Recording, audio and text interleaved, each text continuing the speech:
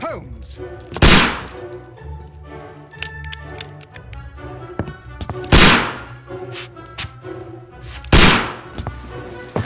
Holmes, will you stop that?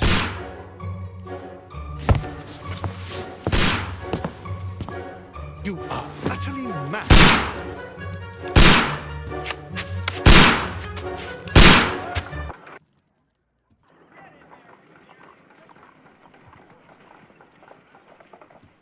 Stop, Holmes!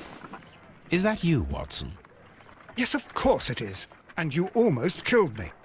Nonsense. I was aiming for the vases. Blindfolded? You... Watson, quiet, please. I'm trying to concentrate.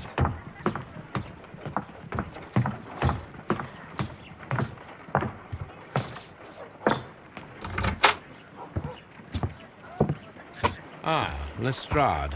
What is it this time? He can see me. Well, here it is, and it's a good one, Mr. Holmes. A gentleman by the name of Peter Carey, also known as Black Peter, has been murdered. A sailor, most probably. What happened here? Oh, Mr. Holmes, how could you? It's the only exercise I've had all week. A grateful client from Limoges sent me a vase collection this morning. I couldn't think of a better use for it. You're out of your mind. I missed 4 out of 10. Given you were blindfolded, that was very good. Can I have a try? Am I the only sane one here? I suppose that Watson is right, Inspector. A little brain work would be preferable now. Do please tell us more about Black Peter. Peter Carey, born in 1845 and 50 years old. An ambitious sort, he achieved much success in seal and whale hunting around Scandinavia. Retired in 1884 with a small fortune. He invested his money in a property called Woodman's Lee, near Forest Row in Sussex. It was where he lived for 6 years, and where he was found dead yesterday. Has the investigation already begun? Yes and no. In fact, this crime is so mysterious that I would prefer you to join me down there. Give me half an hour to prepare, Inspector. Take your time and join me there. I have to go through the yard first. The Medi Men struck again. What have they done this time? They robbed a powder reserve. I'll meet you at Woodman's Lee, Mr. Holmes. I should help Mrs. Hudson here. I also have several appointments that I must keep this afternoon. I shall go alone, then.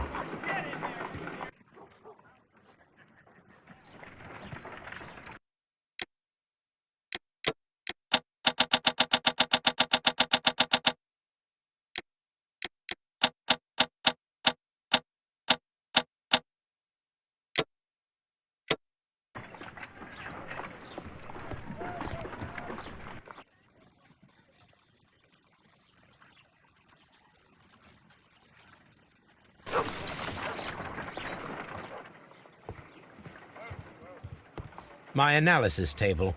It is useful for my work.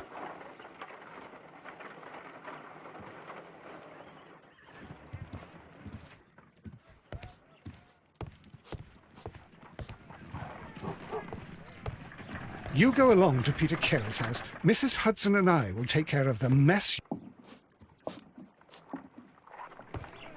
You go along to Peter Carey's house. Mrs. Hudson and I will take care of the mess you've made here. Oh, what a mess! What a terrible mess!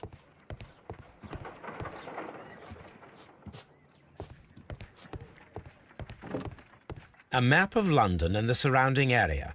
It could be useful.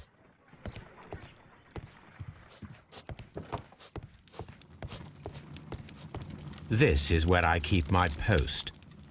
My archive. I can always consult with it if needed. My archive. I can always consult with it if needed.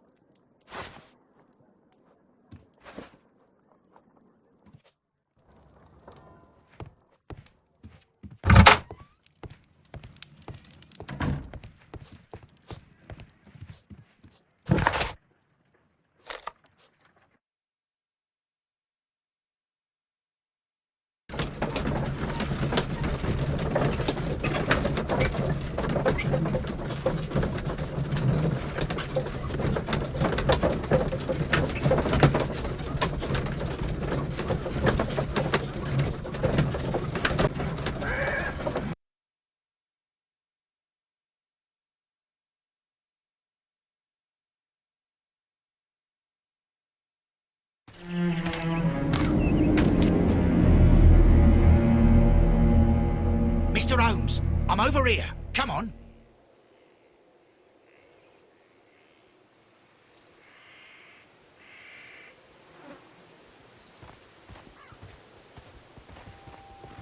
It seems that the garden was well maintained.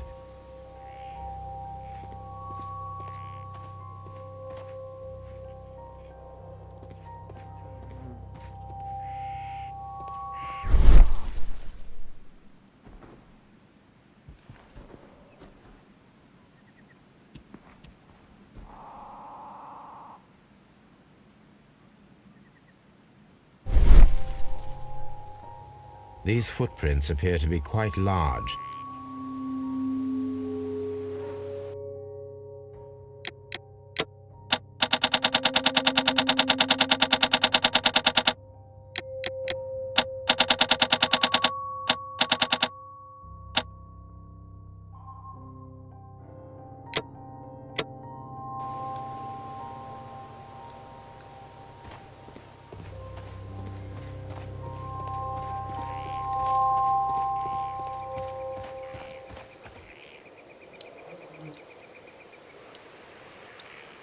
Inspector Lestrade, when will you remove my husband's body? It's sacrilegious to leave him here like this.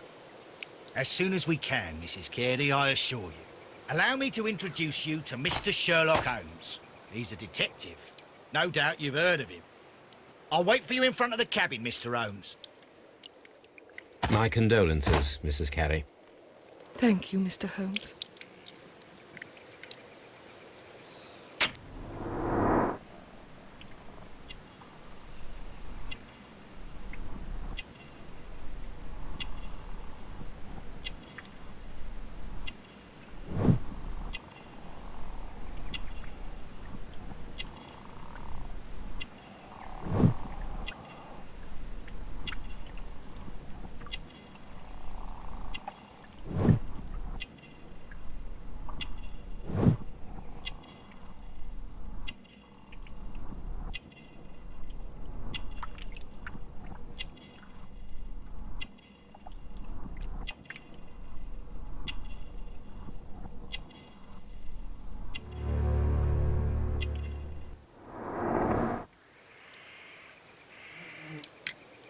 Madam, can you tell me if you saw or heard anything unusual upon the night of the murder?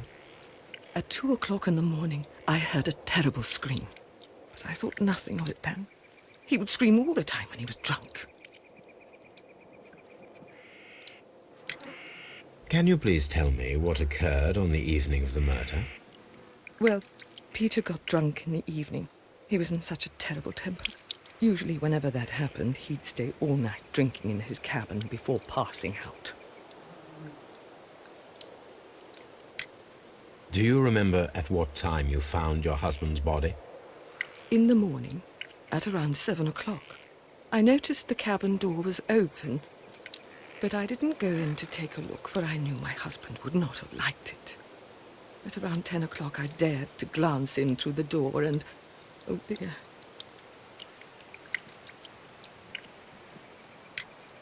Was your husband accustomed to receiving visitors?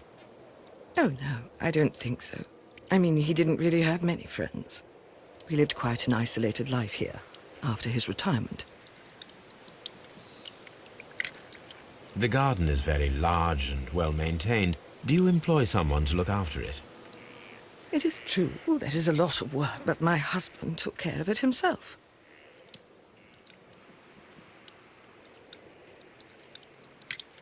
You have indeed suffered a great loss, Mrs. Carey. Nevertheless, I believe it will be less of a burden for you soon. Yes. Life with Peter was never easy, but he was still my husband. He was different, wasn't he, when you first met him upon your return from Plymouth? Yes, Mr. Holmes. Oh, my goodness, but how do you know about that?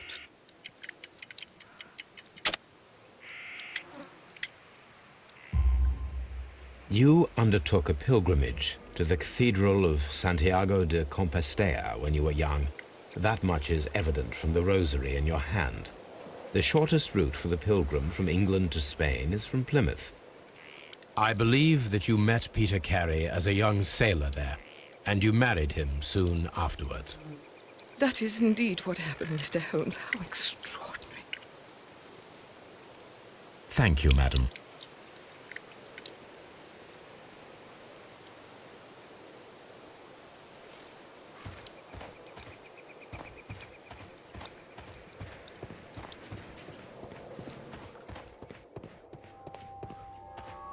Peter Carey's body is inside the cabin. We took care not to touch anything. Mr. Holmes?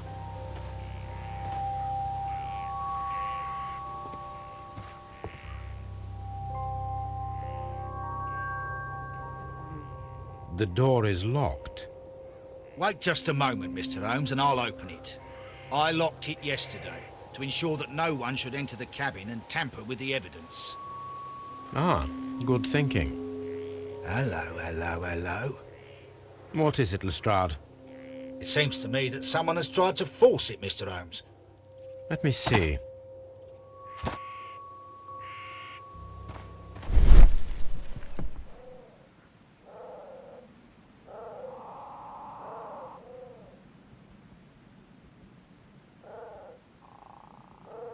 These scratches are fresh. You're right. Someone tried to force open the door. I swear these scratches were not here yesterday. Our mysterious visitor came here last night. Well, he's not the man for the job.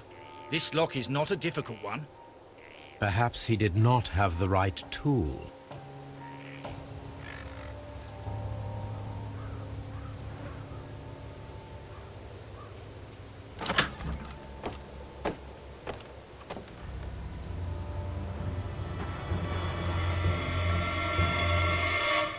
What a terrible way to die.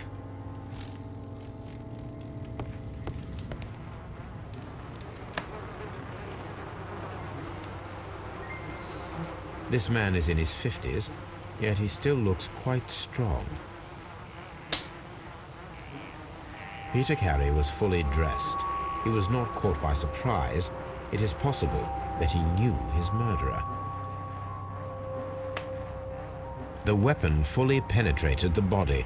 The force of the blow was immense.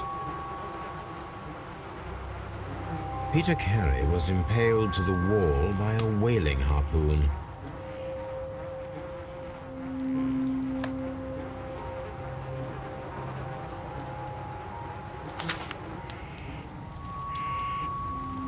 JHN are probably the initials of the owner of this notebook.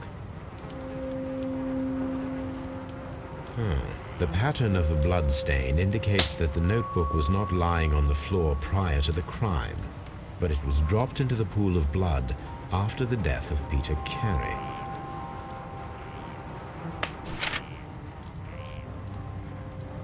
These abbreviations mean something, but what?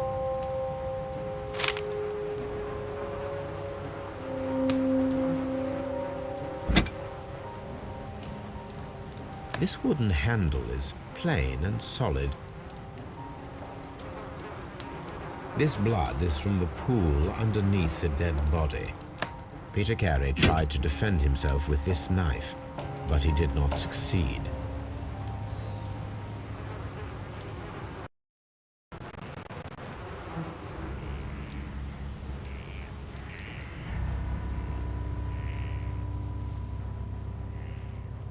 Someone drank from this glass recently.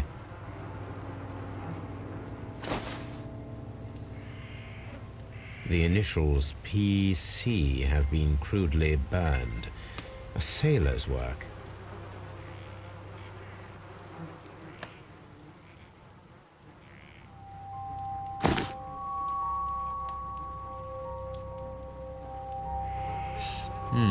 This aroma is familiar, but to recognize it, I must construct my associations in one picture.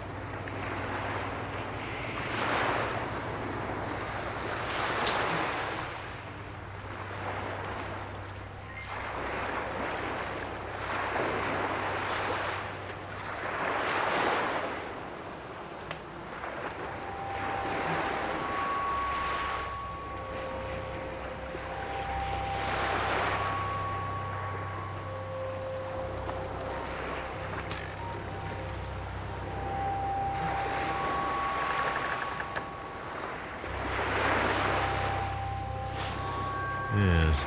This is a coarse tobacco, quite strong and very popular among sailors.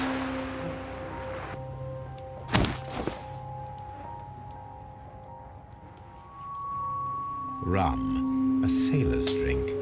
It seemed that Captain Carey was enjoying a drink before he met his death.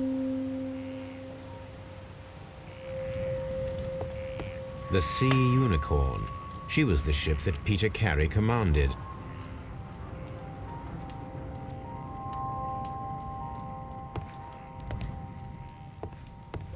The murder weapon was probably taken from this rack.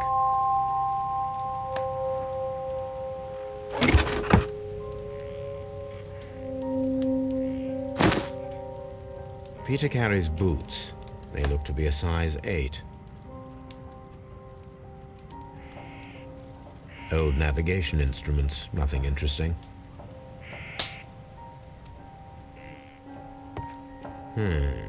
The ship's logs of the Sea Unicorn for the years 1878 to 1884. Peter Carey was her captain.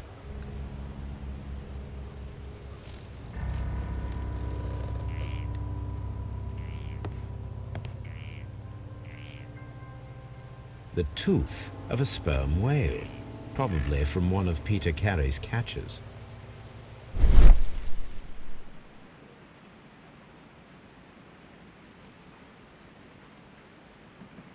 This place is not covered with dust, like the rest of the shelf.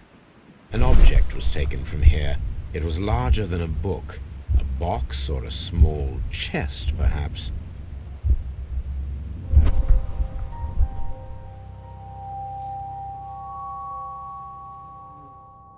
Dundee.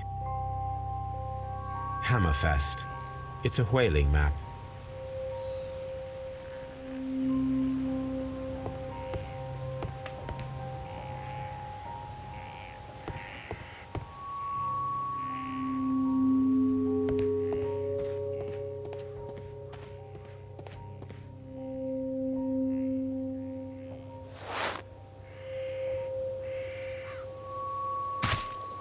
These boots don't match the footprints.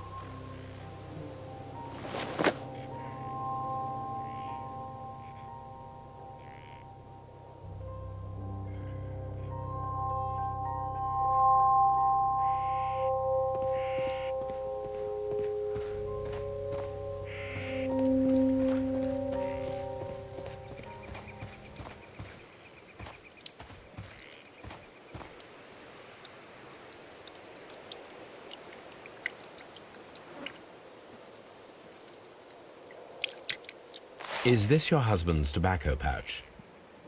I'm not sure. It might be, but he hadn't smoked in a very long time. Your husband's private papers. Do you know where they are? There was a small tin box, barely larger than a book. He kept his papers there. It should be somewhere in his cabin. Thank you, madam.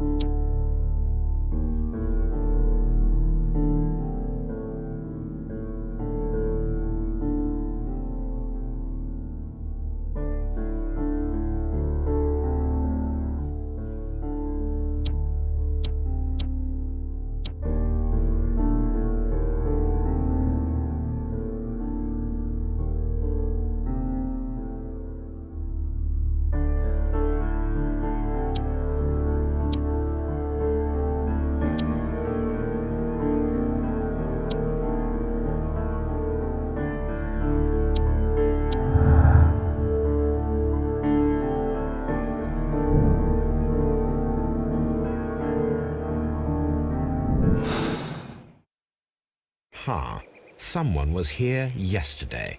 They attempted to force the door to gain entry.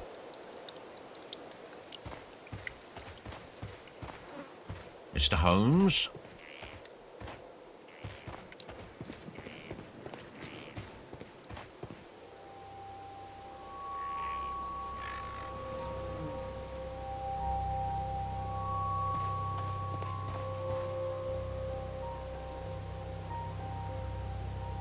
Well, Mr. Holmes, what do you think?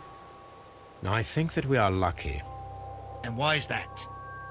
because of last night's attempted break-in. Oof, you've lost me. It is very probable that whoever came here hoped to find the door open. They tried to force it with a knife blade, but they failed. What will they do? Why, return tonight, when they will be better prepared. Aha! So what do you propose? We shall remain on the outside, near the window, where we stand the best chance of catching sight of our visitor. Well, gentlemen, ready your pistols. We have a long night ahead of us.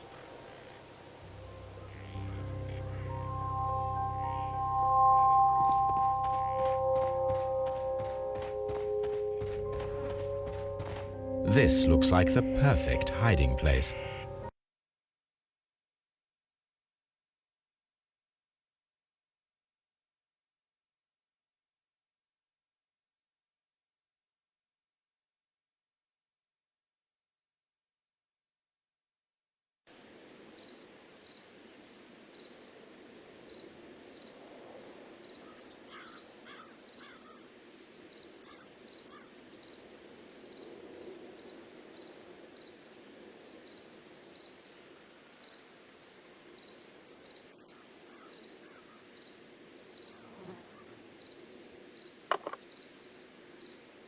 Shh! Did you hear that?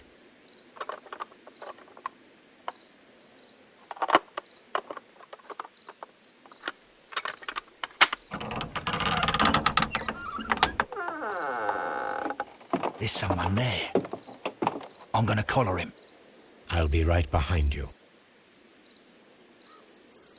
Police! Hold it right there!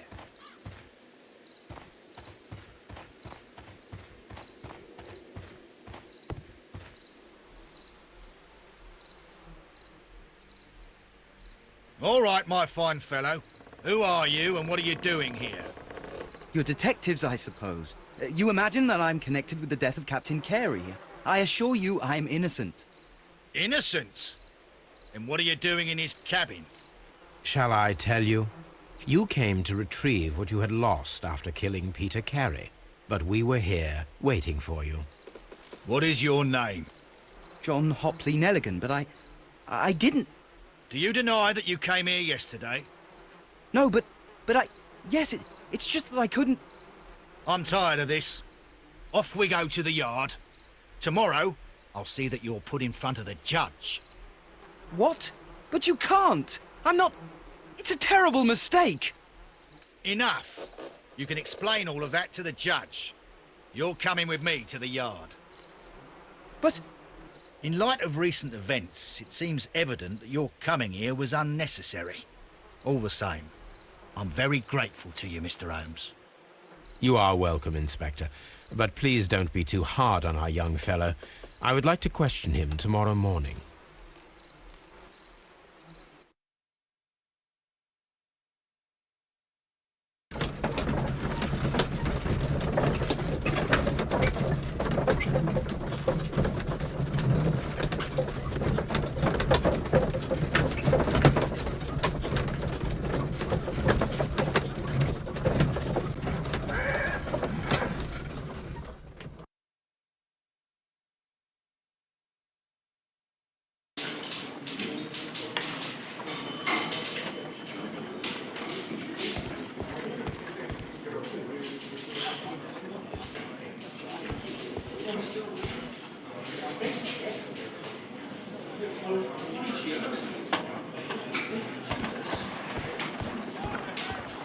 Mr. Holmes?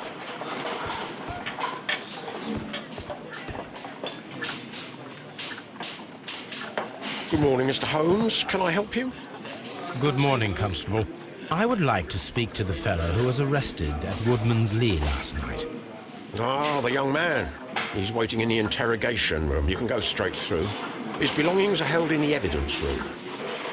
Thank you.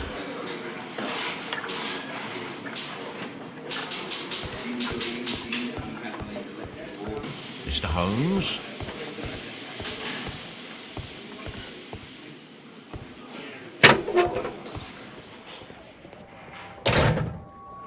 These are the suspect's belongings. The notebook that we found on Peter Carey's cabin floor. These abbreviations mean something, but what?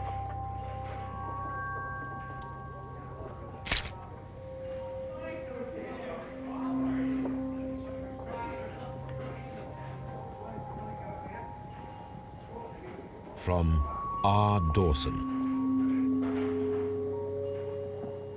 To my friend and partner, 1883. Dawson. I've seen this name before. Perhaps my archive holds the answer. A handkerchief with the initials J.H.N. A pocket knife. It was used to force the door of Peter Carey's cabin.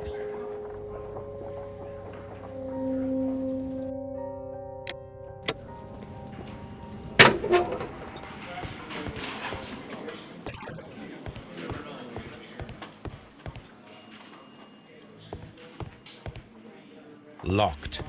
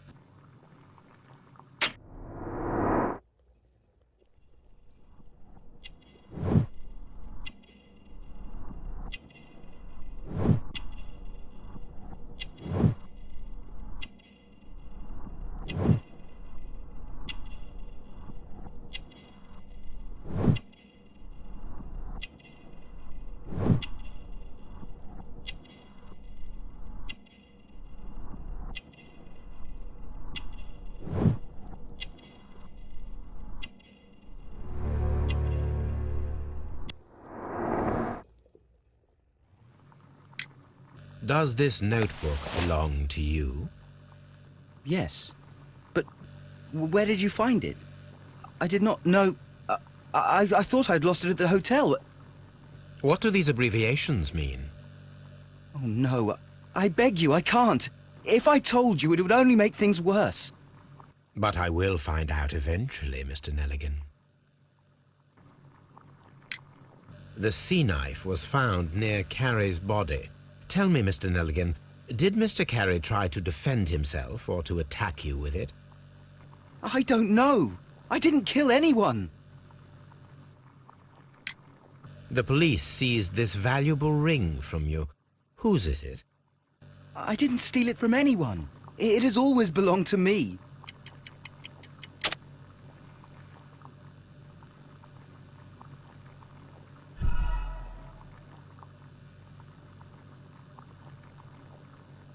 The police seized this... I didn't steal it from anyone. It has always belonged to me.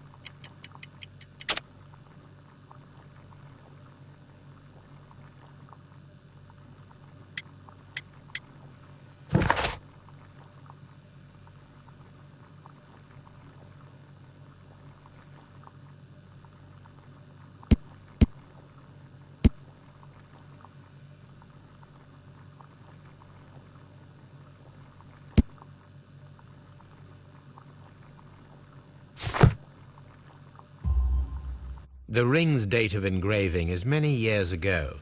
You would have been a child then, hardly in any position to receive such an item from a partner. So, Mr. Nelligan, who is the true owner of the ring? The ring is mine.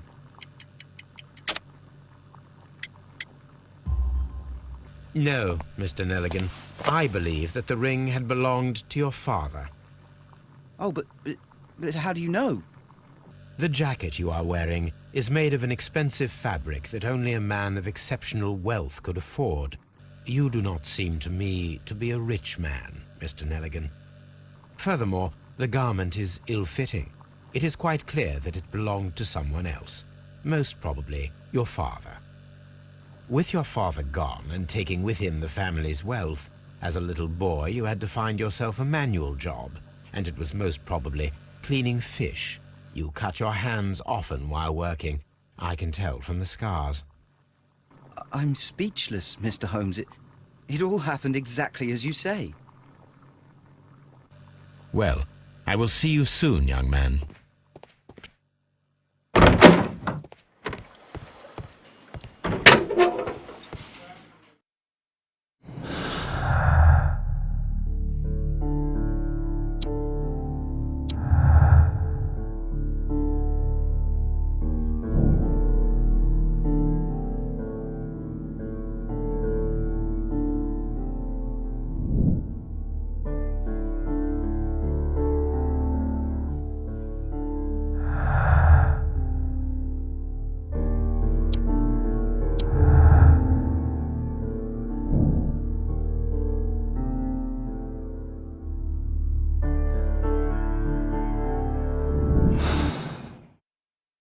I need to stage a reconstruction. I'm sure that Watson would be happy to oblige.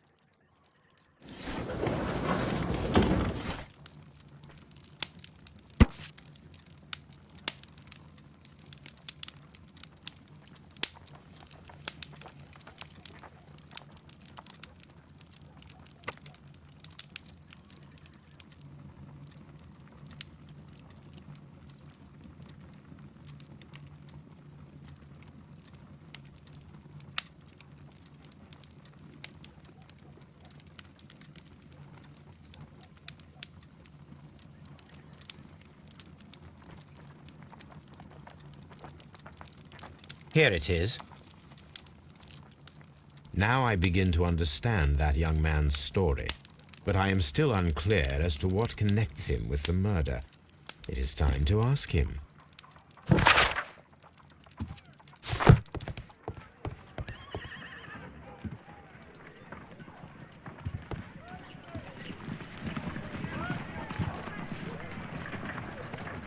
A spot of whaling, Watson? Would you care to take part? Are you serious? No, but we do need to clarify what happened on the night of Black Peter's murder. A reenactment, then? Is something bothering you? The sailor's knife, Watson. Why was it on the floor? Peter Carey attempted to defend himself? It is possible, but if that is the case, then it alters many things.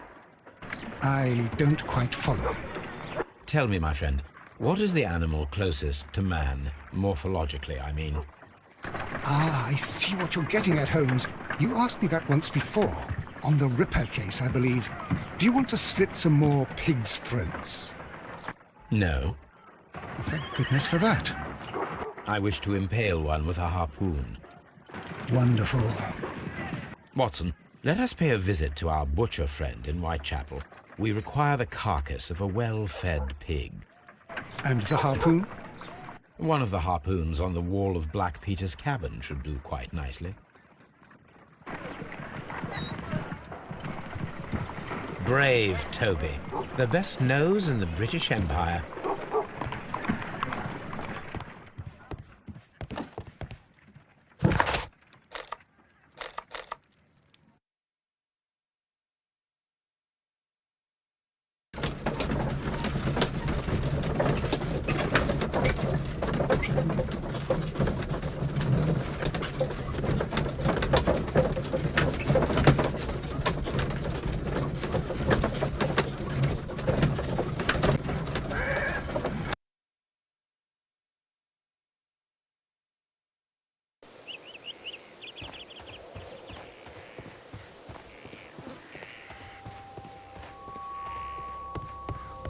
That should do it. Now I am ready for the experiment.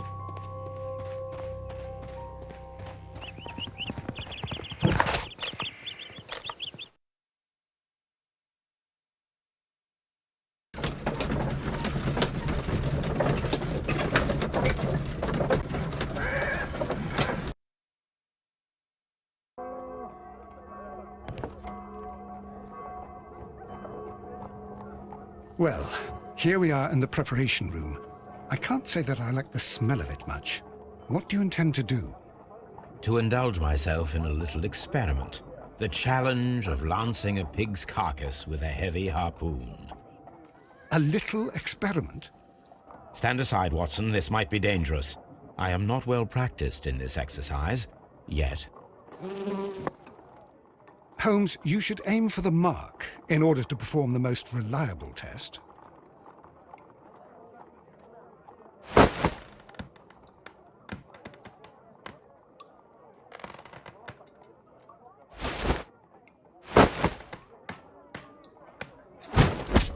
Holmes, you should try to...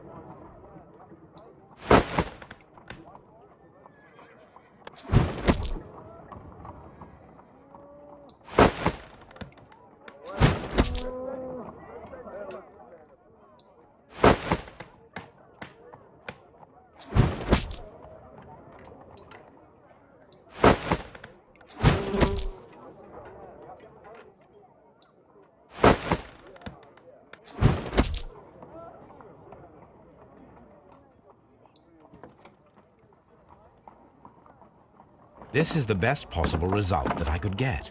Do you see, Watson? Throwing a harpoon and pinning a man to a wall requires either exceptional strength and training or diabolical luck. If it was luck, then it was a chance in 1,000 that night. Well, yes. Let us leave now. All right. But before we go, I suppose I'll have to pay for all these carcasses you've happily mangled. Very well, but please hurry. Of course.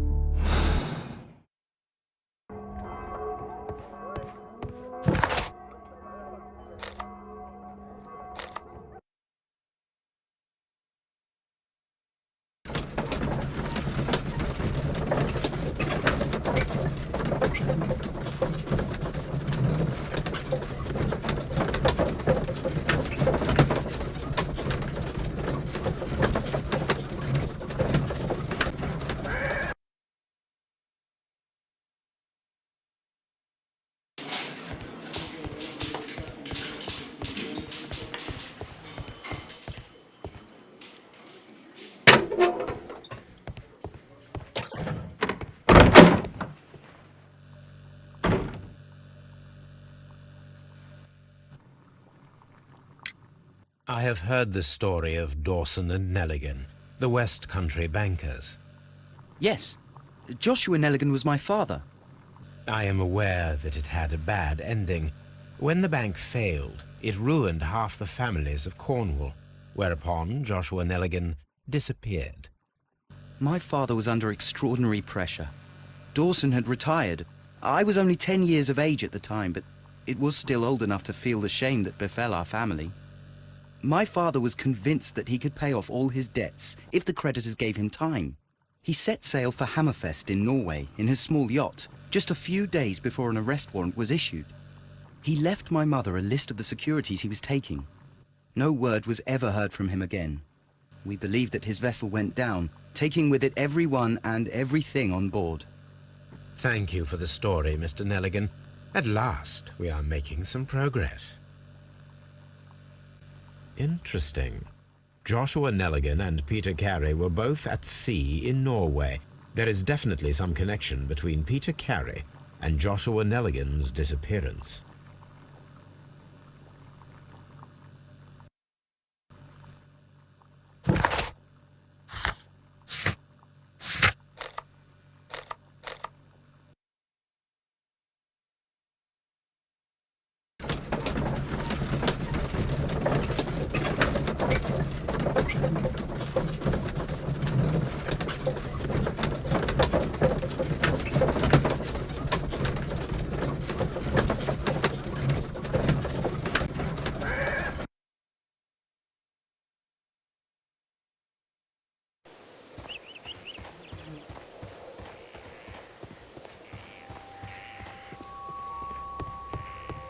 "1883.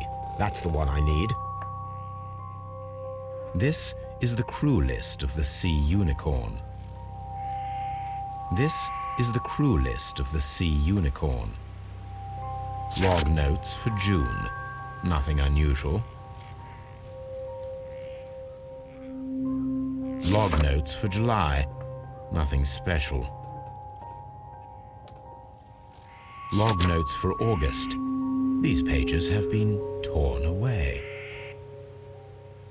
Canadian Pacific Railway, CPR, a torn piece from a bond certificate. I have seen this abbreviation somewhere very recently. There are 3 ways of discovering what happened in August of 1883 aboard the Sea Unicorn. The first 2 of these will require speaking with a dead man. The last would be to locate vital witnesses, the sailors involved in this whale hunt campaign.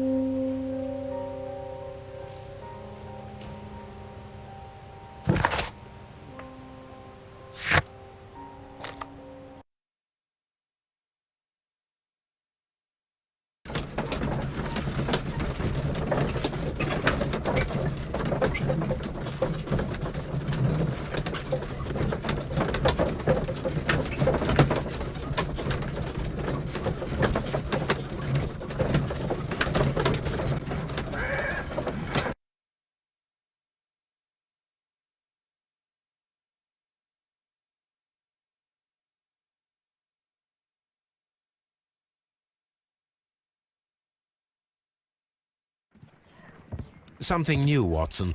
I have the list of sailors who were aboard the Sea Unicorn. We shall soon learn what happened to Nelligan's father. I have only to find them. Let us hope they are still working at the harbour. I think that if you pretend you're from Scotland Yard...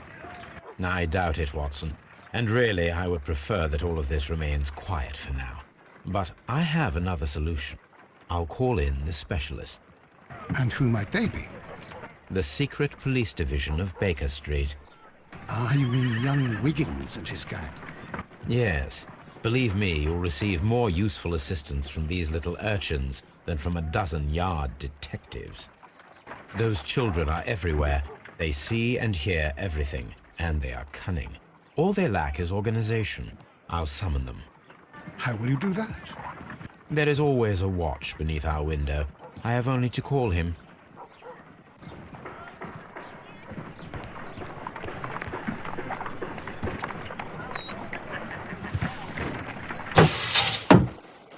Wiggins, could you come upstairs, please?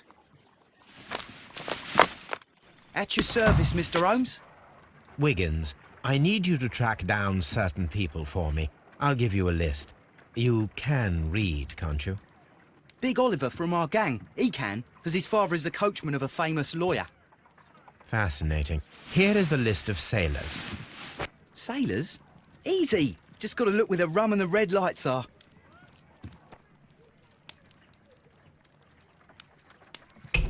Sorry to trouble you, Mr. Holmes, but the inspector asks that you come to the station as soon as possible. Thank you. I'll be there shortly.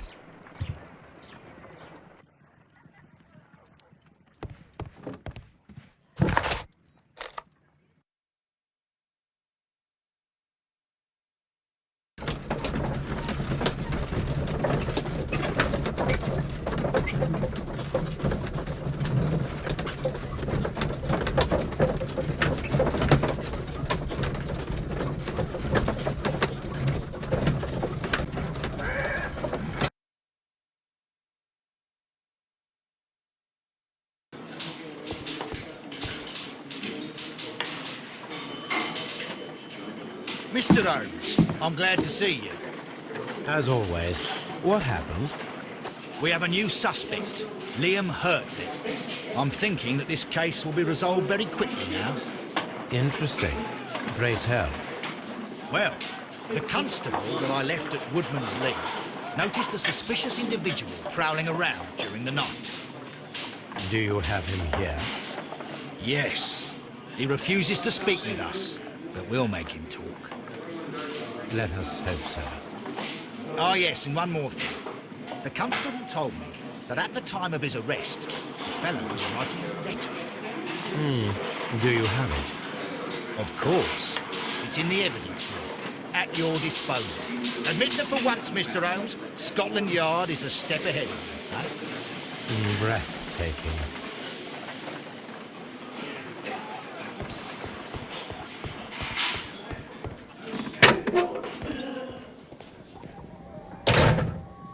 These are the suspect's belongings.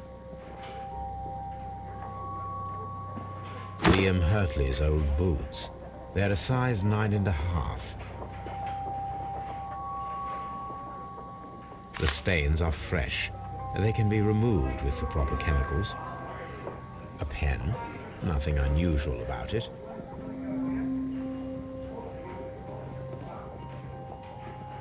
These are the suspect's belongings. I wonder if these are connected.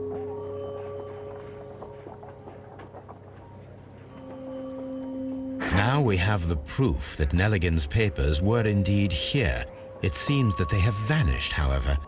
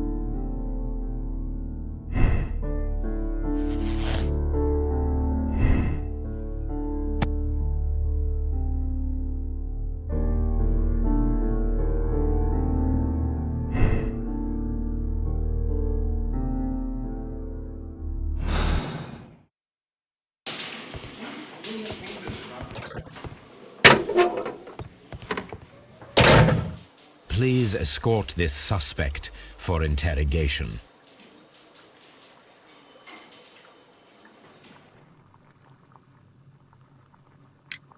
Tell me, Mr. Nelligan, what exactly were you hoping to find inside Peter Carey's cabin? I was trying to find some information about my father. I assume you had another purpose, to retrieve the bond certificates. Am I correct? Yes. I discovered some time ago that a few of the missing securities had reappeared on the London market. You can imagine my amazement. I spent months trying to find them, and at last I discovered that the original seller had been Captain Peter Carey.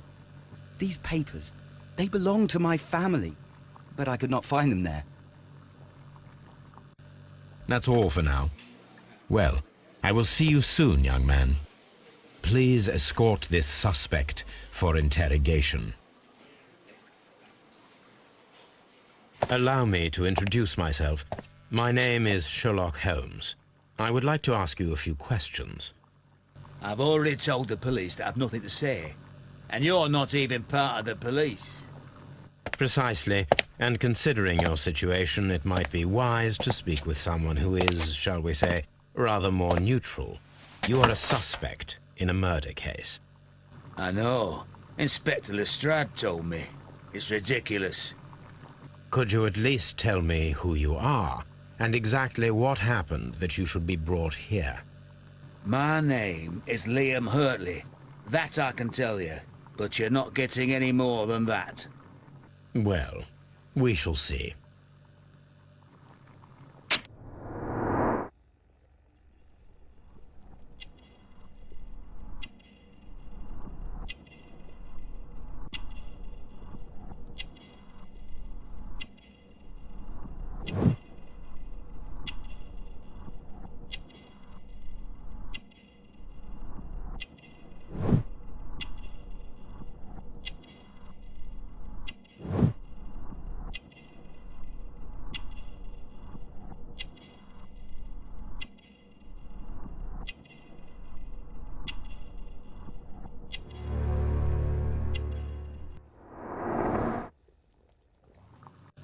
That's all for now.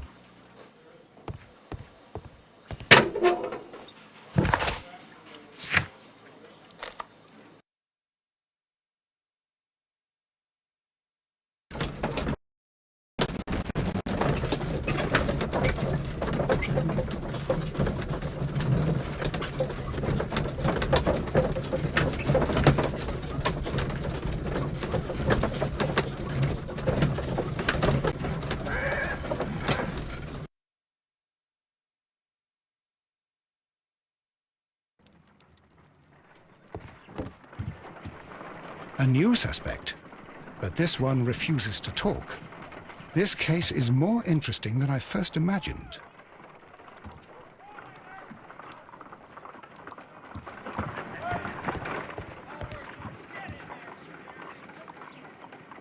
I need to prepare a chemical agent that is capable of removing fresh ink. For this purpose, the chemicals from the flasks should be combined in a certain order to perform a chain reaction. First condition, all 7 reagents should be used. Second condition, orange reagent should be the third one in the sequence after the blue reagent. Third condition, colorless reagent should be added after the orange reagent.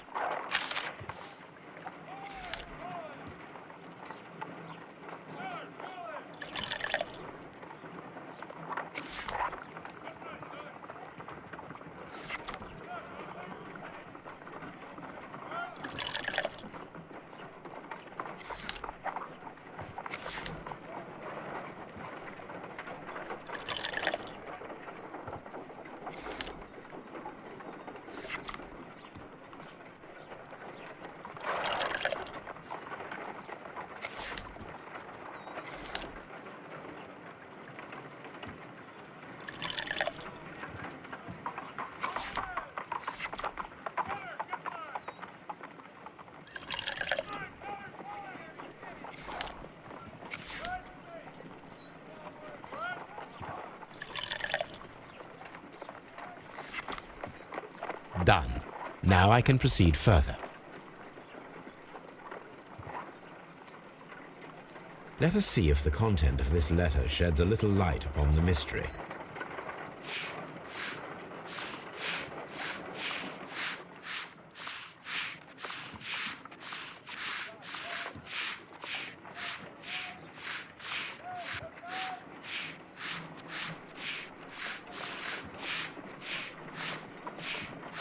I did as you asked and hid them well. Interesting. How would Hurtley react to this?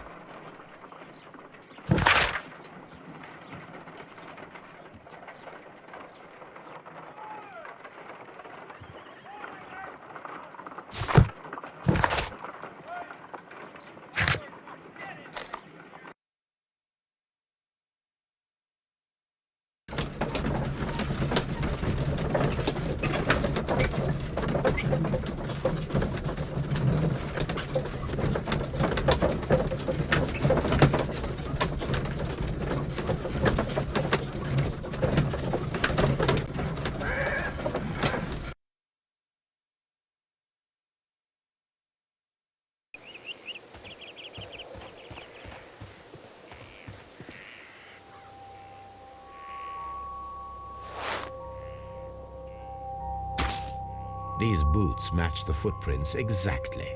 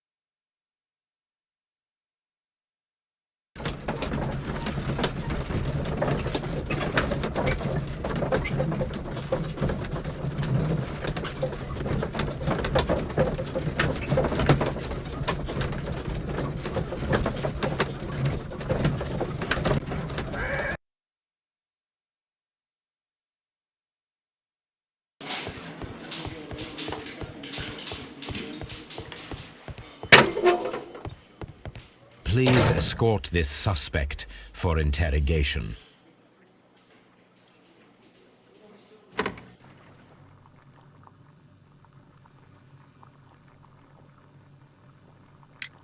Tell me, Mr. Hurtley, what were you doing at Woodman's Lee? Woodman's Lee? I've never been there. The second pair of boots that you had with you when you were arrested perfectly match the footprints found near the cabin where Peter Carey was murdered. Footprints? That's your proof? How many men have boots like mine? That doesn't make me a murderer. Now that your presence at Woodman's Lee has been proven, would you care to explain it? I don't remember. What would I be doing there anyway?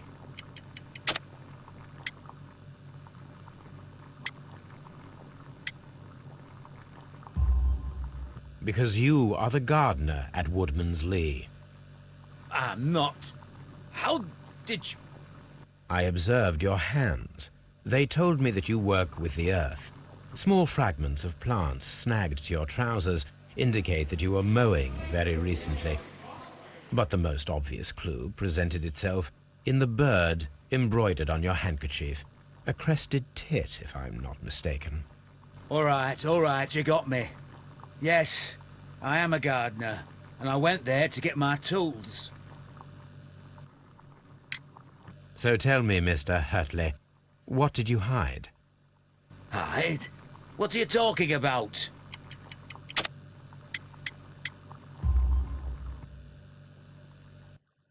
I did as you asked and hid them well. Should I continue? My letter?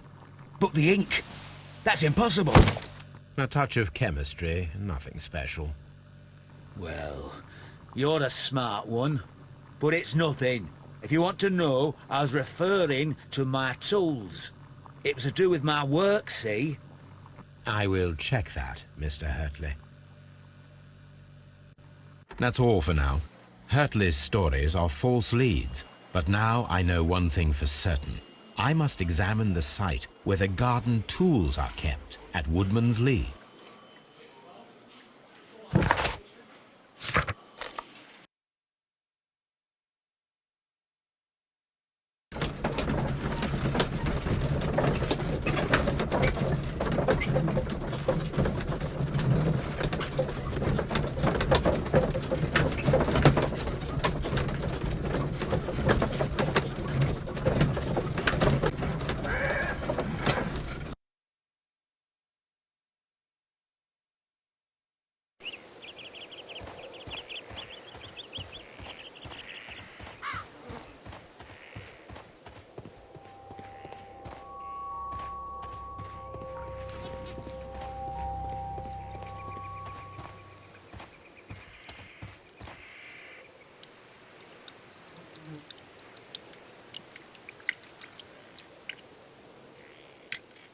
Does the name Liam Hurtley mean anything to you? No, I don't know anyone by that name. Madam, we have information that the valuable stolen papers are hidden amongst the garden tools here at Woodman's Lee. We need to find them. Oh my. Our tools are kept inside the shed that's right behind me. Here is the key to open it. Thank you, madam.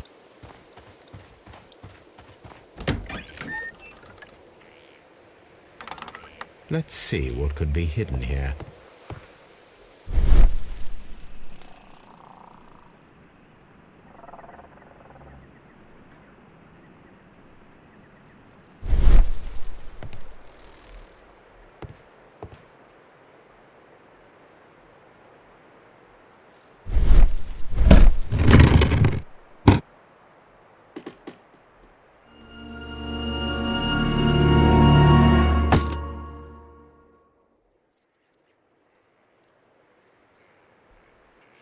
Let us see what is in this box.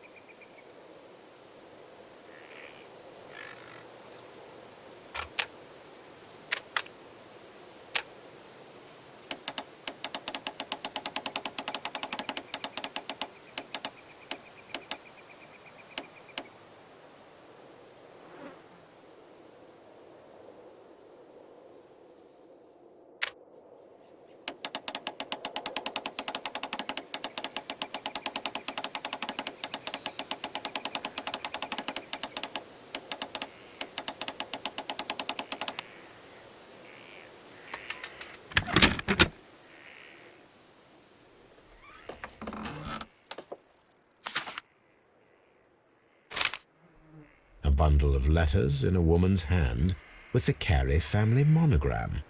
Hurtley and Mrs. Carey were in a relationship. That is interesting.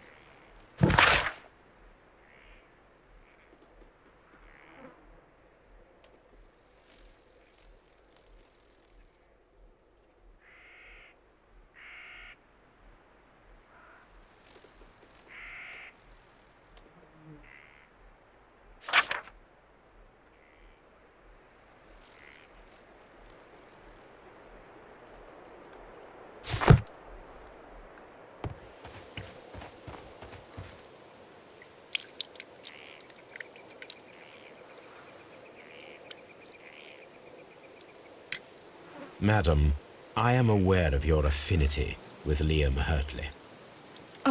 What are you talking about?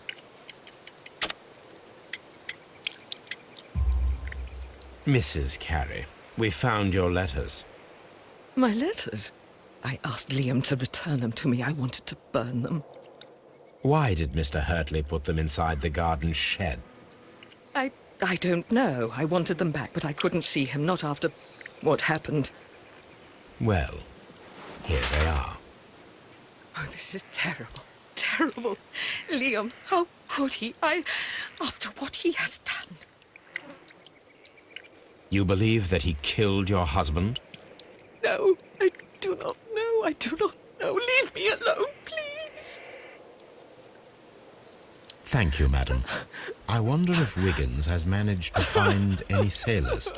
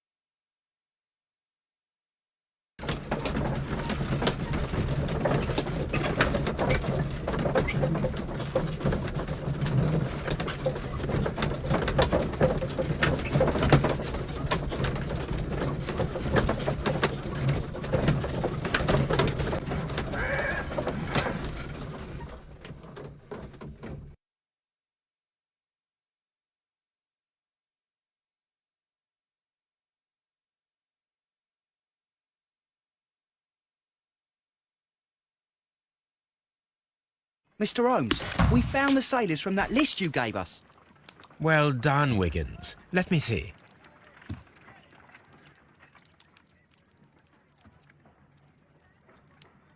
This man is a harpooner, and his initials are PC, the same initials that were found on the tobacco pouch.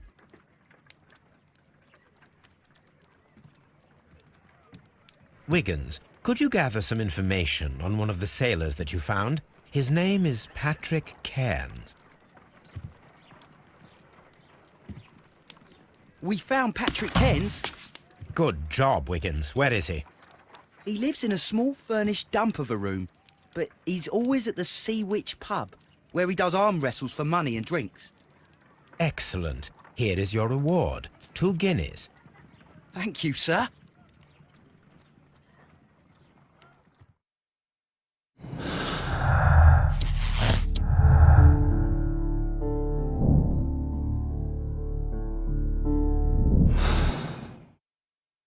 If I wish to speak to Cairns without alarming him, I had better dress as a sailor.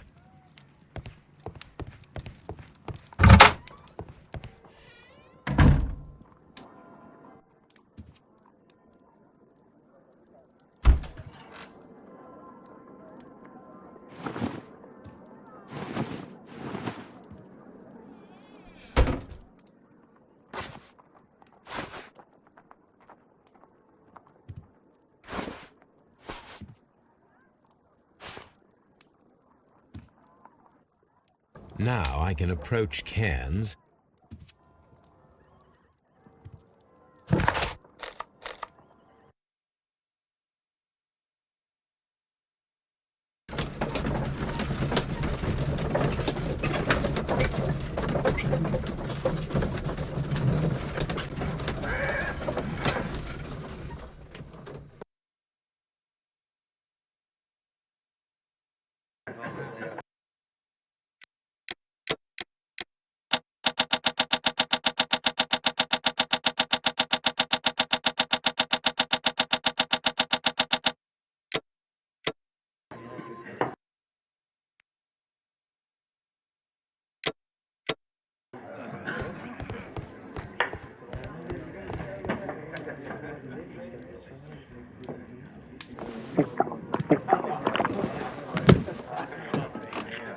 Hello there.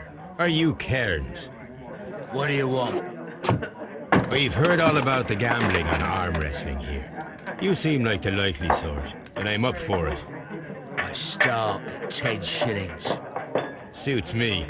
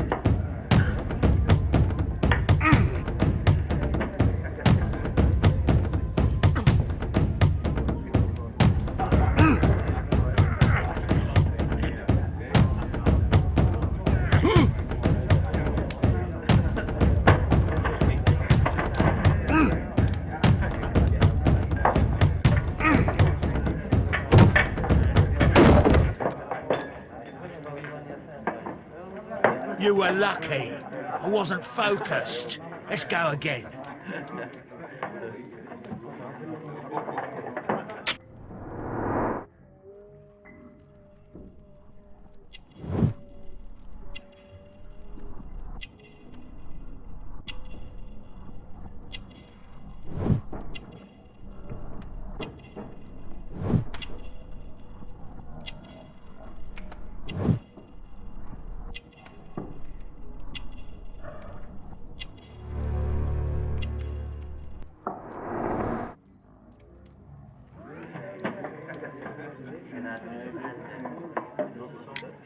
I'm ready to try again.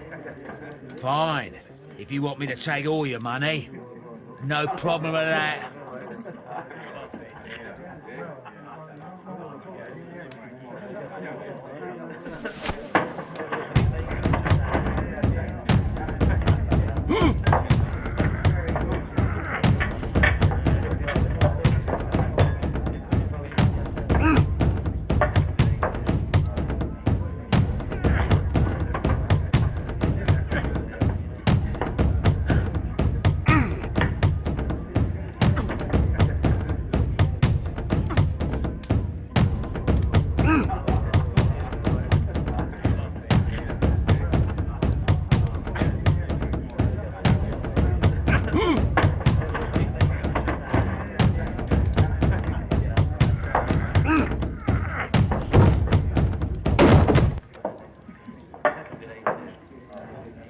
Well, good for you, I reckon.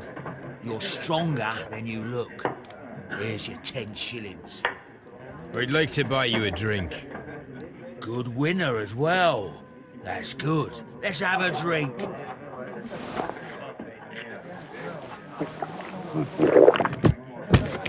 You're a good type. Seems you've managed to settle down in life. You've got money, eh? Not all that much. Oh, well. At least you're not as poor as me. Why do you say poor? You're not working? I'm a harpooner. But you see, the whalers are rare. They don't pay much. So, as a result, find myself arm wrestling to pay for my drink. A harpooner? Interesting. You've had a lot of adventures, I bet. Ah, of course. It's been a dozen years since I've sailed. I've seen everything. Old Wallace, damn Black Peter, Great Roger, we sailed to the Cape of Good Hope. Black Peter, you say? We've heard rumors about that one. He was the worst of them all. He was a liar, and violent too, swinging those fists of his around. He was a tyrant, and not much of a captain. At least, not as good as Great Roger. I see. Yes. I was told terrible tales about Black Peter. But you ain't heard the worst. Tell me, and let's have another drink. It was in 1883 that it happened. The August of that year. Peter Carey was captain of the Sea Unicorn, and I was a spare harpooner. We were coming out of the ice pack on our way home. One evening, we saw a little craft that had been blown north. There was only one man on her, and he wasn't a sailor. The crew must have thought that she'd foundered, and they made for the Norwegian coast in the dinghy. I guess they all drowned. We took the man on board. And who was he? I don't know. During the crossing, he and the skipper enjoyed some long talks. His baggage was just a tin box. That's strange enough. Aye. Even stranger was that on the second night, he disappeared. Nobody knew what happened to him. And of course, nobody could ask Black Peter about it. You know what happened, don't you? I do. I saw the skipper tie his heels and push him over the rail in the middle of my watch on that dark night. 2 days before we sighted the Shetland lights. Black Peter's a murderer. Aye. Those that know him wouldn't be surprised to hear it. But all this must stay between us. All right? Of course. Back in a second. I'm off to the Kazi. I'll be here with my drink.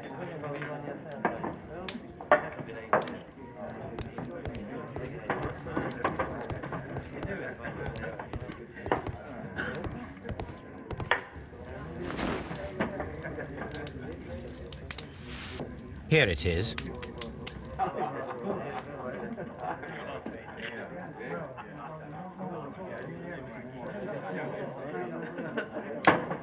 Have you got any tobacco? We've run out of mine. Nah, I lost my pouch. I don't know where. Wait a minute. What's this? Oh, is this your tobacco pouch? Well, oh, it is. Well, I have to go now. I know a captain who's planning an expedition to Cape Cod. Captain Ahab's his name. He commanded the Pequod. He might need good harpooners. I'll tell him about you. Maybe. If you like, aye. I'm done here. It's time to leave.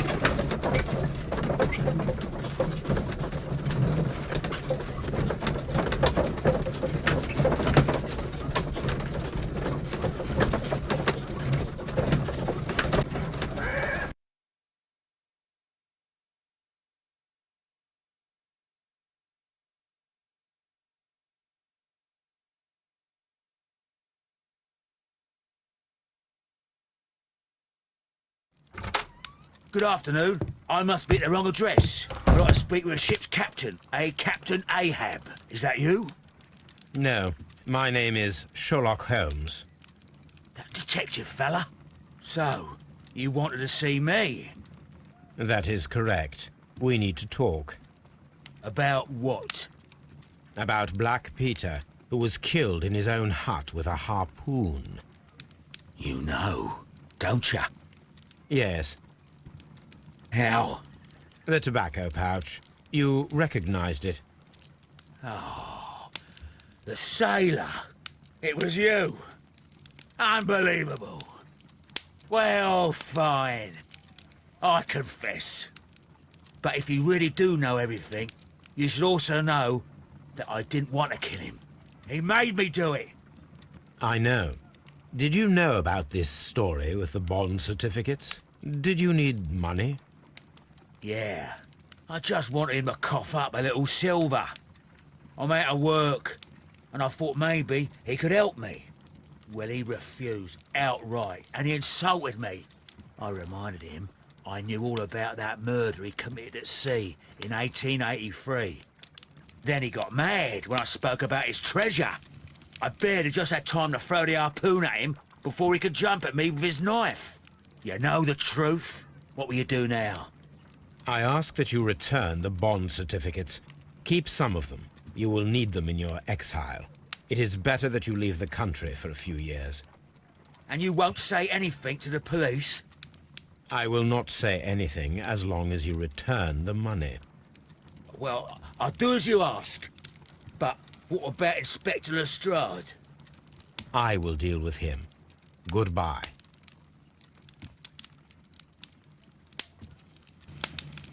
It's good that you asked me to come, Mr. Holmes. We do need to talk. About what? What do you mean? Our case, Mr. Holmes. You sent me a message via your little thug. His name is Wiggins, Inspector. Telling me that the case is solved. Well, Mr. Holmes, tell me, who is our murderer and where is he? The morgue.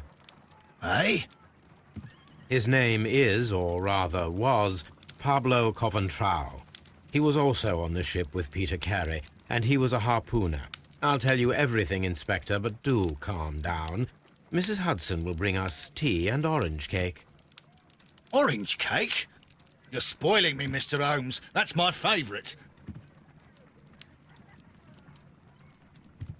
Ah, Mr. Holmes. Inspector Lestrade told me that I should thank you for clearing my name. He also said that you were waiting for me here. I came as fast as I could. I cannot thank you enough.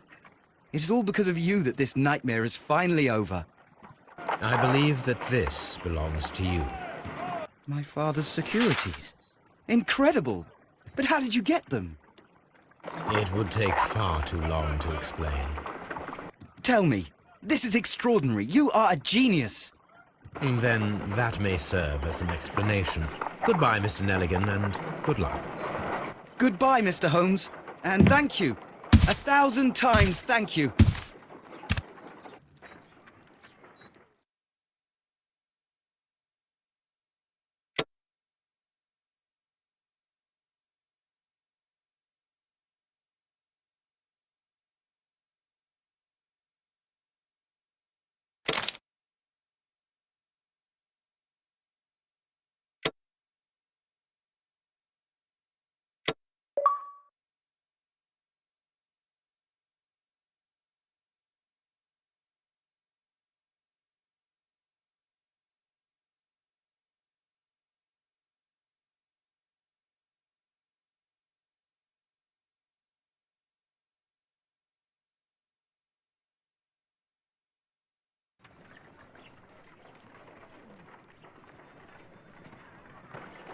This trip to the countryside will be good for you, Holmes.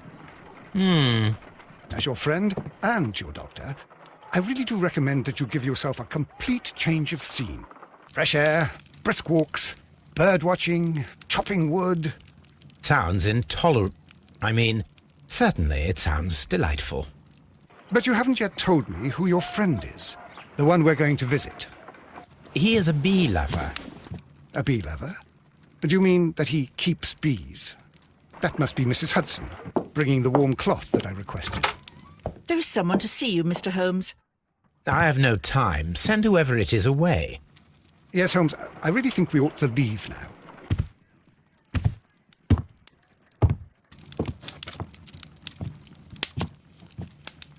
Mycroft. Sherlock. Oh, Mr. Holmes? Perhaps you don't remember me. I'm Dr. Watson. We met at the Diogenes Club a few years ago. I documented our encounter in a short story I gave the title The Greek Interpreter. He does remember you, Watson. My brother remembers everything, and that is why he is so valuable to the government. We're about to depart for the train station. I know. You know? Sherlock, I need your help. There are people who presently threaten both our country and the Crown itself. You must help us with those methods of yours. Need? Help? Those are not words I would readily associate with you, Mycroft. I wrote you a letter, but you did not reply. And this is not about politics. It's about people. People similar to those whom you pretend to defend in your petty detective affairs. Everything is about politics with you, Mycroft. I'm not interested. Have some of your agents, your spies, or worse, undertake this job of yours.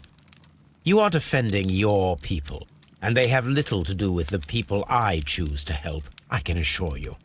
That is the point. You think exactly as they do. Who are they? The Merry Men. He is talking about the Merry Men, a band of idealistic terrorists. Sherlock, do please think about it. They are planning something diabolical. Your country needs you. You need me, Mycroft, and you are not the country. Although if your waistline expands very much further. Mrs. Hudson, tea will not be necessary. Dr. Watson, the train conductor, Mr. Parker, is aware that you will be 7 minutes late. You are in the 4th car. The train will be waiting for you. Sherlock, enjoy your time in Staffordshire. And do, please, at least write to me on your return.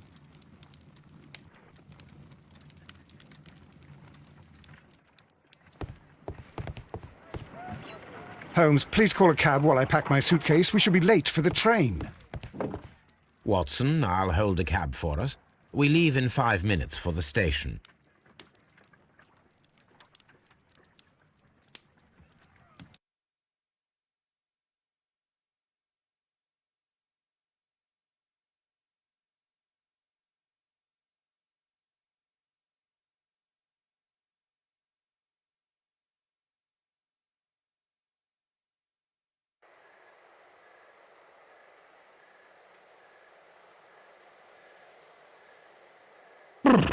What a gloomy night. It was warmer inside the waiting hall. Since the station master told us that the train is about to arrive, we should not have to wait very much longer. Yes, at last. Attention! The train is arriving at the station. Please stand well away from the platform edge. I'll take your bags and your blasted archive suitcase. But, Holmes, the headlight. It's faded away. Something is wrong. I can't hear any sound from the incoming train. Excuse me, sir. Can you explain what has happened? I don't know. It's as if the train vanished into thin air. Holmes, say something. Quick, fetch a lantern and let us take a look. It's too dark. Only fog and rails, nothing else. There is no use in stumbling around here at night. We will come back tomorrow.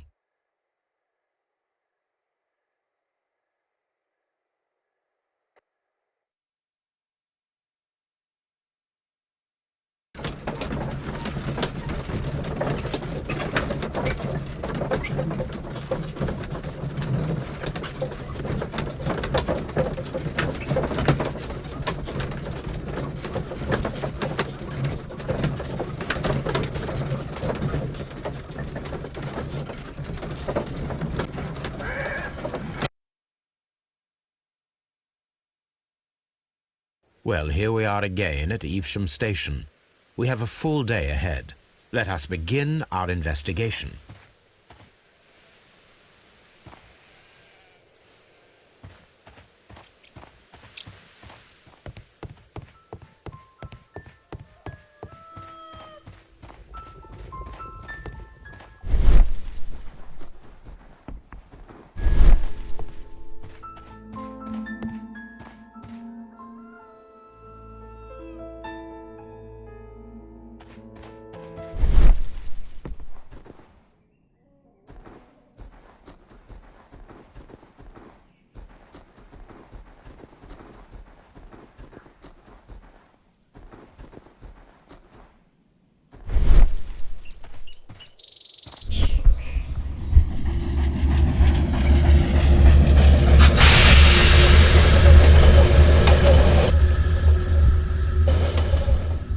This is the place where we saw the train vanish last night.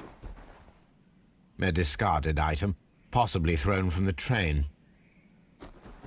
There are no tracks or footprints on the ground. Railway sleepers, nothing unusual. The rails have not been touched. There's nothing unusual here. There are no signs to indicate that the train ran off the track, nor are there any other traces. There is nothing whatsoever. There are no clues. But then, a negative result is also a result. Oh, I see what you're getting at. No clues and you're smiling. Yes, Watson, I do smile on occasion. This mystery appears very promising. This investigation won't be simple.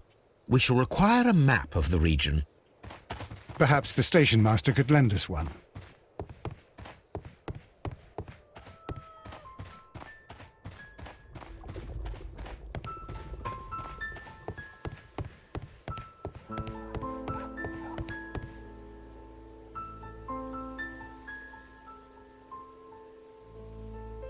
Good morning. Allow me to introduce myself. My name is Sherlock Holmes, and this is my friend and colleague, Dr. Watson. Yes, I remember you. I'm Station Master Everett. You were here last night. So, you are Mr. Holmes, the great detective. Will you be investigating what happened? I shall indeed. It is extraordinary that an entire train could disappear like that. And to think of all the poor people inside it, the passengers, the driver.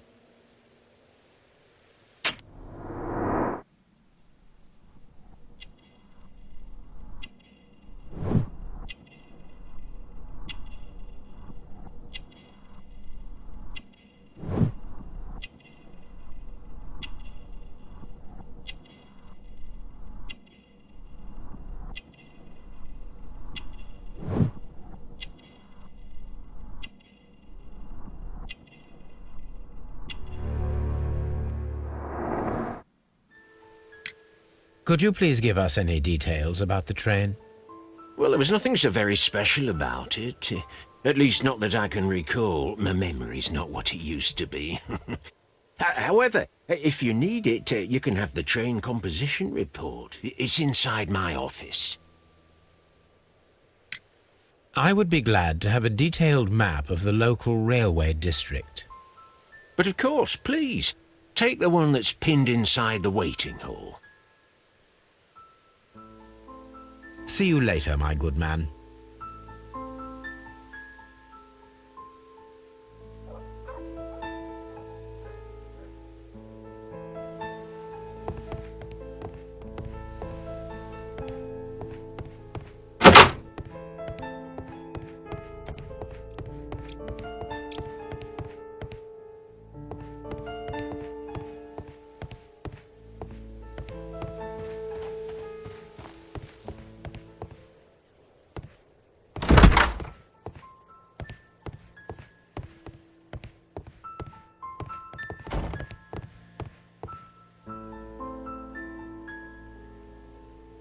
This map will be useful.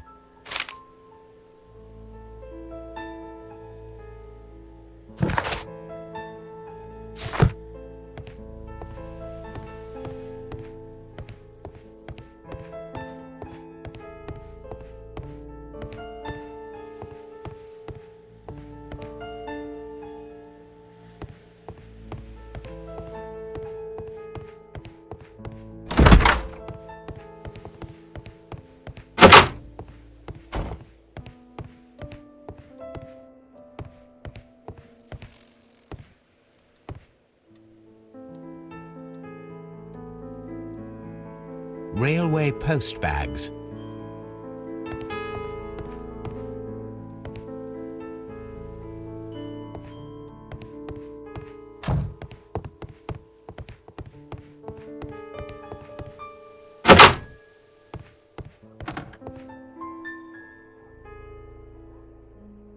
An old locomotive bell.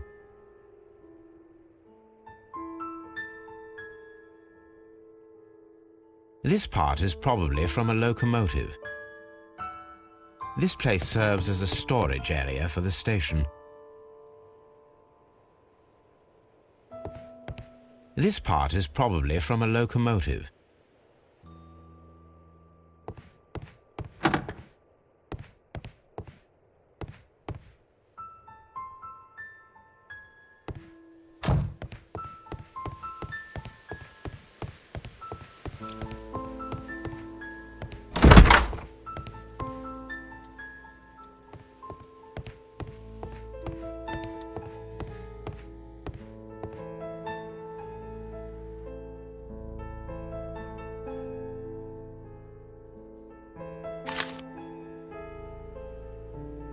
A new telegram. I think we should meet this Mr. Robinson.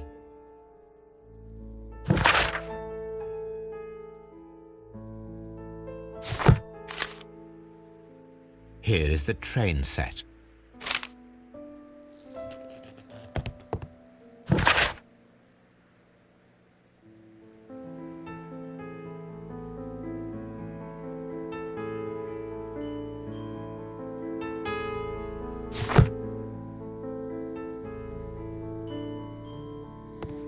A telegraph.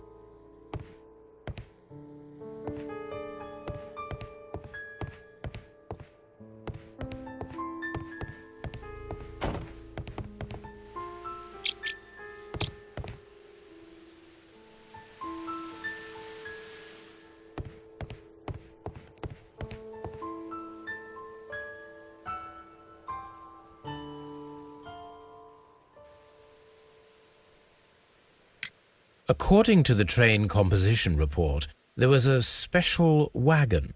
What does that entail? That's a highly secure car, ordered by a private party. It is generally to carry something of value. Those wagons have iron walls, you know, without any windows, and they're fitted with a complex key lock. That is important information. Do you know what was inside this particular wagon? Certainly not. No, that's private. And it's not my responsibility to allot the wagons to whoever. Was there anything exceptional about any of the passengers aboard the train? What do you mean? Like officials? I wouldn't know. Oh, but now that you mention it, yes, there was something. There was a message from Bridlington station saying that the train had been delayed because of an issue with the passengers. But what kind of problem that they didn't say? That is interesting. You mentioned a problem at Bridlington station. I should like to visit this station. Could you mark it on the local map? Of course. It's a suburban railway station. You might take a cab there. See you later, my good man. Holmes, how is it even possible for a train to disappear?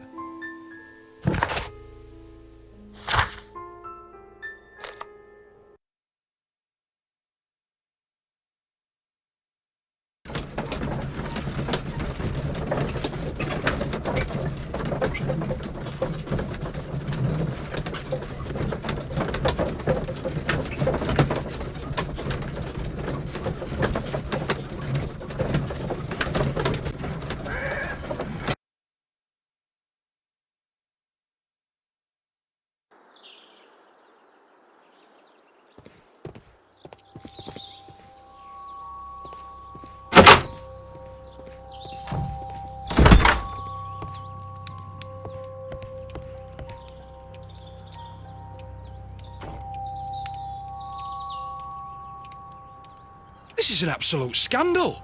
It's always the same with these rail companies. No respect for the customer.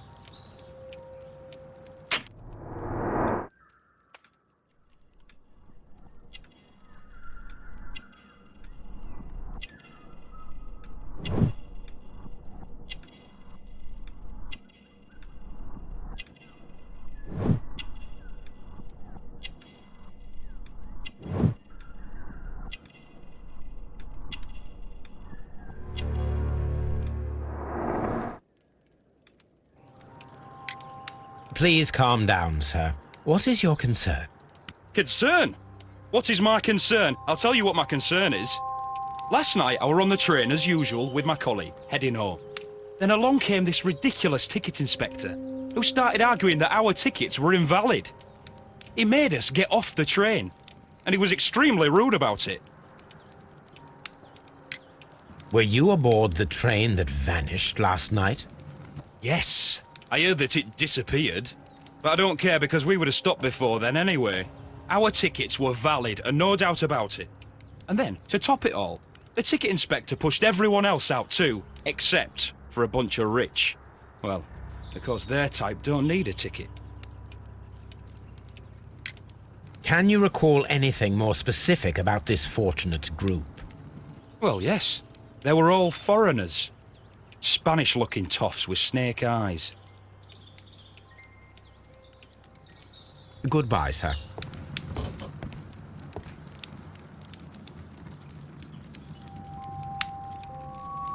Good day to you, sir. Good day. To whom am I speaking?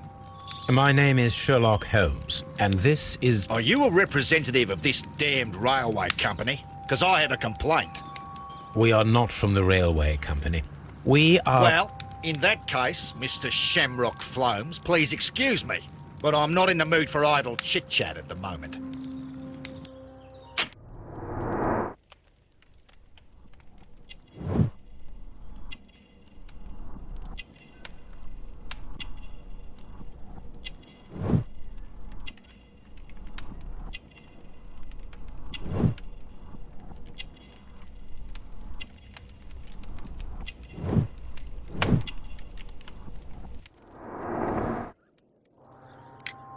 You must be Mr. Robinson, is that correct? Yes? I am leading the investigation of the disappearing train.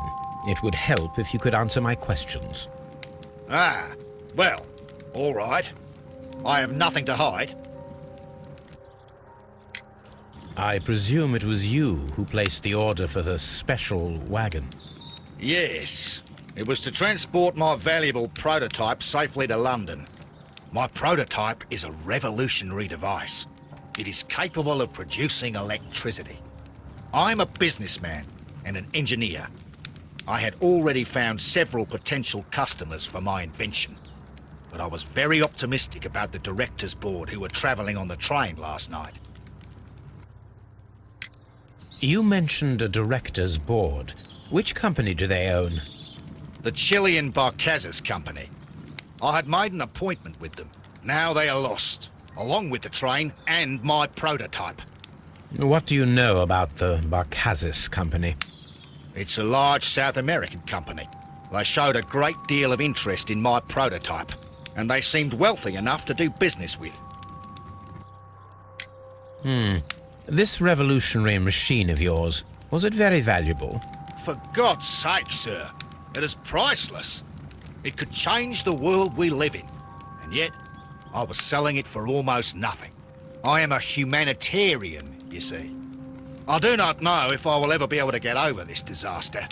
I cannot believe that it disappeared with that damned train. Mr. Robinson, could you please clarify? Were you traveling alongside your prototype? Yes, I was. But I had to step off the train. And all because of this stupid station master. I received a telegram declaring that an important person, a Mr. Bromsby, wished to see you in the waiting room. I merely informed you of this. Mr. Bromsby is a wealthy gentleman. His interest in my invention was truly unexpected. So yes, of course, I agreed to see him. Unfortunately, he wasn't there. I thought perhaps he might have been delayed, so I chose to wait a while. But despite my requests, the train left the station without me. Absolutely unacceptable. The timetable is strict. We cannot wait any longer. The regulations require the train to be on time. You are an idiot. You will pay for it. I will sue you. The ticket inspector forced all the passengers from the train except for the directors of the Barcazas Chilean Company.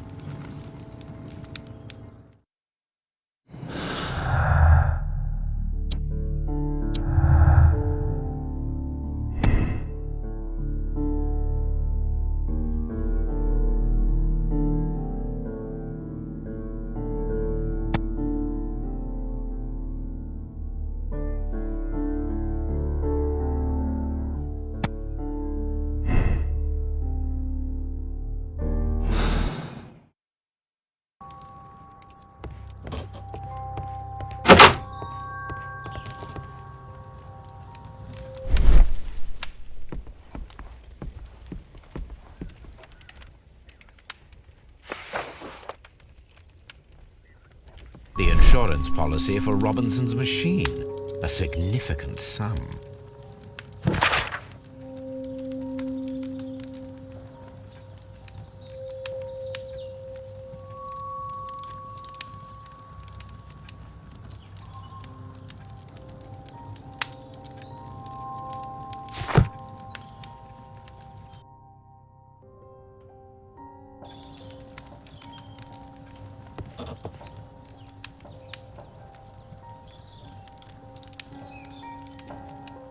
Good day to you, gentlemen.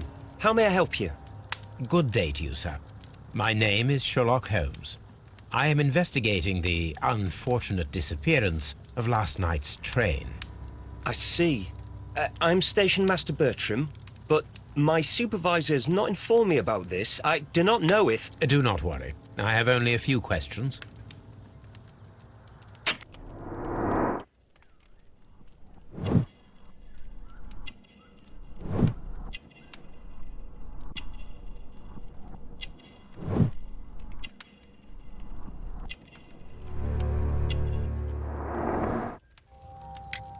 Station Master Everett from Evesham told us that you reported a problem with some passengers last night.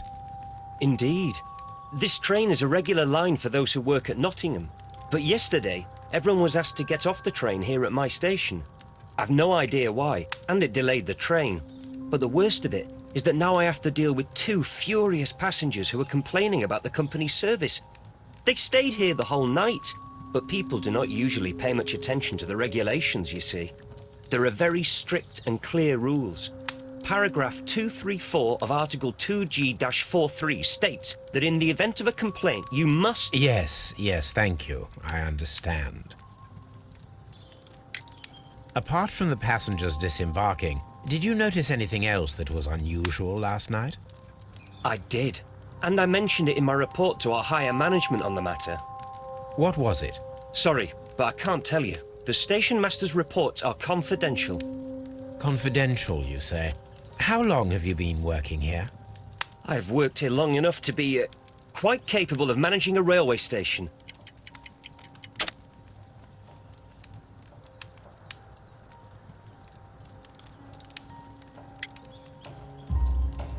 Let me speak frankly, Mr. Bertram. Your age and your lack of confidence in your position are quite apparent. You cannot deny that you have only recently completed your studies. I was at the top of my class. Listen here, young man. I am aware that you wish to protect yourself behind all these regulations, but I represent the law. And you are obstructing the investigation of an important case. I would suggest that you cooperate with Mr. Holmes. Think of your career. Ah, that is... Well, I'll tell you everything. First of all, I scolded the ticket inspector, for it was he who asked the passengers to leave the train. It was not his right to do so. He was very rude. And then, later on, I received a most peculiar telegram from my colleague at Chesterfield Station, the next stop along the line. What did the telegram say? Well, that was the peculiar thing. It was almost unreadable. It was full of errors and awfully vague. It was hard to understand if the train had correctly passed that station or not. You can read it for yourself. We ought to visit Chesterfield Station. We need to confirm if the station master saw the train or not.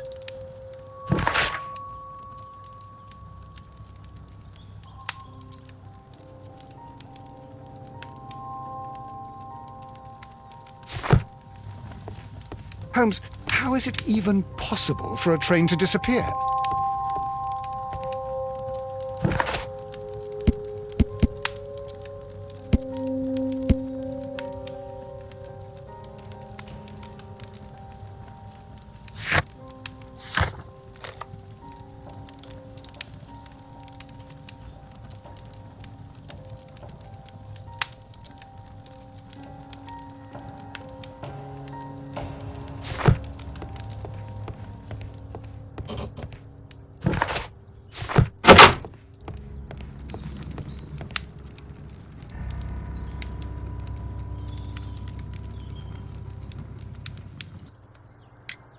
According to this document, you have insurance for your prototype.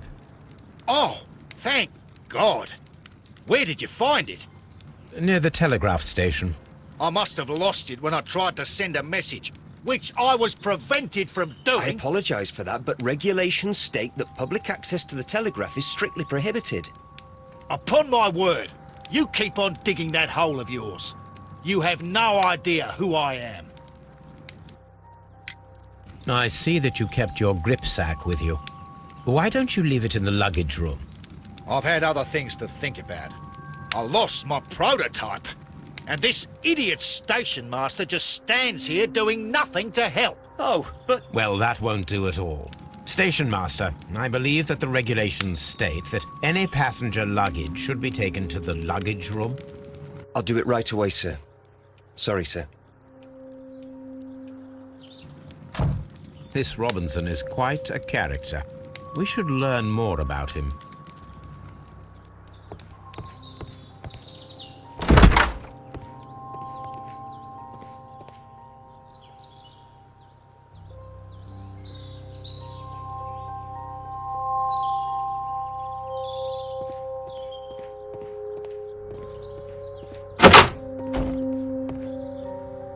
Railway post bags.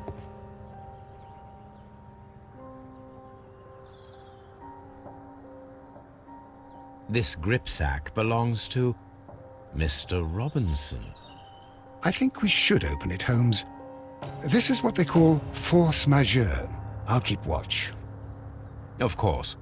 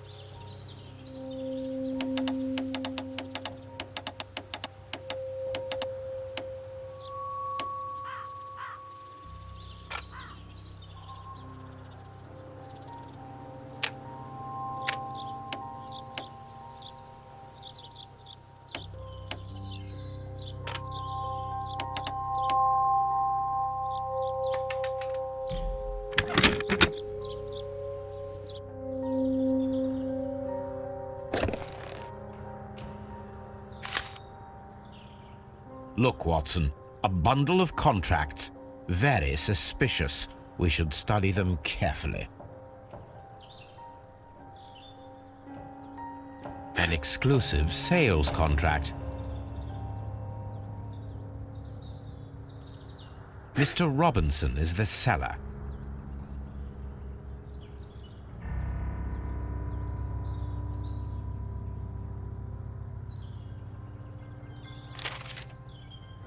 Yet another exclusive sales contract. Mr. Robinson is the seller.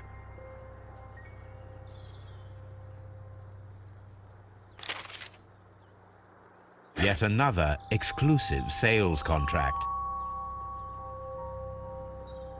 Mr. Robinson is the seller.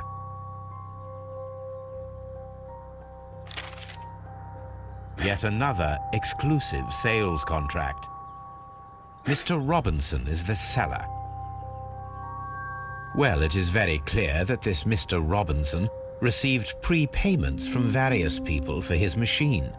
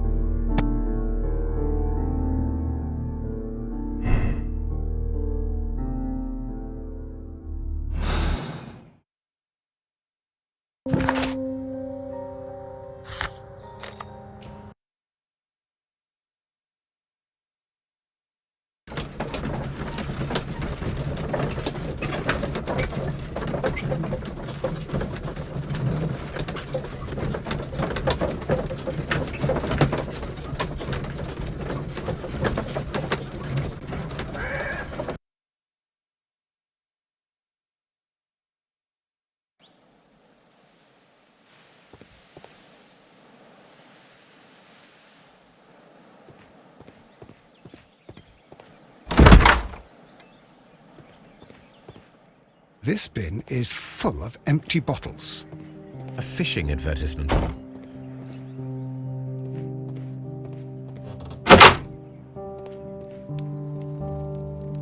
A telegraph.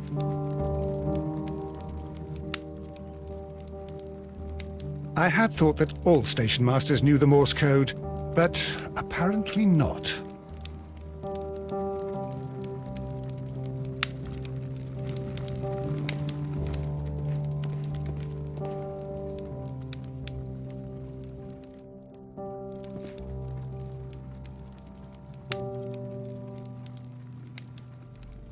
How could he fall asleep at work like this? Excuse me, sir. Wake up. Ah, his breath. He must have swallowed half a distillery. And that explains the how. By his sleeping off the alcohol, you mean? Wake up, please, sir. What? The 18-hour 72 train has arrived? Good day to you. We are investigating the disappearance of last night's train, and we should like to ask you a few questions.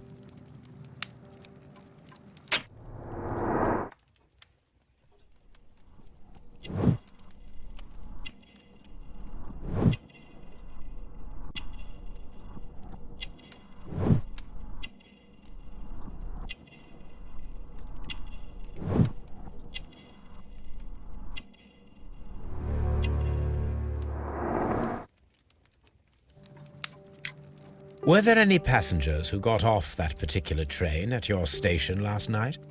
No, nobody, it seems to me. Although I did not leave my office, so... No doubt you were very busy. You don't say. You can't ever get any peace around here. Now you have to send a telegram each time a train arrives and departs.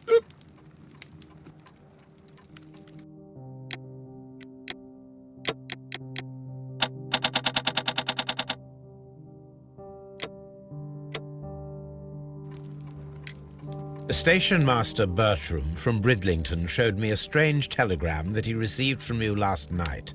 It concerned the train, but it was barely comprehensible. What?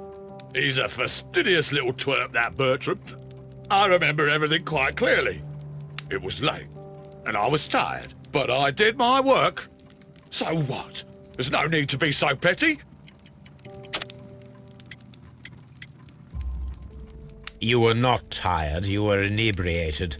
Tell me the truth now, or I shall not hesitate to document your state in my report. My friend means that you will end up by being sacked from your position. All right. So I was drunk. I don't remember all of yesterday, to be truthful to you. Please don't go harsh on me. Holmes, this man has consumed a considerable amount of alcohol. He's not entirely helpless yet, but... It will not be long before he is. Obviously, his testimony cannot be trusted.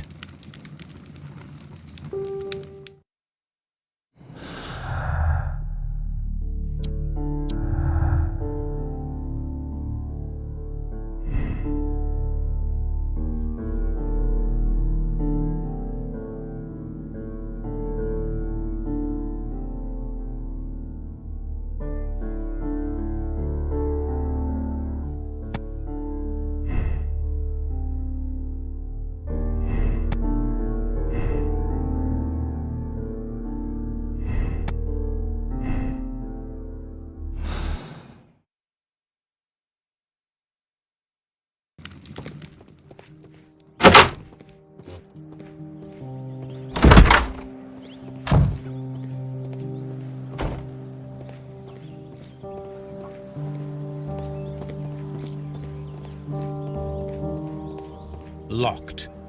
There is no sense in asking the station master to open it. We shall have to pick the lock.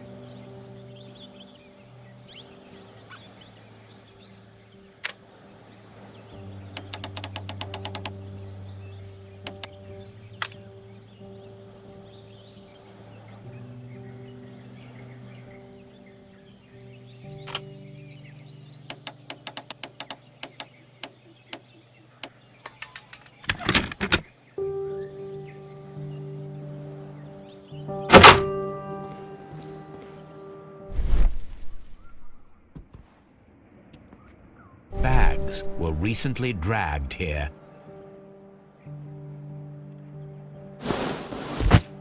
French wine, a remarkable vintage.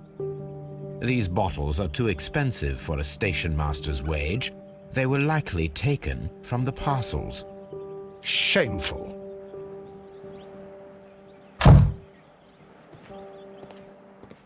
Railway post bags.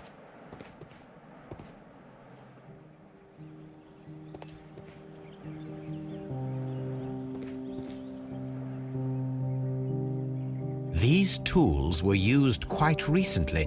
They are still muddy. We should ask about them.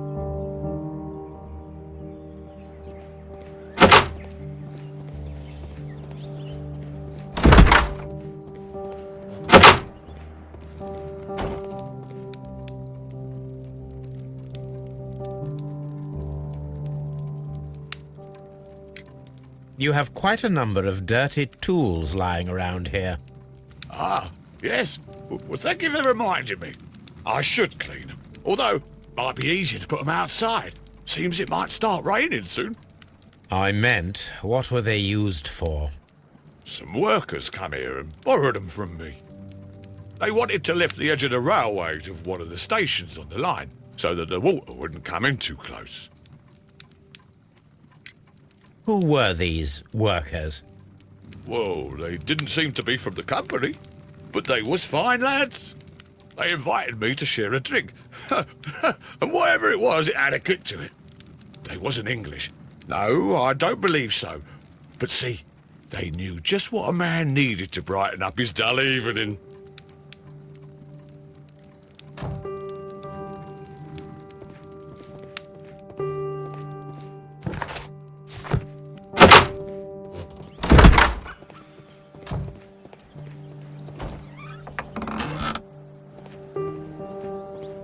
A handcar wheelbase. Interesting. It appears that elements of the same construction were scattered everywhere.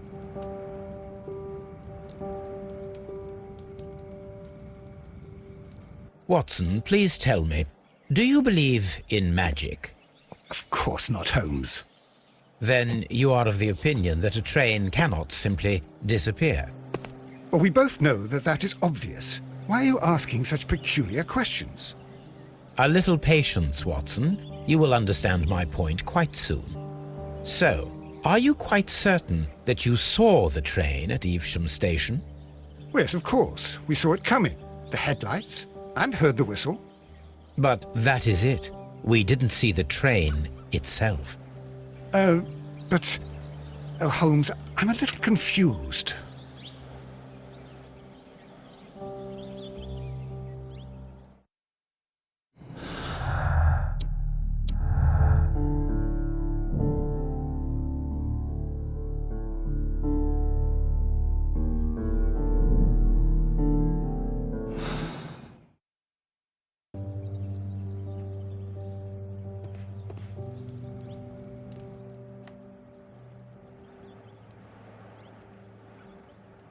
I should use the appropriate object here.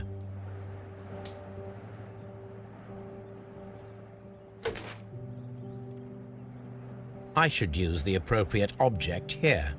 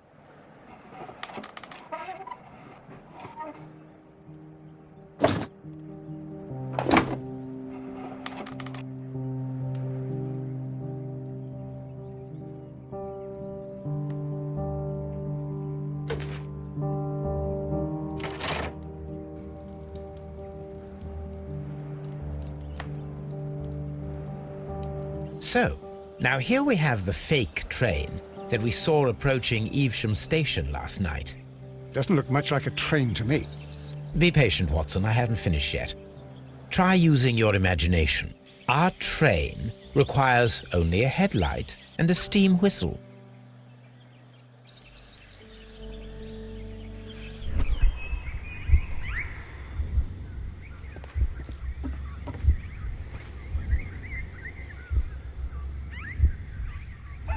We need to attach a headlight and a steam whistle.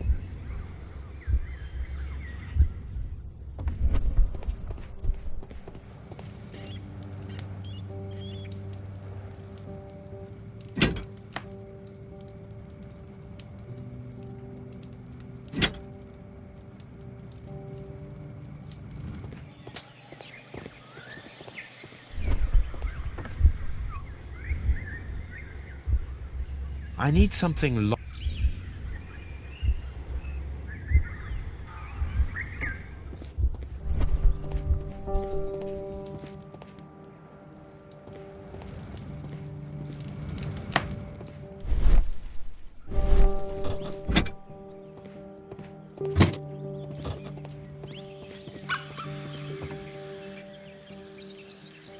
The long pole is now attached. It will allow us to connect the headlight.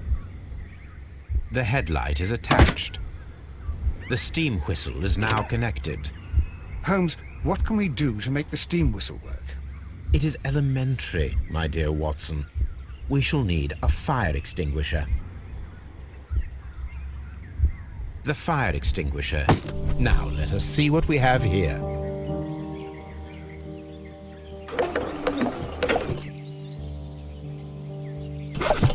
The steam whistle is ready to be used.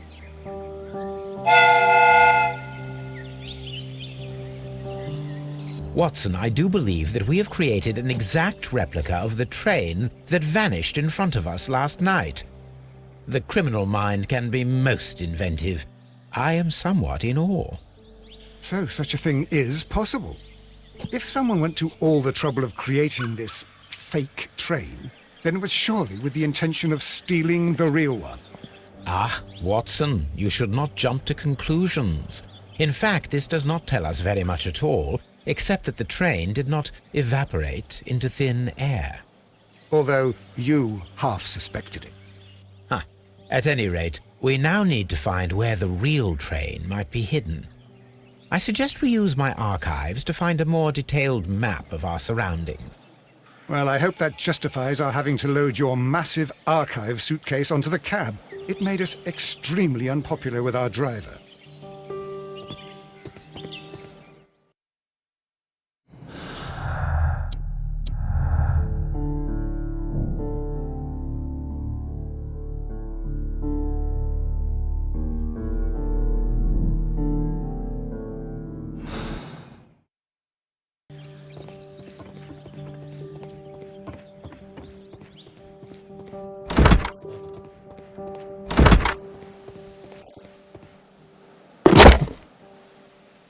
Now we have two maps. We must combine them properly.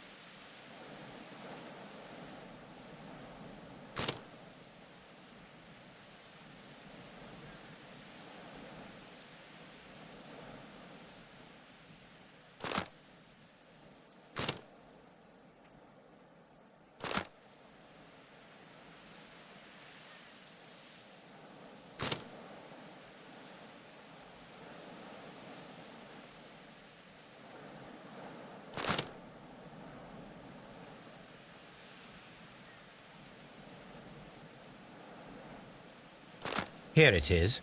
There is a side branch to the railway. Its first switch is located between Bridlington and Chesterfield stations. There is one more station to be visited.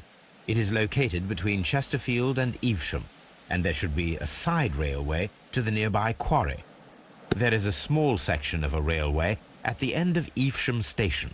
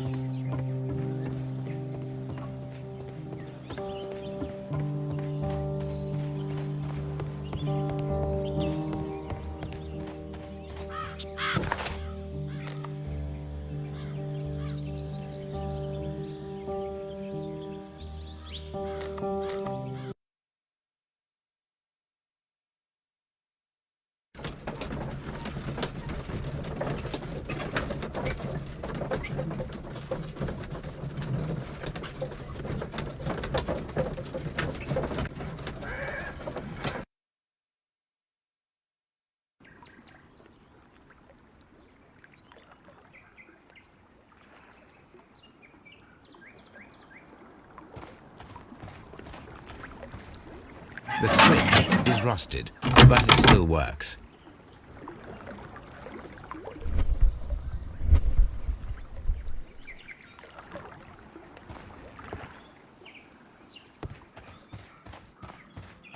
Mines. This is interesting.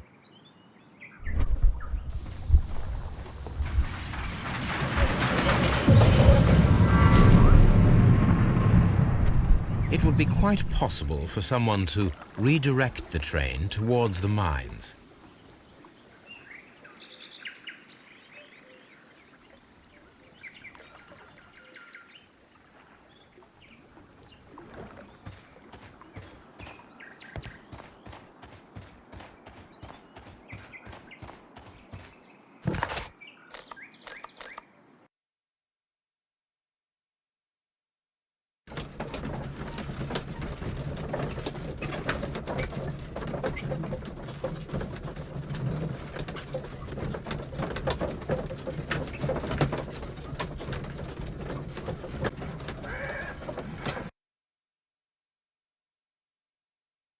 Here are the mines, Holmes. They appear to be abandoned.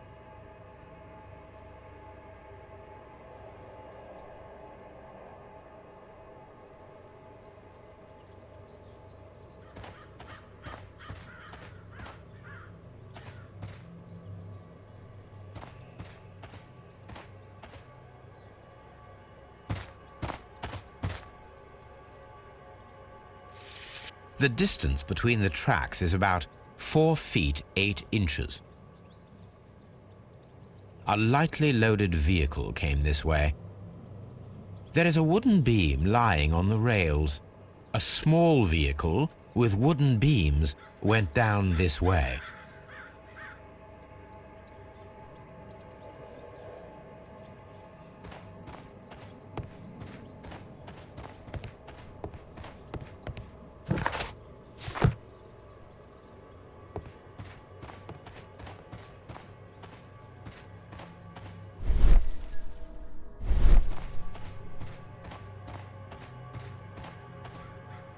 This is an administrative panel. See what it says.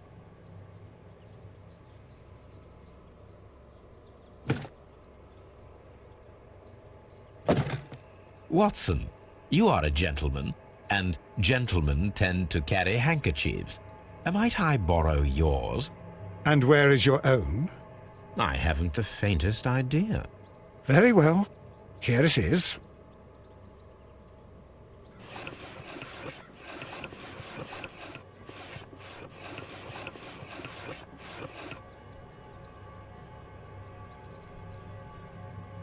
WEA coal. These mines belong to them.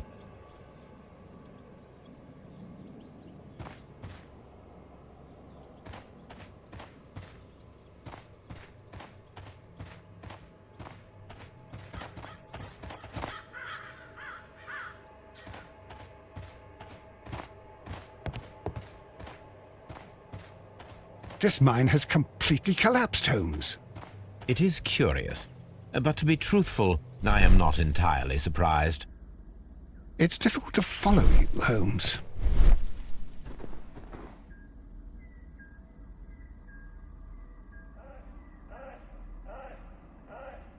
Someone removed these screws, most probably to take down the rails. A few feet of the rails have been dismantled.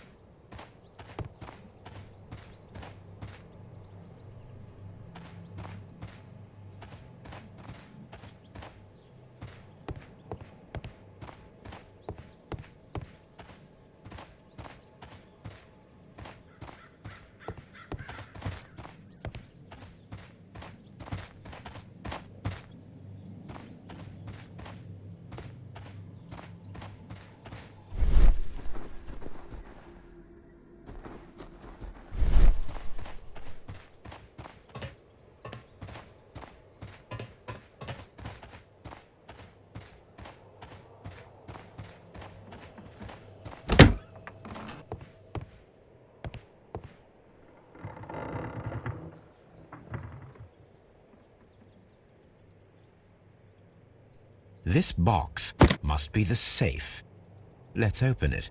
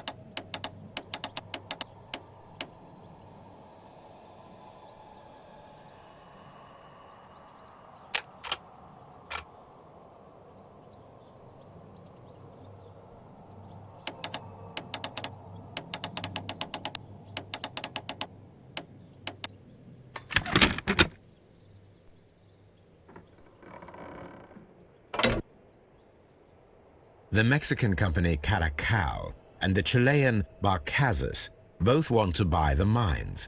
I need more information. Perhaps Mycroft could help.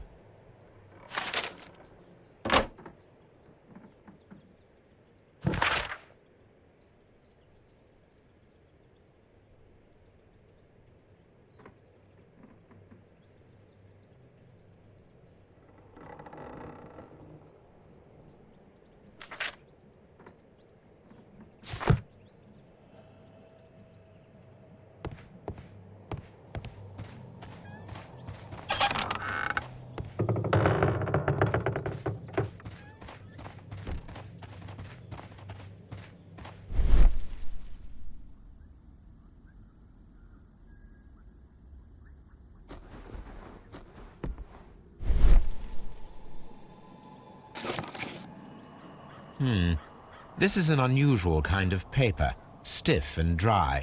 It was used for a specific purpose. Let us look inside.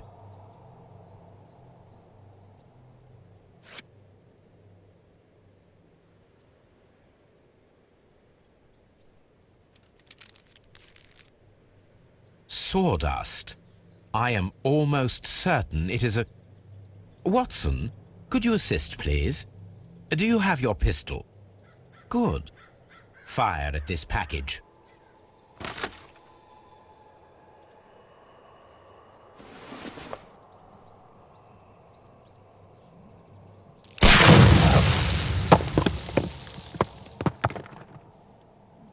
Dynamite.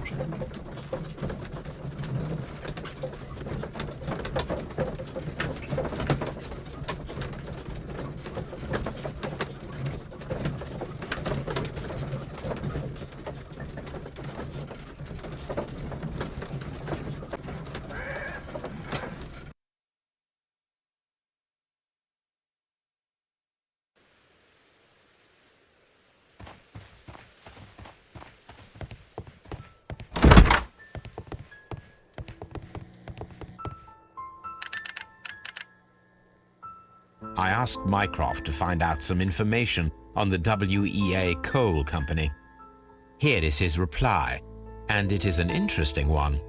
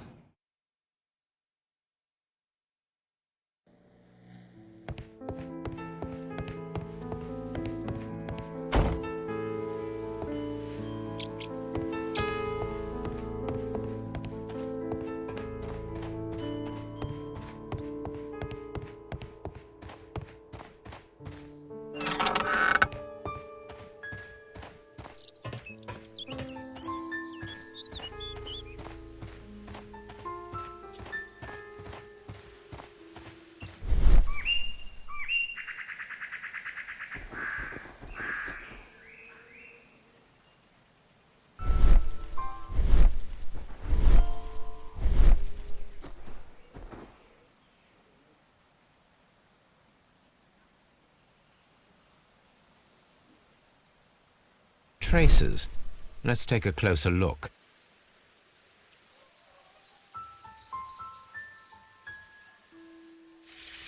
The distance between the tracks is about 6 feet 7 inches.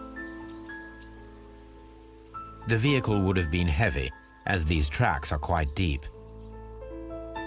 These traces are relatively fresh and were made by a large truck loaded with materials.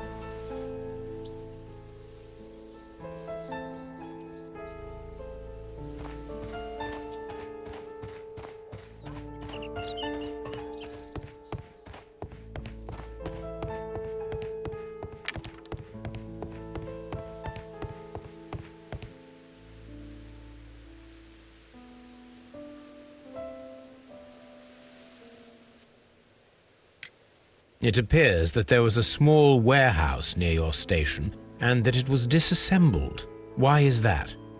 It was burgled overnight about 2 weeks ago.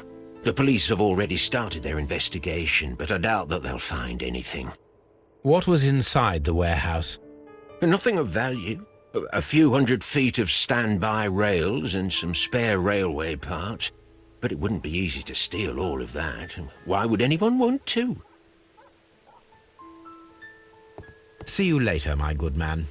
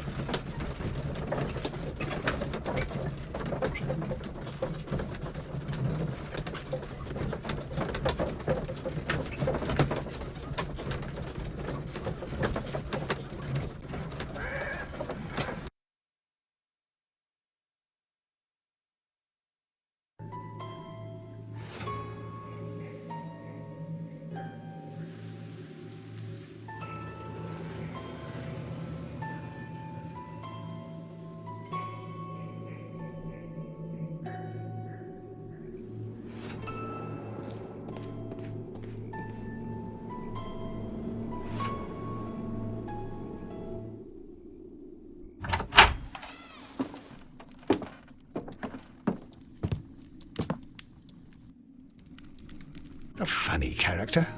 He looks anxious. And he is not an Englishman.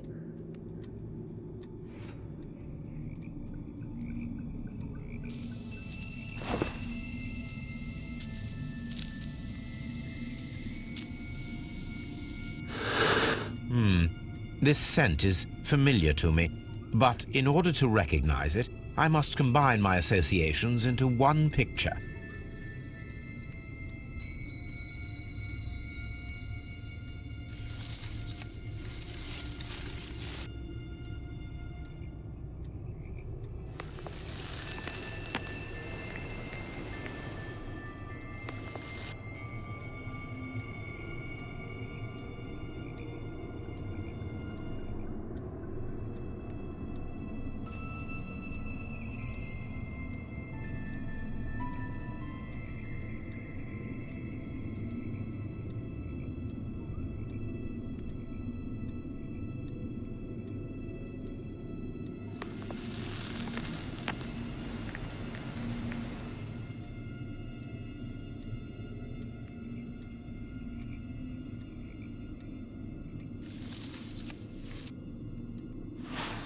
A greenish-brown cigar with a strong aroma, a hint of peppermint.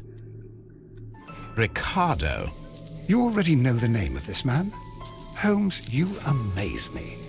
No, Watson, I refer to the cigar. It is a Ricardo Turrent, a Mexican cigar of an excellent quality. Quite an expensive one, too.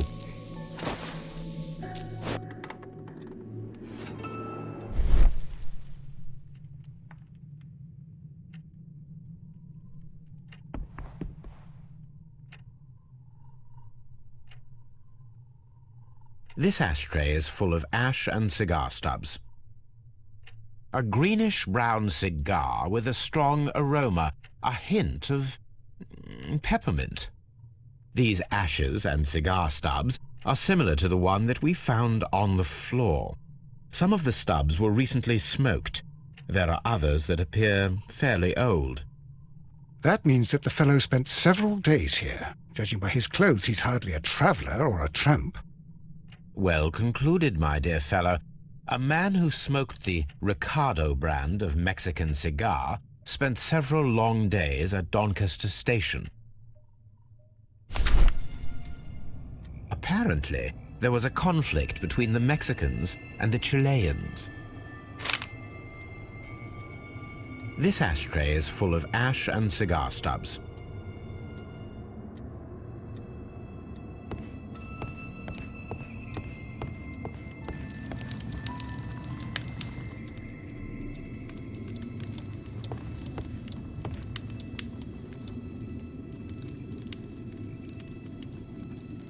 Newspaper articles on horse racing, hurdle, steeplechase, and flat racing. He is a true enthusiast, Holmes.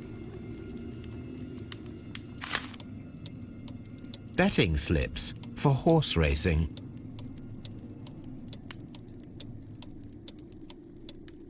The sums are quite impressive. It can be an expensive vice. This man had probably used all his savings.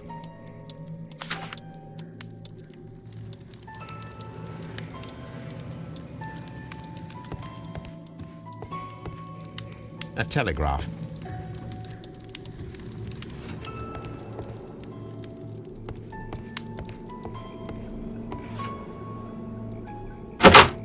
Holmes, look. There's a flooded area over here. I believe that the flooded area might be worth checking.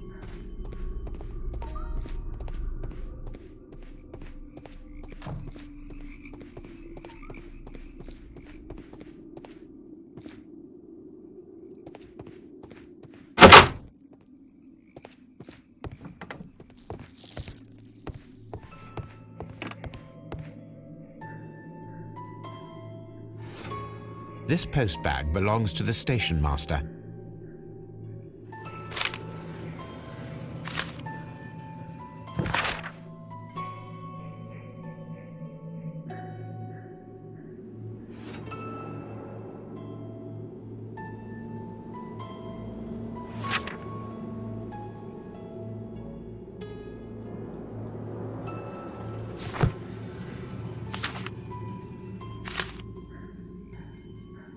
The station master appears to have found himself in some financial trouble.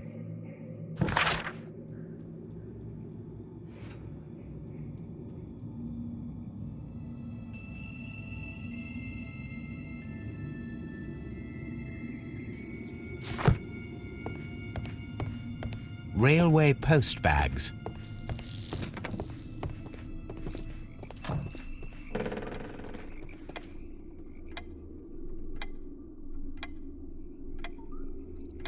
Good day to you, sir. My name is Sherlock Holmes, and this is Dr. John Watson. We are investigating the case of the vanished train. Is that so? Well, good day, gentlemen. I am Mr. Duff, the station master of this station. I'll be happy to help you in any way I can, but there's not much that I can tell you about last night.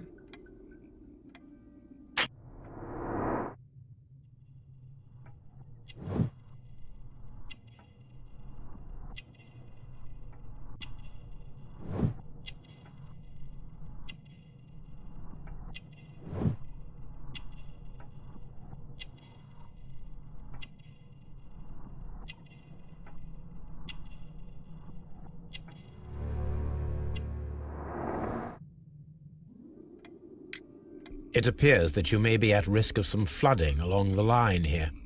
You mean that the whole bloody lake is at our feet? Quite so.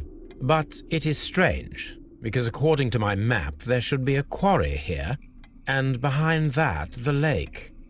How should I know? I only arrived here a few months ago. And where did you work before that? I was working in Nottingham, but I asked for a quieter place, so they transferred me here. Life is cheaper. I can't really complain.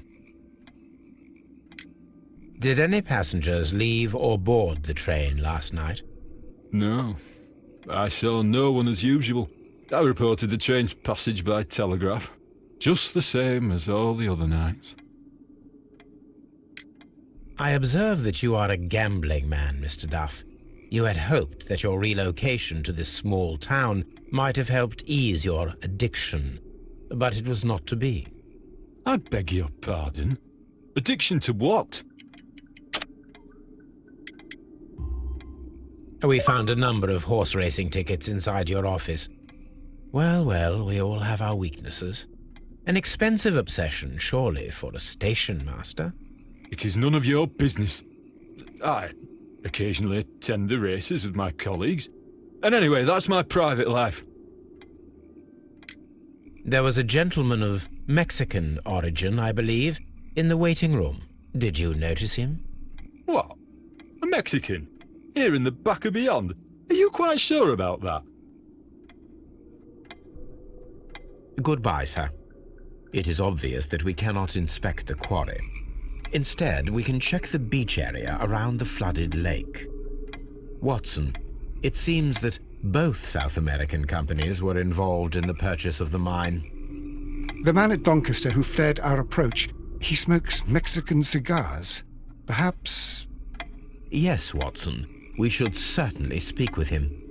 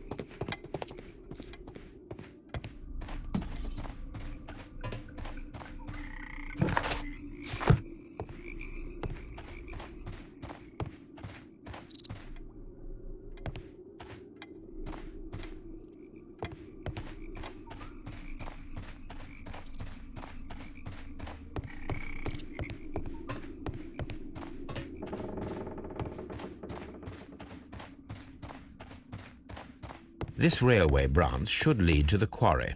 Let us take a look. The switch is rusted, but it still works. The rail is rusted and looks old, but the railway is still usable.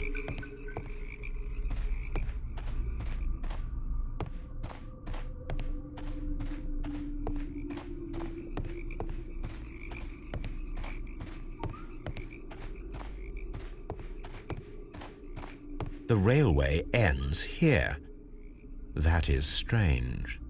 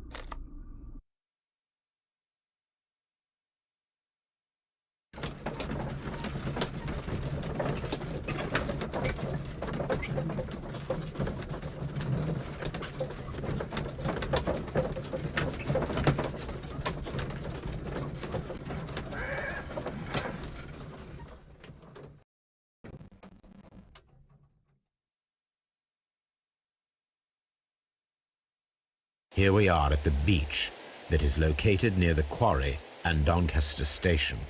It doesn't look like a very good place to rest.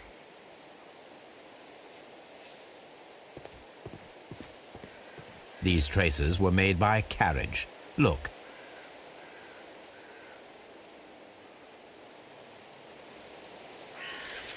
Nothing interesting here. Nothing interesting here.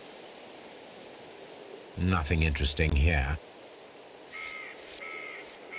Nothing interesting here.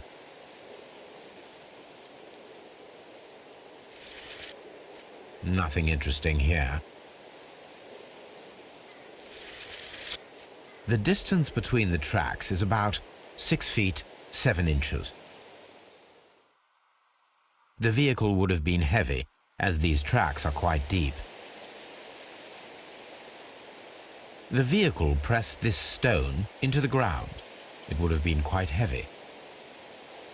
These traces are relatively fresh and were made by a large truck loaded with materials. The traces found at the disassembled shed near Evesham and at the lake were from the same vehicle.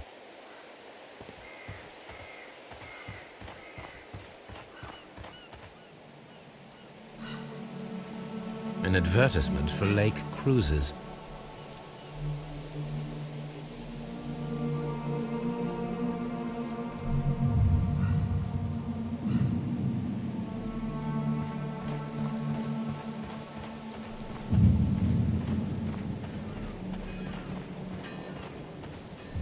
Observing the coastline and the moored boats, we are able to see that the lake's water level dropped. The lake has flooded the quarry. The dam was probably breached.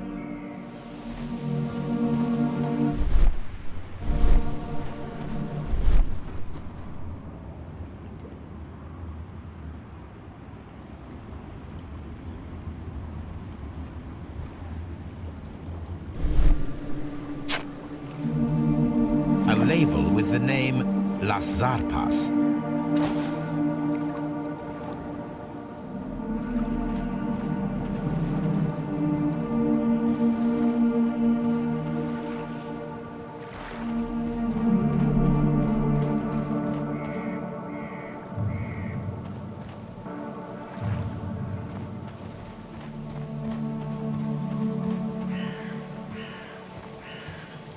This place was abandoned fairly recently.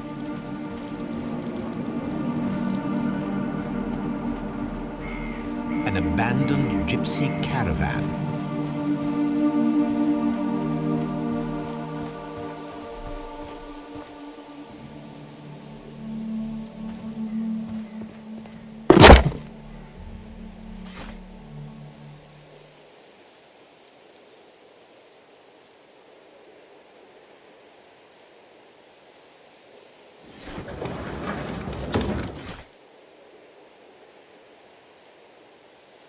My search should be focused upon the name Las Zarpas.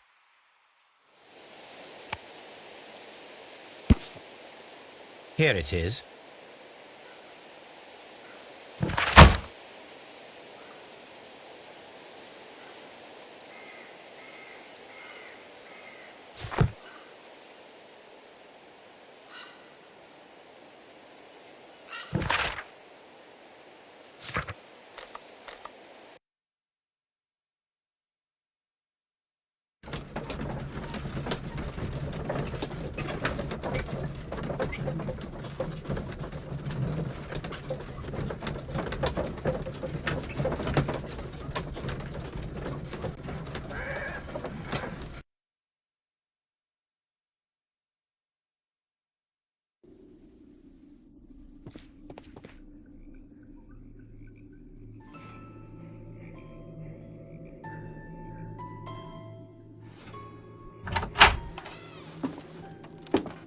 Please, sir, we would ask you not to leave. We have some questions. Are you the police? No, we are employed by the railway company. We are collecting witness statements about the train that disappeared last night. Lo siento, I'm in a hurry. Really? It seemed that you were waiting here for someone. Could you tell us if you were at the station last night? No, I just arrived from South America. A formidable journey, no doubt. Which country are you from? De Chile.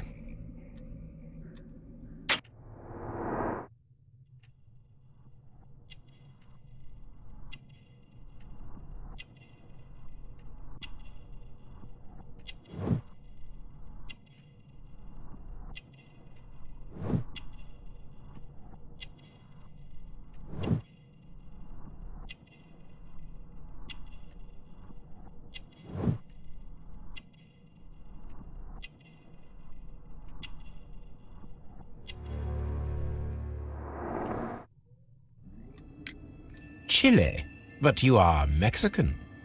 No, you are wrong. Why would you think I'm Mexican?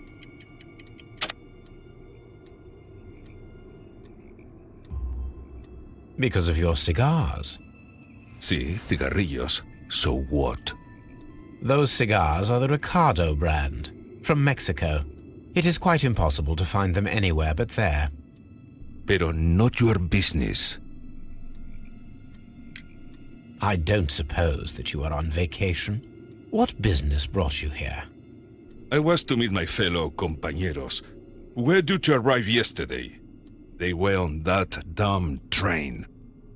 I will stay here and hope that the authorities find them, or their bodies. It's now my responsibility to repatriate them. Who authorized you to do that? The company I work for.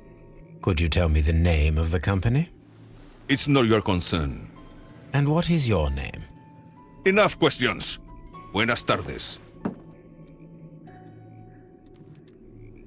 Not a very friendly man, and he is lying.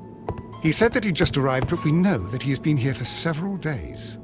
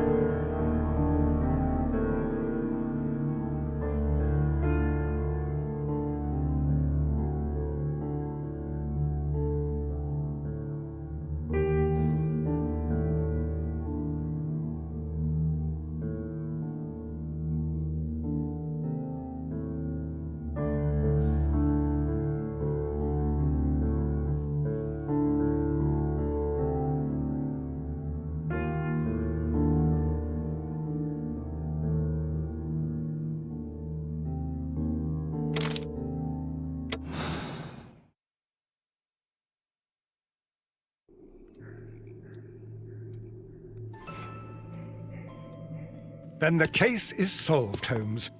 What do you intend to do? Well, I shall require assistance for the arrests. There were accomplices. Ah, but I know that look. You have your own ideas. What are they, Holmes? On the one hand, we have Mycroft and his tedious political games. He will locate the guilty parties without any trouble.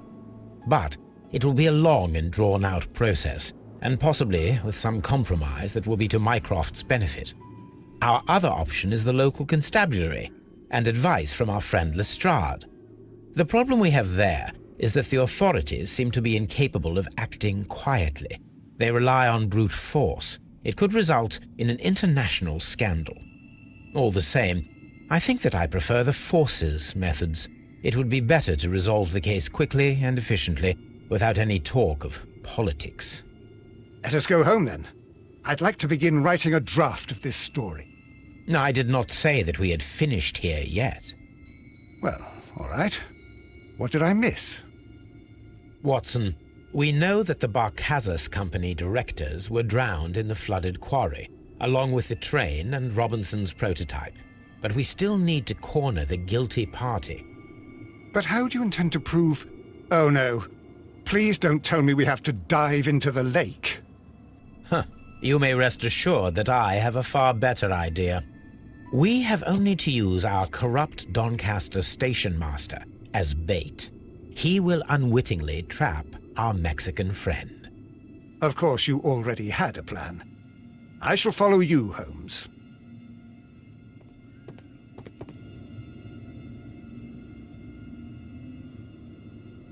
Well, the case is solved, and we shall be heading home. May we have 2 tickets to London, please? Right away, but Wait a minute. You've solved the case? In a manner of speaking, can you believe that the rescue service miraculously saved one of the Chileans who were on board the train? The police have ordered his immediate escort to London on the next train. He pulled through then? He's alive? Yes, by extreme good fortune. His condition is quite serious, and the method of transportation has its risk, but he will be held securely by the doctor and police officers. The gentleman carries some vital information on this case. I am sure of it. Ah, really? Your station will be famous, Mr. Duff. The journalists will be here before you know it. Goodbye, sir. Goodbye, gentlemen.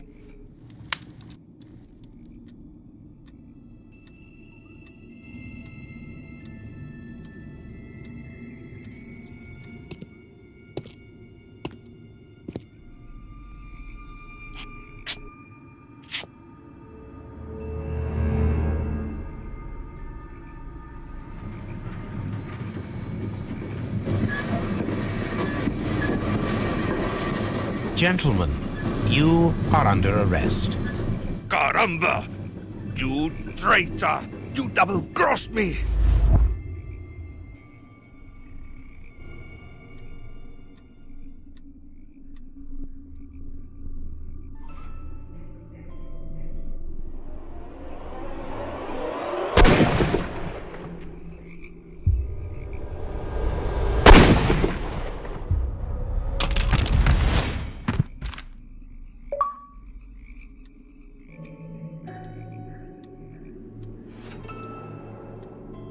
How dreadful.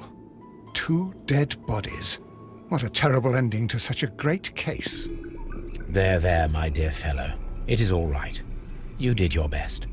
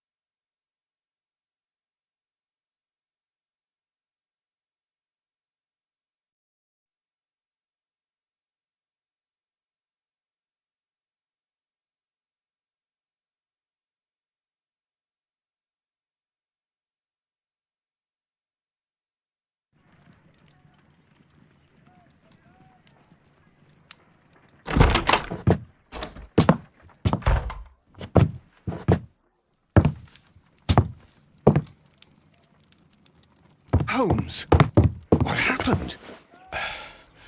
I feel deathly. And you look it. Let me examine you. Please don't tell me that you've returned to your old habits.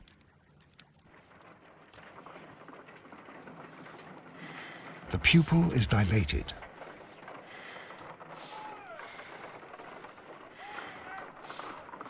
The temperature appears to be normal.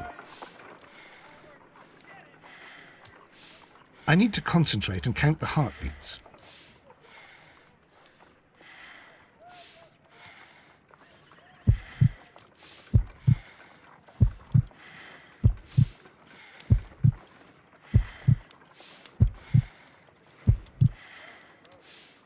A weak pulse, around 50 beats per minute.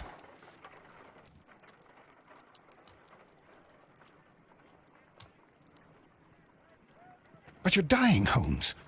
Your pulse rate is dropping. We need to get you to the hospital immediately. The antidote.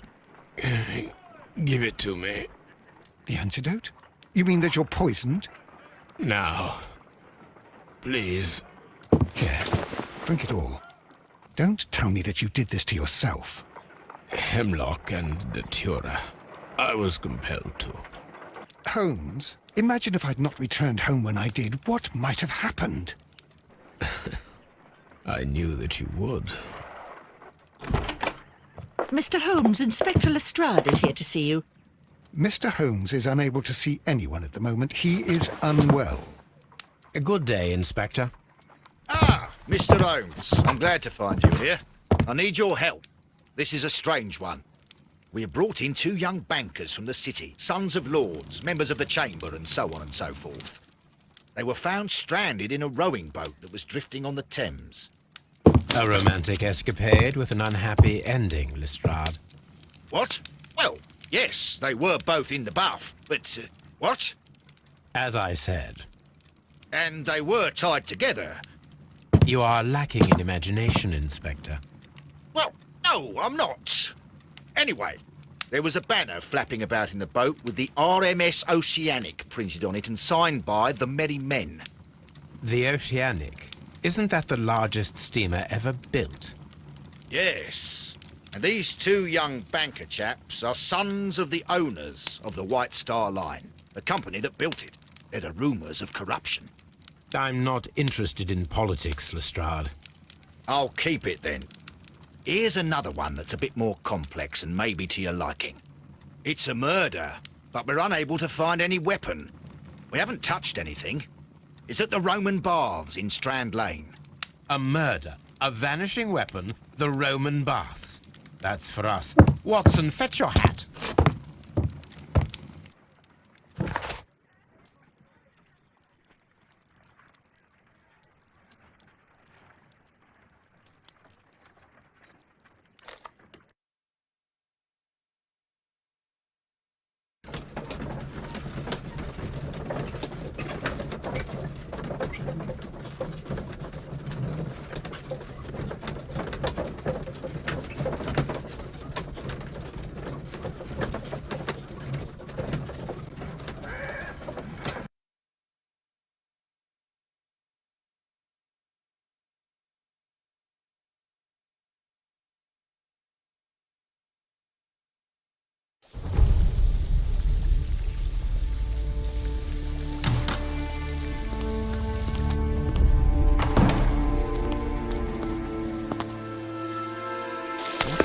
Beautiful place.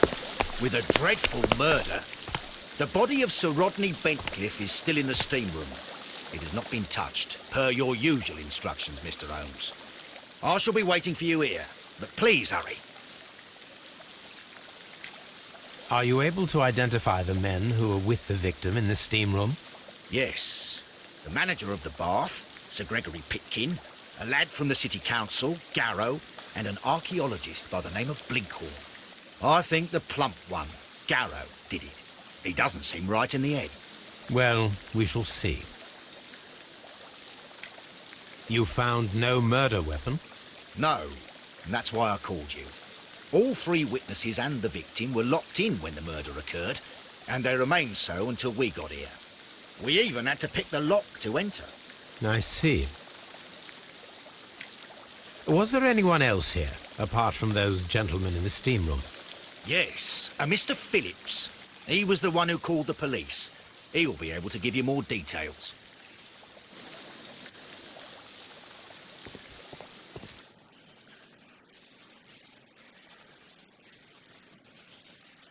Good day to you, Mr. Phillips. My name is Sherlock Holmes, and this is my colleague, Dr. Watson. Would you be so kind as to answer our questions? Certainly, sir.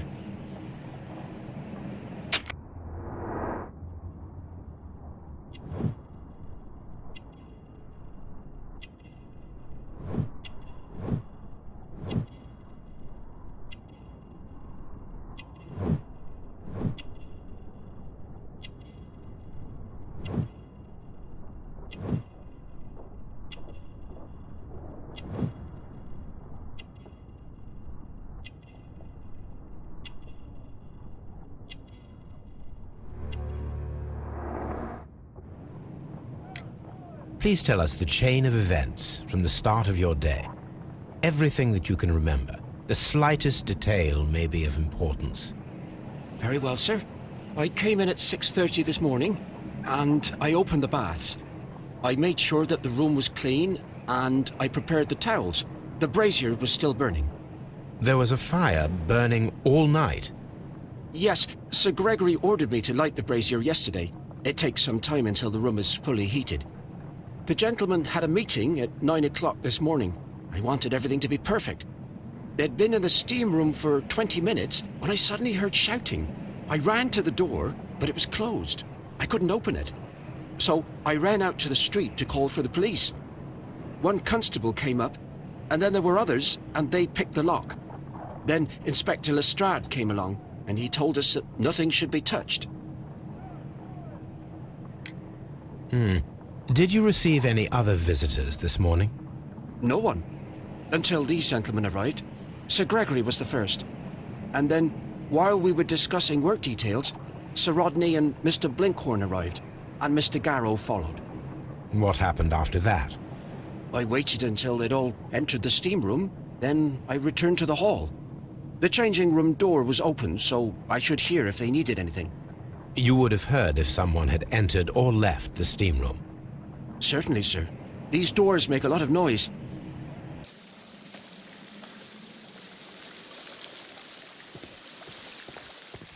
Any progress, Mr. Holmes? The steam room. The changing room.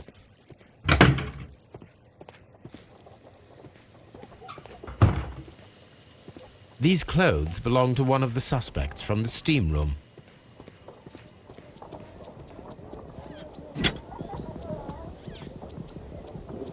Champagne for a special occasion. An ice bucket to keep the champagne chilled. Unopened, it was intended to be enjoyed after the steam session.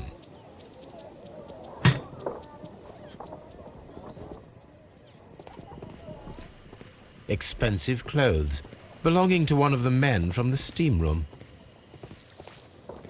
Clothes belonging to one of the suspects.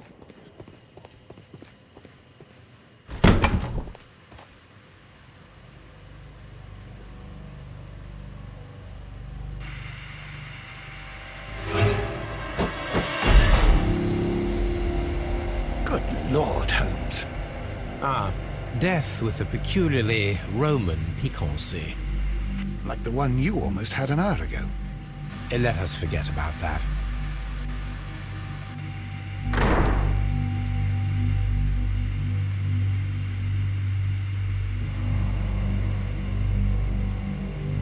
There was only one hit from the weapon. It pierced the right eye straight through to the brain.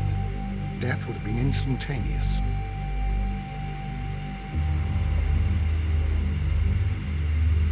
Look, Watson. He was wearing a ring. He very likely removed it before the steam session.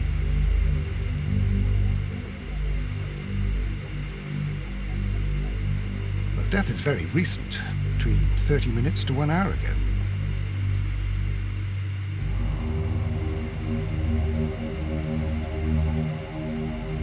Some dirt or earth. I'll take a sample. The wound should not have bled so profusely. This pool is rather large.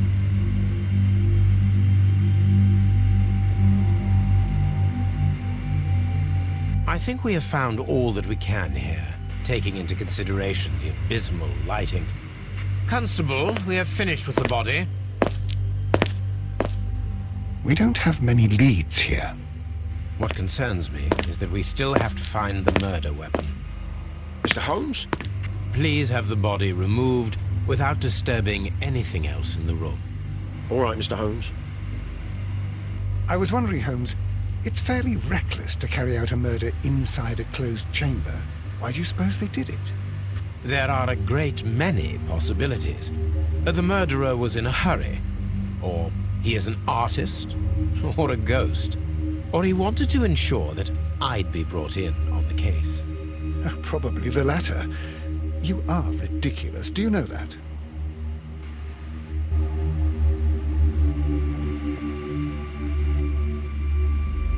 I should check this blood sample at Baker Street.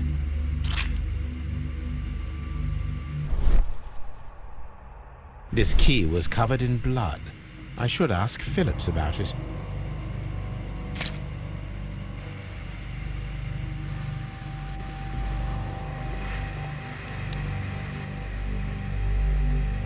G. Newell and Sons, steam specialists, Seattle, WA.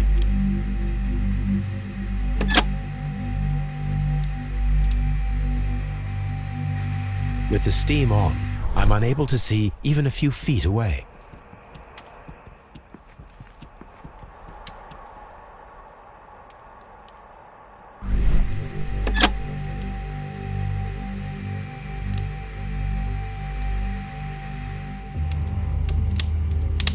The brazier is still burning. The heat here is extreme. I will need something to pick up this melted metal. It is too hot. I cannot reach into it.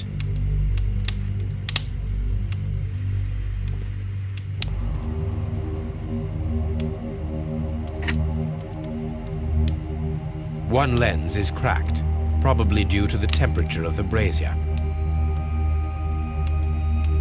These lenses are for myopia. The wearer is short-sighted.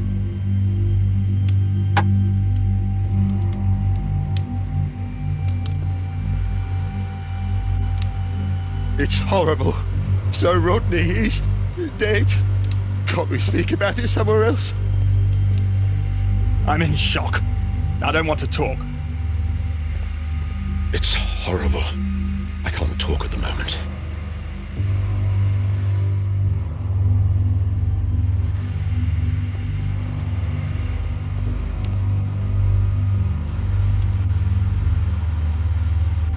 Blood traces wiped on the towel. I found him. I touched his shoulder, thinking that he was just asleep.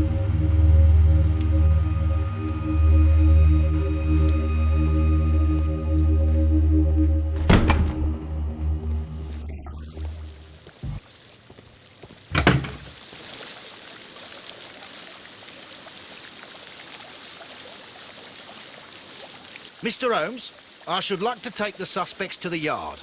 You can interrogate them there. Any objections?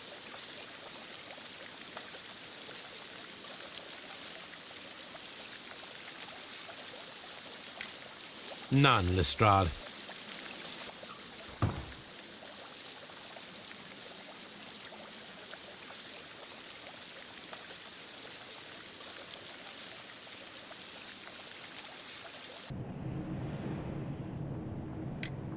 How many people have keys to the steam room?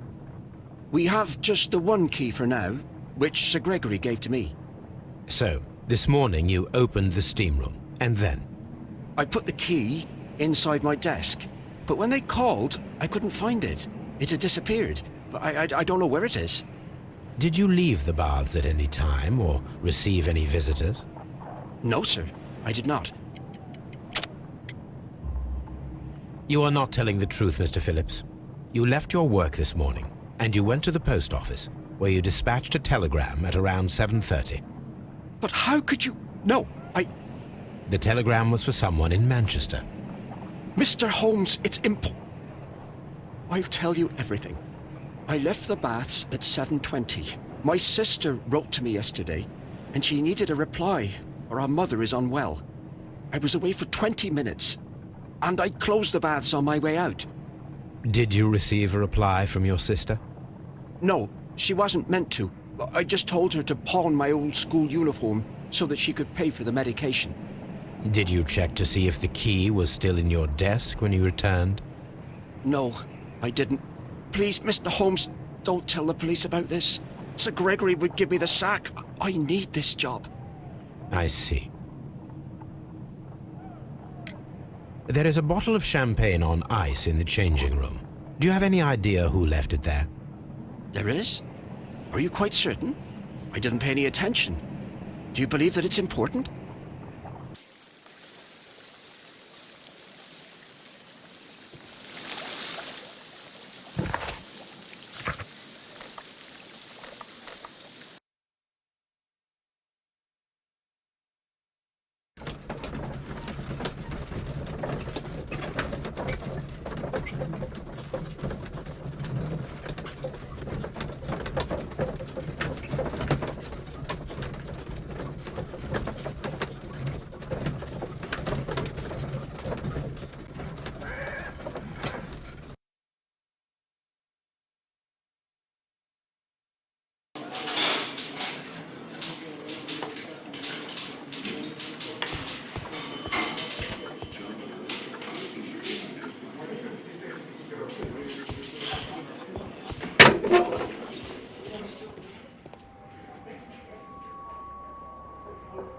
an embroidered silk handkerchief, a fountain pen with solid gold trim,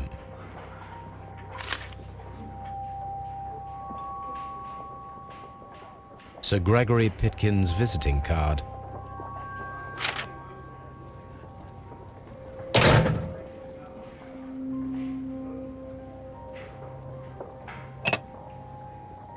a file with herbs. Do you know what it is, my dear fellow? It's the St. John's wort flower, Holmes. It's commonly used as a drug against melancholia. However, an overdosage might lead to a rash or even hallucinations. When Garrow found Sir Rodney dead, he wiped the blood upon himself.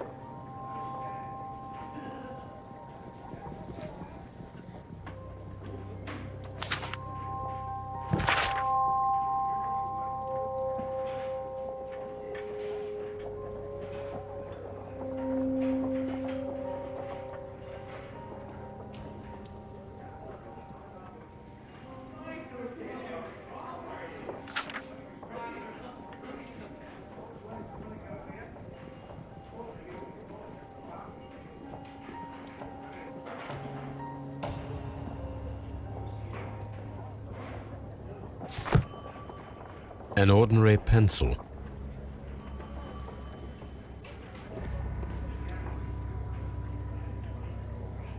This ring was most likely the one that Sir Rodney wore. He removed it before entering the steam room.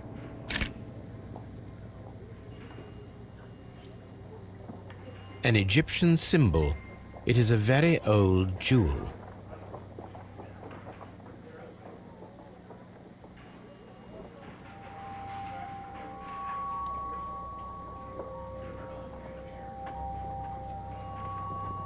I see the join. This ring was repaired, and quite badly too, with silver. Why on earth would they wear such a ring? A very pertinent question.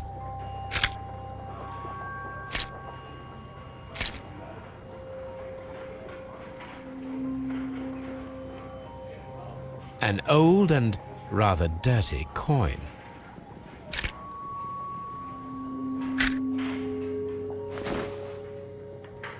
Rodney Bentcliffe's notebook. It may contain something of interest. The last pages were torn out. We must find a way of retrieving Sir Rodney's last lines. Watson, please prevent anyone from entering the room. But first, fetch me a pencil. To begin with, a few strokes of the pencil will be enough. I don't want to damage the traces.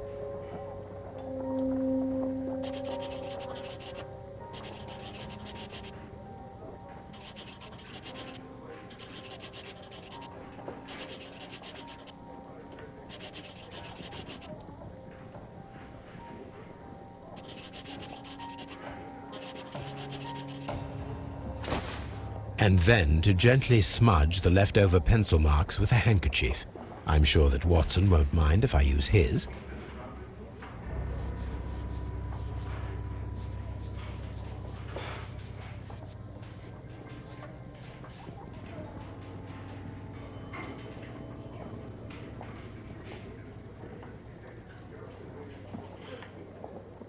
Mr. Holmes, the coroner... But what are you doing? Tampering with the evidence? I prefer to make them talk. Today, I almost found it. This date will go down in history. Sir Rodney was about to make an outstanding discovery. Wonderful.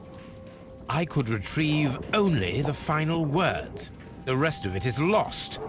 Perhaps the autopsy will assist us in that matter. I'm not sure that I can allow you to inspect the body now. I am sure that you must, Constable. Well...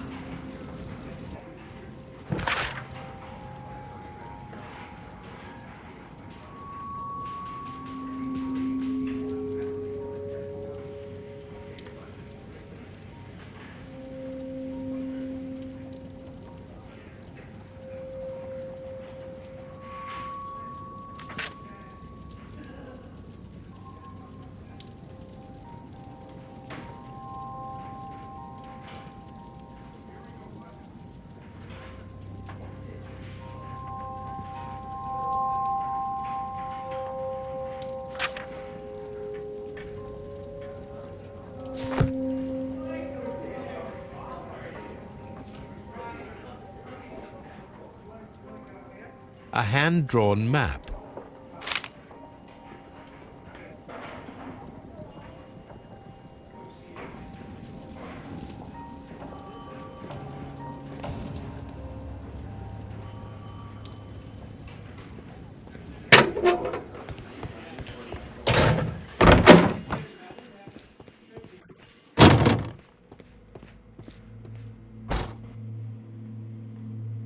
According to the coroner, there were no cardiac problems nor lung congestion, but there were traces of fungus, possibly contracted from the Egyptian tombs.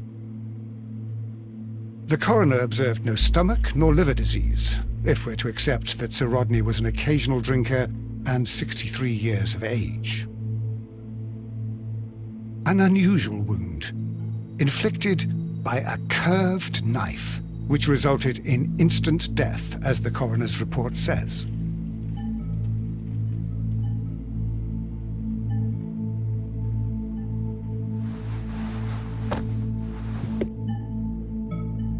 The bruising is in lines. Some light bruising, caused by a rope. They were caused by a rope around the waist. Sir Rodney was descending somewhere.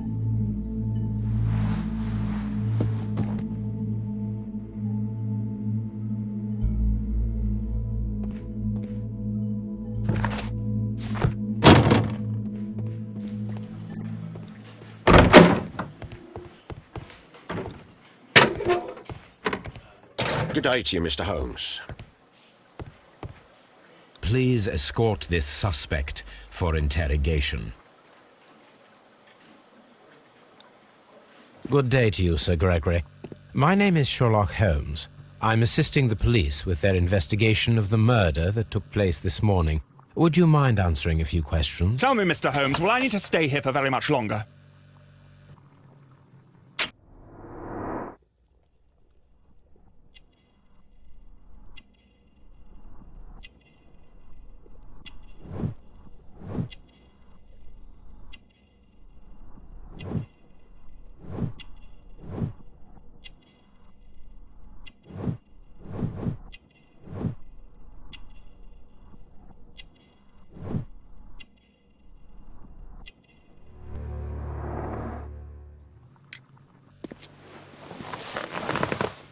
You are the manager of the baths, is that correct?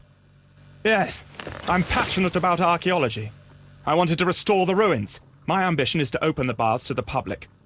Living archaeology can be a profitable business, although now I'm not so sure. I see. When do you wish to begin using the baths?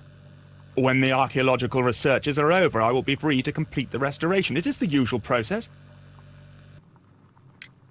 What was your relationship with Sir Rodney Bentcliffe? We were not particularly close. He had an unpleasant temperament. Suspicious, authoritarian, unkind. People possessed by genius may be forgiven for their nature, but not by me. Was he obstructive? Not at all. Everything he did led us to greater success. He helped us increase the potential of the building. Please tell me what happened this morning. The test that we performed this morning was a success. The steam was working well. But then, of course, that awful murder. What did you see? The steam was too thick to see anything. But ask Garrow. He saw the body first. Had Sir Rodney exhibited any recent strange behavior? Look, I'm not a suspicious fellow, but I think that he had professional interests elsewhere that he did not wish us to know about. Why should you think that? Where? I have no idea. But after all, it was not my business. How was the work progressing before Sir Rodney's arrival? Rather slowly, I would say.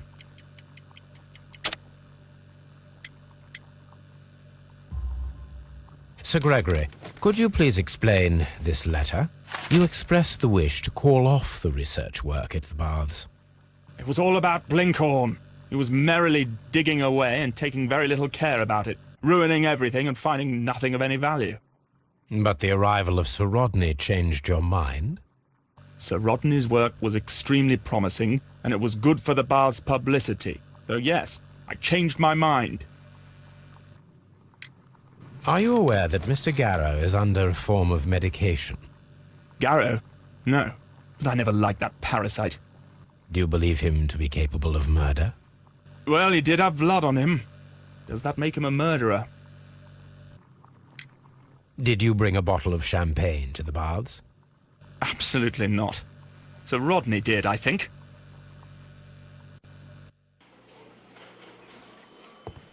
Please escort this suspect for interrogation. Good day to you, sir. My name is Sherlock Holmes, and I am assisting the police with their investigation of the murder of Sir Rodney Bentcliffe. Would you mind if I asked you a few questions? Not at all, Mr. Holmes. My name is Percival Blinkhorn.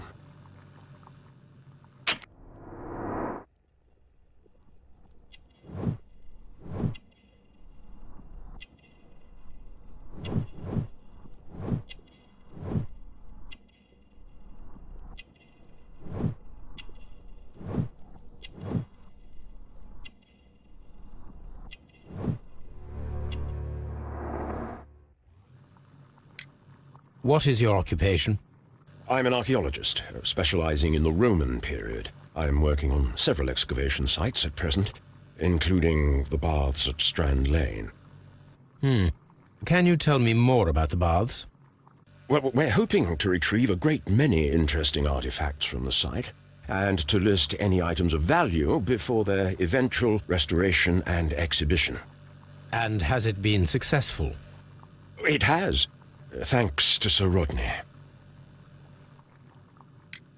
What was your relationship with Sir Rodney? Well, I couldn't say that he was a kind man, no. But he was talented. I felt a great admiration for him, I must say. Was it your first collaboration?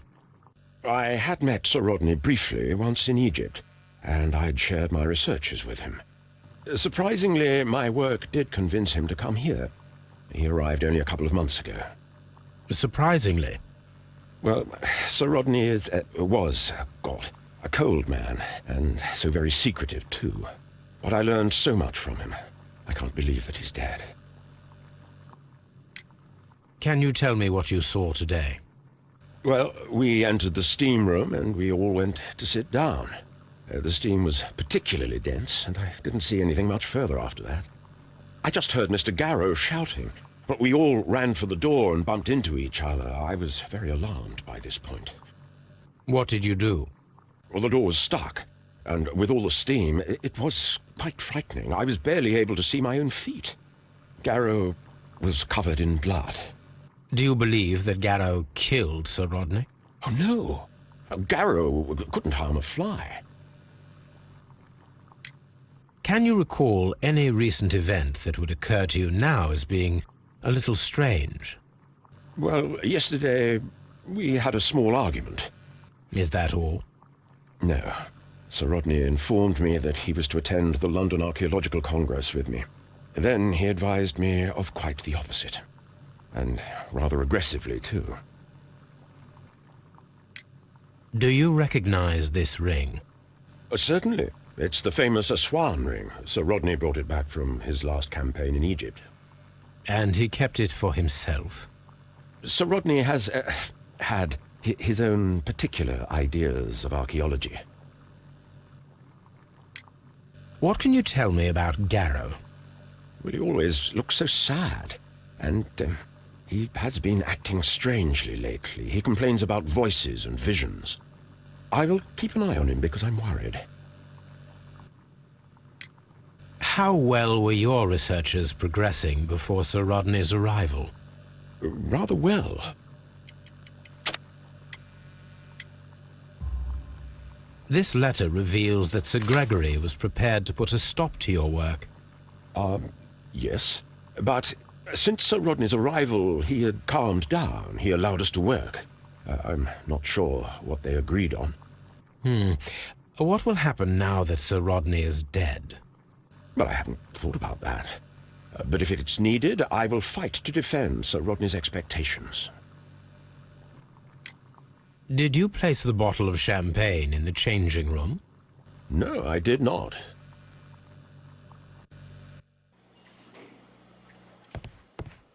Please escort this suspect for interrogation.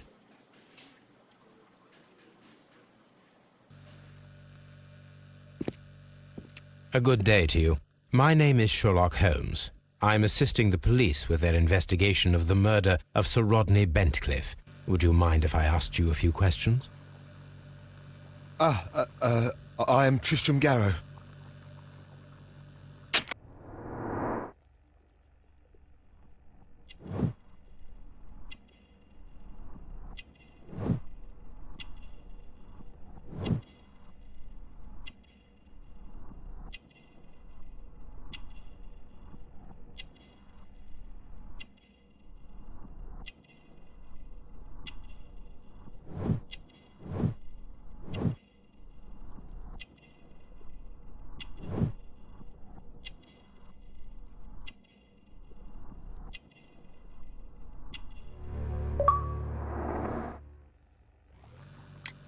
What is your occupation?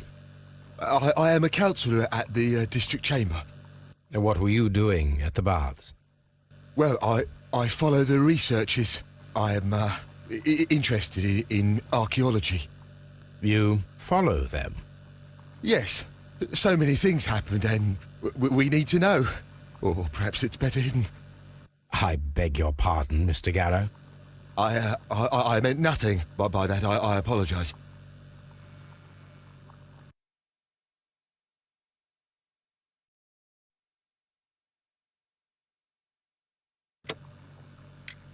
What was it like to work with Sir Rodney?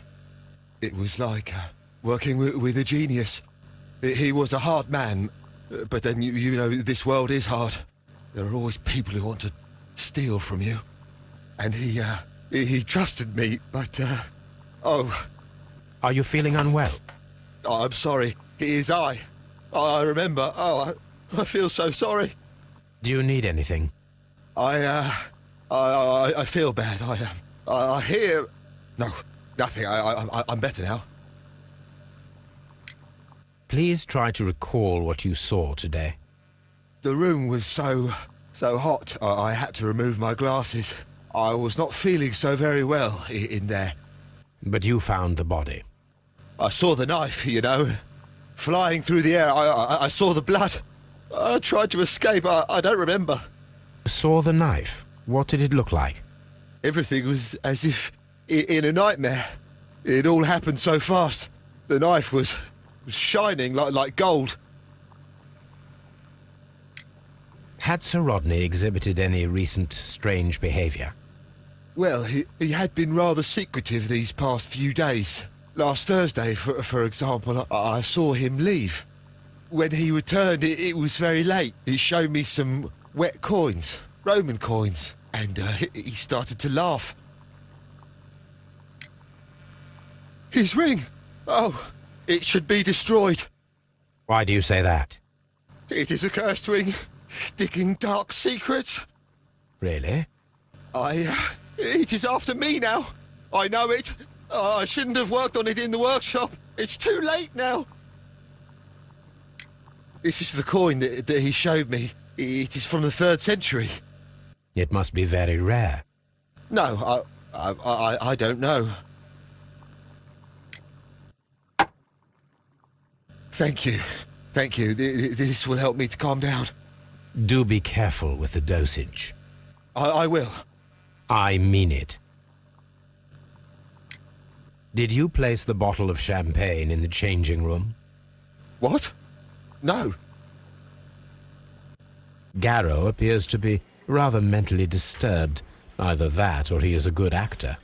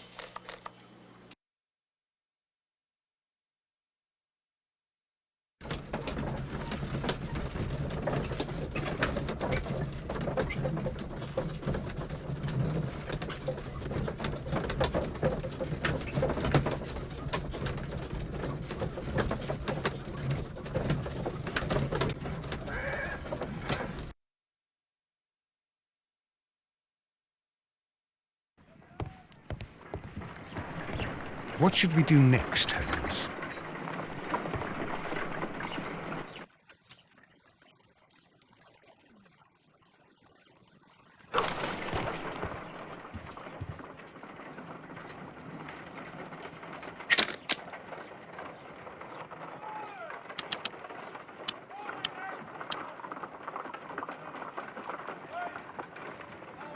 Pyrite, otherwise known as fool's gold. White clay particles.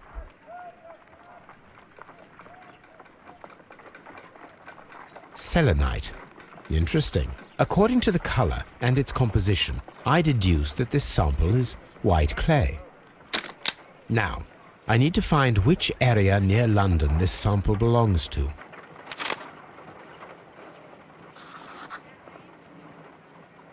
The sample of dirt belongs to the White London clay region, located near the city of St. Albans.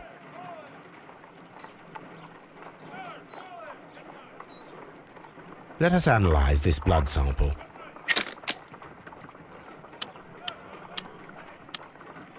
This blood has not coagulated well. It seems very liquid. That is strange. Let us see what is inside it. Hydrogen peroxide will bring any foreign matter to the surface. I must take a pipette and place several drops of hydrogen peroxide.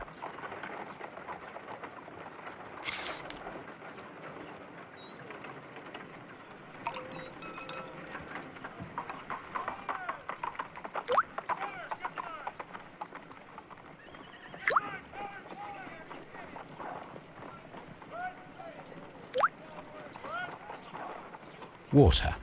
This blood is heavily diluted with water. My analysis table. It is useful for my work.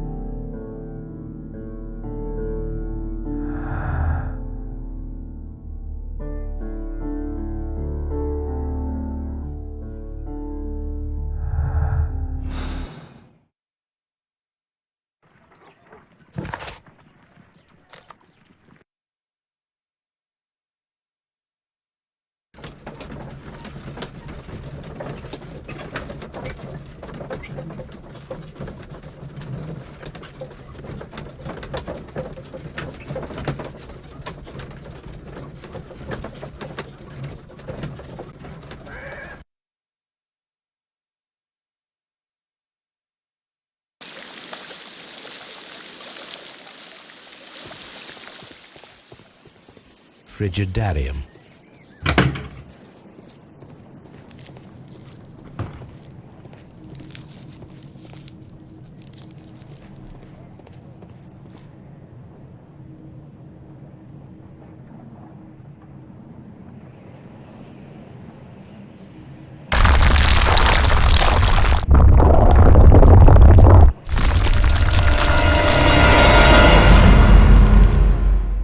My God, are you all right? I wonder how this could have happened. Yes, it is somewhat treacherous. Fortunately, I am unscathed. To where does this corridor lead? To the frigidarium, the coal room. Barely unscathed and by a very small margin. And treacherous is an understatement.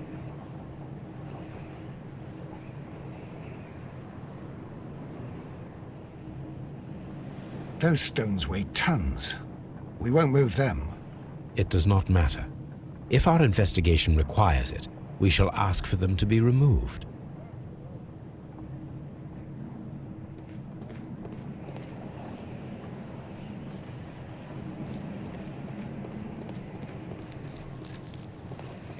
This area serves as Sir Rodney Bentcliffe's workshop.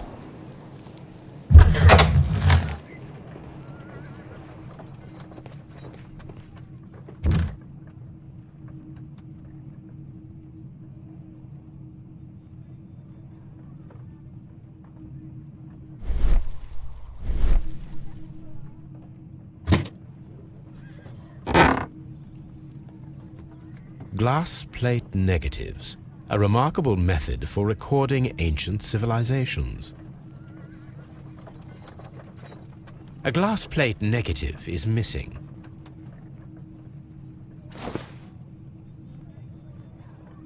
It is a glass plate negative of an Egyptian statue.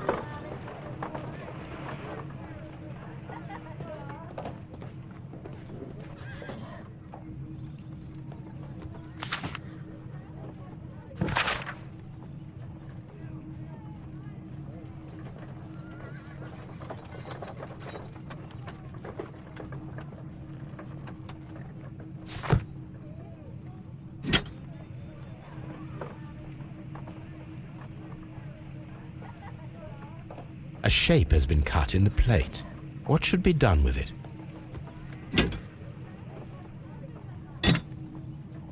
Archaeological findings. Old clay pots with numbers inscribed upon them.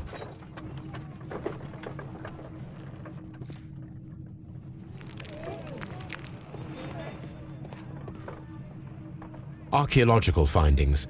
Old clay pots with numbers inscribed upon them.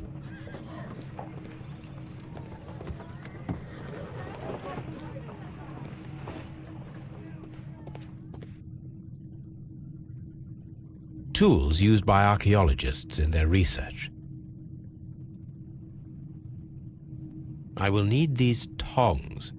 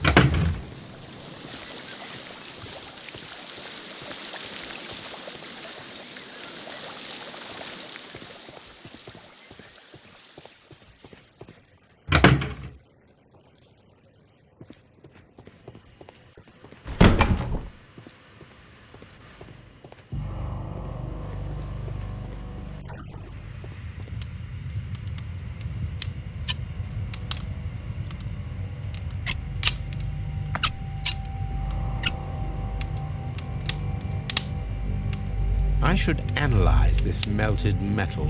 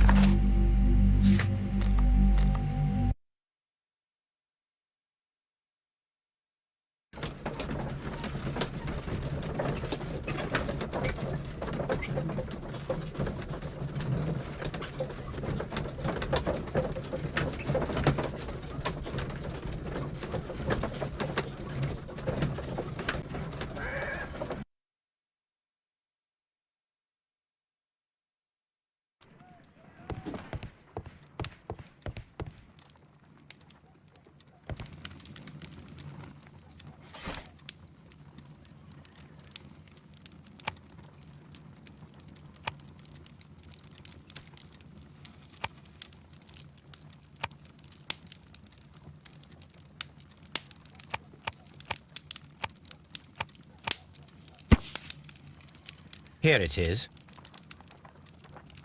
By the eye he was punished, for he saw that he was not worthy. Dreadful.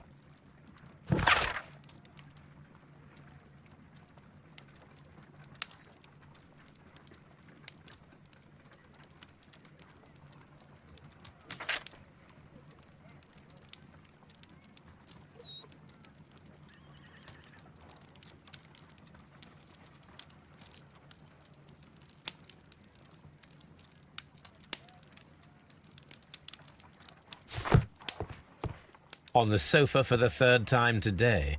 Well, don't be surprised if Watson sits on you again.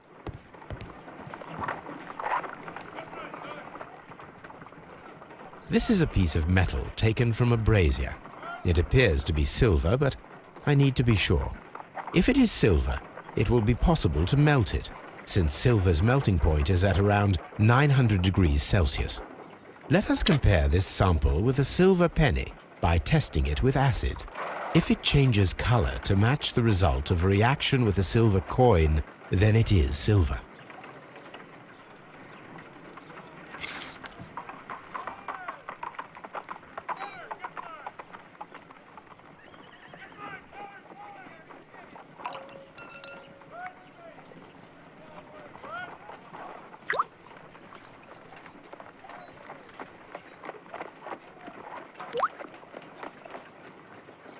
The reaction is the same red stain.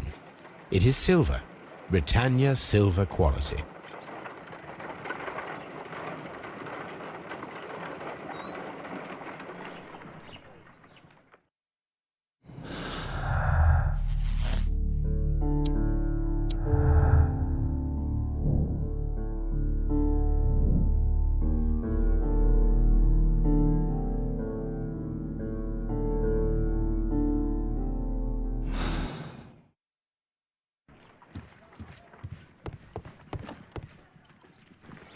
Now we have two maps.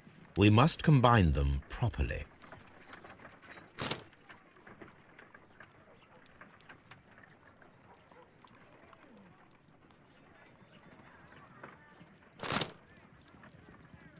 Watson, pack your bag. We are visiting a location in St. Albans marked on Sir Rodney's map.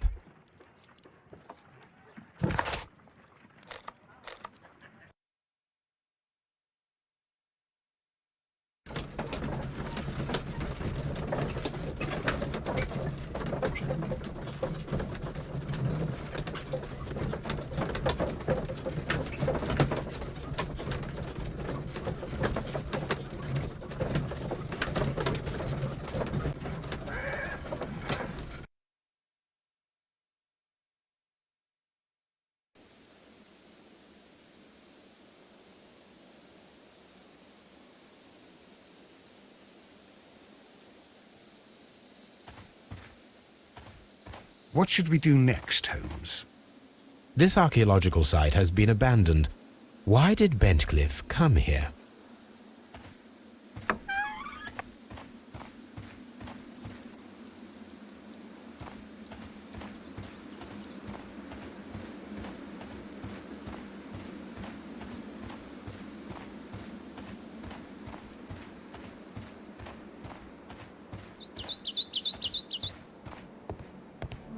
The door has been left open.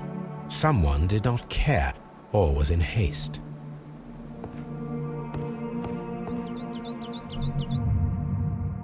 This is the map of the site. We are at the heart of an old Roman city.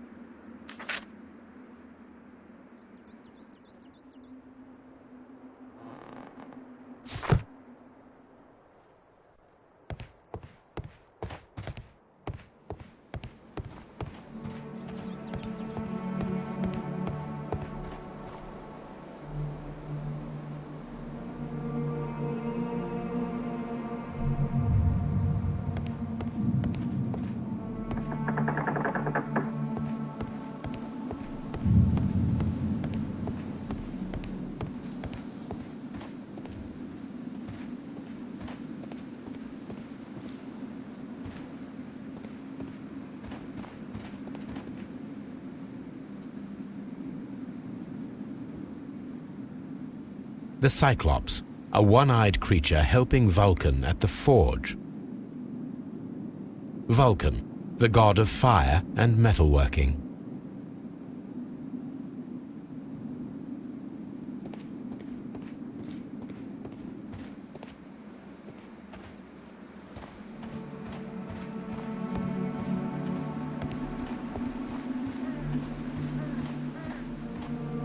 I don't need the ropes for now.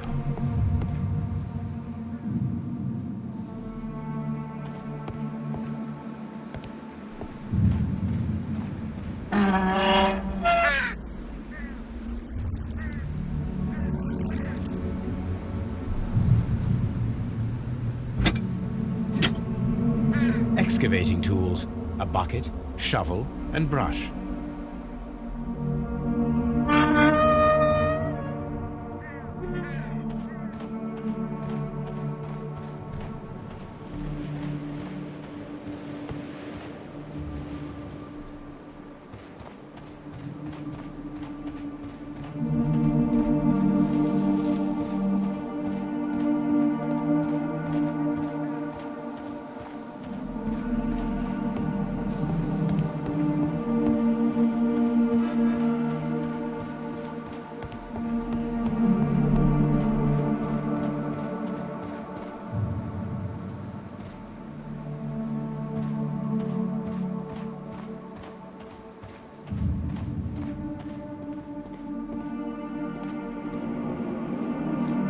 Construction hooks.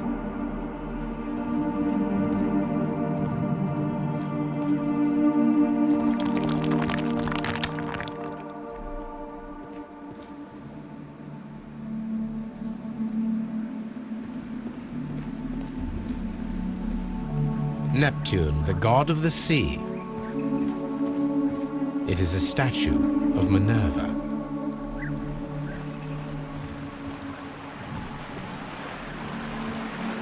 It is a broken statue of a bull.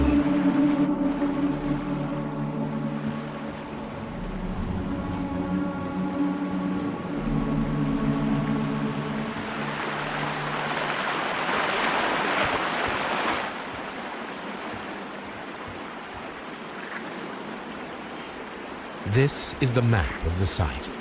We are at the heart of an old Roman city. The gastrofetes were used with ropes and hooks for sieges.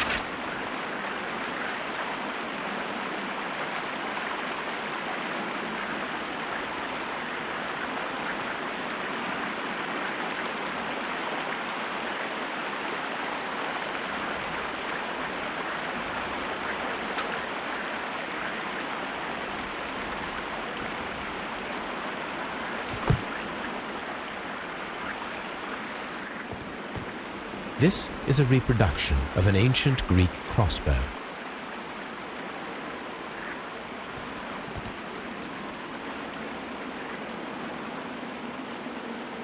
The gastrofets were used with ropes and hooks for sieges.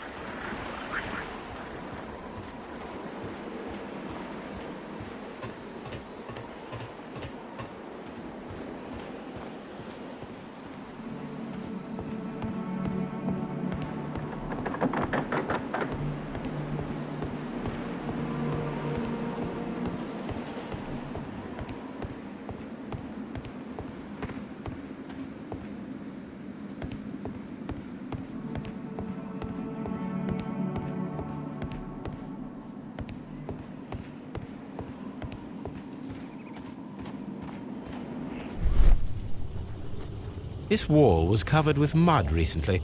What could be hidden here?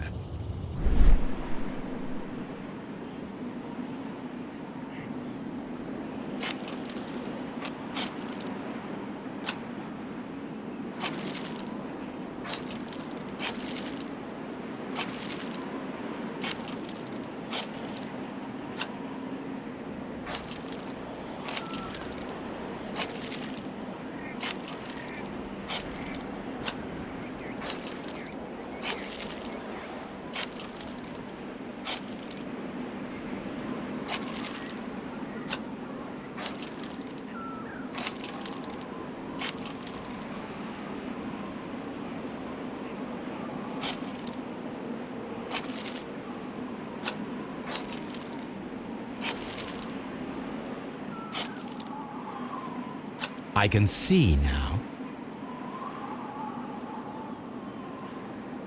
Frigidarium. It is located at the Roman Baths in London. Someone took the time to hide the fresco, but what for? I need to visit this place.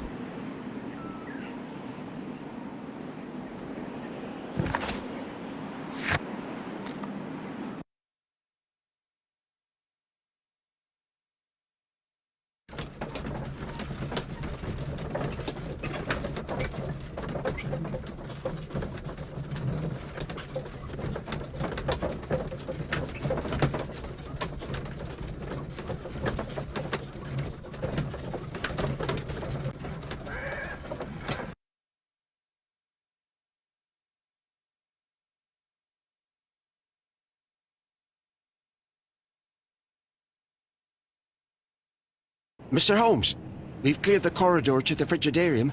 You can visit it now. Thank you, Mr. Phillips.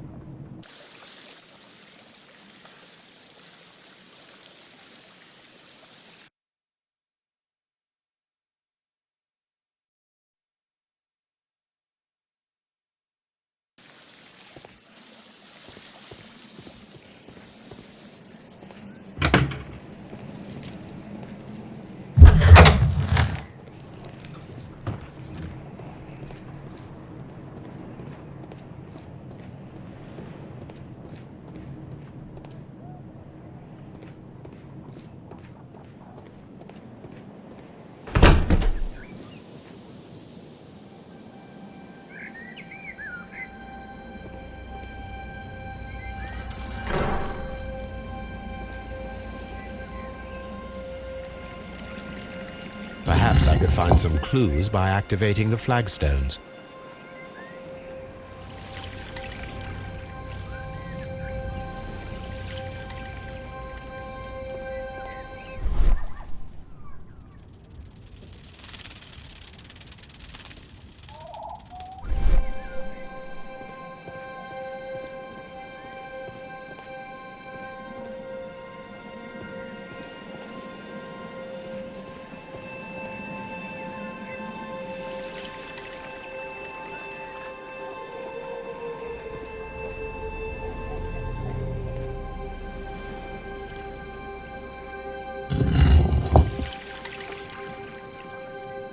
A hidden symbol.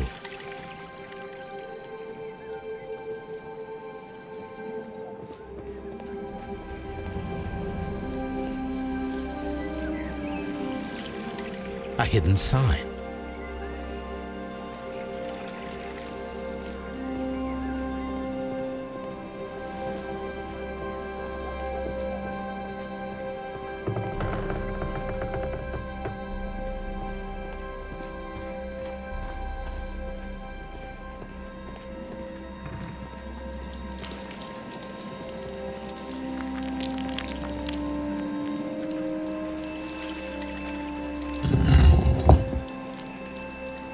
A symbol.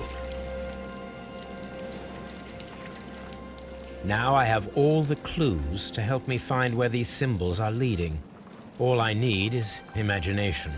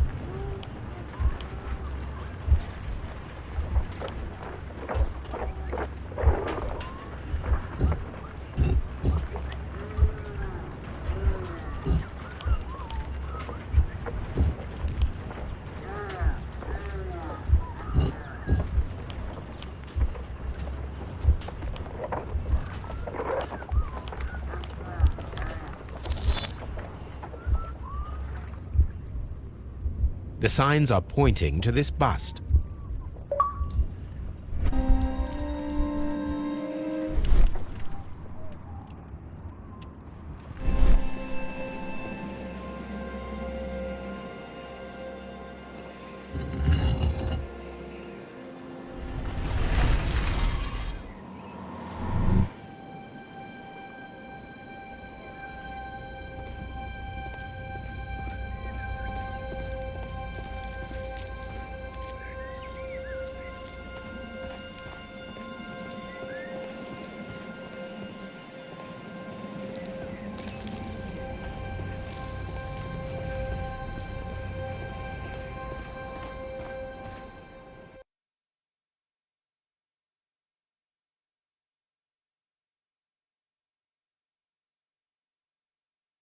What is this place?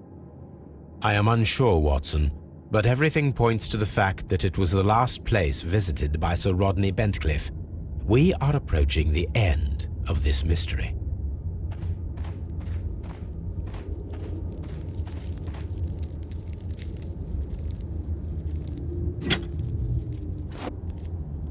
A broken glass plate. What is it doing here? I should examine it at Baker Street.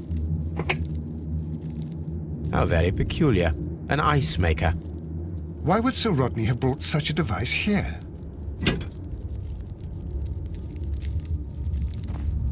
A sack of crude salt.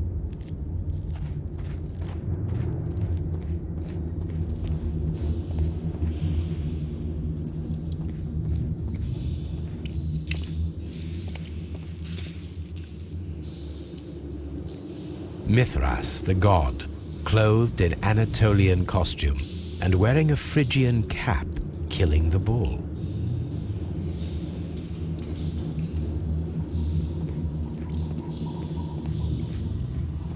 This fresco resembles either a ladder or a hierarchy.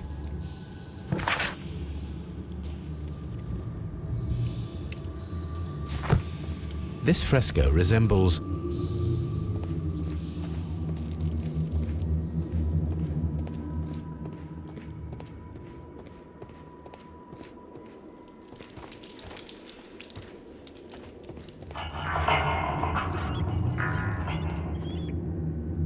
We cannot go any further.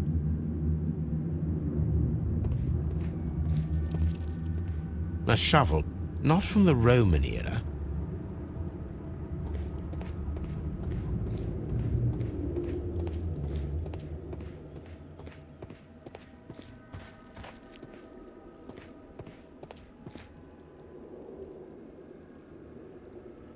How dreadful. Judging by the broken orbit, this poor fellow met a death similar to Sir Rodney's.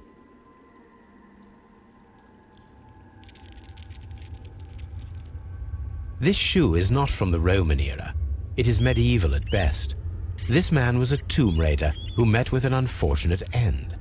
By the eye he was punished, for he saw that he was not worthy. Dreadful.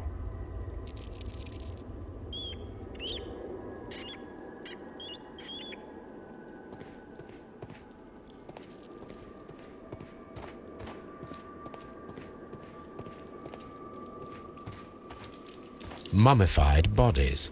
We're in some type of catacomb.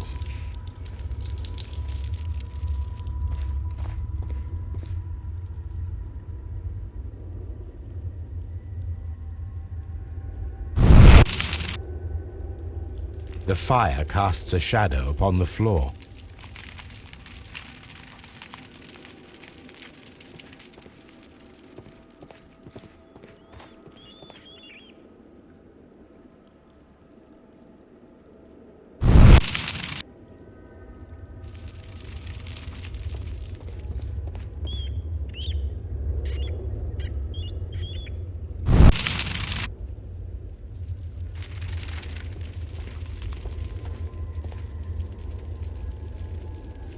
That is the symbol of Neptune, the god of the sea. It resembles a bull. It is very similar to the face of Mithras.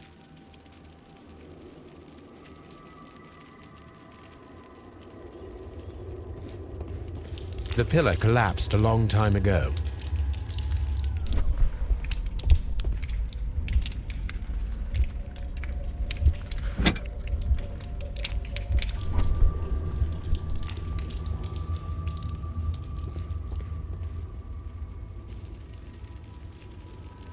This shadow seems to represent a bridge. The shadows show us the way to go. We will find Mithras after Neptune, the bull, and the bridge.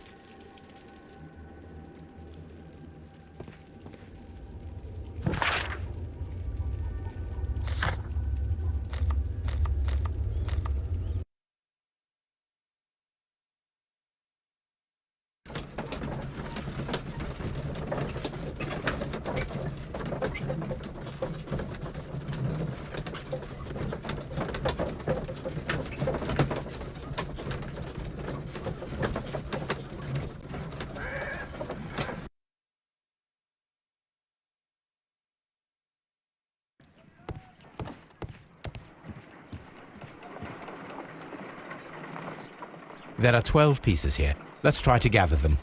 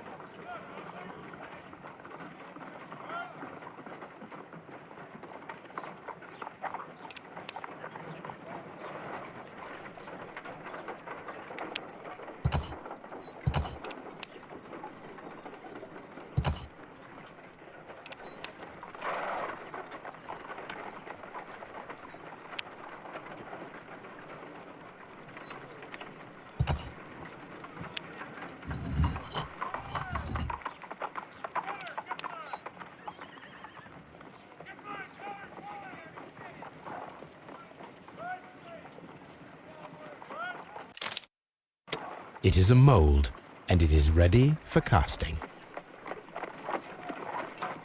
The mold is prepared for casting. We just need to fill it with certain material. Sir Rodney has made a reconstruction of the mythical golden knife. He seemed unafraid of maledictions, and yet...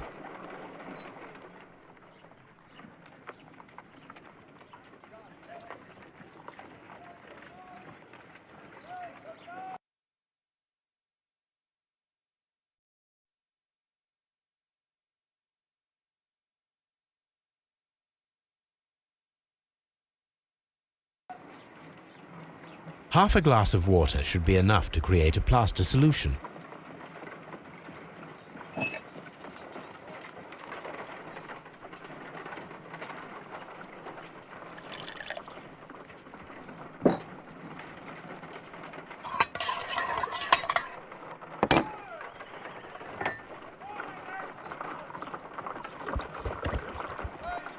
Now let us see what we have here.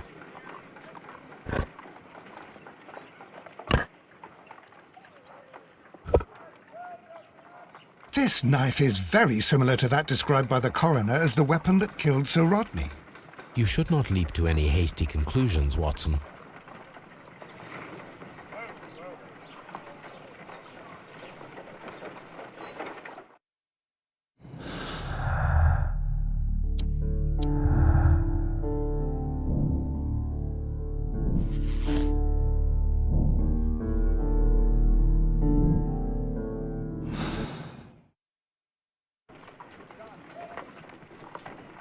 Let us try to create an object from silver by using the mold.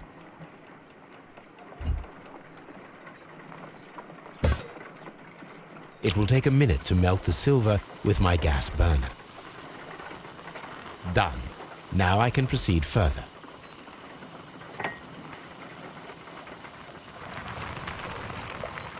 The mold is hot.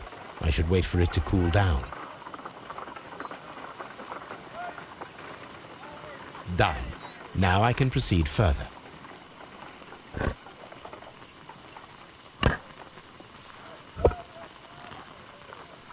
A homemade silver knife. Excellent. We have created a knife with the silver that we found. It could have been used to kill Sir Rodney. It was extremely clever to create a weapon that could dissolve at the scene of the crime.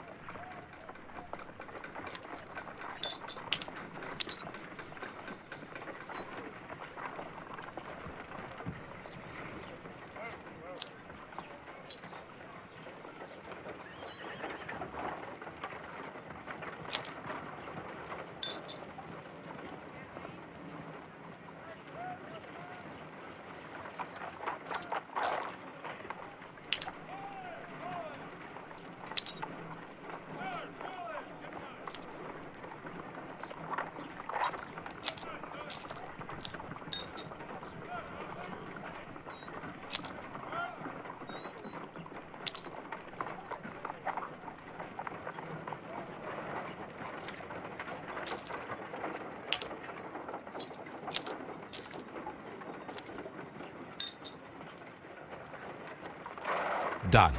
Watson, could you please use this negative and your photographic equipment to process the photograph?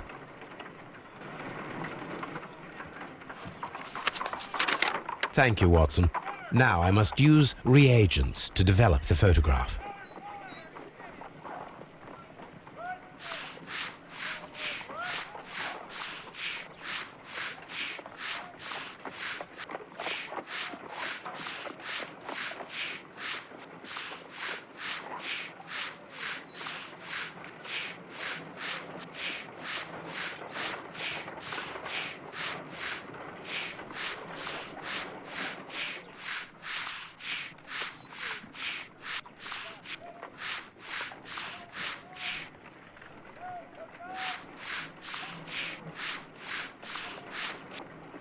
The Pyramids of Giza in Egypt. Another archaeologist, most probably. Ice cream. Sir Rodney. Ice cream in the desert. We are indebted to the Romans who developed the technique. Ice. Salt. So that's it. Salt and crushed ice may help to create ice cream.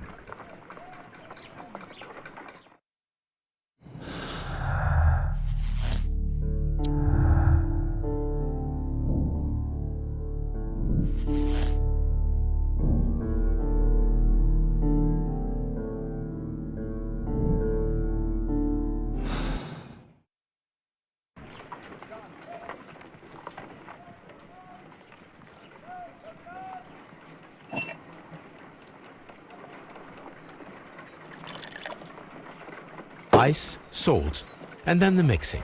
It should be elementary.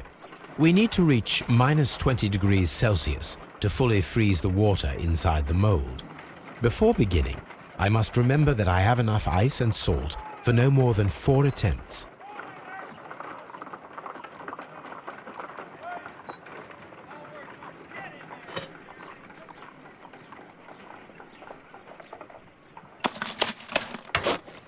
Holmes, look.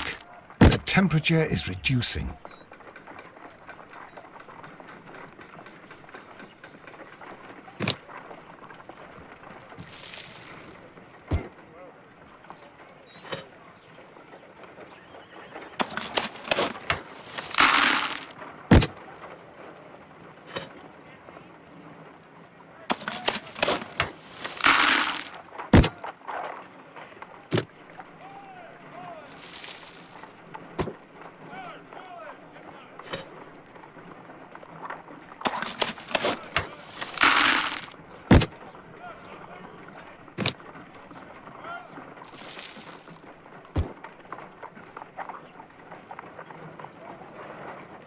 It's empty.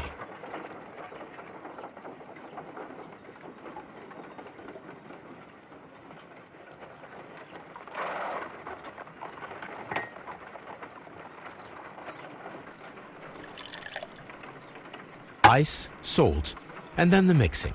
It should be elementary. We need to reach minus 20 degrees Celsius to fully freeze the water inside the mold. Before beginning, I must...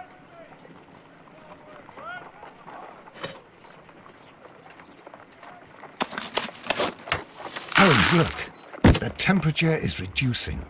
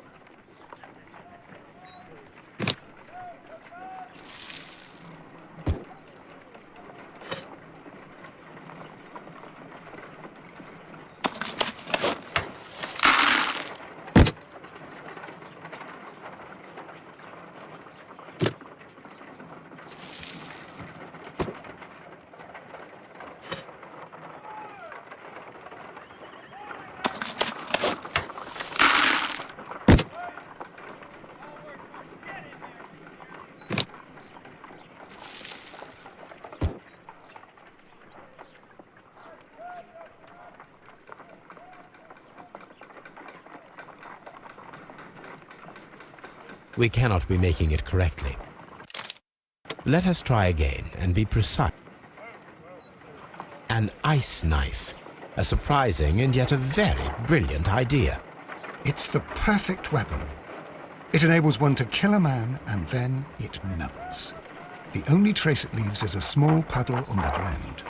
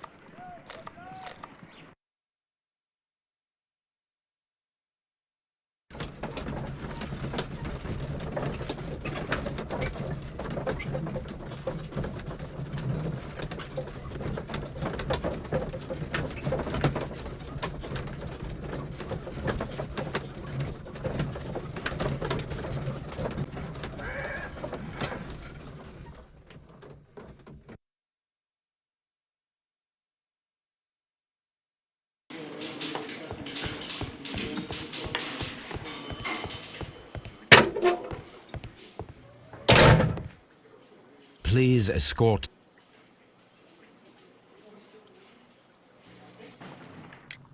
What can you tell me about Mithras?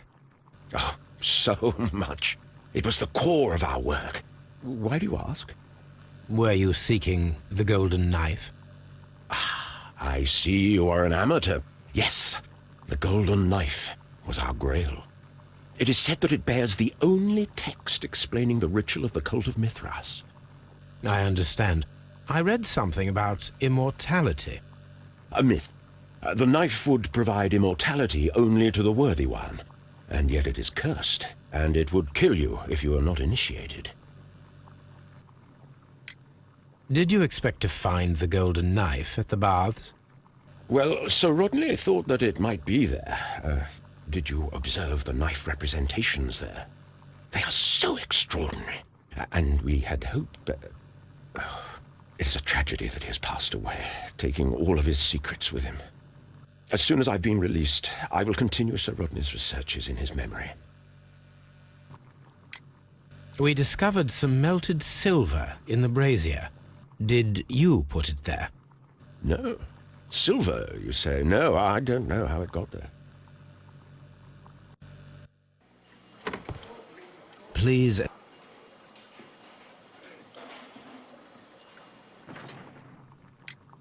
The paintings in the baths are focused on Mithras, I understand. Yes, they are what make this place remarkable. And that is why Sir Rodney came here? He believed that the golden knife, which is an ancient ritual item, was hidden somewhere around the baths. I admit that it would be wonderful if it were true. And you are not concerned by the reputation of this artifact? You mean the curse? Before someone is dead, it is a blessing. After they are dead, well, then it becomes a curse. Some melted silver was found inside the steam room brazier. Do you know where it came from? Silver? No. Please...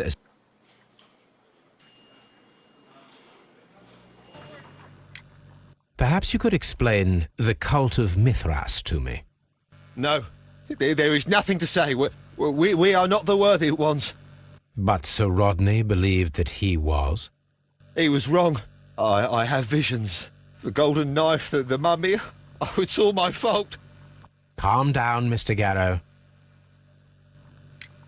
We discovered some melted silver in the brazier. Did you put it there? It didn't help. The power is too strong.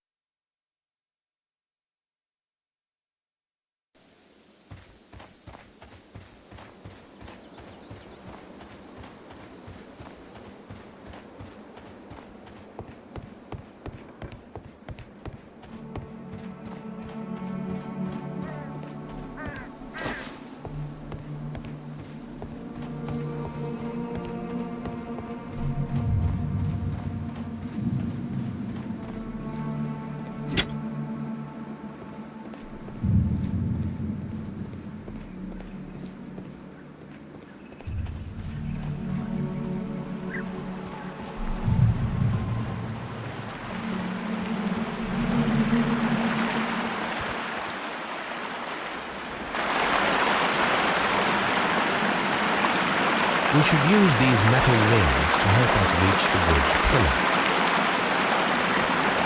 There might be something behind these leaves. I'll have to find a way of getting there.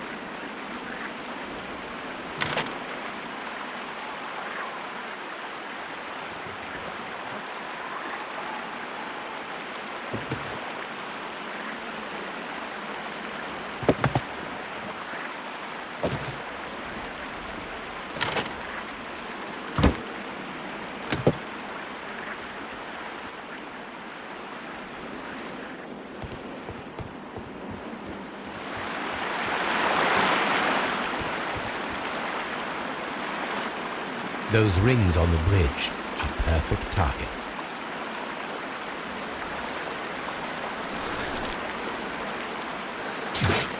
Firing a gastrophytes requires a lot of practice.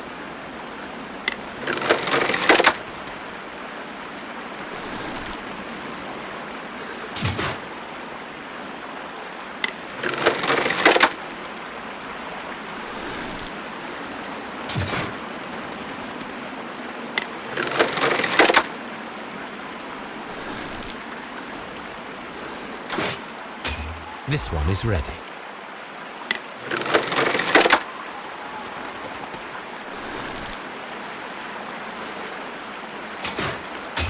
This one is ready.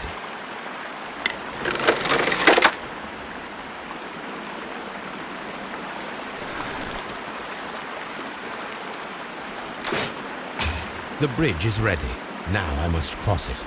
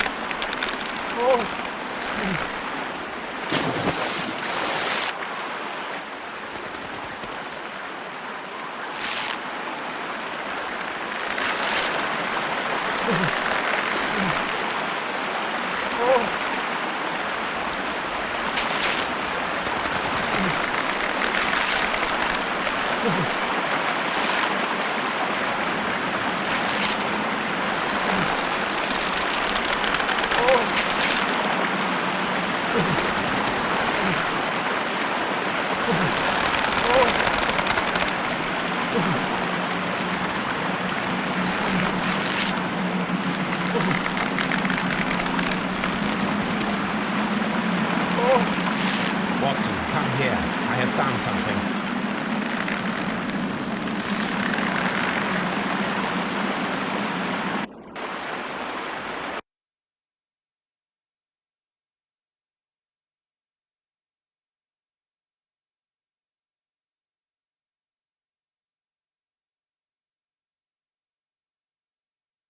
Are we inside the hidden temple of Mithras, Holmes? I am not sure. We had better be careful.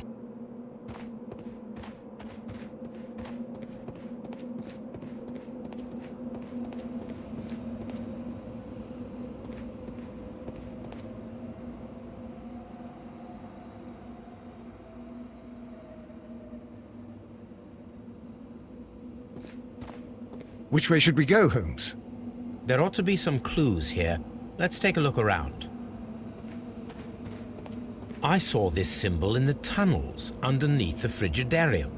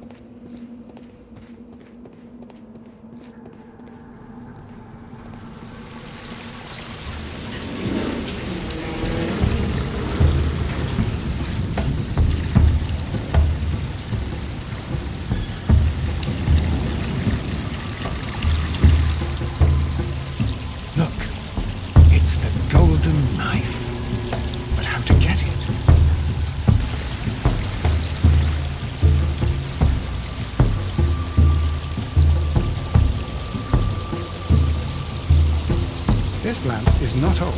The oil is still fresh. Perhaps Sir Rodney passed by here. No, I do not think so. Remember, he went no further than the catacombs underneath the frigidarium. The murderer left this lamp.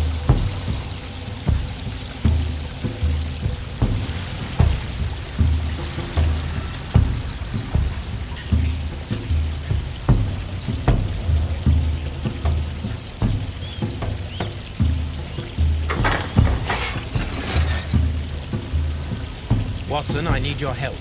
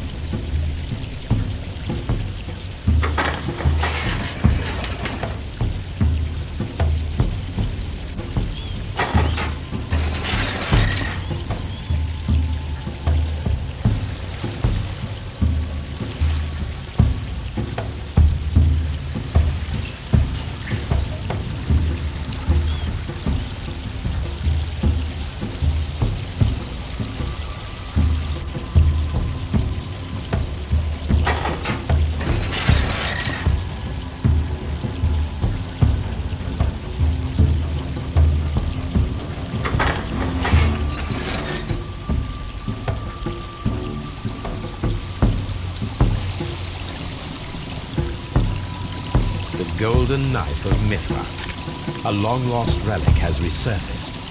Watson, it is time to conclude this case.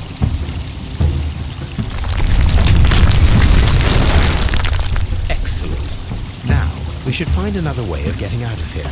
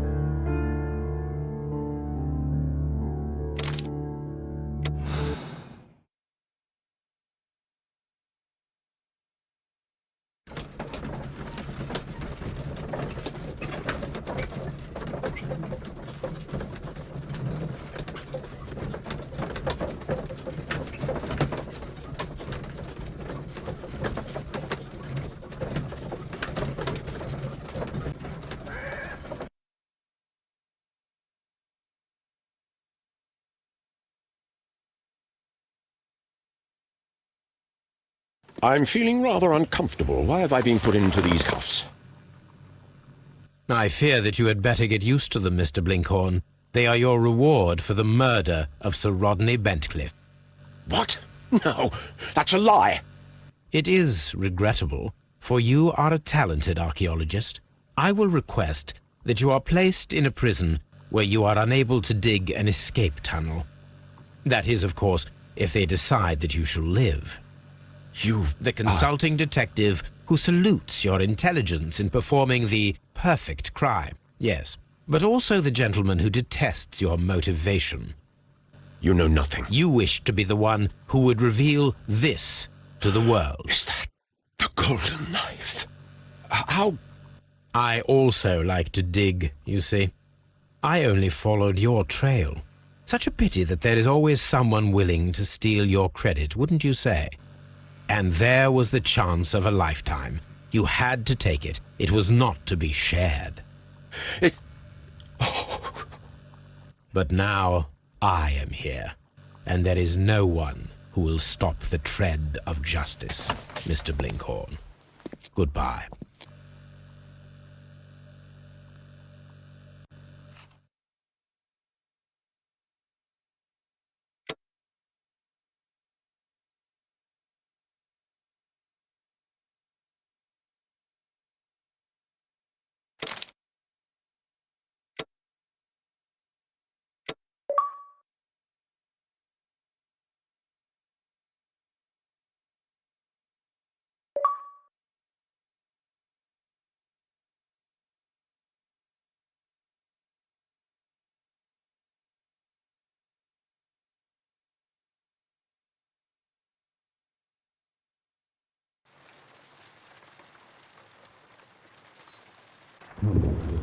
The game is afoot, not a word.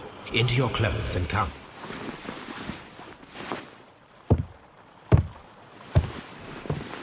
I'll wait for you in the sitting room. I've just received a note from Inspector Lestrade, a letter from the suburbs. He is in need of my presence.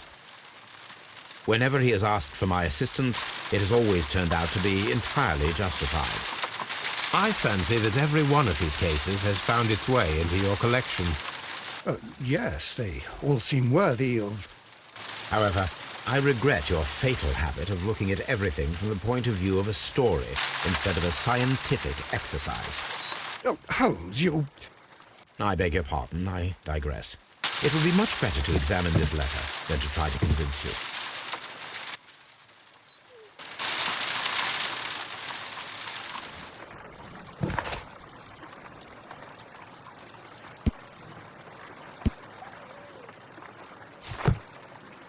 The letter is on the table, Holmes. You should...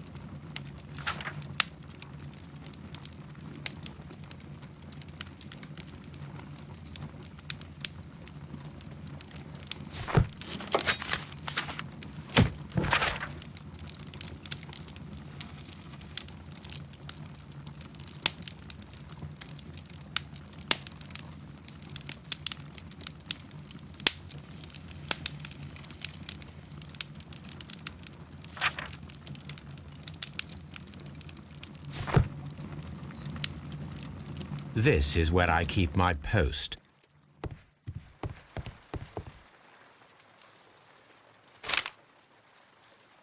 I can tell from Lestrade's handwriting that he was in a hurry when he wrote this letter. A wax seal with the monogram E.B. The Brackenstall family coat of arms.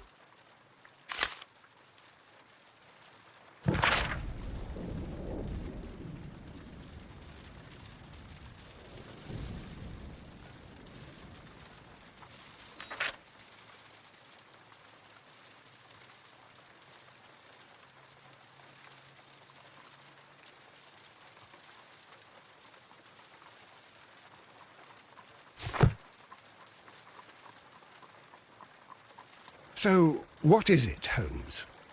Promising, as always. It appears to be a case of murder. So you believe that Sir Eustace is dead? I should say so. Lestrade wouldn't have sent for me for less. His writing shows considerable agitation, and he is not an emotional man. These people belong to high society. The quality of the writing paper, the EB monogram, their coat of arms. The crime was committed before midnight. Holmes, how can you possibly tell? Well, it is all thanks to Lestrade. He wrote his letter at 3:30 in the morning.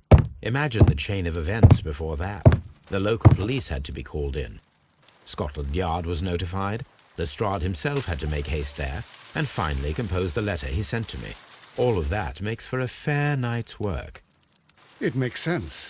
Lestrade also speaks of the woman he released. That seems to indicate that she had been held somewhere during the crime. Much time has been wasted. Let us find a cab and go to Abbey Grange immediately. I live in hope of an interesting morning.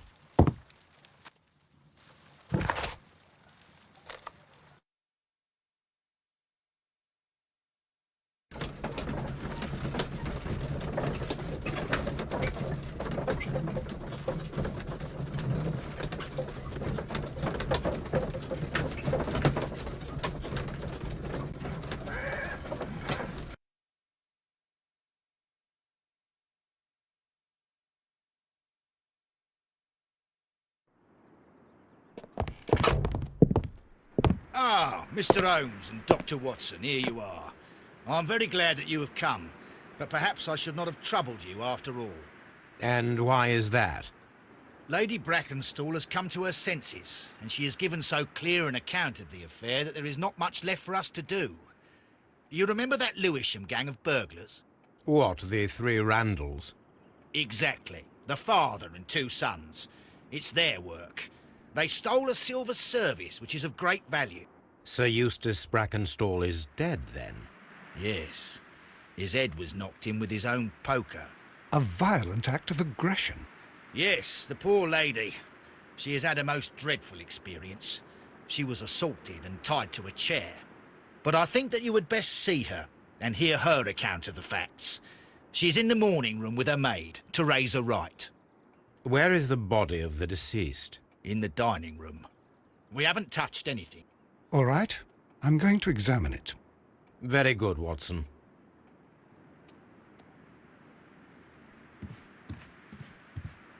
Lady Brackenstall awaits you in the morning room. Lord Brigham Brackenstall. Lord Ramsay Brackenstall. Baron Lyndon Brackenstall.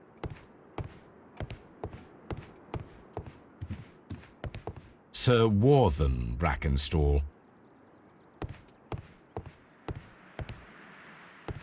Lord George Brackenstall.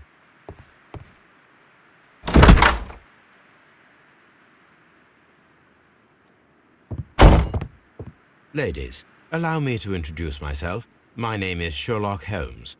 I'm assisting Inspector Lestrade in this investigation. Mr. Holmes, I am the wife of Sir Eustace Brackenstall. We were married only a year ago. I am sorry for your loss. Please accept my deepest condolences.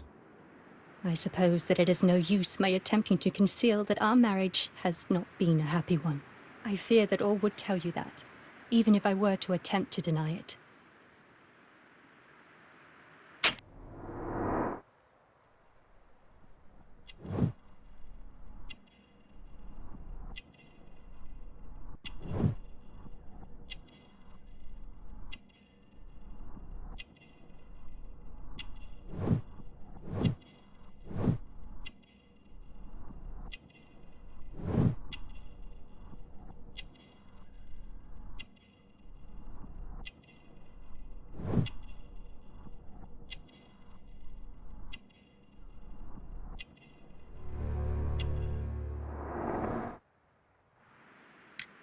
Can you describe to me the events of yesterday evening? Is it really necessary? I have already told Inspector Lestrade all that happened. Yes, madam, it is. I will tell you then. Sir Eustace retired about 10:30. I sat in this room until after 11, absorbed in a book. Before I went upstairs, I entered the dining room to fetch a candle and... oh God. Please, go on. As I approached the French window, I found myself face to face with an elderly, broad-shouldered man who had just stepped into the room. Close behind the first man, I saw two others. One of them struck me a savage blow with his fist and felled me unconscious to the ground. And then? When I came to myself, I found that they had secured me tightly to a dining room chair. It was at that instant my unfortunate husband entered the room. He fought with the intruders? Yes, I think he had heard them, for he was holding his stick. But they were three, and he eventually succumbed. One of them, the elder one, struck him a terrible blow with the poker. I fainted once more. When I opened my eyes, they had withdrawn. Then my brave Teresa came to my assistance. Did these three villains steal anything? Yes, I found that they had taken the silver from the sideboard, but you can see for yourself in the dining room. You mentioned that your marriage was not a happy one. Was there anything specific that was troubling you? He was not a nice man when he was drunk, and he suffered from dark moods, but nothing else.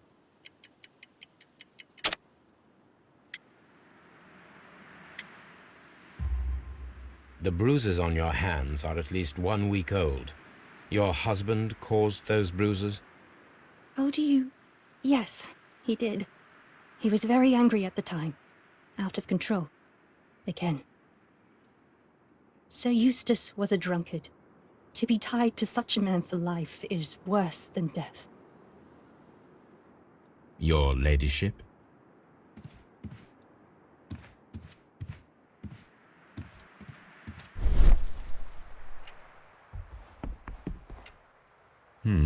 These scratches are most definitely made by the picture frame. This is Sir Eustace's safe. There may be something important inside. I must ask Lady Brackenstall to open it.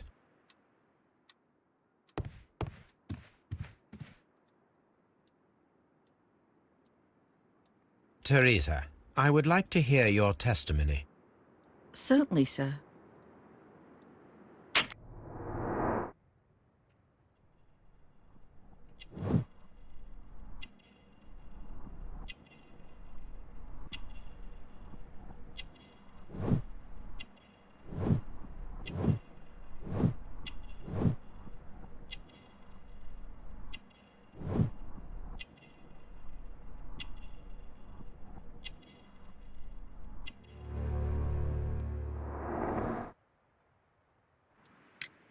As I sat by my bedroom window, I saw three men in the moonlight down by the lodge gate. But I thought nothing of it at the time. Oh, if I'd known. And then? I went to bed, and it was more than an hour after that I heard my mistress scream. And down I ran, to find her tied to the chair and him on the floor with his head smashed. That's all I know.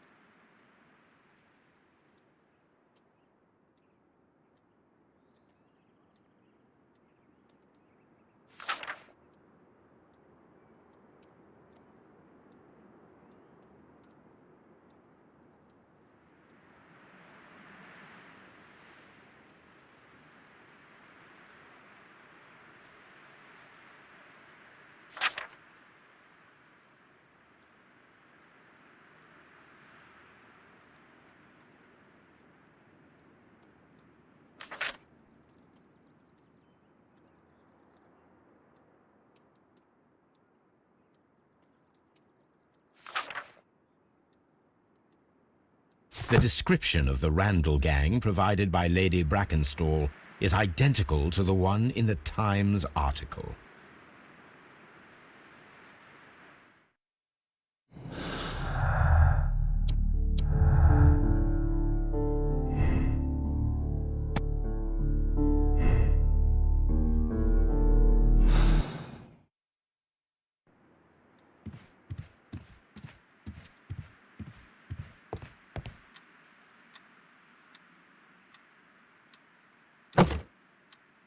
This photograph of Lady Brackenstall and her maid Teresa was taken at a port, but which one?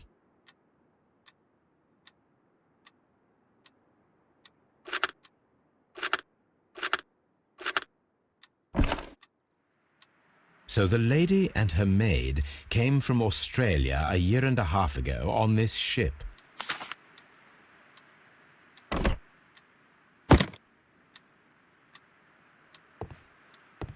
This is Sir...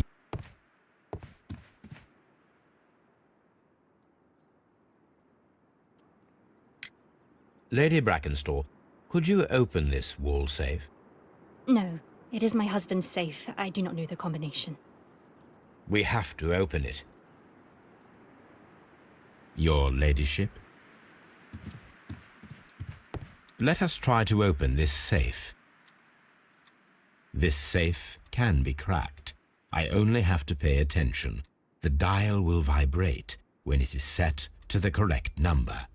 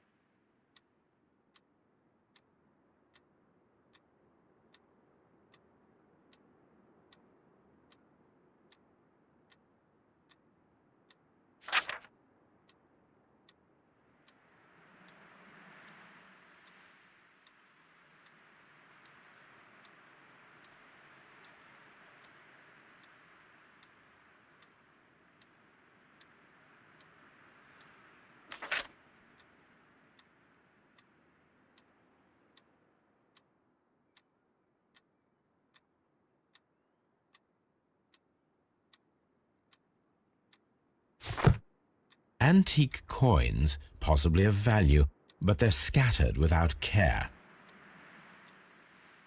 It is common practice to keep one's valuables in a safe behind a painting. It should not really pose a challenge for a criminal.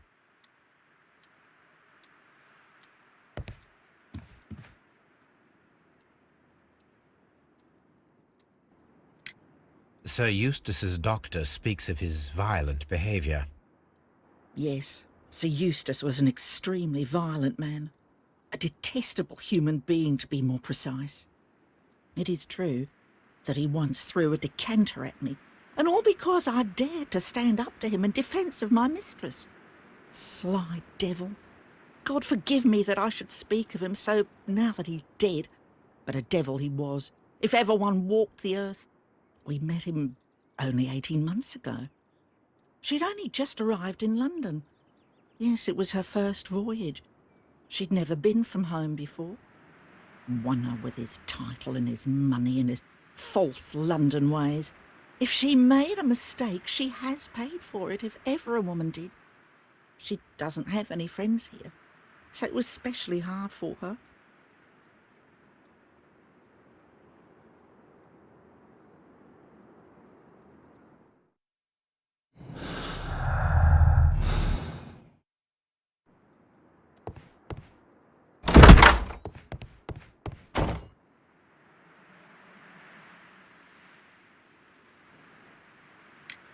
What do you know about Sir Eustace, Inspector? What was his reputation? A charming man when sober, but an absolute demon when he was drunk. In such moments he was apparently capable of anything. Why, once he splashed fuel on Lady Brackenstall's dog and set it alight. Another day he threw a decanter of wine at Miss Wright's head.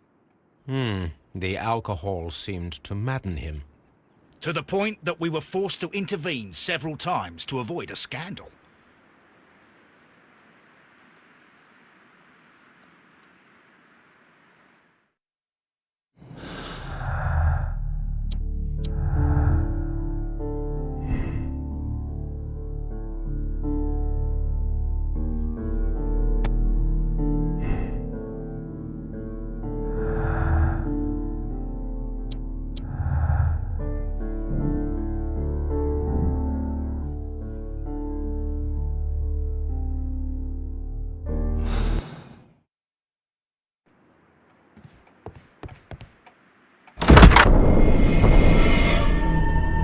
You should examine the body of Sir Eustace Brackenstall.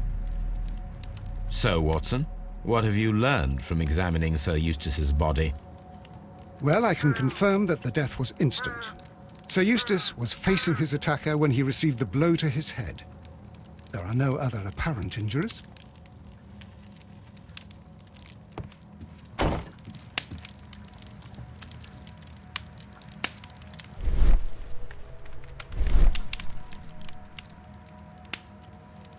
The head was cracked with the force of the blow.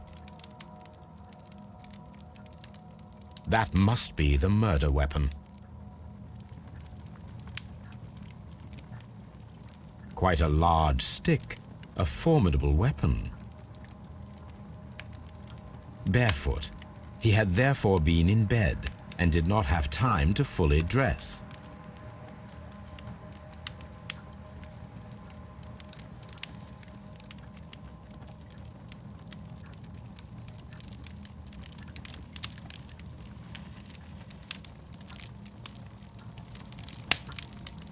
It is covered in blood. Sir Eustace might have struck his head upon it while falling from the blow. That is one possible explanation.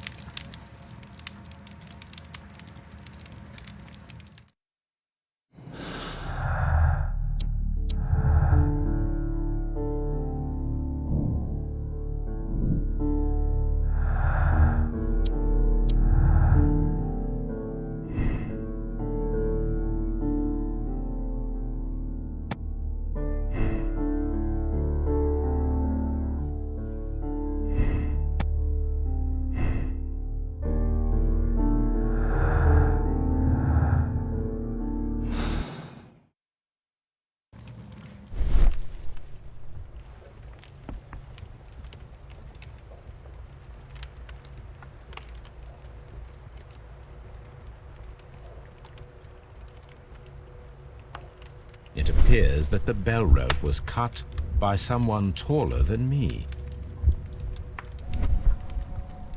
A fur trader's cabin.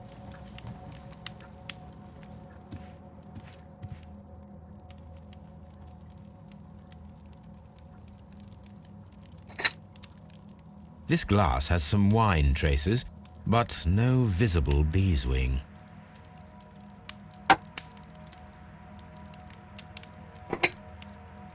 There is beeswing at the bottom, as if the wine had not been decanted before being poured. A decanter standing next to the open bottle, an inseparable pair indeed.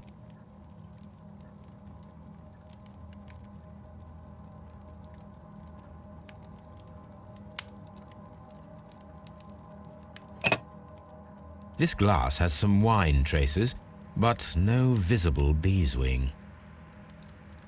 It is rather strange that only one of these glasses has dregs of beeswing inside it, while the other two are clear.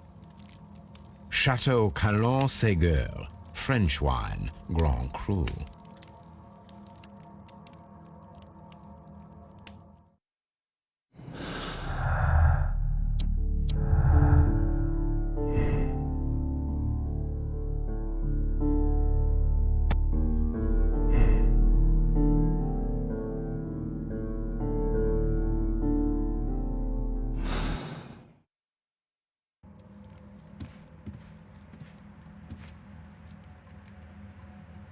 Sailor's knots. That's interesting. This rope was handled by the murderers. We need a scent hound to follow their trail. I will take it with me. This is the chair that Lady Brackenstall was tied to.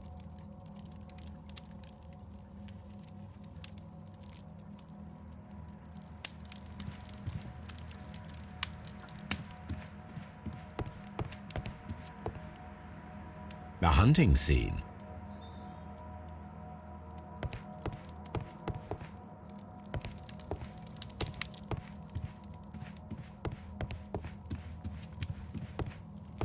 A deer hunt. A fur trader's cabin.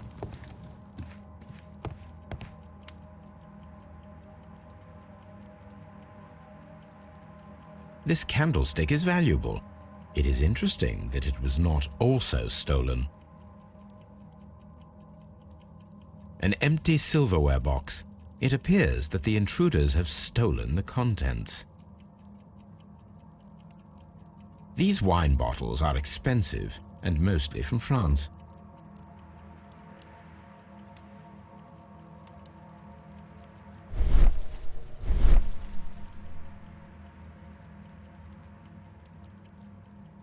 A bottle of wine is missing here.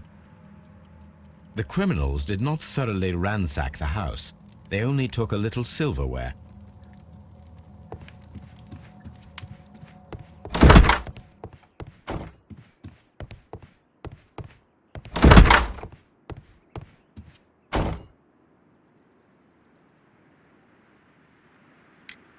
There are 3 glasses on the dining room table. I was wondering if... Oh, I forgot. When I came to myself the first time, each of them had a glass in his hand.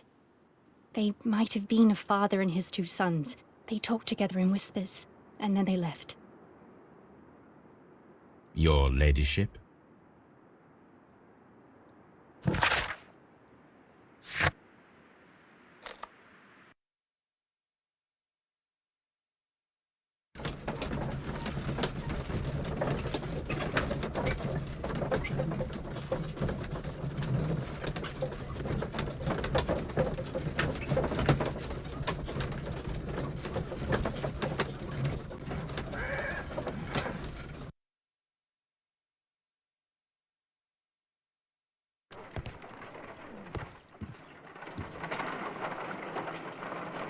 Let us see how the rope was cut. The fibers at the end of the rope are smoothly cut. Let us try to find out what tool was used to cut the rope.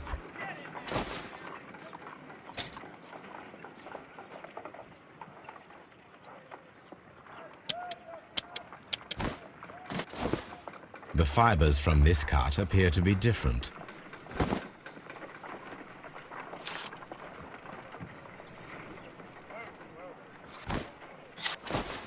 If I cut the rope with a knife, it matches the original.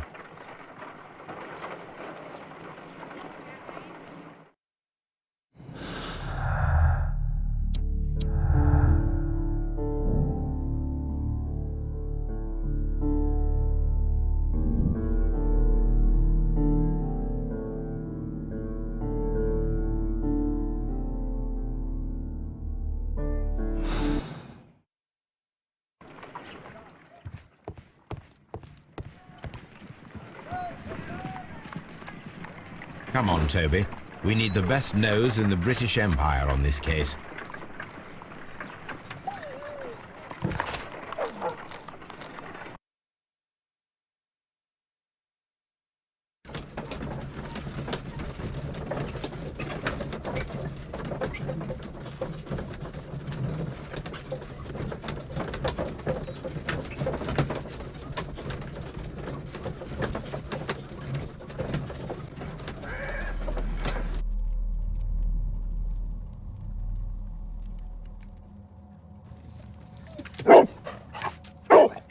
Search, Toby.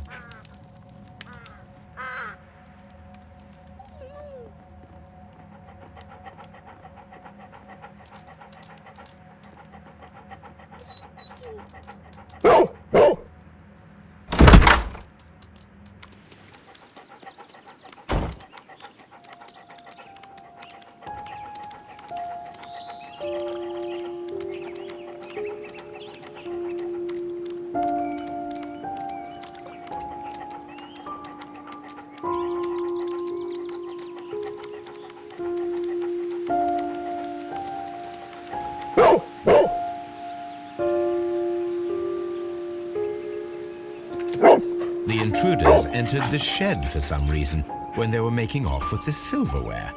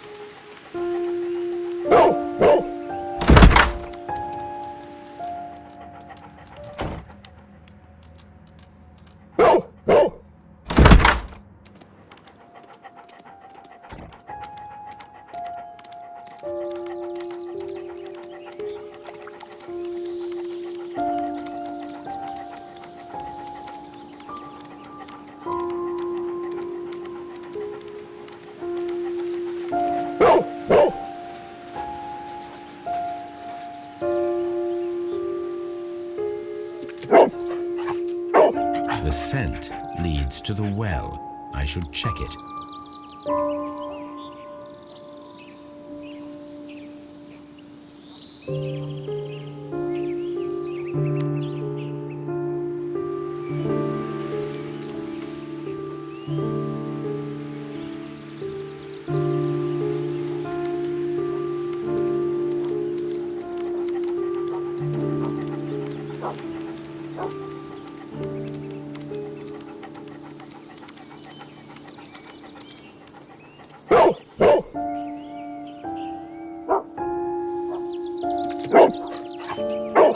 The intruder's trail is lost behind this wall. The criminals left the house through the French window. They walked to the shed, then across to the well, before fleeing by climbing over the wall. I wonder why they chose such a winding route.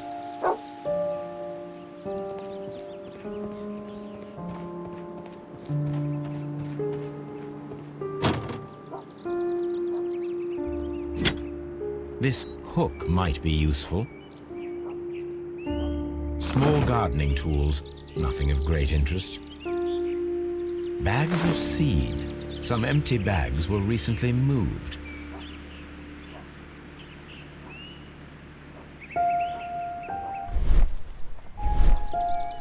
This old suitcase sounds hollow. It must be empty.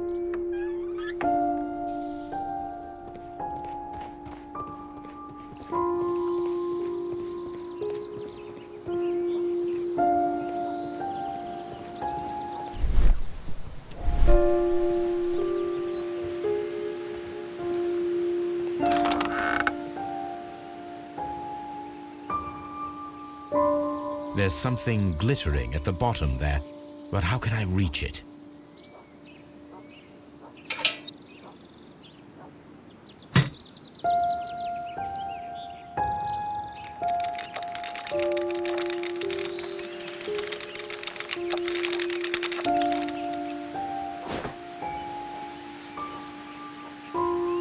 Silverware. This is hardly a coincidence.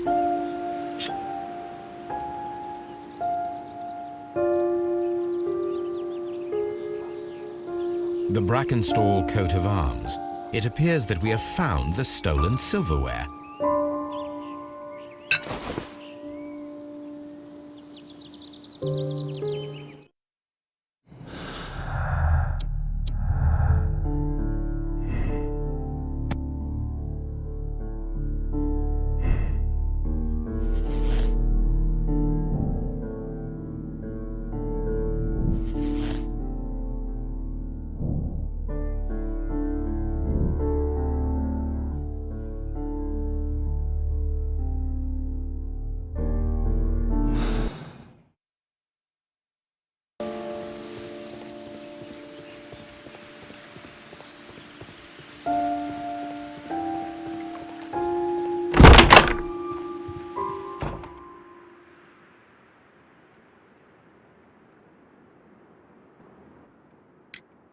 Inspector, I have recovered the stolen silverware.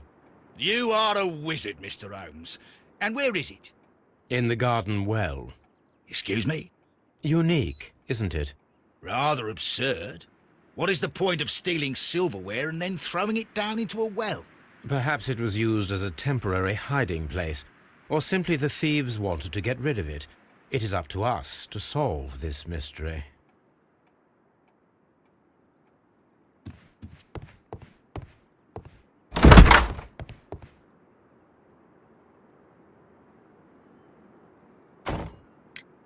We found your silverware, Lady Brackenstall.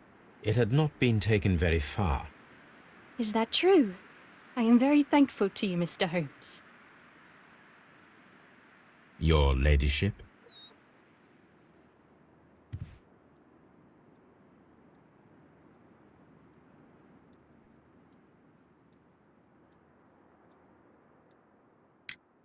We found your mistress's silverware. Oh, that's good news. You really are as clever as they say. Indeed.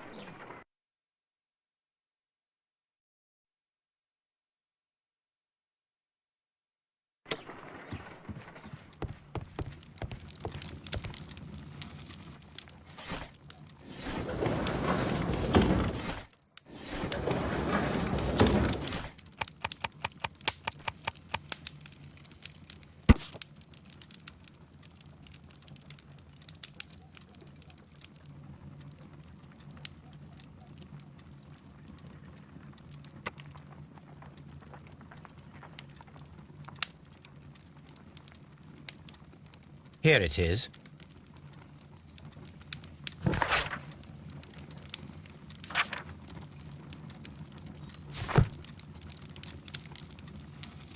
The shipping company, the Adelaide, Southampton, London line, and its address. Interesting. It must be the place where they keep the records, including the one for the crew of the Rock of Gibraltar. I think that if you pretend you're from Scotland Yard, they'll give it to you without any problems. But I have another solution. I'll call in the specialist.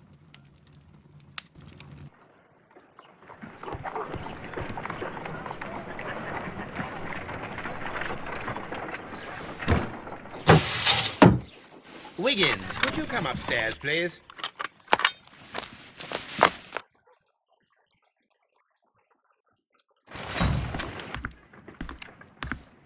At your service, Mr. Holmes. I need a register, my young friend. If you could borrow it, there will be half a guinea for every one of you. I need the crew list of the Rock of Gibraltar in 1893, and their current employment. I'm straight on it, Mr. Holmes. Do you really think they'll find it, Holmes? My secret police is better than the Yard in many ways.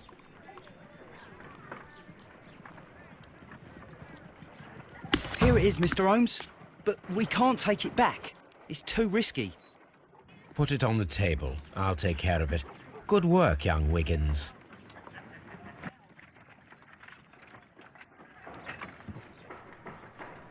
This list shows the senior officers of the Rock of Gibraltar, on which Lady Brackenstall and her maid made their voyage. Lady Brackenstall does not know anyone in England. This must mean that someone on this list is our mysterious visitor. And these are the lists of the senior officers of the Adelaide, Southampton, London line ships. Let us find out who was in London upon November the 7th. This list shows this officer is still at sea, therefore he cannot be involved. This officer is still at sea, therefore he cannot be involved.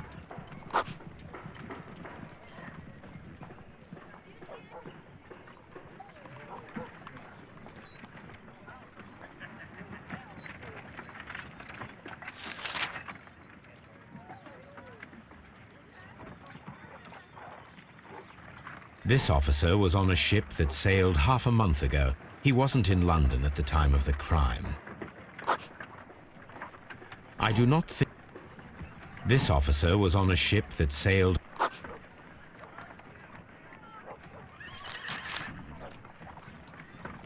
Mr. Jack Crocker was in London upon the date of the crime, and he is due to depart in 2 days.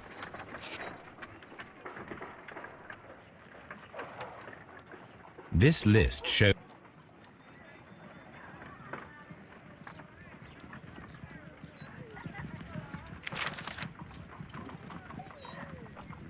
This officer is still at sea, therefore he cannot be involved. This officer is still at sea, therefore he cannot be involved. Captain Jack Crocker is our mysterious visitor. He was the only one around at the time of the murder.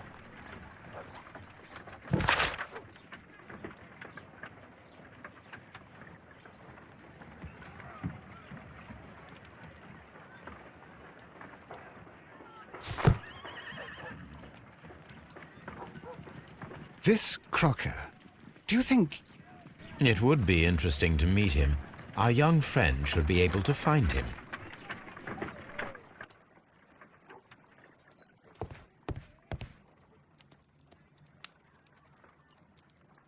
Wiggins, could you find a way to bring this Captain Crocker here to us? Here? Holmes, that could be dangerous. No problem, Mr. Holmes.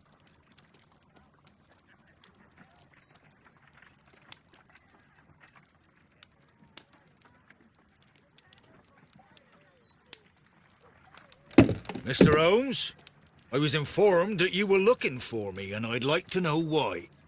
Yes, it is important that we talk. You will soon understand why.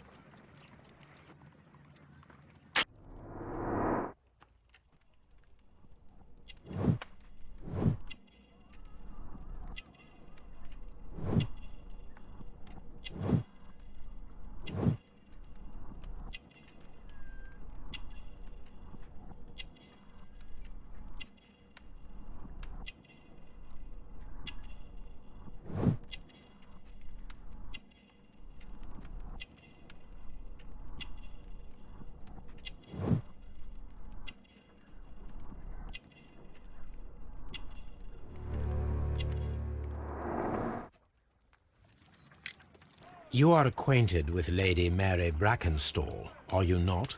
Yes, I think I do remember her. From when I was first officer, but I still don't see... It seems your relationship went beyond that of mere passenger and first officer. How dare you? Indeed, how reckless a feeling is love, particularly if one is prepared to commit a murder in its name. Explain yourself this instant. You are aware that the murder made the headlines of the morning press. You read the newspaper report, but to your dismay, found it much fabricated. Once you learned that I wanted to see you, you came straight away. You needed to know what I had found. You... and what do you know? That evening, you were with Lady Brackenstall, despite the danger. I'm not afraid, Mr. Holmes. Besides, all of this is just guesswork. You would be right if there was no evidence. What then? Lady Brackenstall was tied to a chair on the night of the murder. And it was you who tied her up. You call that evidence? Yes, as she was tied with a sailor's knot. Your handiwork. So, it's a sailor who's done it. That proves nothing, Mr. Holmes. I'm not the only sailor in London right now. Your theory is flawed, anyway. On the night of the murder, I was aboard the Sharp. I was supervising the repair of a porthole. At night? It was an emergency. There was a leak. You can ask the ship's carpenter. He can confirm. I'm sure that he can. Perfect. In that case, we have nothing more to talk about. Good evening, gentlemen. Holmes, what should we do now? Would you like to check his alibi? No. There is no doubt that these men will testify in his favor, and there will be no way to check. So, what then? So, we must work with what we have. We have all the puzzle pieces. Now I understand why you dissected the bell rope.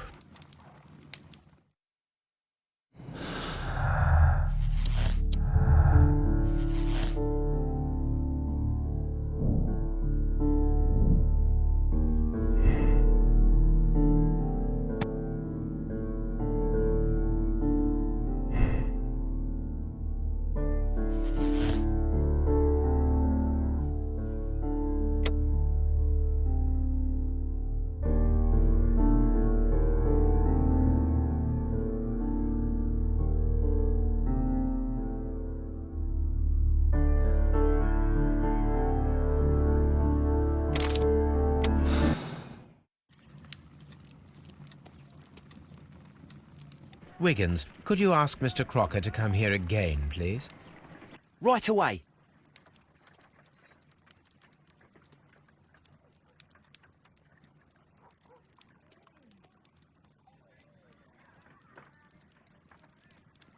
Why did you make me come here again, Mr. Holmes?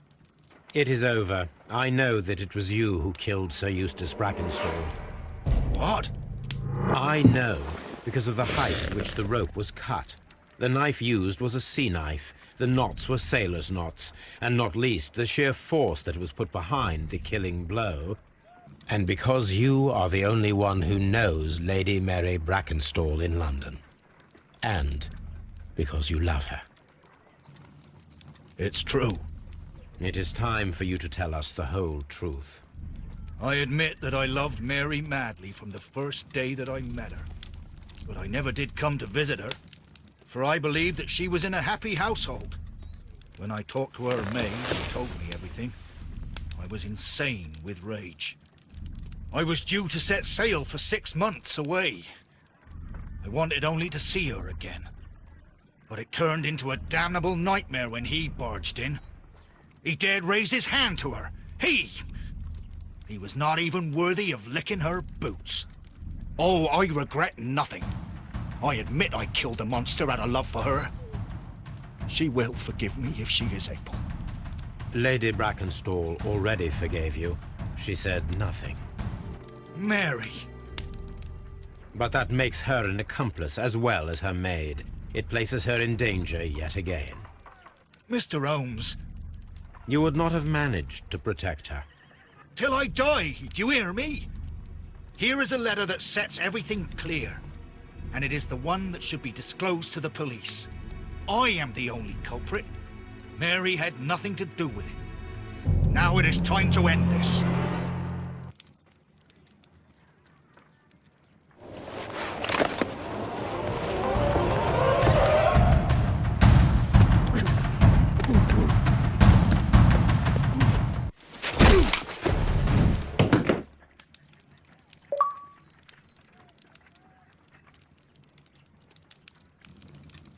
You should have let me die.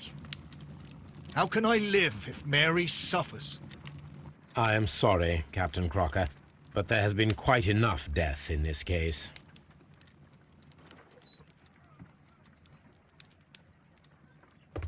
Inspector, I give you Sir Eustace's killer. He tried his best to perform his own justice. Well, I'm not surprised. Yes, it was me. I confess. Here is a piece of evidence that can be used in court. Perfect. A case that went smoothly for once.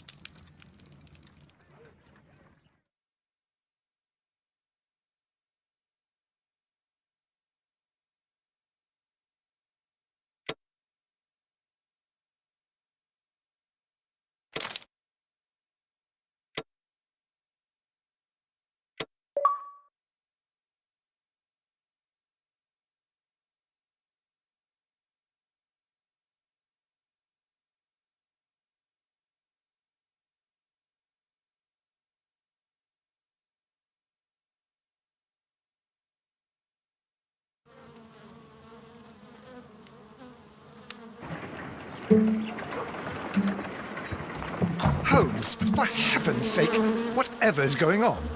Oh, hello, Watson. You're early. Did you kill all of your patients? What? Holmes, where have all these wretched bees come from? I increased the temperature of the room so as to prevent them from hibernating. I needed to take a sample of honey. But it worked, Watson. We will have honey all year round. Ridiculous and dangerous. They're domestic bees, Apis mellifera, such industrious workers. Anyway, Watson, I am sorry, but I must leave you. I'm in rather a hurry. You have a new case? Yes, but nothing as thrilling as this experiment. A theft of plants at the Royal Botanic Gardens in Kew. I'm helping a minister who's an old friend of mine. You can join me if you like. Well, I'll admit that I'd far rather accompany you than remain alone here with these workers of yours. Besides, you'll need a helping hand with the flowers you're intending to bring back. Watson, however did you guess? For the great Sherlock Holmes to bother with the theft of plants. Come on, admit that you're planning to spoil your little bees with some rare pollens. Since when did I become so transparent? Let us go.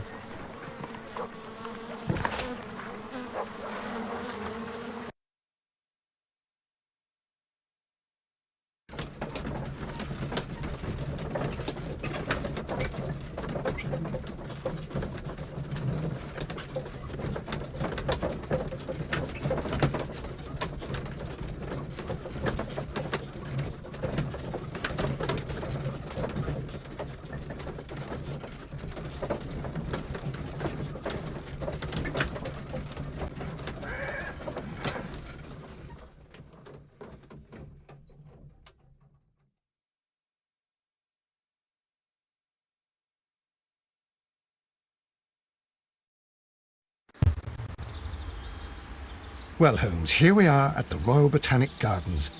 There's no doubt that this place is beautiful. But are you really intent on investigating the theft of the plants? Yes, of course.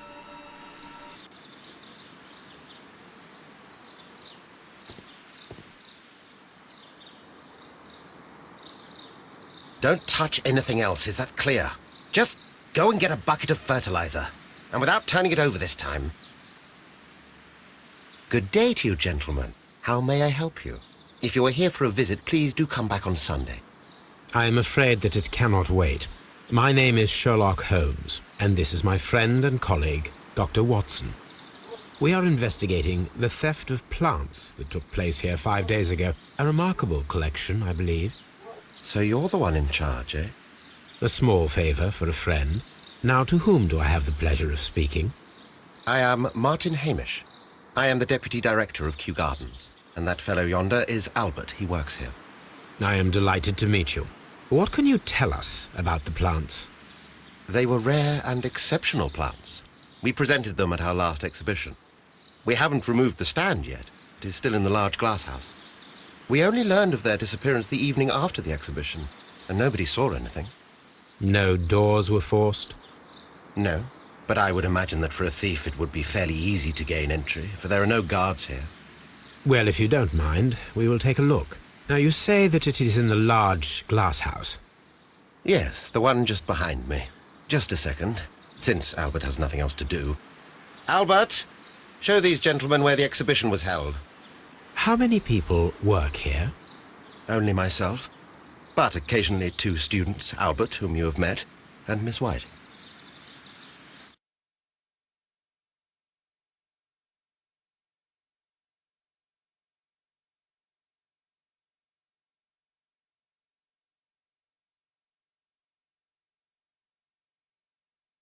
Here it is. This is the place where the stolen plants were exhibited. Thank you. Is there something the matter? Yes, there is. All right, the plants were valuable and rare, but it seems to me that the tragedy that took place here only 2 days ago has been entirely forgotten already. What tragedy are you referring to? The director of Kew Gardens, Mr. Montague Dunn, he died here just 2 days ago. We're very sorry. We were not aware. The two of you were good friends? He was my father. Oh dear. Our condolences. We should not be troubling you. Please do excuse us for the intrusion. You say that he died here, in the large glass house? Holmes? Yes. Just here, near the door to the colonial collection. He suffered a heart attack. Just like that. So suddenly. It was terrible. Excuse me, gentlemen, but I cannot remain here. If you need me, I'll be in the reserve. That's the room next to the front of the large greenhouse. Of course, we understand.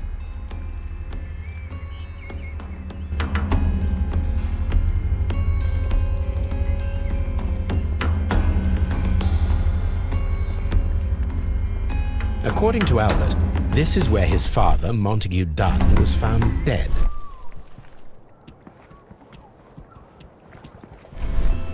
This sign is broken. Something heavy was dropped upon it. Blood. Someone fell violently against this sign, and they were injured in the clash, most likely a head wound.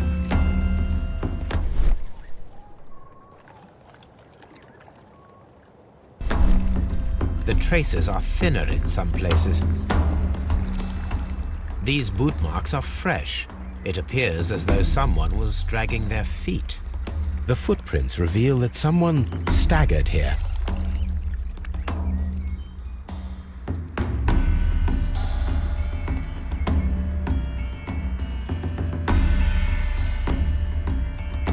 Fragments of a flower pot. It fell down here.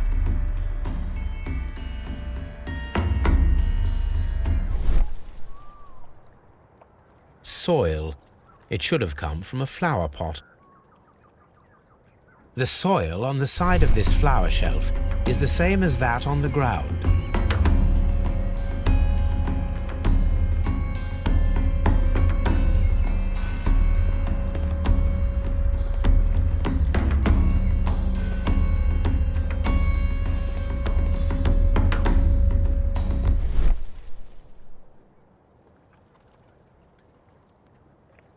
This pot was broken fairly recently. A flower pot recently fell down from these shelves and was misplaced.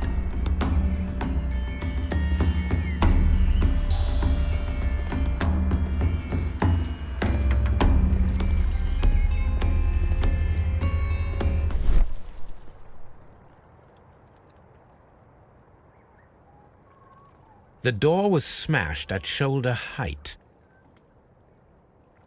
This door handle is new. It was recently changed.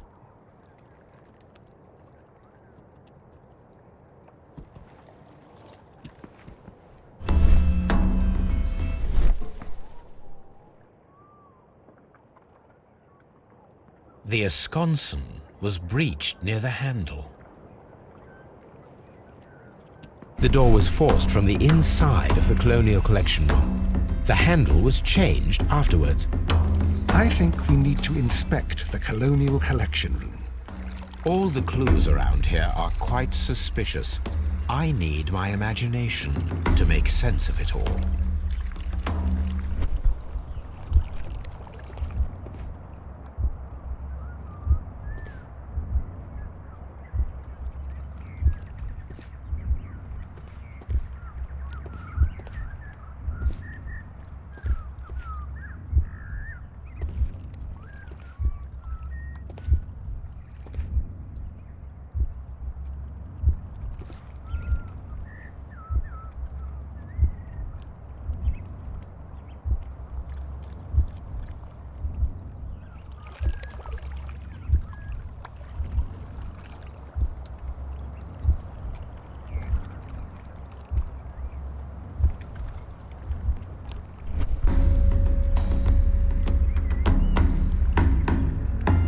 This reconstruction reveals a disturbing fact. Montague Dunn damaged the door of the Colonial Collection room. He was in a panic, or the door was locked. Was it an accident, or a murder then, I wonder? I think we need to inspect the Colonial Collection room.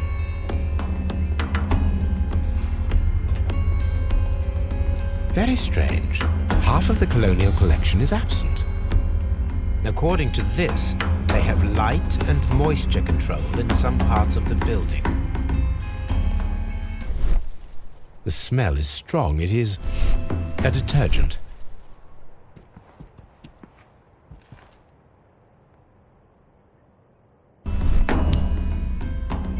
This broken fragment was the result of a heavy blow.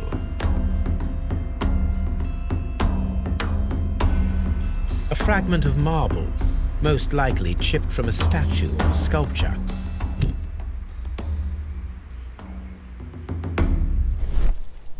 These windows were perfectly cleaned. Part of this greenhouse was emptied and thoroughly cleaned.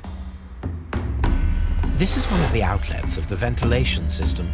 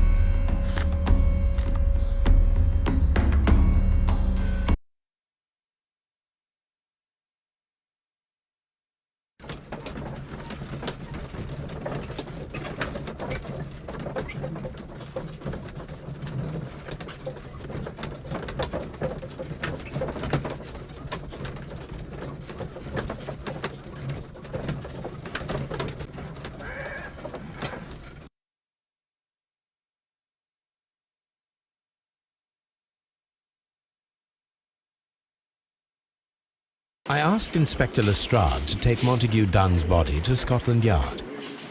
It's ready for autopsy then.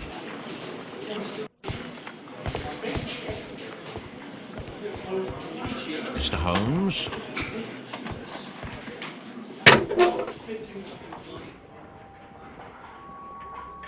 This watch is of great value. A beautiful feather pen of a good make.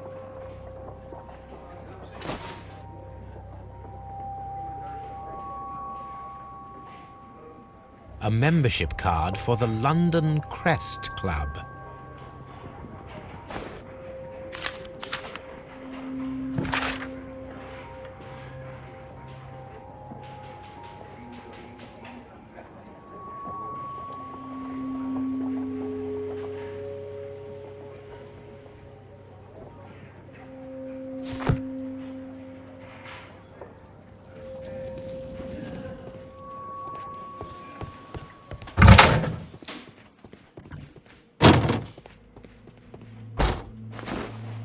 First of all, Let us carry out an external examination.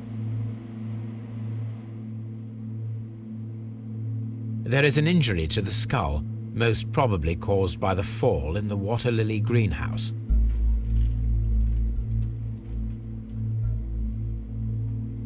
The vessels and the pupil of the eye appear quite normal.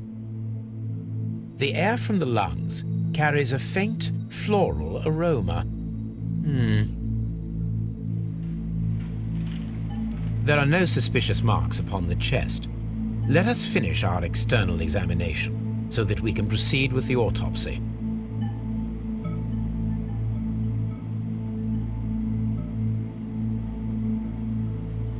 Nothing suspicious here. No redness, stings, or bruises. Now, let us examine the internal organs.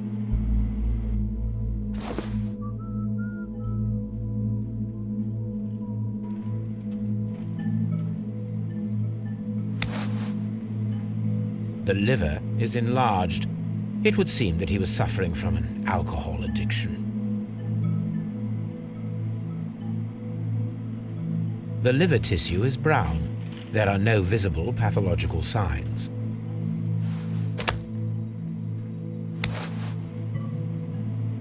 The stomach tissues show no visible pathological signs.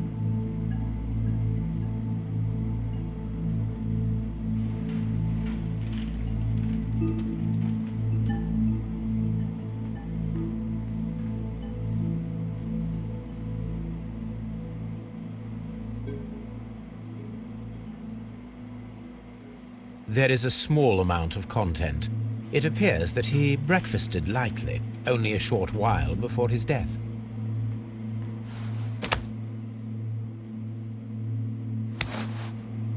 The lungs are congested and edematous.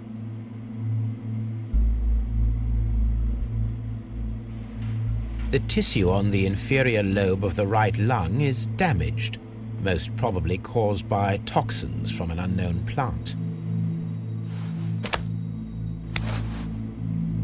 The heart's blood vessels show no pathological signs. The heart tissue shows no visible pathological signs.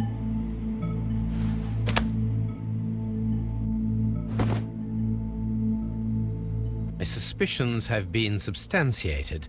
Montague Dunn, the director of Kew Gardens, died from poisoning. Plant poisoning, to be more exact. You mean... Yes, it is murder. We should inform Lestrade. Yes, but do remember, Watson, that I discovered the murder. The challenge is mine. The challenge, Holmes?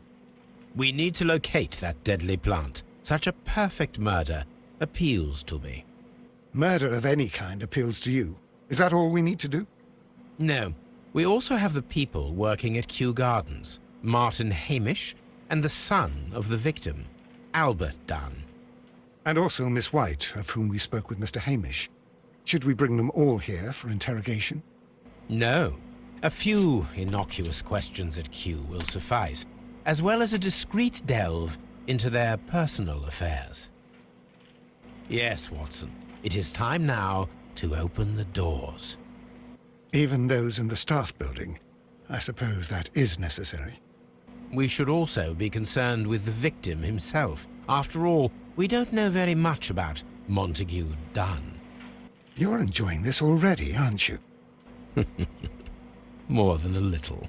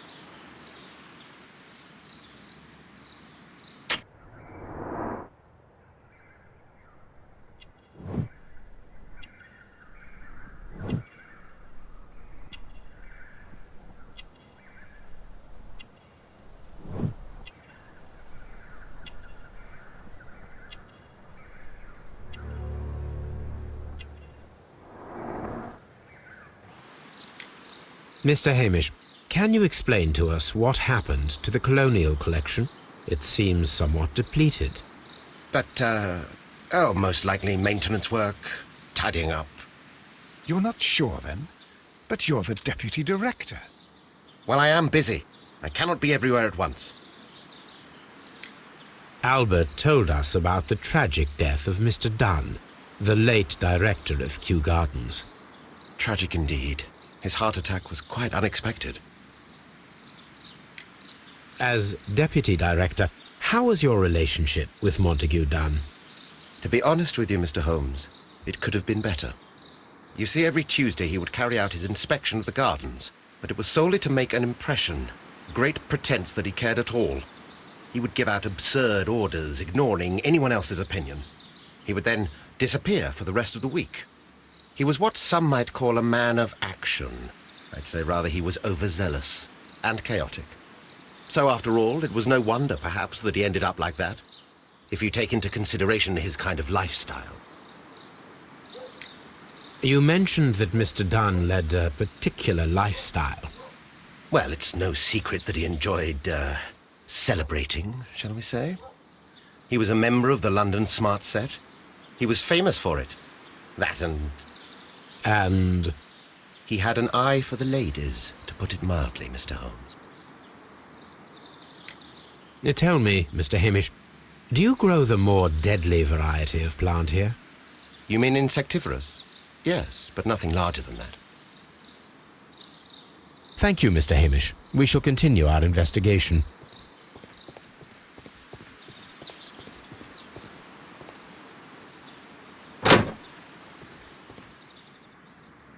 Can I help you, gentlemen?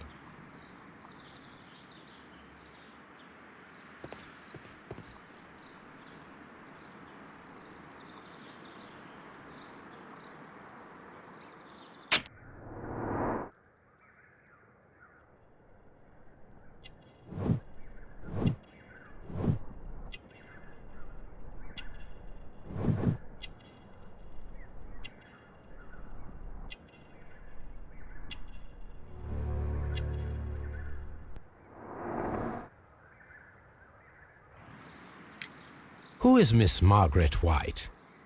Ah, she is the young lady who studies with me. She visits here sometimes to help out with the greenhouses. In fact, she should be here today. She wanted to work at the seed house. That's the small greenhouse across from the large glass house. Do you work here? Yes, but part-time only, for I'm also studying botany at the University of London. You're following in your father's footsteps, then. That is commendable. Well, even if botany is not my strongest suit, there are people who say that I could be a good manager. We noticed that a part of the colonial collection has been cleared. Ah. At the moment, I'm just dealing with the storage room. I don't know much about the other rooms. I imagine that your relationship with your father may have been a strained one. Yes. I cannot say that he was a kind man, for he never listened to me at all. He forced me to work here. But now, after his death, I've been pondering it over. Perhaps he wasn't so wrong about me after all. I have to follow his path, and I have to manage Kew Gardens. And I can do it. I can be as good as any other who works here. Would you please tell us about Martin Hamish, the deputy director? Well, I have to tell you that Mr. Hamish is not and has never been the deputy director of Kew Gardens. My father would not have tolerated it. Indeed? That is most interesting. He told us that he was. Yes, because he believes that the management should be passed down to him now that my father is dead. But in actual fact, Mr. Hamish only has the honour of being the garden's longest-serving employee. In fact, if we are to think logically at all, it should be me who takes over the management of Kew Gardens. Do you not have a good relationship with Mr. Hamish? I suppose so. But we have very little in common. Mr. Hamish loves his plants and Kew Gardens, and I cannot say that I share his passion. I see. And how was his relationship with your father? Oh, he hated my father. It was obvious. He would be furious whenever my father boasted of Kew Gardens in the newspapers or at conferences. He was convinced that my father was stealing all of the credit for himself. But my father treated Mr. Hamish in the same way as he treated anyone, dismissively, with indifference. Thank you, young man. We shall see you again soon.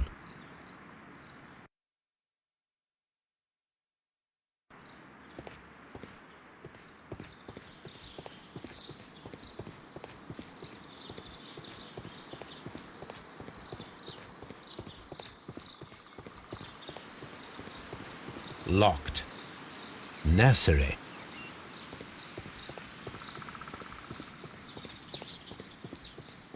Locked.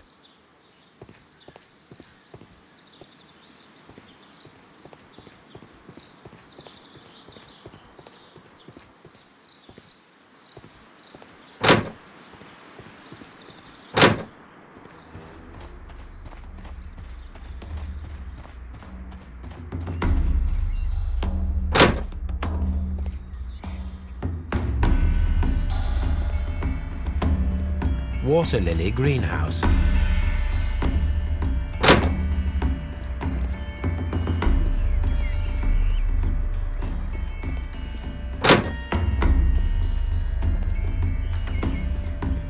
According to this, they have light and moisture control in some parts of the building.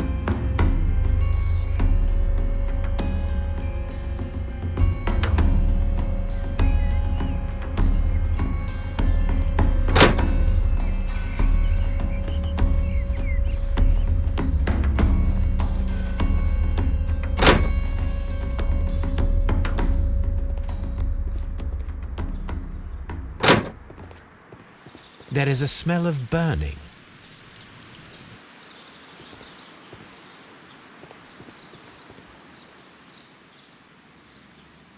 Look, Holmes, this charming lady must be Miss White.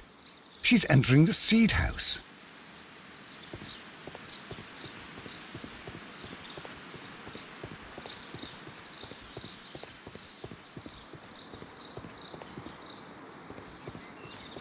Open.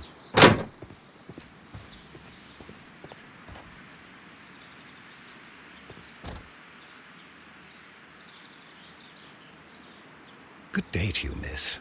You have some very beautiful plants here. Why, thank you, sir. And good day to you too. But... Oh, I do beg your pardon. My name is Dr. John Watson. This is my good friend, Mr. Sherlock Holmes. I am honored to make your acquaintance, gentlemen. My name is Margaret White. Excuse me, but are you Sherlock Holmes, the great detective? Yes, I am he. What a pleasure to see you here at Kew Gardens. Are you working on a case?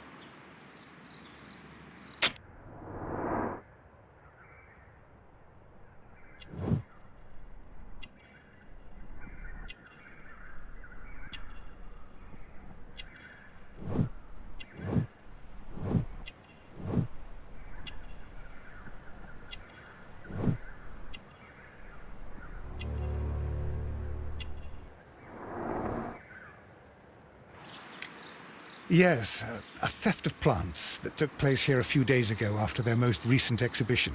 Oh yes, of course. I quite forgot about that. Oh, it's quite understandable that you might forget about the theft of the plants, miss, after the tragedy that took place here. Yes. The director was a truly good man. It is such a terrible misfortune. Would you happen to know why part of the colonial collection was cleared? No, I have never been there. Do you work here? Part-time only. I am a biology student at the London University. I attend the same classes as the son of Mr. Montague Dunn. That is how I found my chance to work here for part of my thesis, you see. It is a great honor. How well did you know Mr. Montague Dunn? He was a master, a great leader. I saw him almost as a spiritual father. He had an exceptional nature? Oh yes, indeed. He was always so active and so optimistic, and very nice to me. Although he could behave harshly towards his son. Why so? He loved his son dearly and wanted the very best for him. It made him extremely demanding. Albert, who is naturally shy, suffered because of it. Most of the doors in Kew Gardens are locked. Do you have a key to this room? Oh, yes. Albert gave me a set of duplicate keys. He agreed I might carry out my studies without disturbing him. It is only temporary. Thank you, miss. None of the 3 people who work at Kew Gardens know why half of the colonial collection was cleared. So, someone is lying. It is obvious.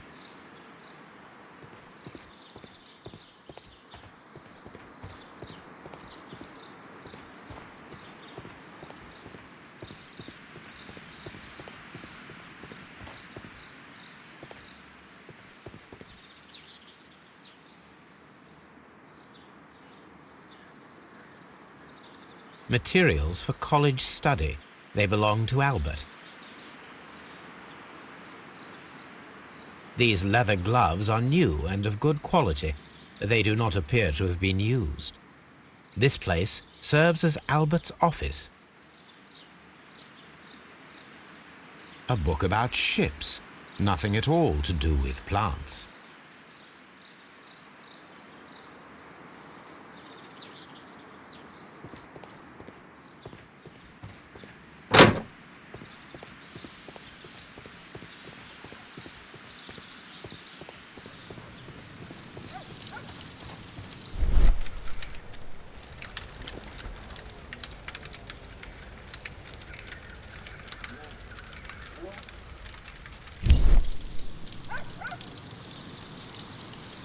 The symbol is not from Kew Gardens.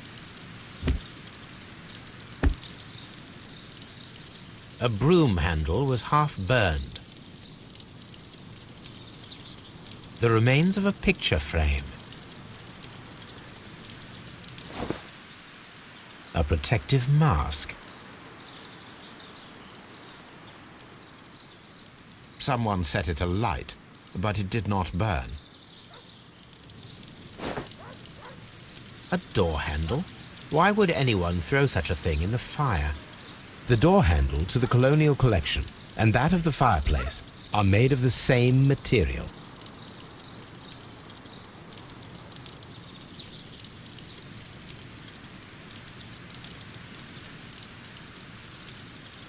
The plants were set alight fairly recently.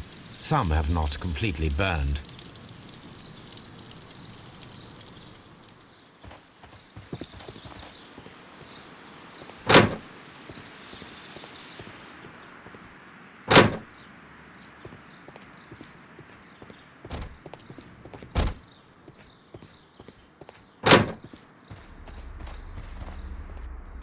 These flower pots are beautiful. They are intended to be used for exhibition purposes. The symbol is not from Kew Gardens.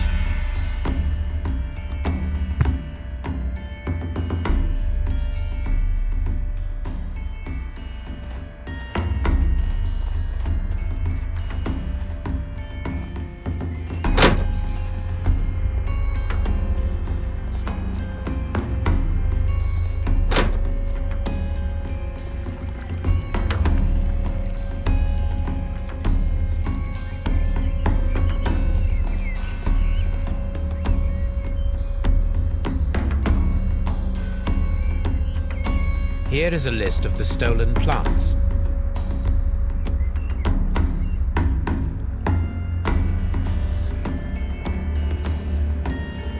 Do not touch. The plants were here. All of them were stolen.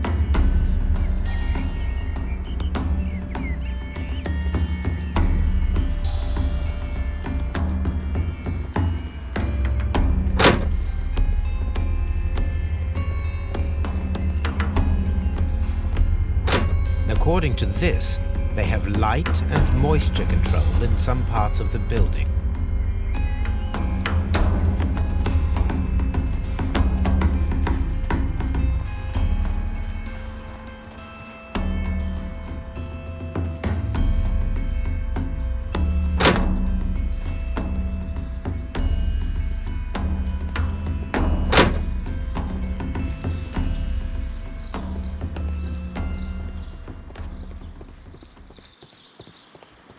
Locked.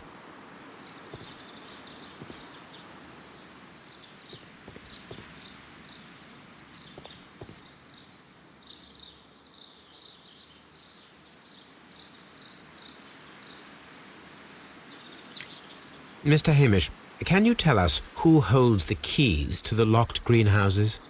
That would be Albert, Mr. Dunn's son. Yes, Albert keeps all the keys, and one can only imagine why. What do you mean? Well, he was never interested in Kew Gardens before, and now all of a sudden he is trying to act as if he owns the place. I think he wants to take over the management here. He'd do better to leave that to me. He has no experience. No, none at all. What is your opinion of Albert as a student of botany? He's useless. I often tell him so, and I can only give him cleaning tasks. Botany is not his life's work, and his father well knew it. He was furious about it. He was? Oh, yes. He forced his son to work here, and he never missed an opportunity to criticize him publicly. Are you able to elaborate on that? Well, for example, with our last exhibition here, Mr. Dunn had Albert make a presentation speech. But then, while the lad was speaking, Mr. Dunn interrupted him, asking him difficult questions, making him look like a failure. It was with the intention of making a fool of him, Mr. Holmes. That must have been terribly humiliating.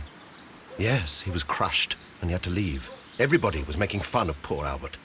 That is, except for Miss Margaret White, who is such a nice lady and who always takes pity on Albert.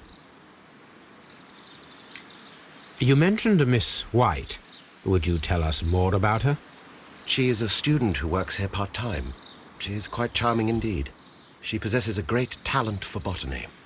You should take a look at some of her experiments that she carried out in the laboratory. Ah, if only she were not so naive. Why naive? The way she used to flutter around Mr. Montague Dunn. And why, he couldn't help but be flattered by all her attention. How could an intelligent woman such as Miss White not see through his game? I can only scratch my head and wonder. Thank you, Mr. Hamish. We shall continue our investigation. Locked. Locked.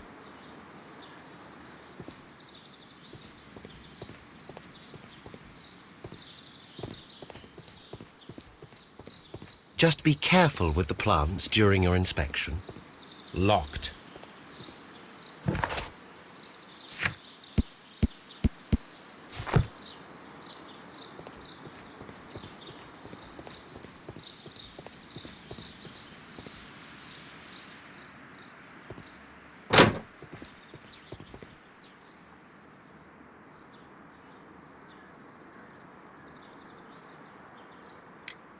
Do you hold the keys to all of these locked doors?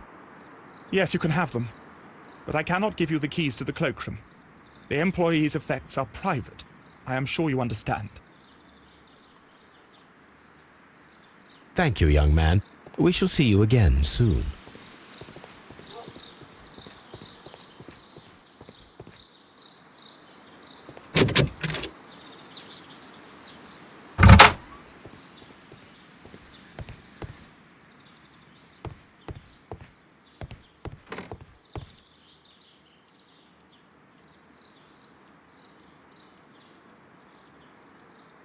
Newspapers discussing Kew Gardens.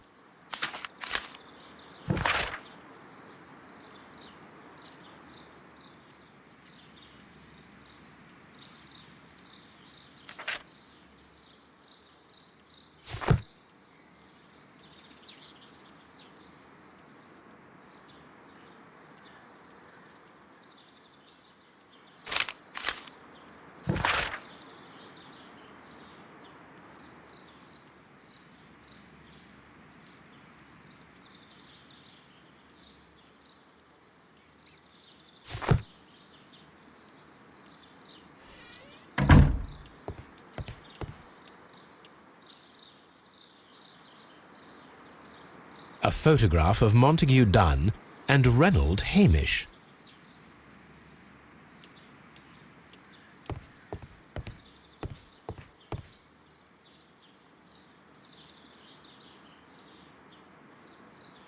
French wine, a remarkable vintage. Champagne. Montague Dunn had good taste.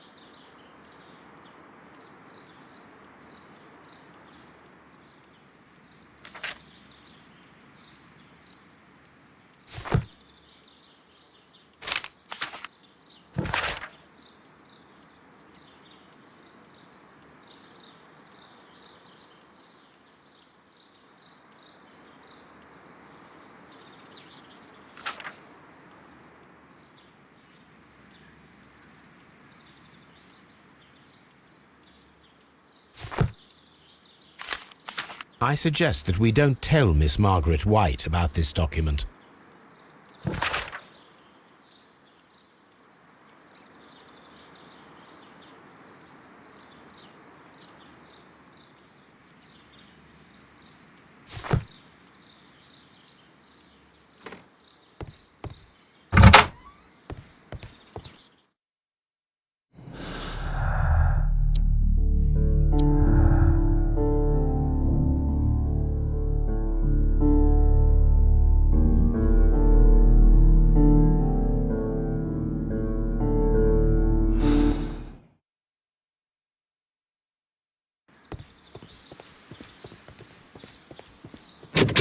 Locked.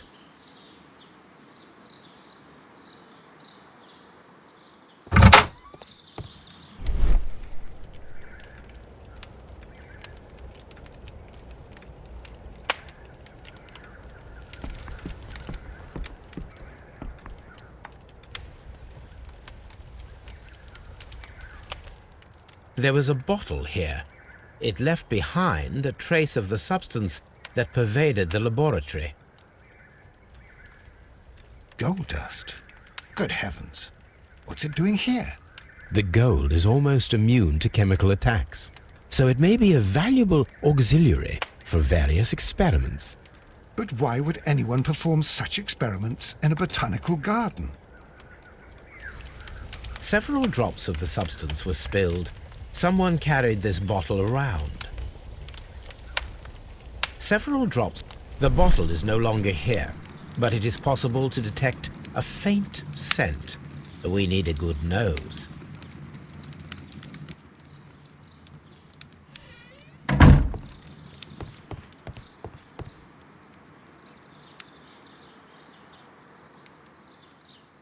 Gloves, waterproof aprons, everything one might need for self-protection. Do they grow dangerous plants here? Such masks are generally worn when dealing with toxic chemicals. It appears as though the protective equipment is missing from here.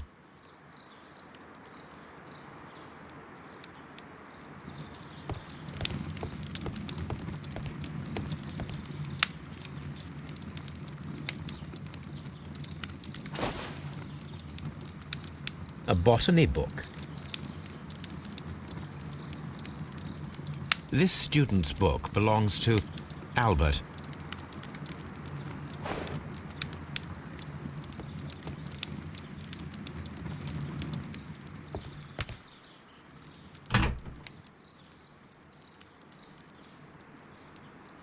Chemicals, a sufficient quantity for some serious experiments.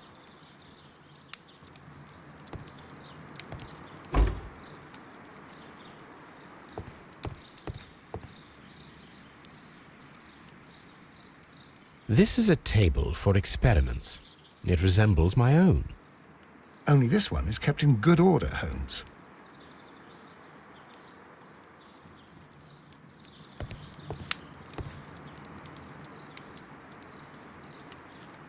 A phonograph used for voice recording. Remarkable. Yes, this is quite a modern laboratory.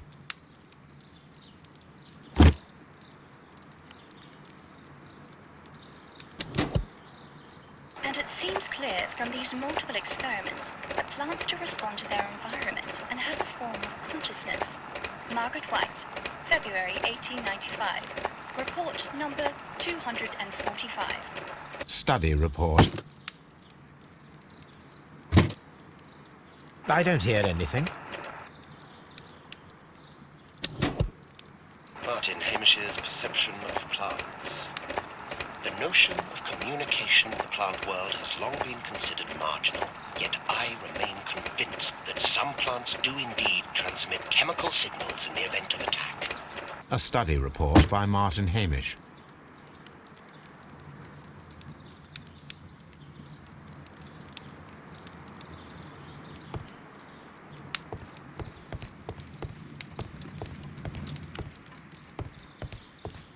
Locked. Holmes, Albert Dunn didn't give us the key to this door. It does not matter. We will open it.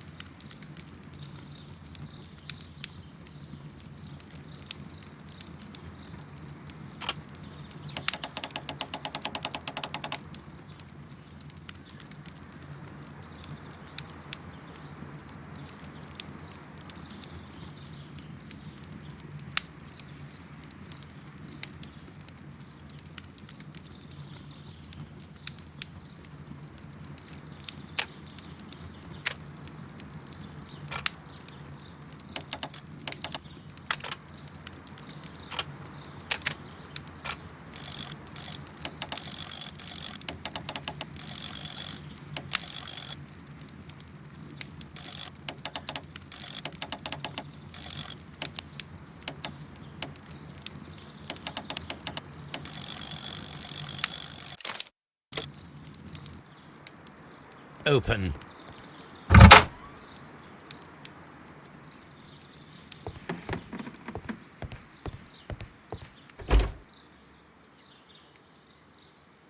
Miss White's locker.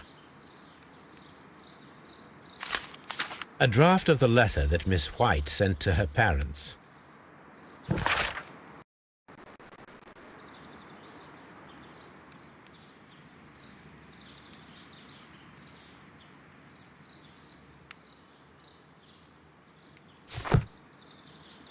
Apparently, Miss White is a capable student.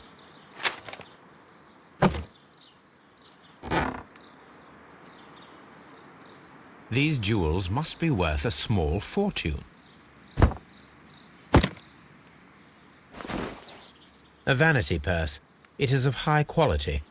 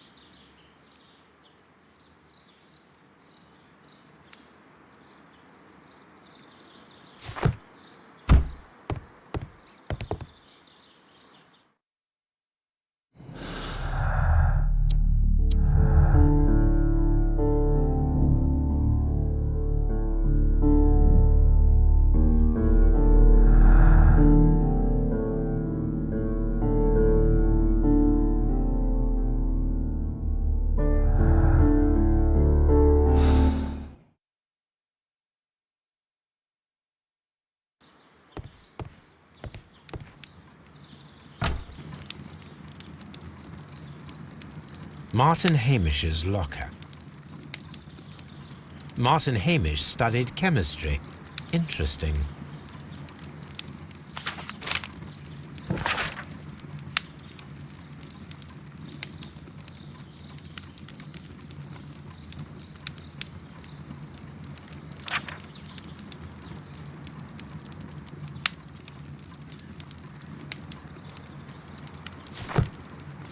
A review on rare and exotic plants. Martin Hamish has written several pieces.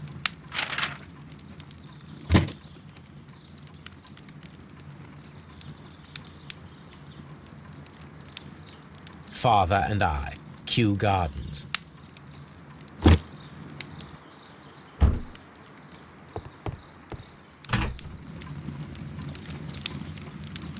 Albert's locker.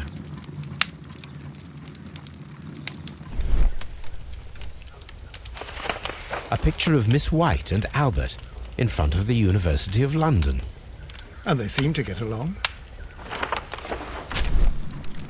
Specialist articles on shipyards and ship construction. Albert Dunn has a great passion for shipbuilding and the sea.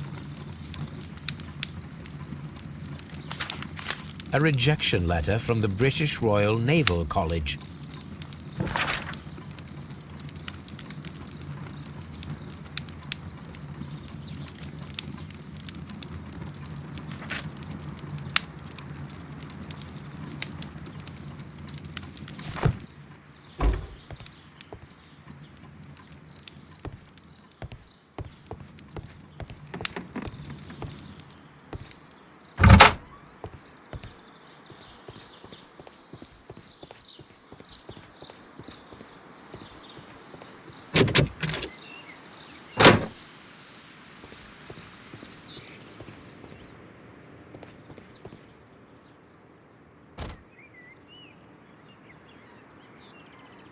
A thesis written by Martin Hamish.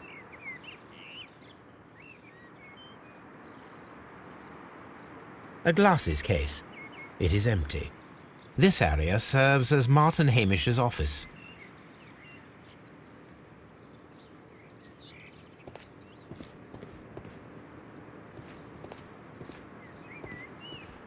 We can see the interior of the Colonial Collection Room from this window.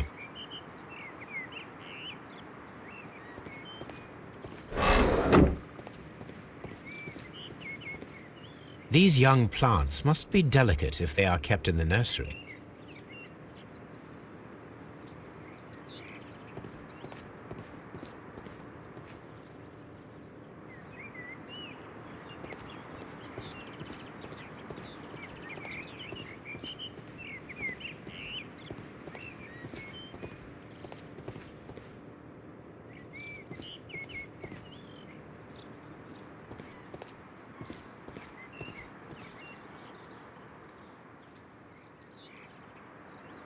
This poster is for an exhibition that Martin Hamish was directing, but it had nothing to do with Kew Gardens. This certificate belongs to Martin Hamish. He won a horticultural competition.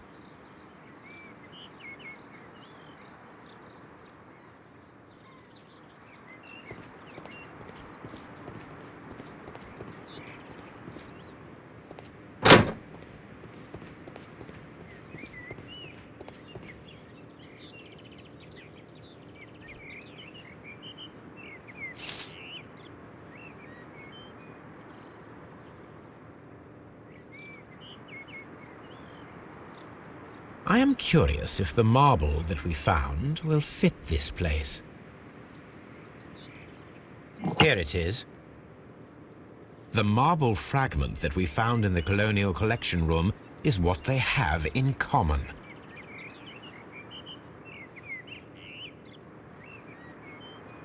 It is a bust of Montague Dunn.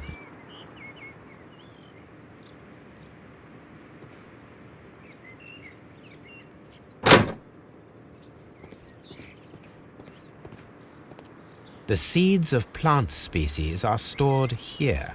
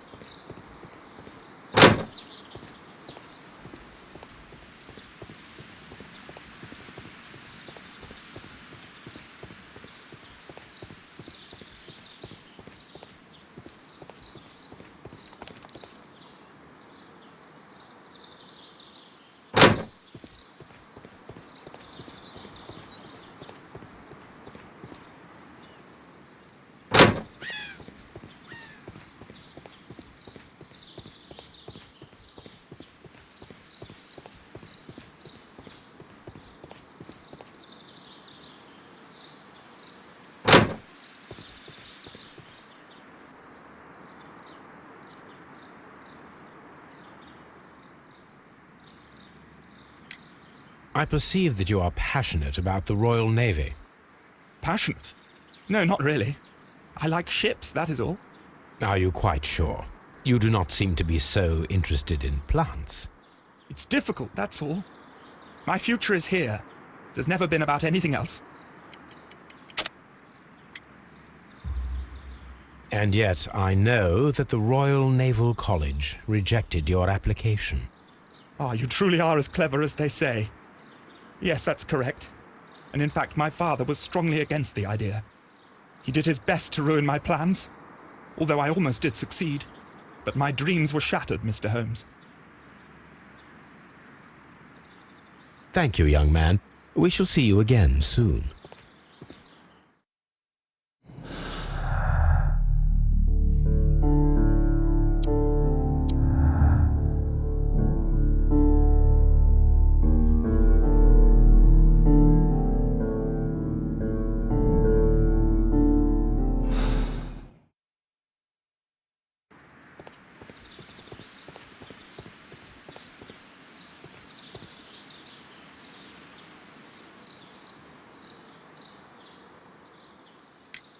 Mr. Hamish, was someone from your family connected with Kew Gardens?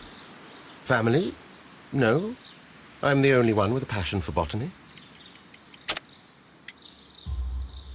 I do not think so. This photograph of you and your father at Kew Gardens suggests the opposite. But you have no right to. Do tell us more about your father. He was, indeed, the greatest botanist of his time in the British Empire. He worked together with Montague Dunn until the end of his life. He brought me in at the age of 12. Did he get on well with Mr. Dunn? No, I couldn't say that. They expanded Kew Gardens together, that was all. And it was all my father's work. But Dunn always lived the high life. So Mr. Dunn was not helping your father? Oh, yes, he provided the financial support. And as far as he was concerned, that fulfilled his role. But the worst of it was, he declared himself as the master of Kew Gardens. Fame meant nothing to my father. So it was easy for Mr. Dunn to take all the credit. There is a bust of Montague Dunn in the nursery. A bust? Oh, that old thing. Further proof of that outrageous ego of his. But why in that room, in particular? Oh, I don't know. It has always been there.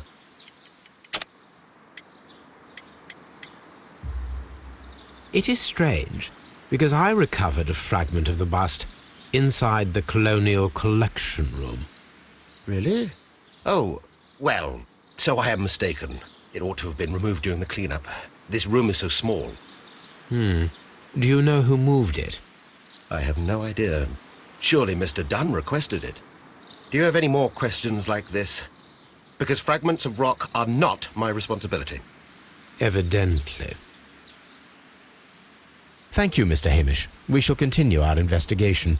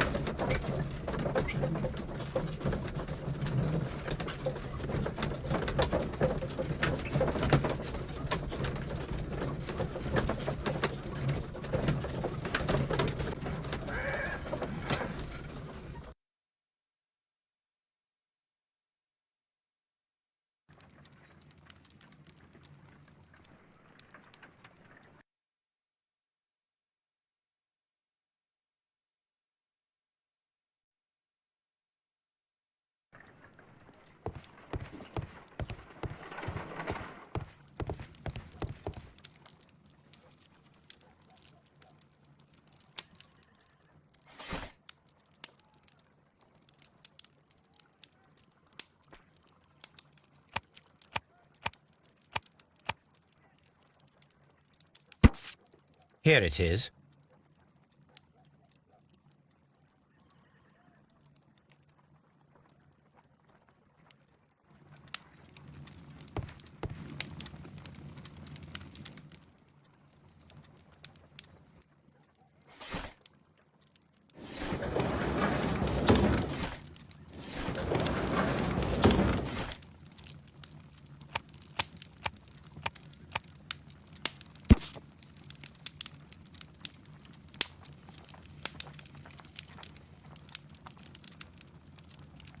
Here it is. The Divine Syndicate is not a supplier to Kew Gardens. Besides, there is no address here.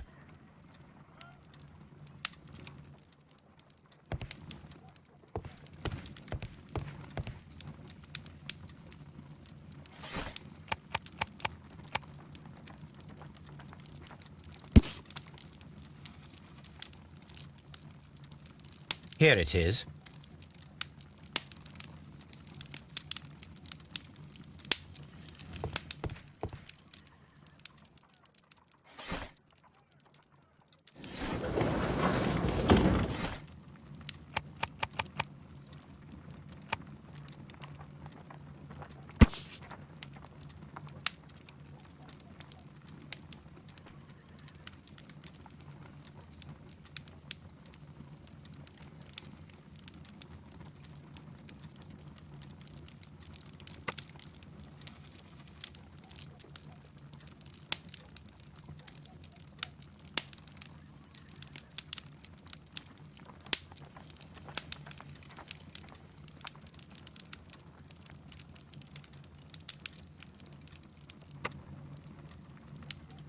Here it is. And here is the Divine Syndicate's address. Perfect. It is time to find out what they have against Montague Dunn.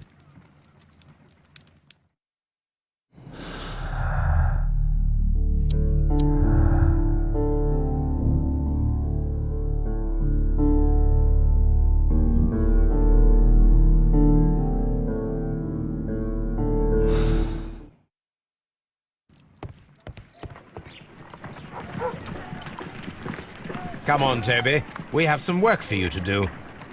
Let us go to Kew Gardens.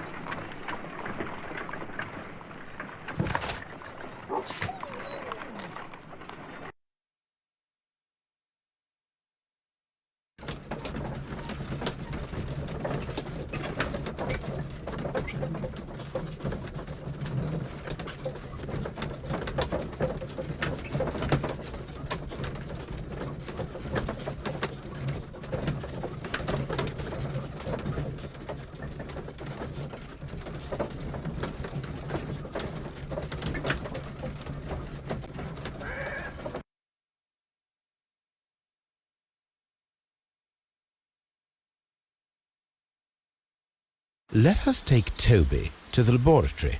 He will pick up the scent of this mysterious substance.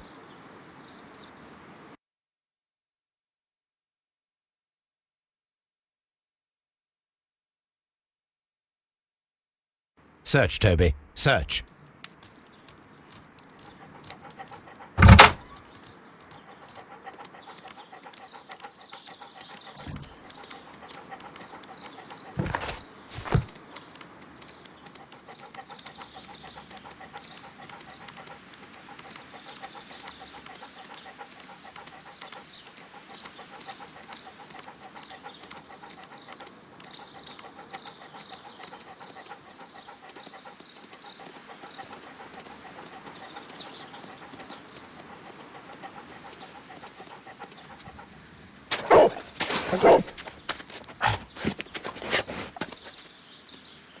Congratulations, Toby. Now let us... This is the bottle that was used in the laboratory. It was buried here. There is still some liquid remaining in the bottle, with gold flakes. A tiny caterpillar. Not surprising to see one in a garden, but at the bottom of a bottle.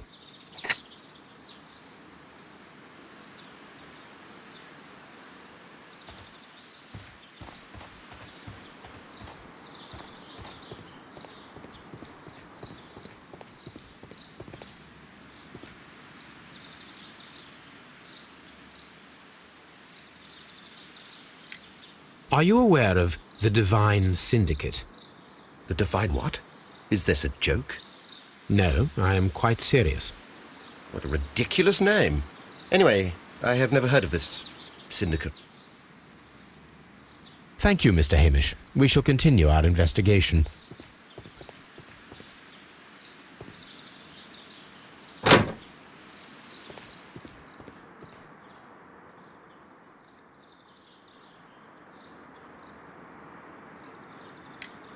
Tell me, have you ever heard of the Divine Syndicate? No, I cannot say that I have. Thank you, young man. We shall see you again soon.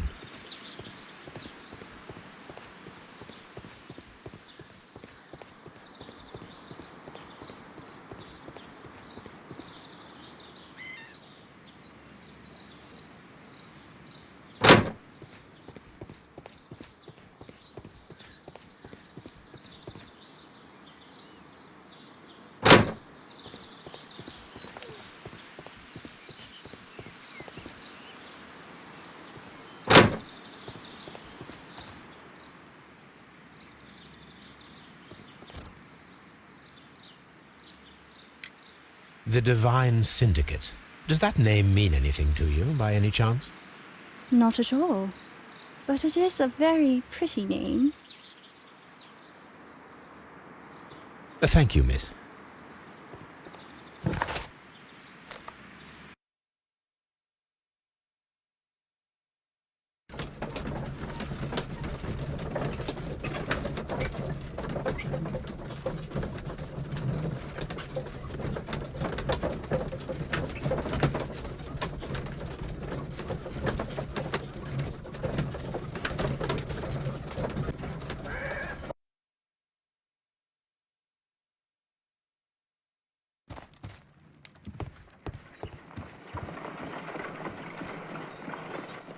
Let us determine just what we have found here. Let us pour liquid from the bottle into a test tube to perform an analysis. This is the bottle that we found hidden at Kew Gardens. Let us use a pipette to take a sample of the liquid and fill a test tube.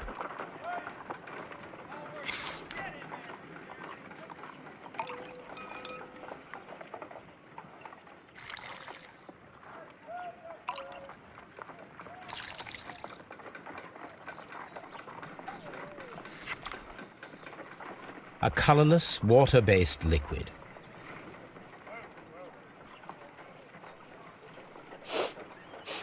Quite a strong floral aroma. Holmes? What are you doing? It has a bitter taste. What if it's poisonous? Did you ever see poison stored in enormous jars like that? Anyway, there is a doctor nearby. So what do you think it is? It is some kind of organic compound. Let us vaporize the liquid and see what happens.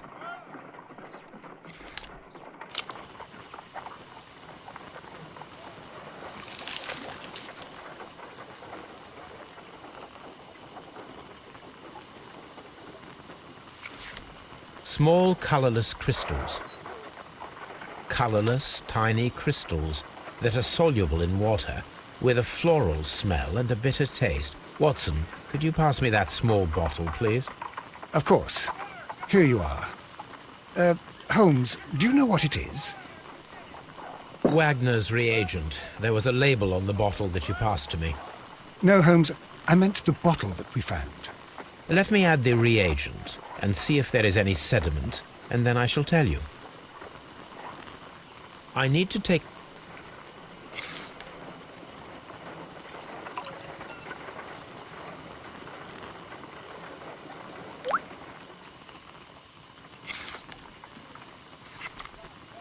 Red sediment, just as I suspected. This liquid is of organic origin. It contains some alkaloid. Most likely it is unstable, and that is why there is a quantity of gold dust to prevent contamination. This mixture is probably a fertilizer. Someone was carrying out unusual experiments in the garden's laboratory.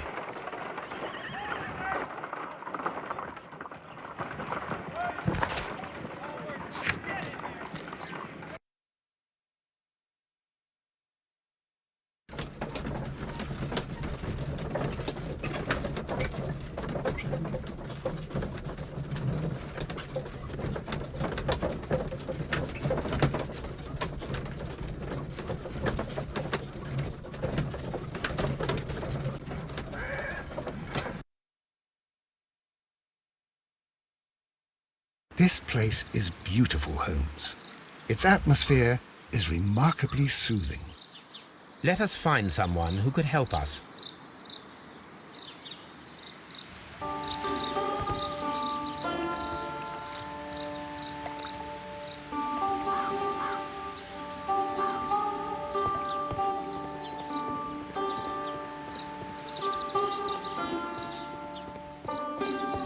Locked.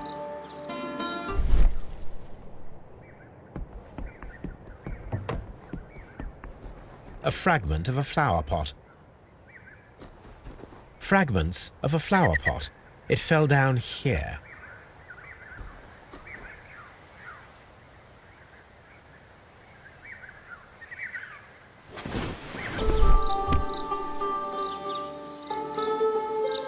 The Kew Gardens symbol.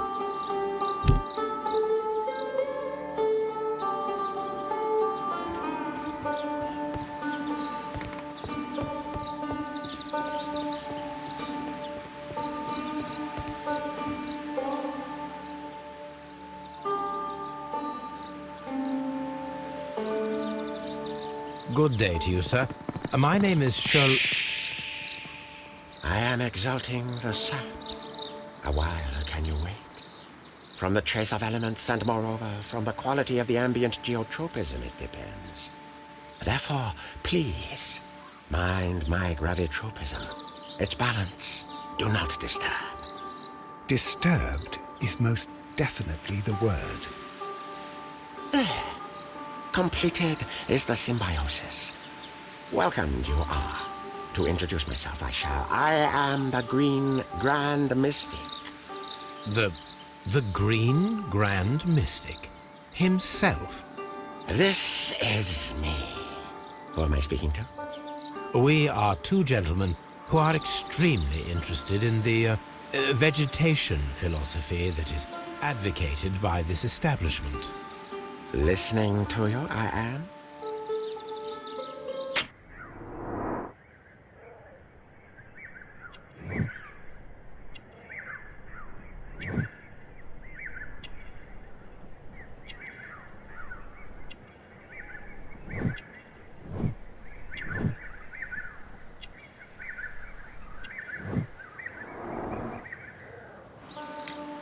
We should like to take a look around, to immerse ourselves in the wisdom that emanates from here. It is a school of anastomosis, the divine scholastic syndicate for vegetation veneration and meditation. You may say, the divine syndicate, glory to the eukaryotic. Only true devotees, those whose hearts are ready to spermatophize in sharing of knowledge, are permitted to physically enter our vegetable kingdom and its wisdom. And to be permitted, you must earn it, yes. Do you have friends at Kew Gardens? None. Not worthy they are.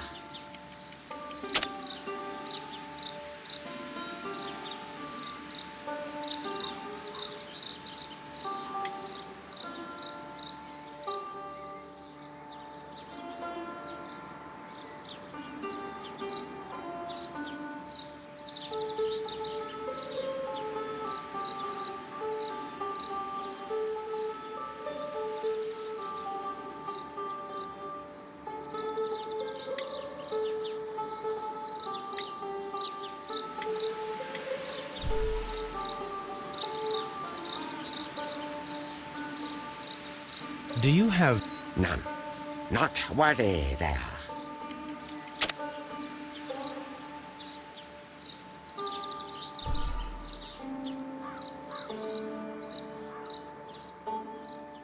Do you have...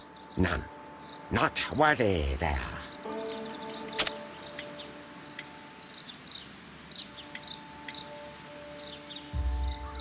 Nevertheless, we have seen Kew Gardens flower pots in your yard. How could they happen to be there? What? Our sacred place you permitted yourself to search? Sacrilege. No, really now. There was a theft of plants at Kew Gardens a matter of days ago, and we believe the pots we found here may be connected with it. Please tell us, were you involved? No. Those plants were ours. They had stolen them from us. How so? Their director, Dump, I believe. Done. Yes, that's what I said. He borrowed from us 3 of our sisters for the exhibition at his green fly-infested gardens. But he never gave them back to us. Excuses and imbecility. So we went in and saved them. I see. So if you stole those rare plants from them, then it means... Ah, I get it. Bravo, Holmes. I think the case is solved. No, we did not steal. We saved. Well, as a matter of fact, we were unable to find our 3 plants. I beg your pardon. And yet you took all of the exotic plants from the stand. They had disappeared. It was the least we could do. They stole our sisters, and so we stole theirs. Green Grand Mystic, we are ready to become devotees and gain access to your temple. What is the name of our Lord, our God King? Our God King's name is Treewan, Green Grand Mystic. Oh, la! Good, I like you. Here is the holy key to the wisdom place. Holy donation can you make whenever you so wish. Thank you so much. I pray you to taste our fertilizer substance. From the burdens of life it helps to free. But of course. Raw sap, it is called. It is near the entrance. Well, we will leave you to your meditation.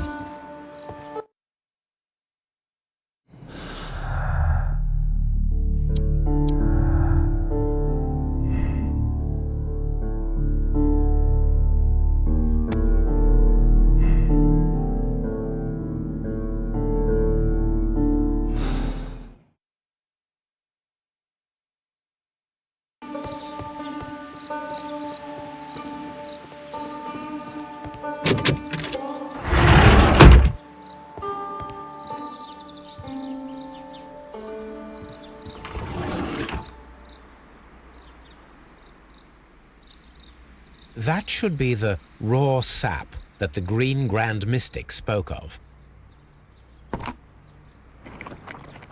It is rather delicious, and of an excellent quality. My word, Holmes. Their sap is like a form of cocaine.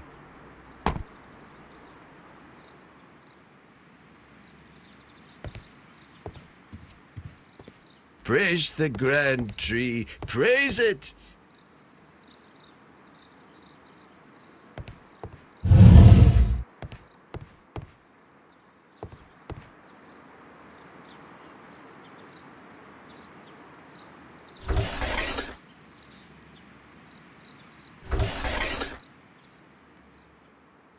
Caterpillars. They are raised as food for certain plants. Let's take them.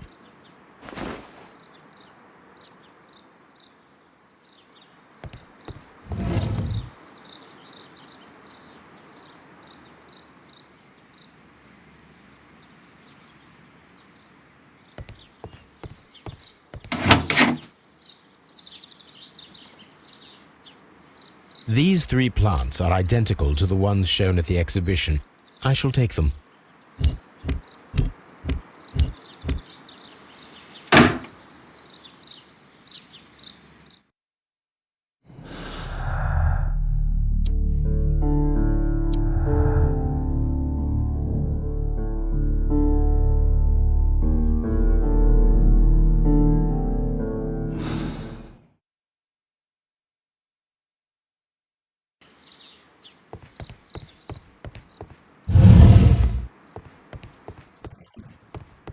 This door is locked, but I can try to open it.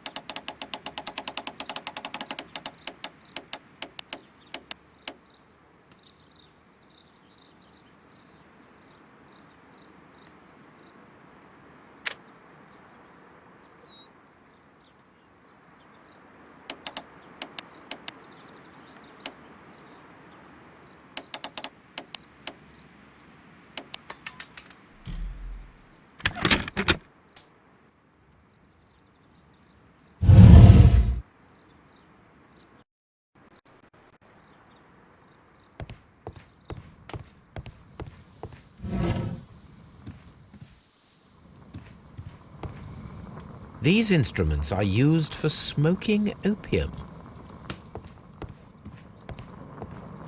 That would be enough to perform the most difficult of chemical experiments.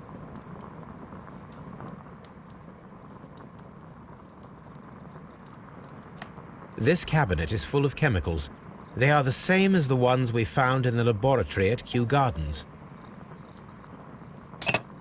This substance is an alkaloid, the same as in the bottle we found in the bushes at Kew Gardens. Perfect, Watson. We can begin our experiment.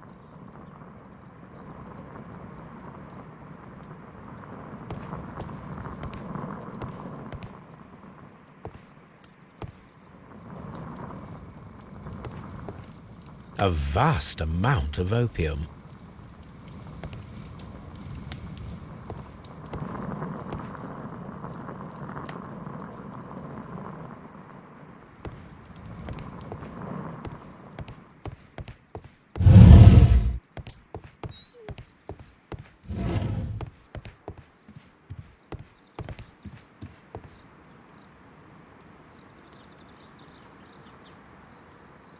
The list of plant friends and benefactors, lawyers, well-known manufacturers, political leaders.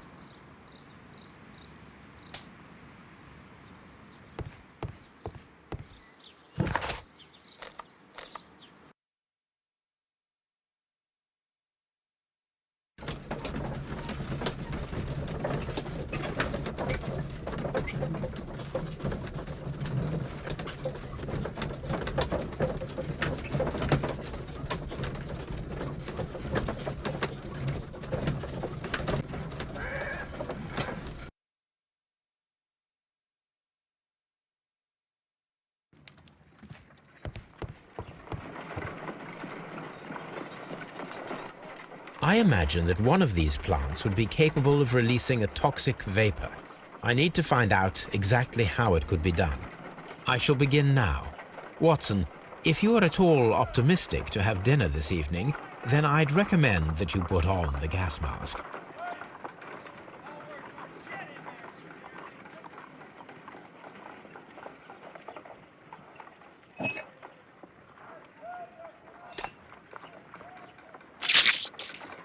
I find the behavior of predators utterly fascinating.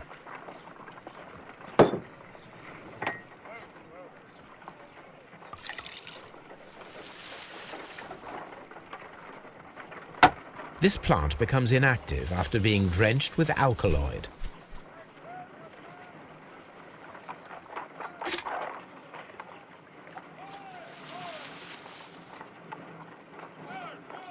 It appears to have fallen inactive after being disturbed.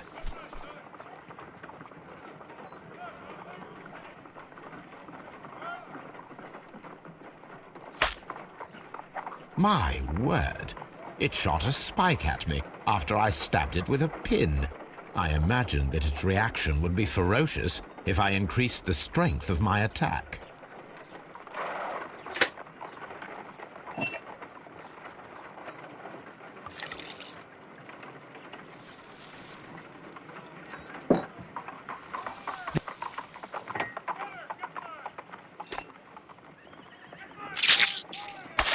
How interesting. What a strong and effective defensive mechanism.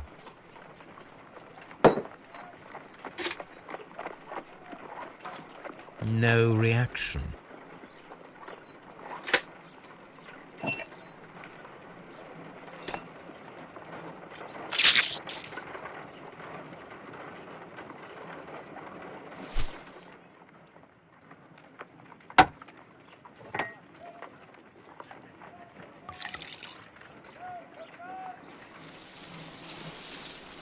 It appears to open after being soaked with alkaloid.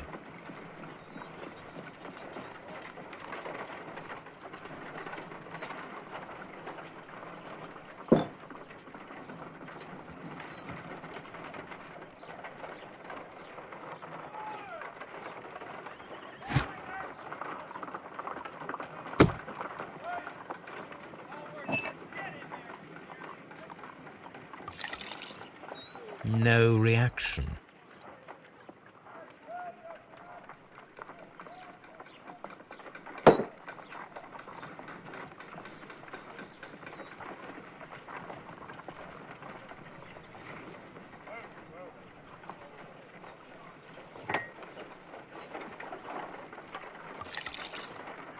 No reaction.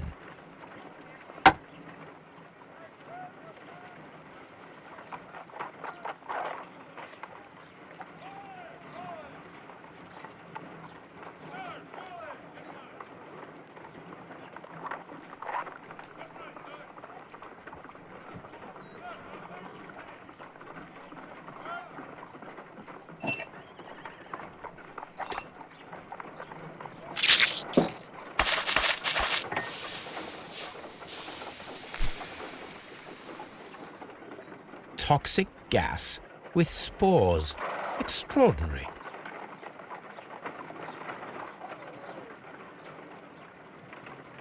The plants would be capable of killing only if they were directly next to the victim and stimulated at precisely the right moment. Let us take our caterpillars to the Colonial Collection Room. We may see things more clearly there. It is too early, Watson. Our suspects will be there. Let us investigate Kew Gardens one more time and ask some questions.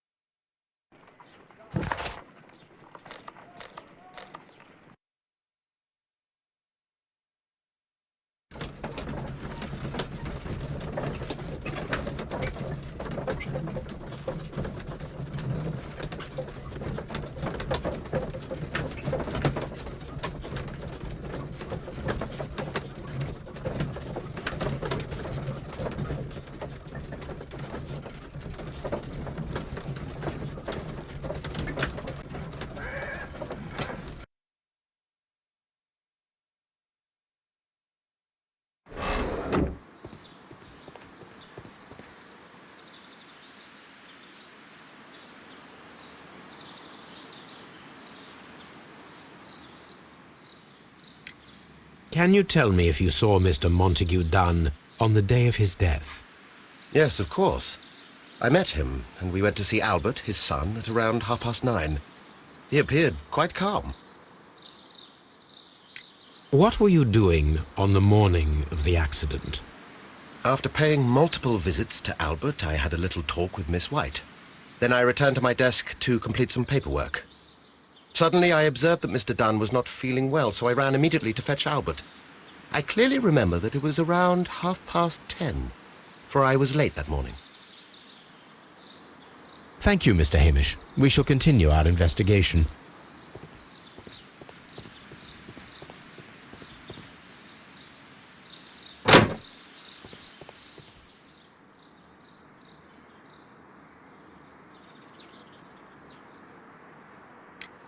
Your father's death does seem highly suspicious.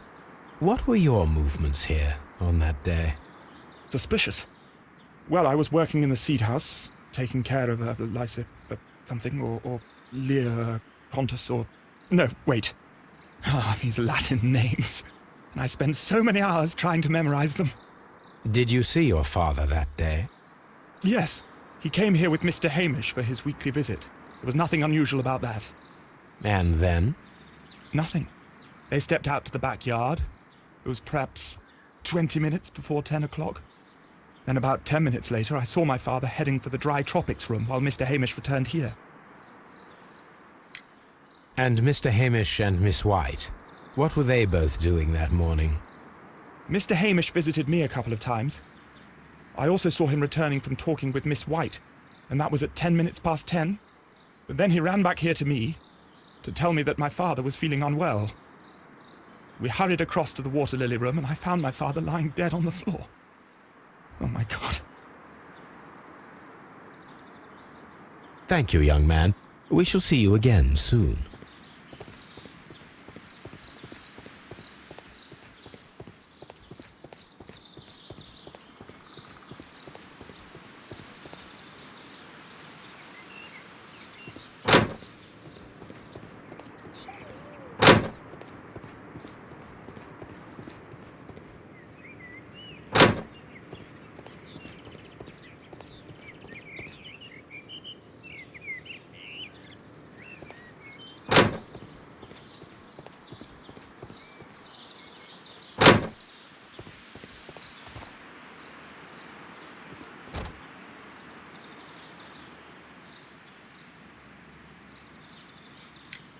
Can you tell me what Mr. Dunn was doing upon the day of his death? I can, but there is nothing very special to say. I was in the laboratory when I saw Mr. Dunn heading towards me. Tuesday is the day of his weekly visit. It was supposed to be at 9, but he was 10 minutes late, as usual. And then? Well, he came in to say good morning. Then I saw him spend 2 or 3 minutes by the plants outside the laboratory. After that, he ran out in the direction of the nursery, where Mr. Hamish was working. He was always in a rush during the inspection, you see. I would pity anyone who stood in his way. And that was the last time you saw him? Yes. I stayed in the laboratory until 20 minutes to 11, when I heard the cries of Albert and Mr. Hamish from the large glass house. I joined them as soon as I could, for I knew that something must be very wrong. What exactly were you doing in the laboratory? I was recording an experiment for my thesis. I only stopped my work once when Mr. Hamish visited me briefly around 10 o'clock. You say you were recording an experiment when the tragedy occurred. Might I listen to the roll? Certainly. Please do. You will find it in the laboratory. It is number 320. Thank you, miss.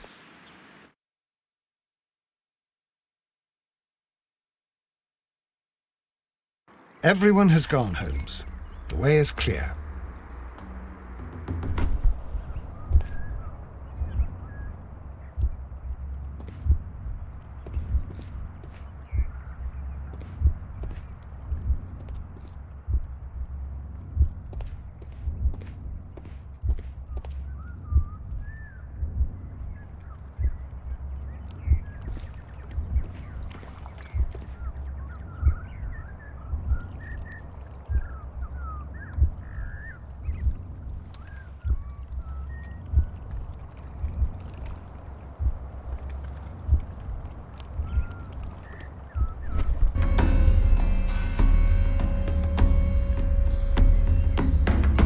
When Montague Dunn was standing close by the plants, the caterpillars were released and caused the deadly spores to activate.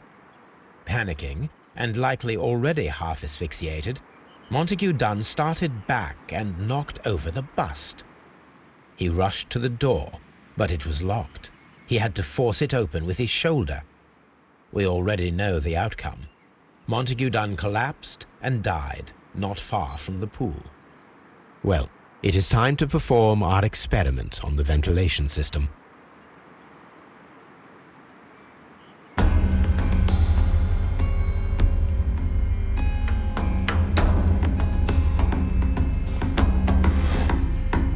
The caterpillars could only fall from the ventilation duct.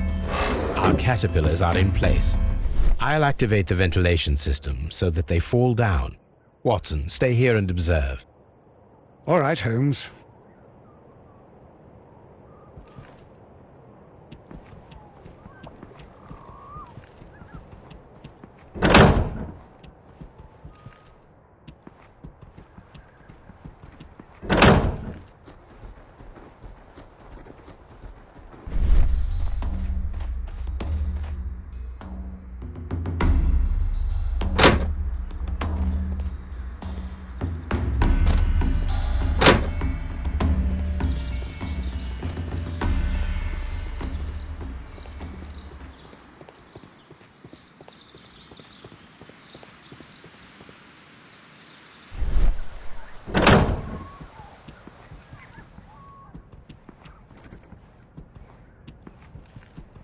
We can see the interior of the Colonial Collection Room from this window.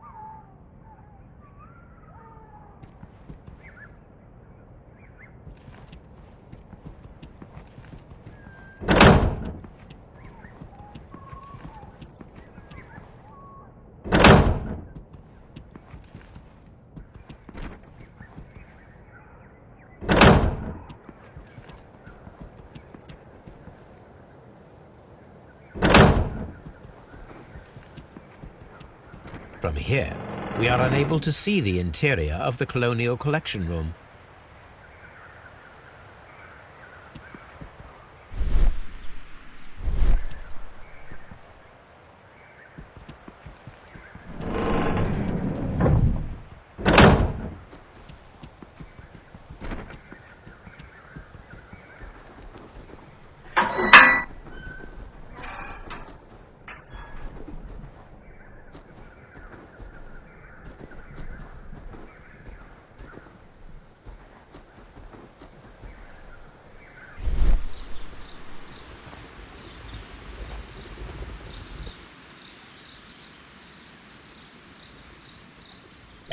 The power is on.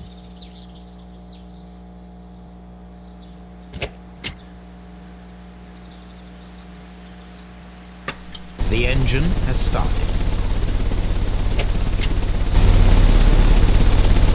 The ventilation system is working.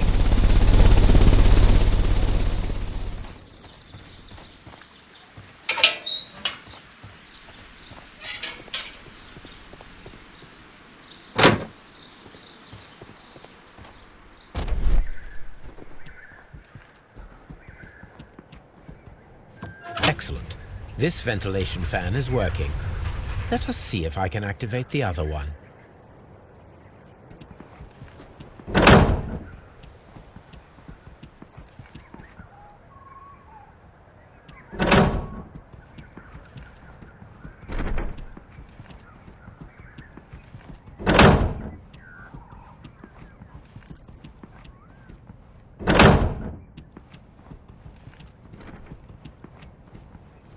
Perfect.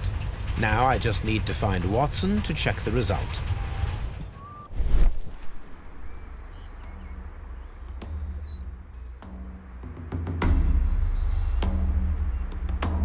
It works perfectly, Holmes. Bravo. Now, if you could just help me to get rid of these caterpillars. Perfect. Now we know how the murder of Montague Dunn was carried out, by activating both Albert's and Mr. Hamish's fans. But only from Mr. Hamish's workplace would it be possible to see when Montague Dunn entered the Colonial Collection Room.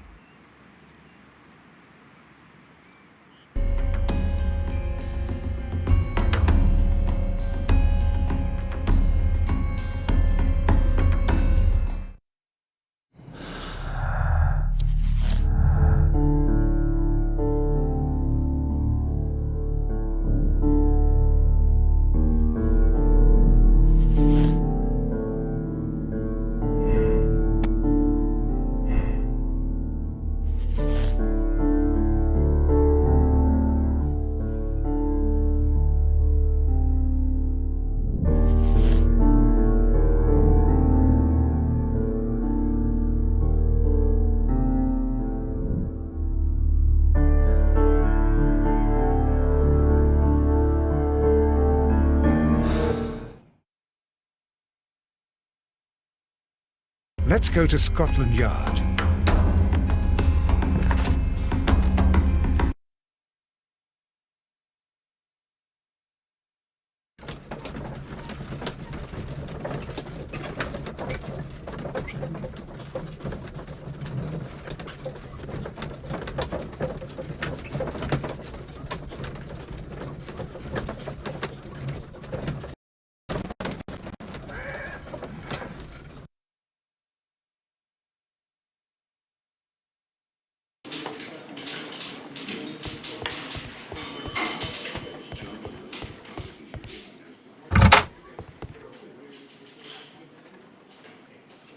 Inspector, I believe that Martin Hamish is guilty of the murder of Montague Dunn. Aha! I knew it. I'll send the lads around to arrest him. Very good. I shall wait to hear from you.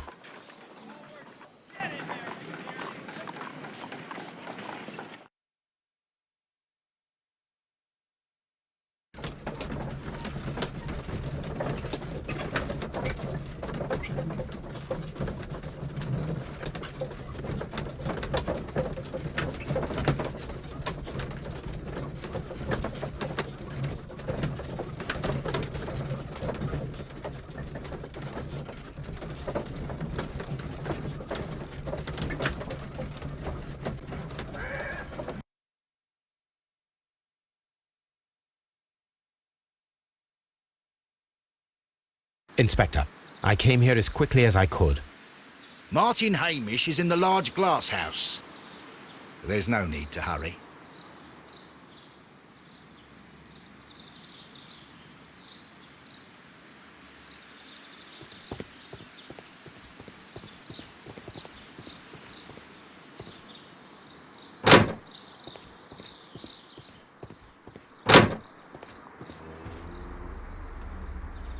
Holmes, my God!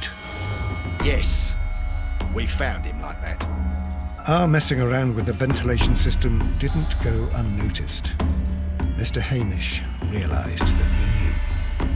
Inspector, could you arrange the body, please? I should like to examine it.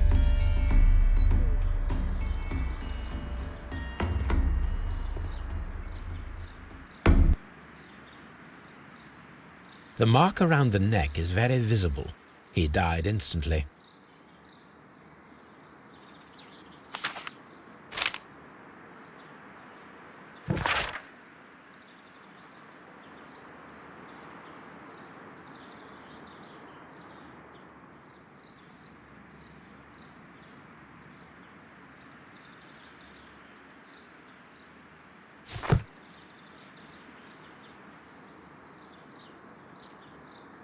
Holmes, his left shoe is unique. This anomaly is often a characteristic of... A club foot. Bravo, Watson. That is the key element of this case.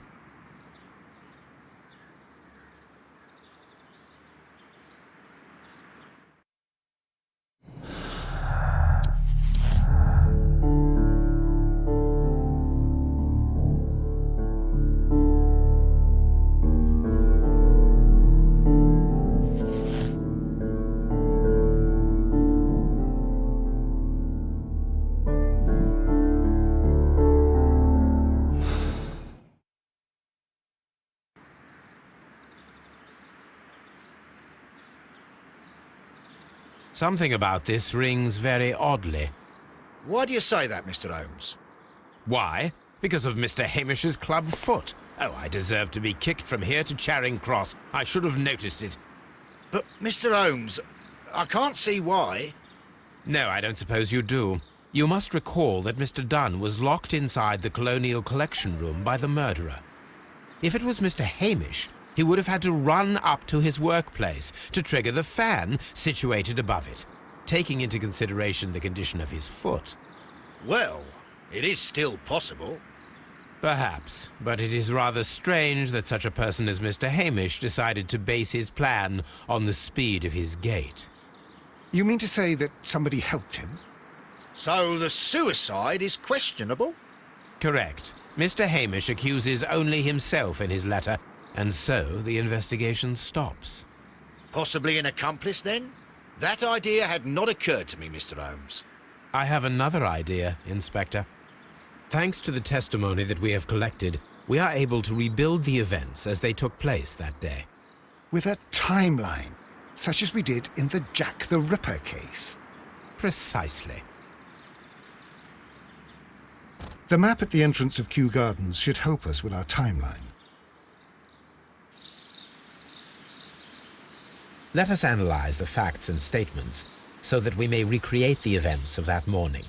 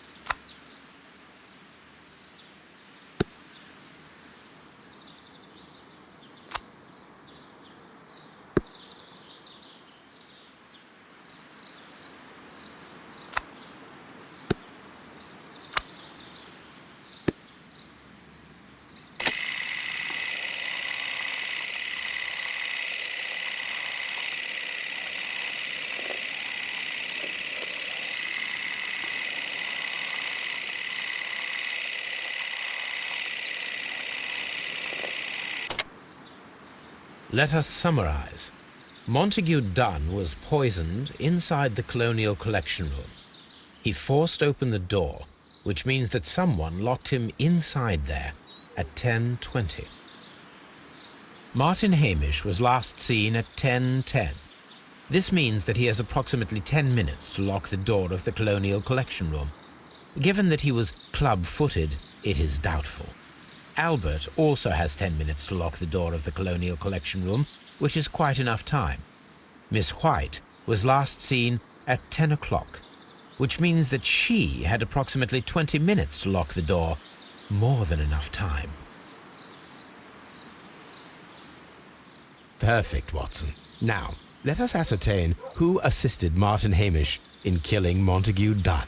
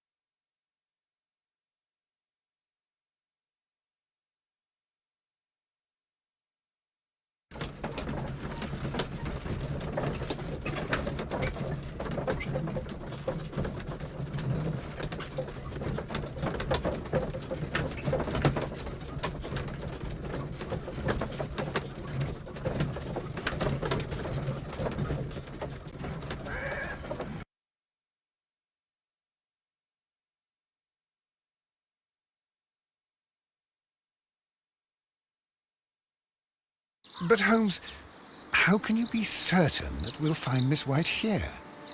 It is obvious, Watson. Just use your brain. I am using it. I do use it. Now that the rope has tightened around Martin Hamish, Miss White must act to erase all traces of her implication.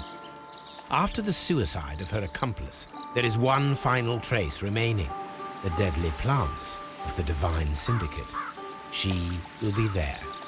Very good. Shall we go? Just one moment. Now listen to me, Watson. I shall see her alone. You will conceal yourself behind her, quietly. Whatever are you planning? Nothing spectacular. The impulses of women have always been a mystery to me. But she is a bold one, and so we must be cautious. All right. You can count on me, Holmes.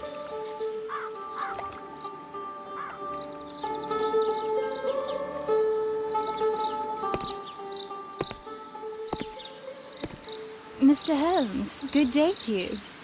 You do not seem surprised, Miss White. Well, I was expecting you. Not for too long, I believe. So please tell me, as it is still unclear, who planned the murder? Was it you? You were wrong, Mr. Holmes. It was Martin Hamish, then. You managed to convince him to take on a more prominent role. You could not be further from the truth. You think that you can fool me? You don't care what I think. It is difficult to care about someone who is capable of pushing a man to his suicide.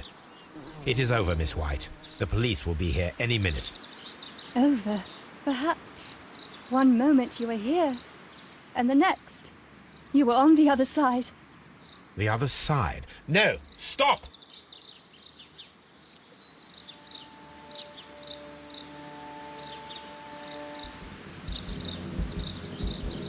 I beg you not to do this, Miss White. Don't come any closer.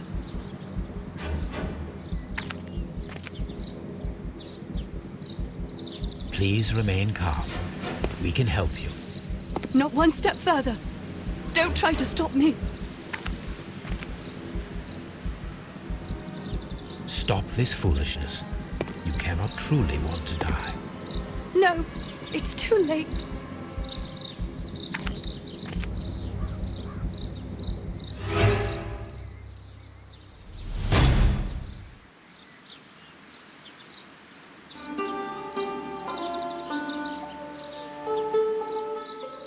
This is tragic, Holmes.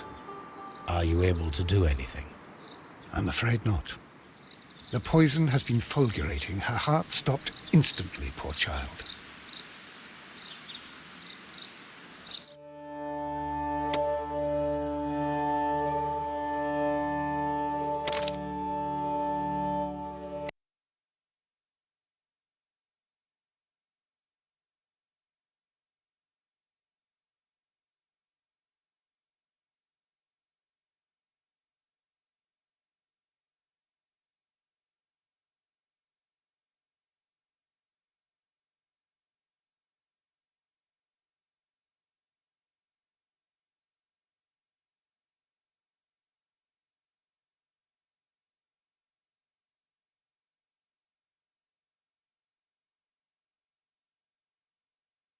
Please tell me.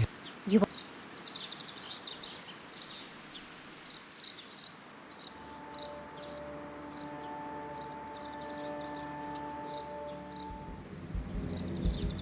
I beg you not to do this, Miss White.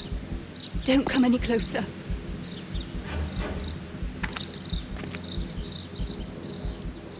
Please remain calm. We can help you. Not one step further. Don't try to stop me. Stop this foolishness. You cannot truly want to die. No, it's too late.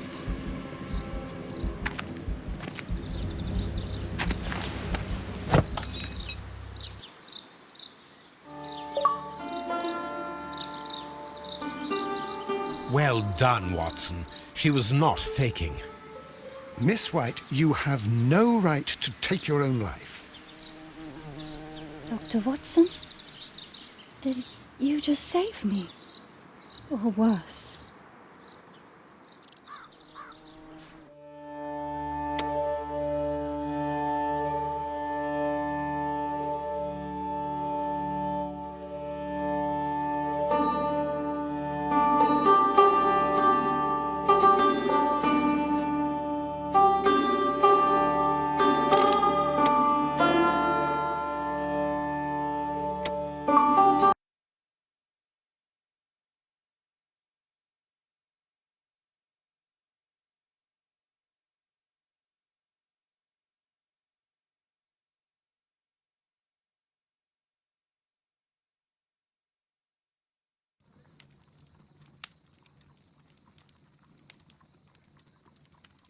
Where are you going, Holmes? Have you been invited somewhere? We have been invited, Watson. We have? Where to? To the Baker Street Irregulars' annual dinner. They sent us an invitation. It is on the table. A dinner? How could those street urchins afford anything like that? I can't understand your interest in them, Holmes. They're dirty. They wouldn't hesitate to steal your wallet. Watson, you should be excited. It is a secret dinner. Its location changes every year. Read the menu. Sounds mouth-watering. All right. We, the secret police of Baker Street, invite you, Sherlock Holmes, and Dr. Watson to our annual dinner. Menu, entree, frozen rat head salad. Is this a joke? Not at all. Pray continue. Main course, sow's udder in Danny Nutcracker's way. Sounds disgusting, Holmes. Hedgehog goulash. Street turnips in homemade juice. And it goes on. I can hear them on the stairs now. Oh, we can't go there. We can't eat that. Watson, you'll hurt the feelings of those poor children. We have to go. Oh, Mr. Holmes. It is fine, Mrs. Hudson. Mr. Holmes! Wiggins, Dr. Watson is getting ready. He will be delighted to join us. You don't look well, my young man. Is there something wrong? Don't tell me the dinner is cancelled. Mr. Holmes, it's my brother Leighton. He's in a prison cell. They say he's killed 2 men. You have to help us, Mr. Holmes, 'cause I know he didn't do it. Where is he now? From what I've heard, they took him to the yard, and they gave him a good beating already. You know what they're like. They'll hang him. They won't look any further. Holmes, we have to help him. Well, and forget about the dinner. Wiggins, I'll take the case. You're fantastic, Mr. Holmes. I'll be waiting for you at the crime scene. You'll be there, right? It's on Half Moon Street in Whitechapel. Very well.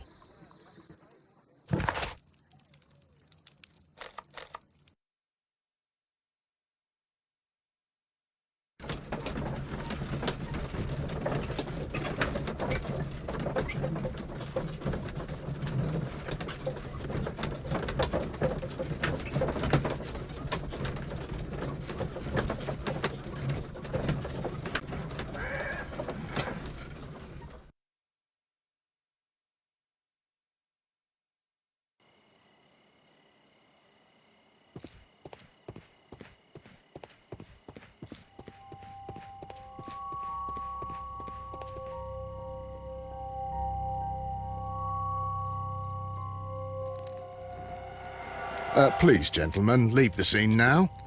Oh, Mr. Holmes, is that you? Good evening, Constable... Constable Marrow. I was here with Inspector Abeline during the Ripper case, Mr. Holmes, back in '88. But then this is nothing like that case. With this one, we've got the murderer, the weapon, and the statements, which speak for themselves. Of course, Marrow. But you know that appearances can sometimes be deceiving. Who were the victims? The 2 men here, both shot. The stout fellow was Brian Vercotti, a well-known ruffian. The other, Kenneth Butler, a jeweller by trade. You spoke of statements. You have witnesses? Well, I was there, so I gave my own statement. And then there were 2 other witnesses who said they saw the killer Chapman. Mr. Turner, a gentleman who lives in that flat over there. And Polly Powell, a flower seller, who was over at the far side of the street. So, Constable Marrow, I should be delighted to hear your testimony. I was standing at the north side of Half Moon Street. That was the side that you came from. But you would have been unable to observe this part of the street, where we are standing now. That is correct. But I saw the 2 victims slowly enter Half Moon Street, and then shortly after, the fireworks started. A few minutes after that, the fellow Chapman rushed towards me and ran into Half Moon Street. Please continue. I didn't pay attention, but suddenly I heard a woman's cries and police whistles on the other side of Half Moon Street. I rushed over there and I saw the 2 dead bodies on the ground. When I reached Whitechapel Street, I saw Leighton Chapman. He'd been caught by 2 police constables. Did you hear the shots? I didn't hear any shots. The fireworks were all over the sky. They were so loud I couldn't hear anything else. What were the fireworks in honour of, Constable? Well, today's Queen Victoria's birthday, Mr. Holmes. Ah, yes, I appear to have lost track of the days. It is May now, of course. Constable Marrow, what else caught your attention while you were running through Half Moon Street? I saw nothing but rats, and I took the time to light every corner with my lamp. Did you happen to look up at Mr. Turner's window when you were on Half Moon Street at that time? Yes, I saw that the window was open, but no one was there. It was dark in the room. Constable, your statements have been of great value to me.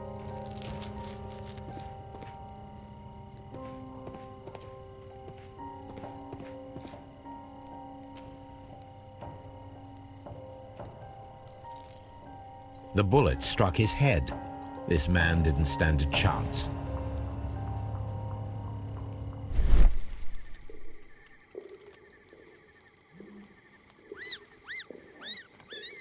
A piece of wood that has stuck between the cobblestones.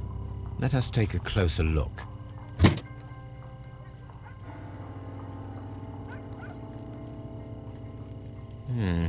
This shard of wood is quite new.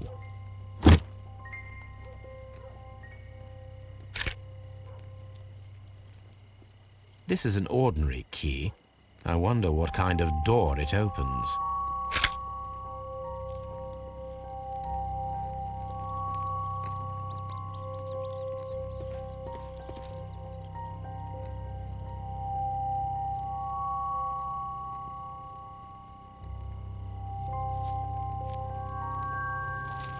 Brian Vercotti suffered greatly. What a terrible way to die.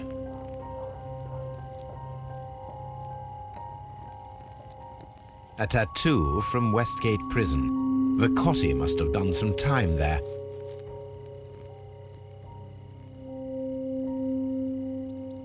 He tried to stop the bleeding with his hand. Death was not instant. The bullet penetrated his stomach, a dreadful wound.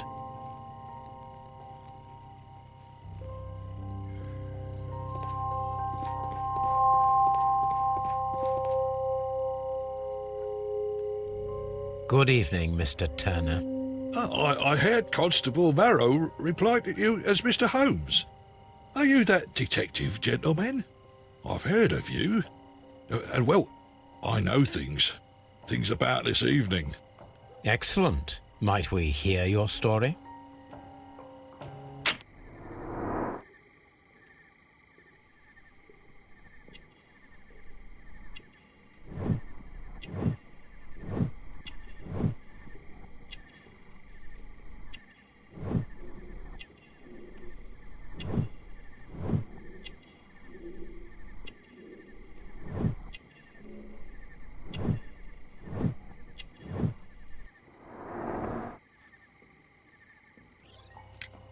Could you tell us everything that you may have seen or heard? I was already in bed when the fireworks started. A few moments after, I clearly heard 2 gunshots from outside. Please continue. I quickly got up and I grabbed the lamp from my nightstand and I rushed towards the window. I looked down and I saw 2 bodies. And there was a man with a gun who was standing nearby. Where exactly? Well, near this body. Did he notice you? I don't think so. He rushed towards Whitechapel Street without looking around. Mr. Turner, did you see anyone else in the street? No, I saw no one but that man, the murderer, the fellow they caught.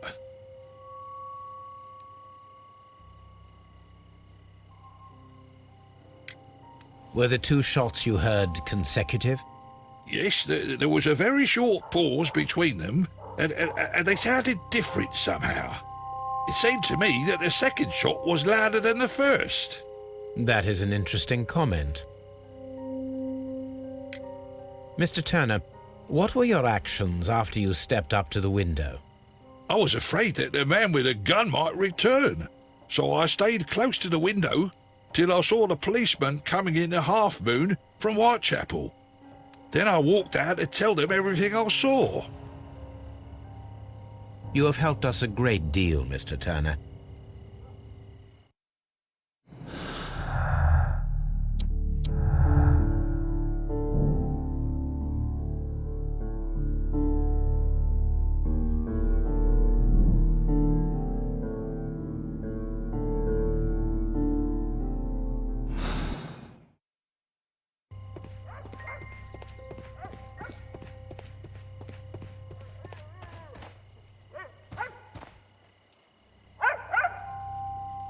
Mrs. Powell?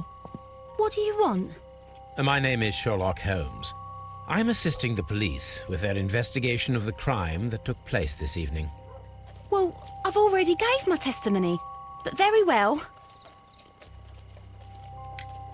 Could you tell us everything that you may have seen or heard? Yes. I was selling my flowers as usual, and then the fireworks began, in honour of Queen Victoria. I enjoyed those. But then, all of a sudden, a young lad ran out of Half Moon Street and stopped just by me. He had a gun in his hand. He was like a ghost, and all covered in blood. It was dark, but I could see him, because of the flashes from the fireworks. And then? I screamed as loud as I could. I knew that a policeman should be on duty in the vicinity. He had no time to escape. 2 constables got him. Then another constable came out from the very same street, and I heard him talking of a horrible murder. Mrs. Powell, did you hear the gunshots? I'm not sure. You know, what with the fireworks? Did you see anyone else leaving Half Moon Street, prior to or at the time of the crime? No, sir, I did not. Even with all the fireworks, I was very attentive, as I'm always on the lookout for customers. My thanks to you, Mrs. Powell.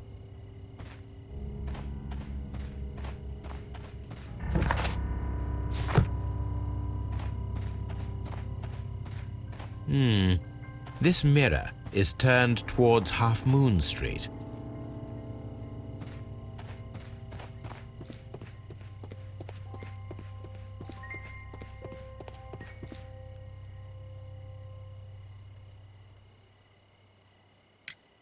Mr. Turner, you have stated that you remained close by your window after the crime, is that correct?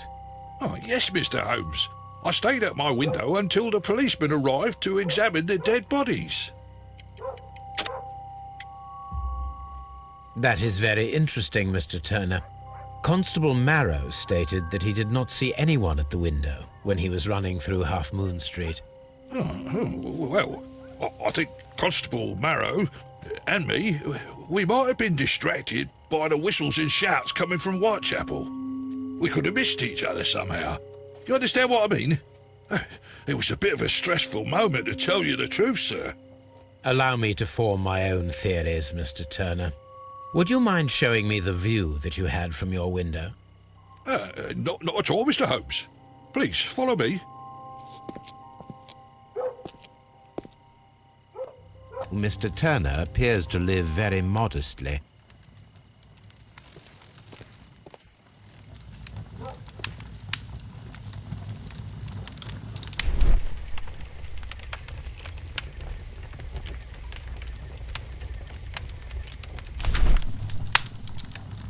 The papers are almost entirely burned.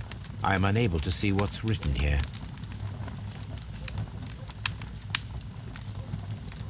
These words are illegible.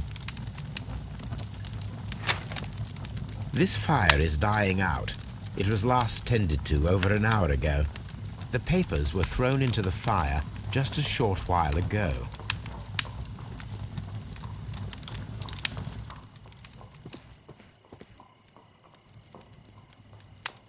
The books on this shelf are in a mess. It looks as though Mr. Turner was trying to find something in a hurry here a short while ago.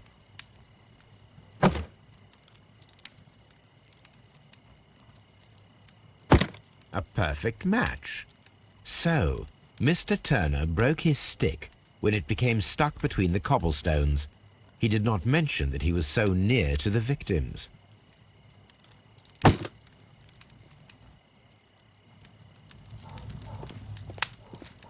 Mr. Turner was roused from his bed by the sound of gunshots.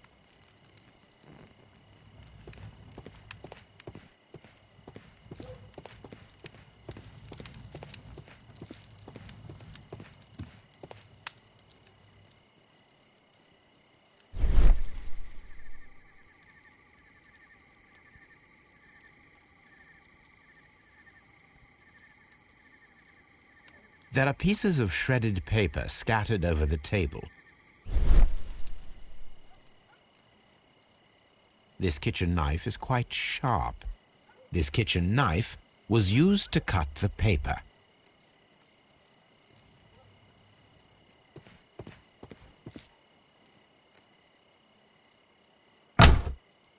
So, that's the view Mr. Turner had when he opened the window. The dead body of Kenneth Butler. Brian Vercotti's contorted corpse. Mr. Turner had a perfect view of the crime scene. He saw the bodies clearly, and Leighton Chapman standing over them.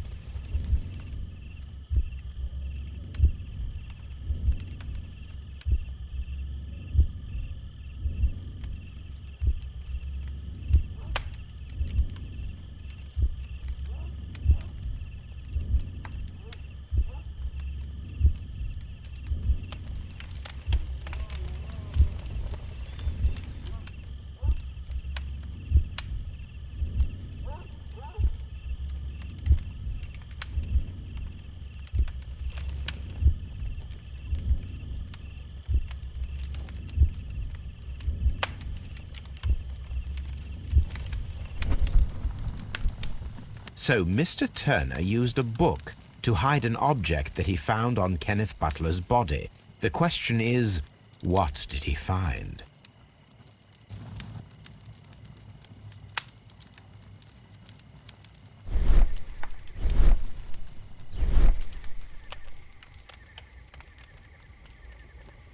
I can see prints from greasy fingers upon the cover of this book. Let us take a closer look. Well now, what a find! A precious jewel, concealed inside a book. A bracelet with a unique ram's head design, a distinctive feature of ancient Grecian artifacts, probably of the Hellenistic era.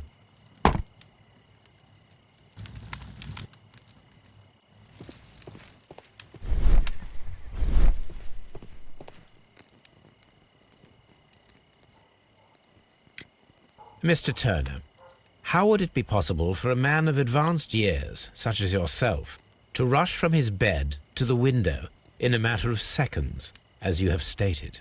Well, I'm able to move very quickly, despite my age. And when the situation requires it, Mr. Holmes. I highly doubt that, Mr. Turner. I observe that you suffer a severe limp due to your injured right leg. It would have taken at least 10 seconds for you to approach the window. That means you could have easily missed something or someone in Half Moon Street during that time. You're right, Mr. Holmes. I could have missed something. But it did seem to me that everything happened so quickly. Time can pull tricks on you. And what of everything else that you told us? Mr. Turner, it is vital that we have your complete and true statement. Mr. Holmes, I do assure you that the other things I said were most sincere. Mr. Turner, you were not sincere with me. Not then and not now. But Mr. Holmes... This, Mr. Turner, does not look like anything that a poor man might possess. It is worth more than the home that you live in. I can explain. No, merely correct me if I am wrong. You saw Leighton Chapman through the window, but you also noticed a glittering object on the ground, this precious jewel. You walked down and took the bracelet from the body of Kenneth Butler, and when you heard the whistles, you hurried away. That broke your walking stick. It caught fast between the cobbles. Constable Marrow was unable to see you in the window as you were climbing up the stairs on your way back to your flat. Upon returning home, you hid the precious jewel inside a book. Mr. Holmes, please don't send me to prison. I didn't do anything bad. I'm just a poor man. When I chanced upon the bracelet, I saw it as an opportunity to make a little money. I was desperate. I only took the bracelet, that's all, I swear. You made a mistake by lying to me. But you are not a criminal. I believe that. Although I must return this bracelet to its rightful owner. I wish this crime had never happened, Mr. Holmes.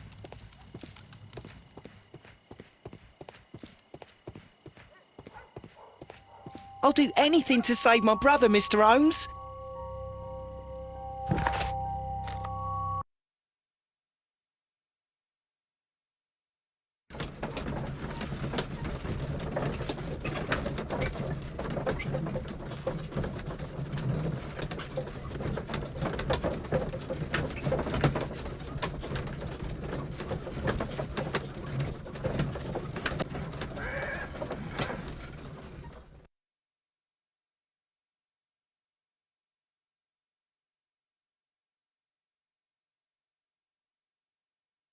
Mr. Holmes, whatever brings you here so late at night? I'm interested in the case of young Leighton Chapman. He was arrested earlier this evening and accused of a double murder. I beg your pardon? That case is quite clear to the police. Or are there any new facts that we don't know about? Who knows, Inspector? Look, you are free to investigate, of course, Mr. Holmes.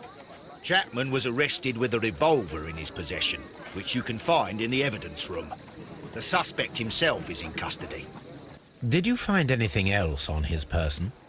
A few personal belongings. Nothing particular, Mr. Holmes. Thank you, Lestrade.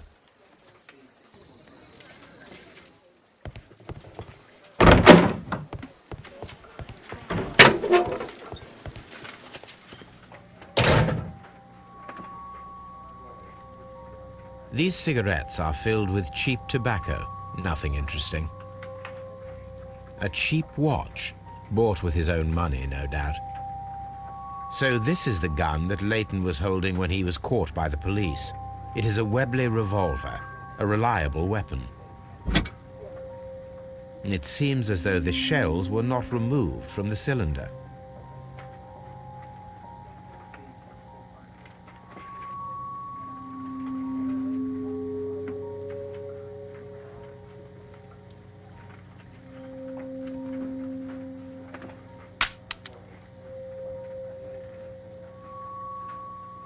Two out of the 6 shells have been fired.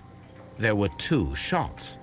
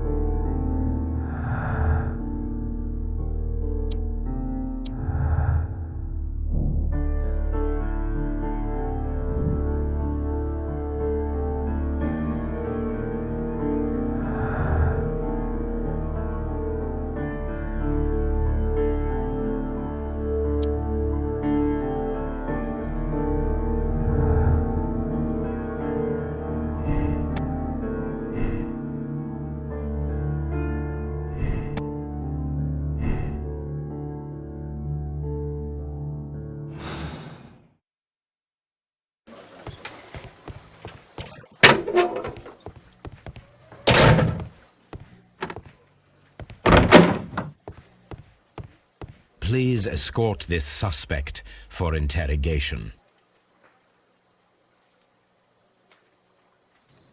Good evening, Mr. Chapman. Who are you? I've got nothing to say. It's all a mistake. Calm down, Leighton. I have come here to help you. To find out if you truly are innocent, as your younger brother Wiggins has told me. My brother? You know him? Then that means you're... Sherlock Holmes. Oh, blimey. All right, Mr. Holmes. I'll tell you everything.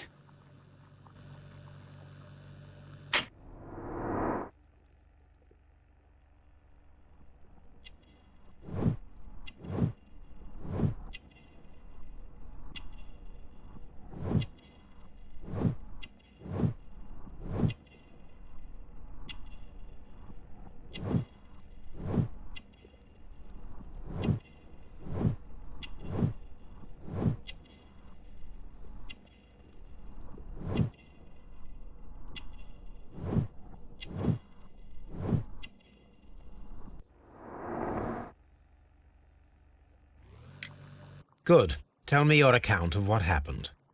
I left my work, and I hurried up to see the fireworks in Whitechapel. I was late, so I decided to cut through Half Moon Street. I saw the first fireworks light up in the sky. I bumped into a constable on a corner before entering Half Moon. And then suddenly, what with all the firework flare, I saw two men. They were both lying flat in the middle of the street. I stopped where I was. I thought about turning back to the police, but as I was thinking of that, I saw a third person. He was leaning over the body that was furthest from me. The second I saw him, he raised his head and he stared at me. In a flash, I saw his gun, but he made a dash for it instead and he escaped through Whitechapel Street. So you might still have had time to return to the constable. I panicked. I didn't know what to do. Anyway, I approached the bodies just to see if they were still alive. I saw that one had blood pumping out of his stomach. He was dying. It was horrible. The second one was already dead. He had a hole in his head. He was holding a gun in his hand, though. I took it, and then I followed the third man. Interesting. Pray, continue. I turned a corner, and I saw the man standing in the middle of the street. He seemed to be in some sort of panic. And then, Mr. Holmes, something strange happened. I told the police and they laughed at what I said, but I swear to you, my words are true. I started running towards him. But then I was blinded by a flash. It was so bright that I hardly saw anything for a good dozen seconds. But I kept running forward. As I arrived in Whitechapel, I heard a woman screaming. And then I was caught by the police. But there wasn't a trace of that man. Of course, then they found a gun and all that blood. I couldn't see the murderer escaping and all that mess. Perhaps I was still half-blinded at that moment. A thrilling account, my young man. Leighton, are you able to describe the person whom you saw standing in Half Moon Street? Well, I wasn't able to see his face at all. It was too dark, and he was too far away. I could see his silhouette. And what about that? Nothing so special. He was wearing a jacket. He was quite average in size and his weight. I see. Was there anything else that struck you at the time? No. But perhaps... It's strange, but I can't remember the sound of his footsteps as he was running away. Perhaps it was because of the fireworks or the surprise of me seeing him. Leighton, I confess I am puzzled. Why should a young lad like you take a gun from the hands of a dead man and set off in pursuit of a probable killer? I know. I keep wondering that, but at the time it was like a reflex. A criminal ought to be arrested, and he was armed. You were willing to risk your life. That was a little foolish, unless you wanted revenge. No, Mr. Holmes. I was just being brave and stupid. I'm sure that you were, but I believe that you may have recognized one of the victims, Brian Vercotti. You knew that gentleman well, did you not? However could you know that? You have a typical tattoo of the Westgate Brotherhood upon your hand. I observed exactly the same mark upon Mr. Vercotti. You came to know him from your sharing a past prison sentence. Am I correct, Mr. Chapman? Oh, God. You're right, Mr. Holmes. Would you tell me a little about Brian Vercotti? We were convicted for a robbery. Once in prison, both of us joined one of these fraternities. During that year, we tried to help each other out, you know? You were quite young then, I believe. Yes, Mr. Holmes, we were. We'd only stolen a pound of meat. After we were released, and when I saw what my little brother had become, I decided to work towards living an honest life. And Vercotti? He had a hard time. His sister had died in a Whitechapel dispensary while he was in prison. He had no family anymore. Our paths split. He fell back into crime. So you lost him? Yes. And for around 2 years, I heard no news of him at all. We shall see you soon, young man.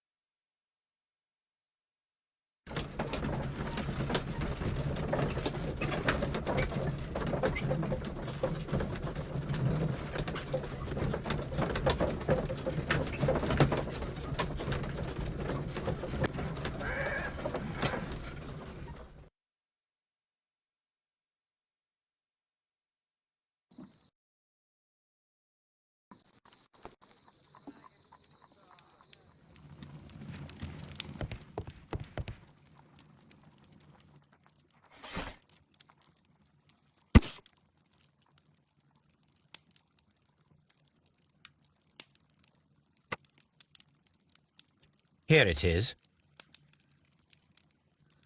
I need to continue my research in my archives.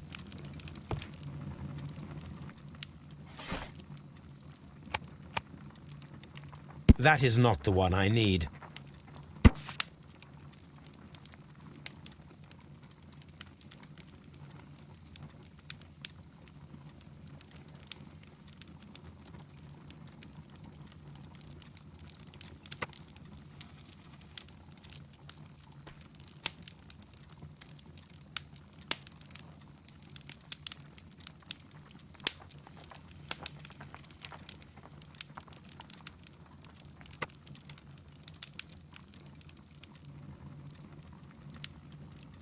Here it is. One of the victims, Kenneth Butler, was involved in the story of the stolen Hellenistic treasures. A visit to his pawn shop should tell me more.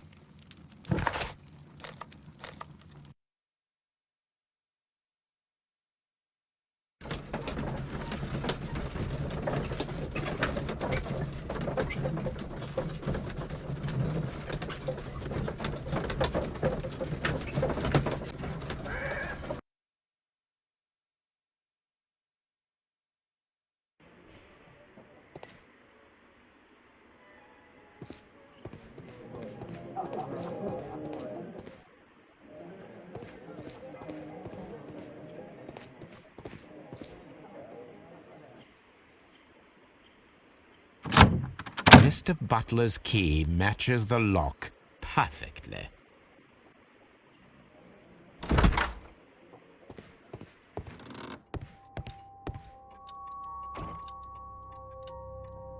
crampons, and a sharp ice axe would only be brought here by a mountaineer.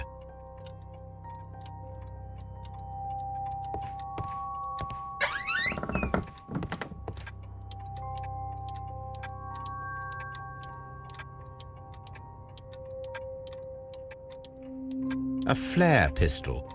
Perhaps it was pawned by a destitute sailor.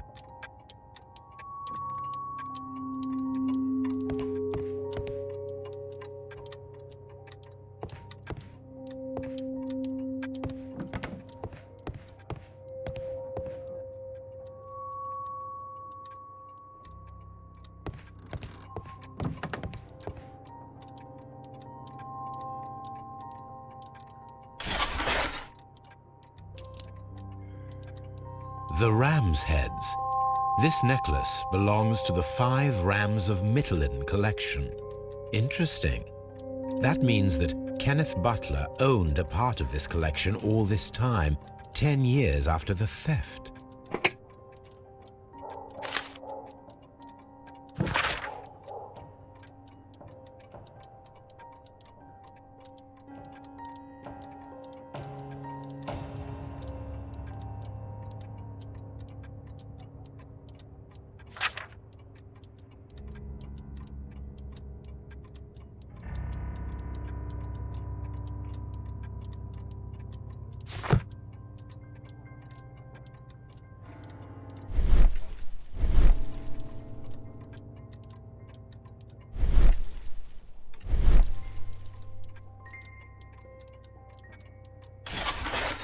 It looks as though Mr. Butler kept a careful record of his operations.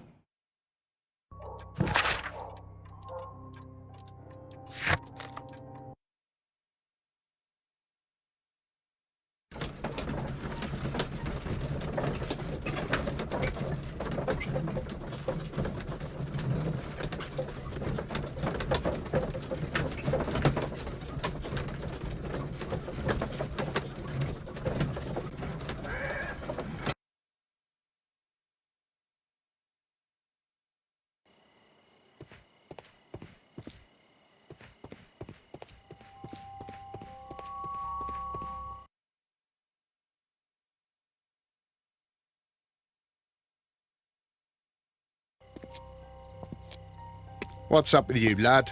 What are you waiting for? I'm waiting for my brother to be released. Your brother? The one that you caught, beat up and imprisoned. Ah, the murderer.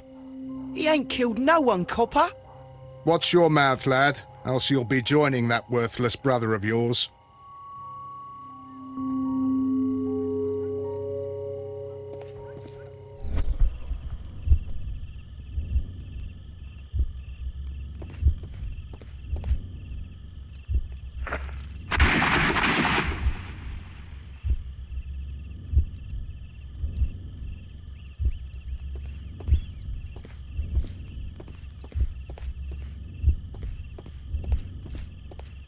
I am unable to see any higher. I need to find something to lift my lamp.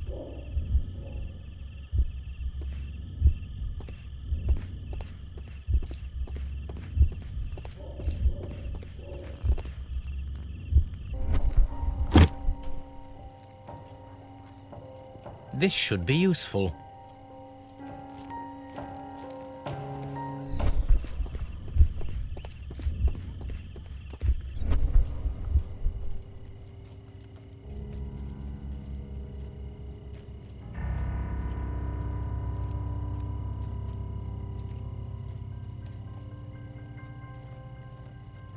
Nothing interesting here.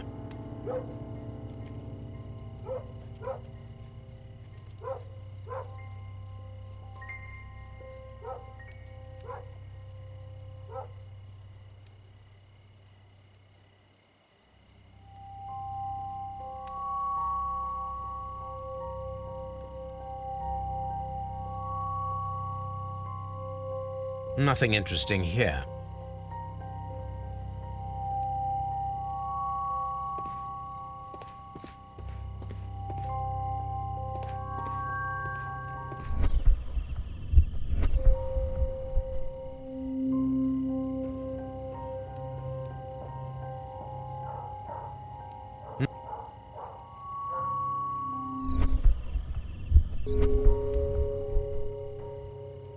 Nothing interesting here.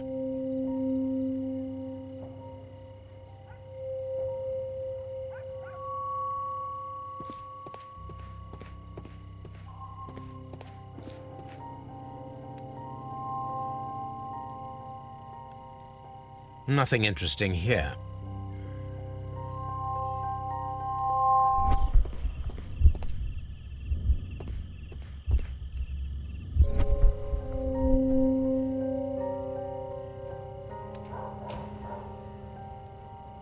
Nothing interesting here.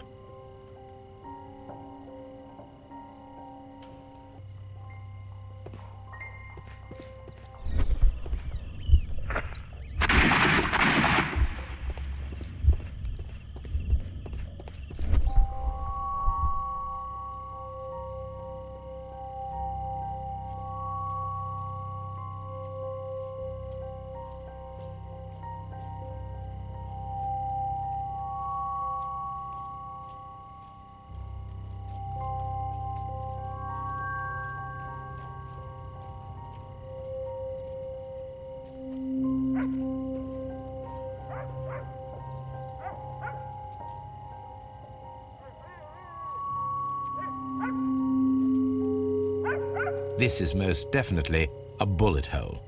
The brick cracks are fresh. Watson, there was a third shot fired in this street.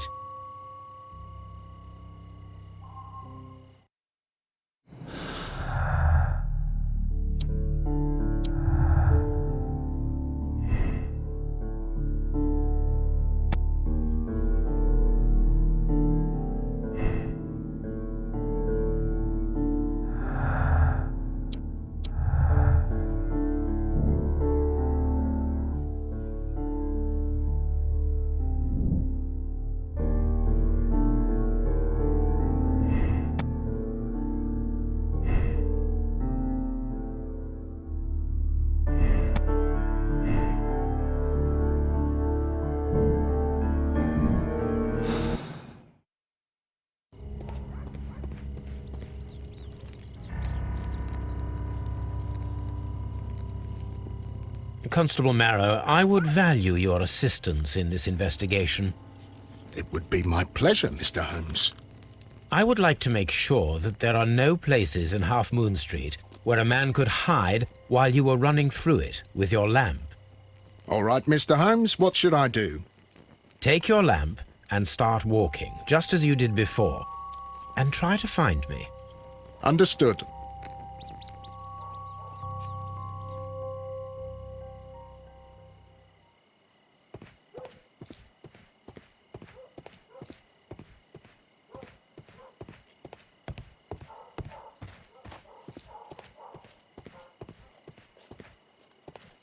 I can see you very well, Mr. Holmes. All right, Constable. Let's try again. I'll find another place to hide.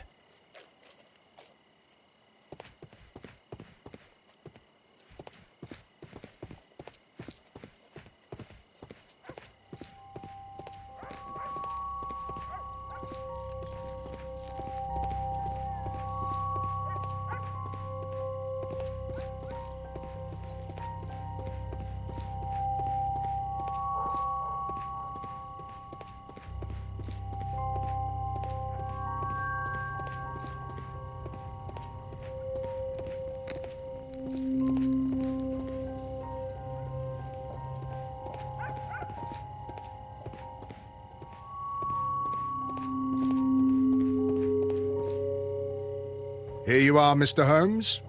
All right, Constable. Let's try again. I'll find another place to hide.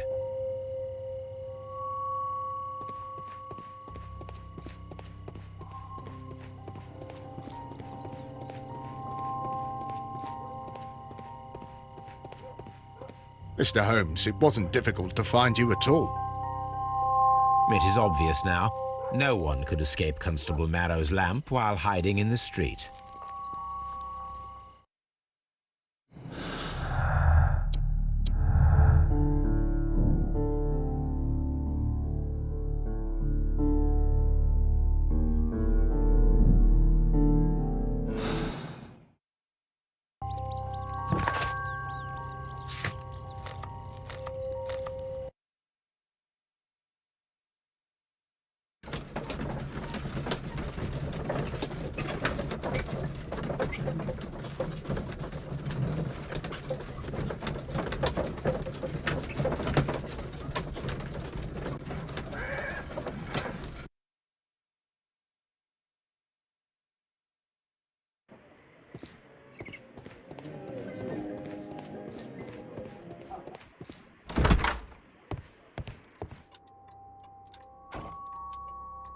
These tools are exactly what I need to climb the wall.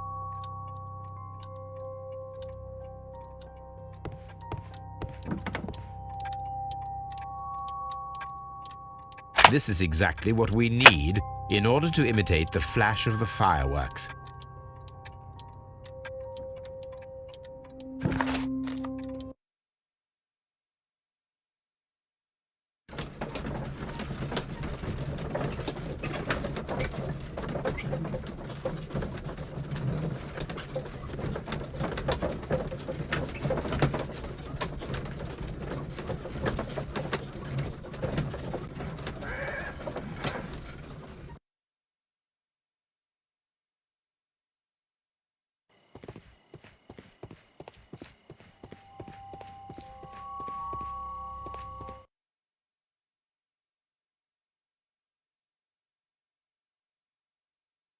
Why are you looking at me all the time like that?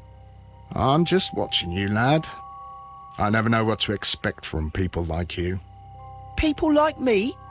Yes, street beggars and thieves. I ain't a thief. Oh, no? Then where did you get whatever it is that you're gnawing on? I very much doubt that you bought it. What ain't seen can't hardly be stolen.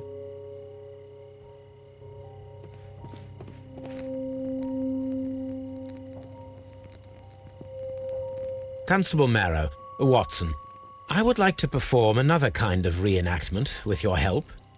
I'm listening, Mr. Holmes. I want to check if Leighton's testimony can be trusted. If someone could vanish into thin air at a specific moment. But Holmes, I don't see how. I am going to be the mysterious gentleman whom Leighton followed. I will stand exactly where he saw him before he was blinded by the flash. Watson, you will be Leighton.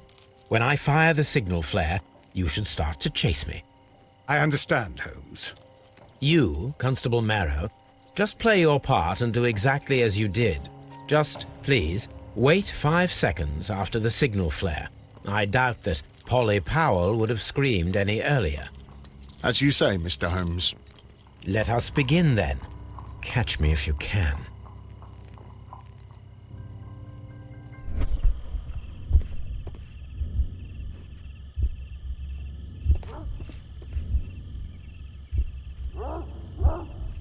The moon illuminates this wall. Anyone trying to climb it would be easily spotted by Constable Marrow. The streetlights fall directly on this wall. This wall is cast in shadow.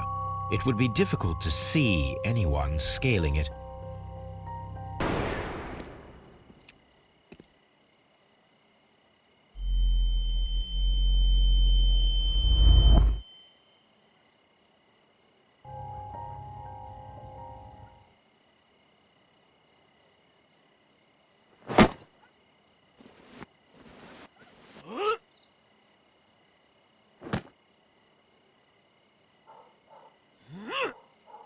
I can barely see anything.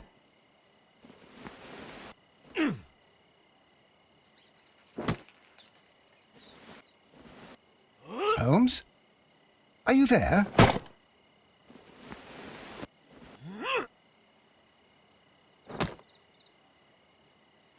I should try climbing faster.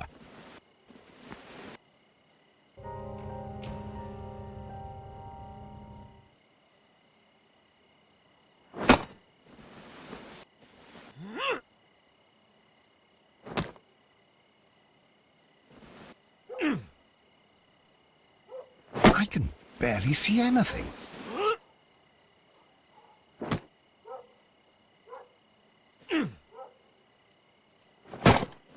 Holmes? Are you there? Where is he? My God, a man can't just disappear like that.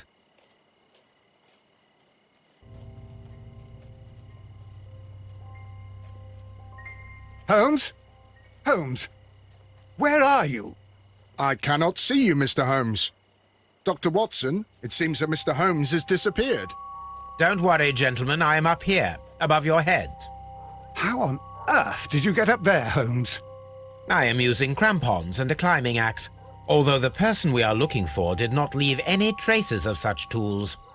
Constable, is there any way to get to the top of this building? Yes, Mr. Holmes, I can show you. The door to the building can be found from Whitechapel Street. Gentlemen, I am on my way down.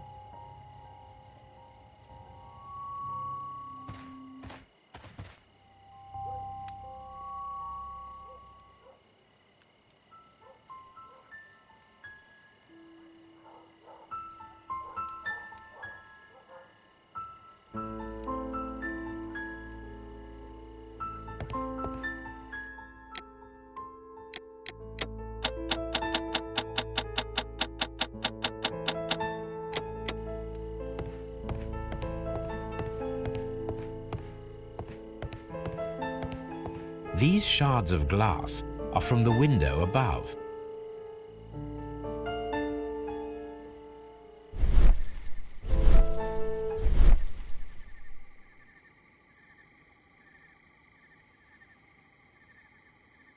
A cluster of thick black threads. They're unusually strong. I should examine them under the microscope. Someone broke through the window to get inside the attic, but in his haste he ripped his jacket.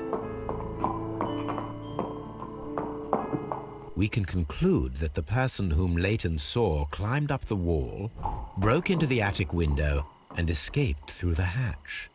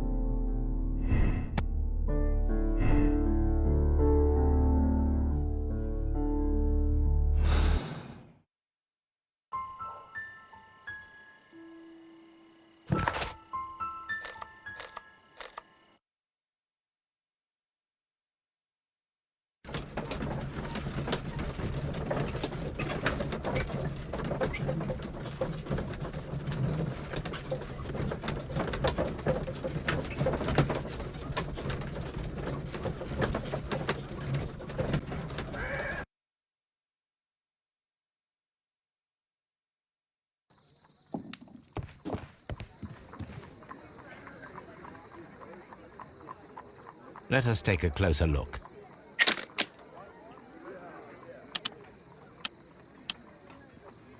It is not a thread, but a hair. I very much doubt that it is human.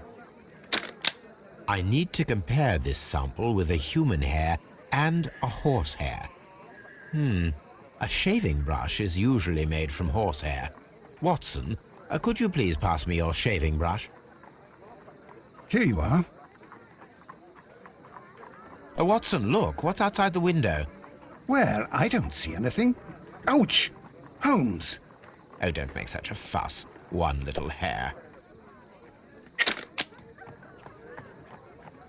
Human hair is significantly thinner than the black sample. The horsehair is thinner than the hair that we found.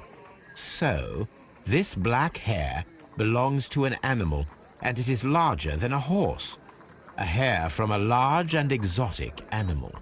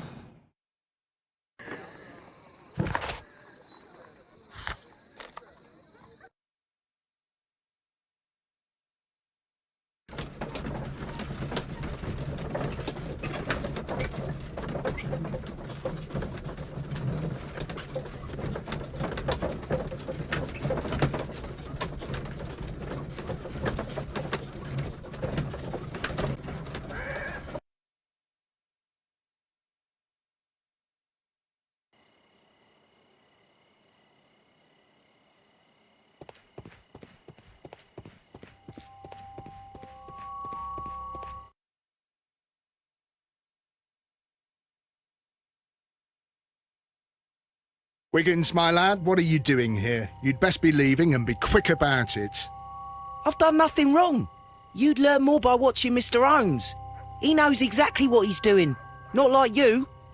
Oi, watch your tongue.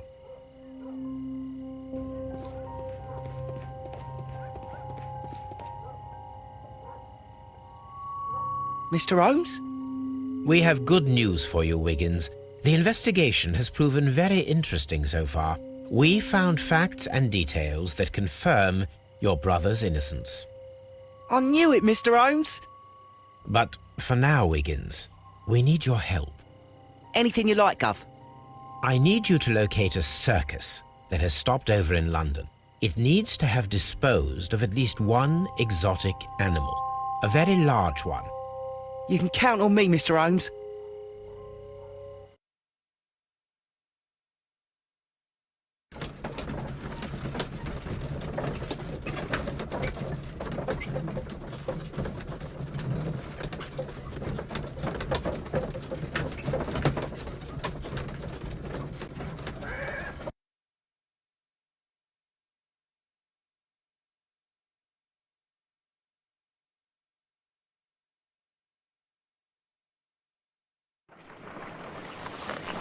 I do hope that those children don't get into trouble, Holmes. Don't worry, Watson. I predict some news in 7 seconds. Mr. Holmes, we found it. Here it is. And this is a young Indian elephant, the highlight of the show. Duval Brothers, a well-known travelling circus that is currently stopped in London.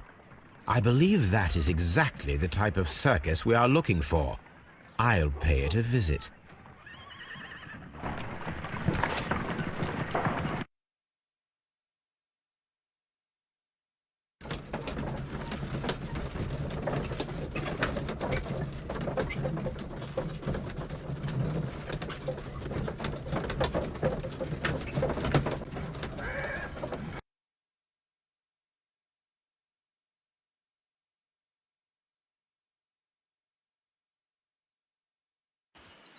Aye, you!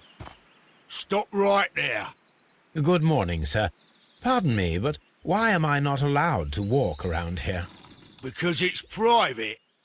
Well, I only wanted to meet the artistes. Hmm? You're wanting to apply for... Nah, you don't look like the type of, artistic lockpicker that we're looking for. You might be surprised. What? Nah, I don't think so. Clear off.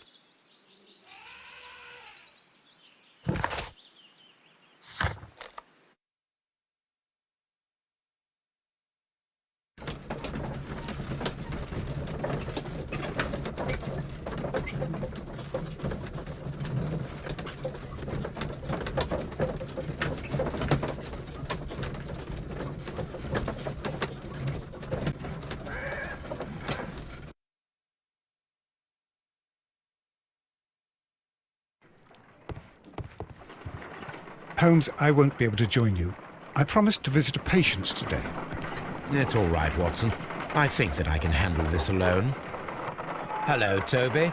All you need now is a shawl and a mock cap, and you could be Mrs. Hudson's younger sister.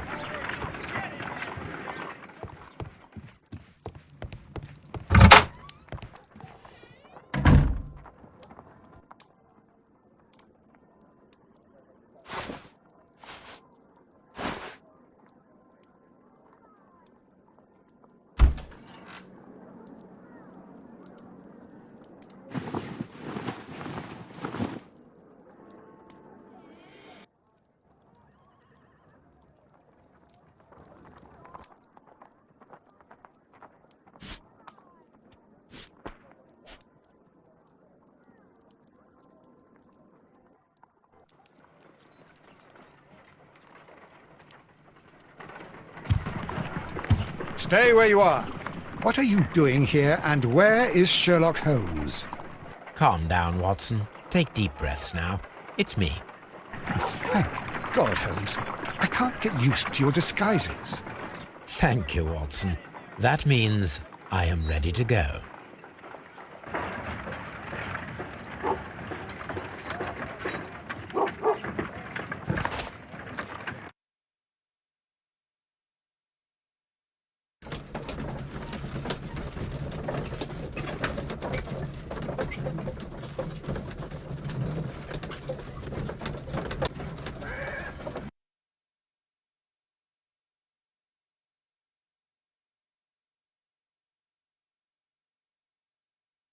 Who are you?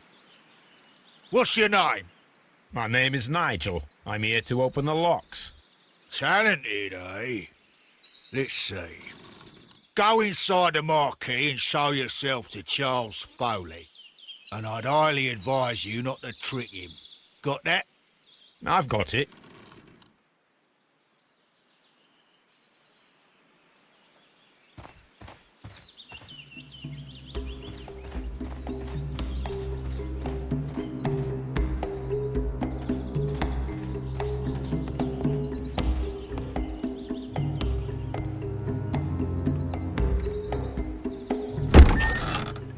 So, everything is here, just as you asked. And what about the money? Some of the barrels are wet. Transportation issues, it couldn't be helped. Whatever. We'll be here after midnight to pick up the supplies. I want to be paid first. No. You'll be paid after we make the transfer, as I said. Right. I hope that no one saw you. The police are on the lookout. Of course not. I'm a professional. Glad to hear it. Be ready for tonight, then.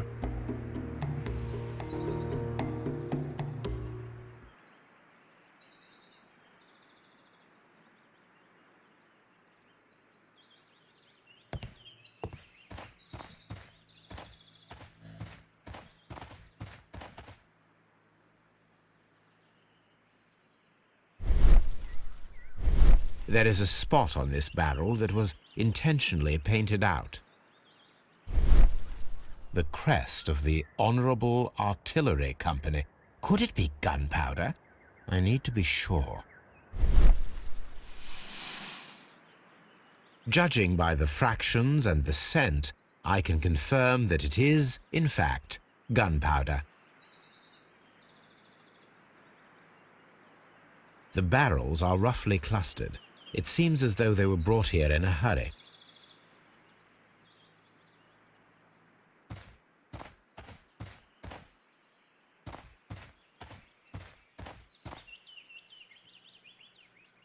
This printing press is old, but still quite capable of printing hundreds of pages per day.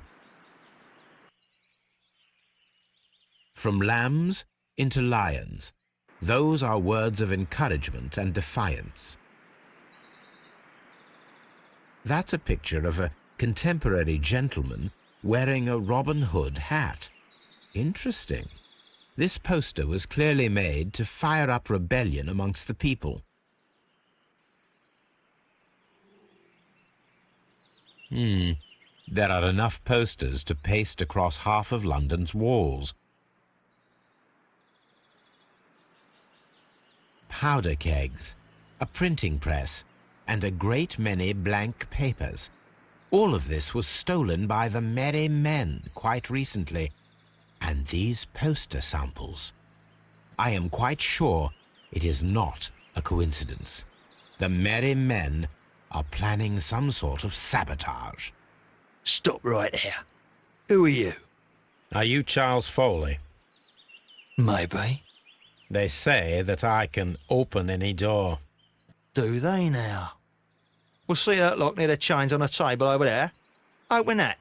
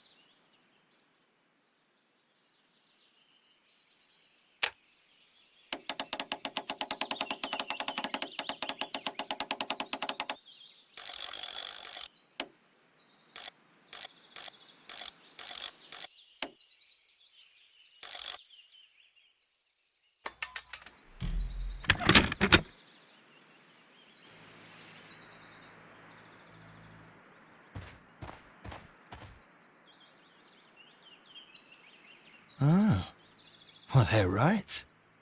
What's your name? Nigel Shirley, from York. Ah, Nigel from York. Never heard anything about you. How'd you hear about me?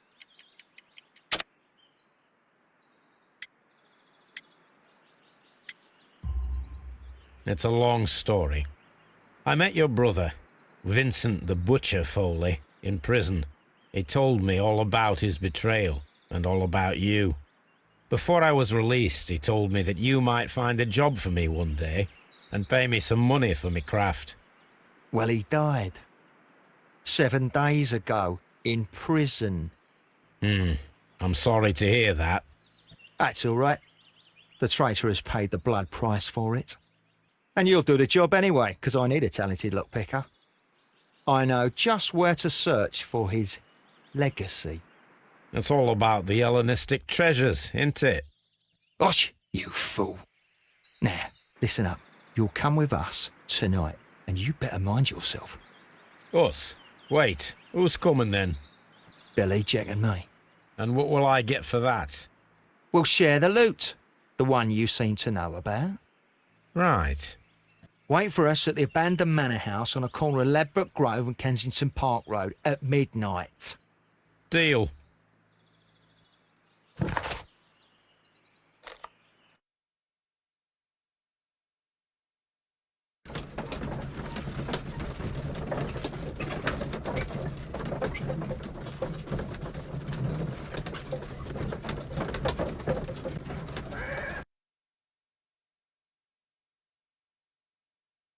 Here I am at the manor. Somewhere inside it are the Hellenistic treasures. This lock is quite old. It shouldn't be much of a challenge.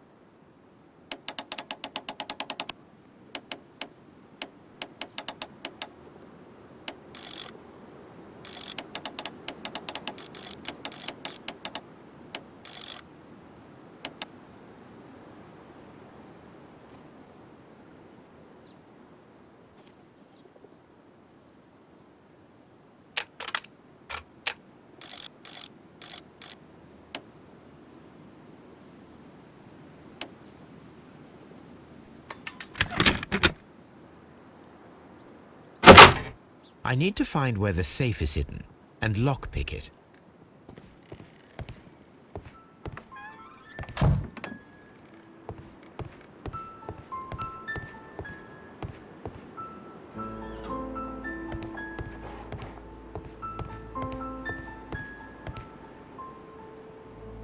This cupboard is an absolute mess. Several books have fallen from the shelves. It seems as though this cupboard can be moved. I'll give it a try.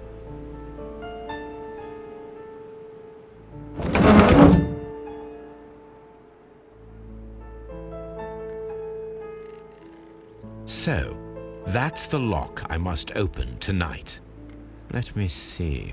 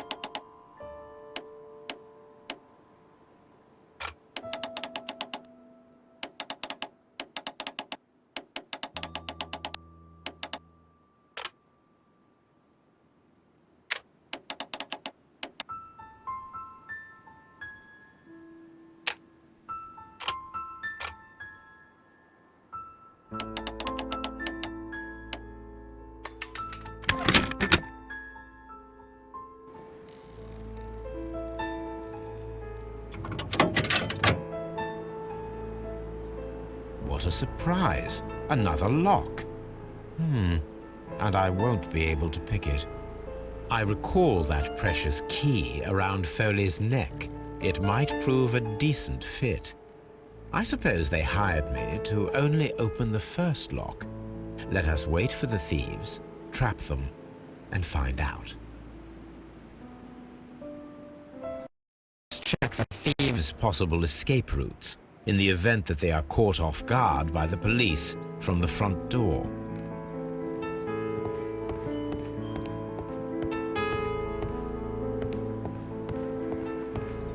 The ground floor window is a perfect way to escape the police.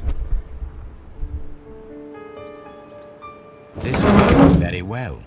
No one will escape through this window now.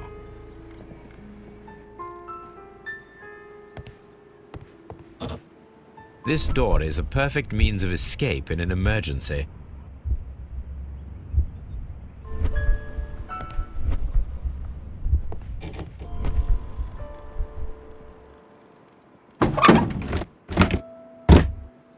There is no ladder. If anyone falls here, he will need assistance to get out.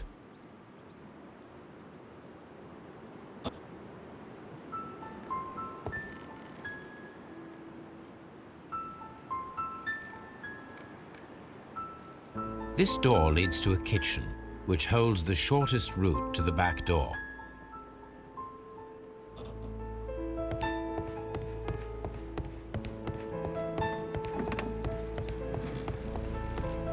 Although this window is high above the ground, it would be possible for one of the thieves to attempt to use it for their escape.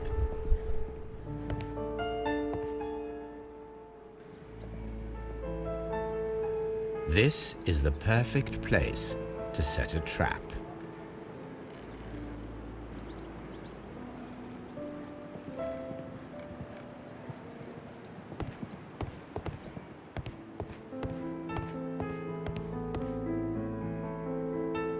This should be useful.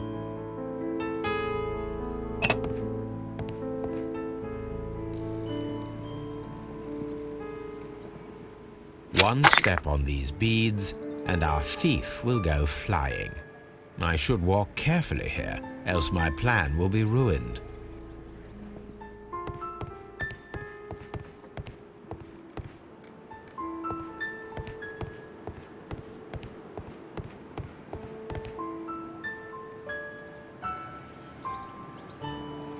This should be useful.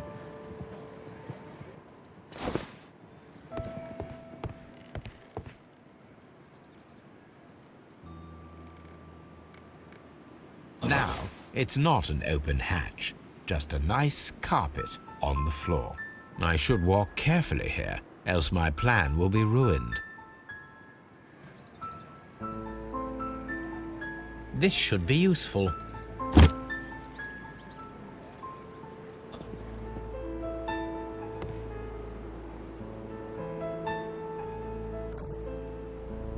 The door is now blocked.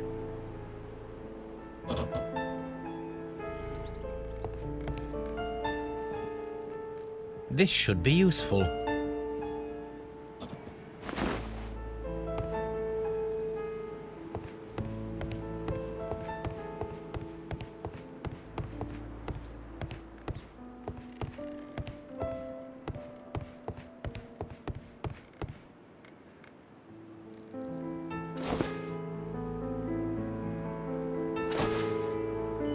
I suppose that the thieves already tried to open the lock with this formidable hammer, but they were unsuccessful.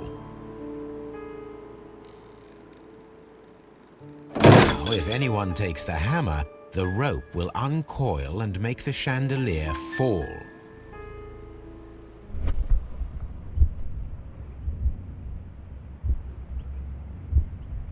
Any thief who finds his way upstairs will roll down very quickly.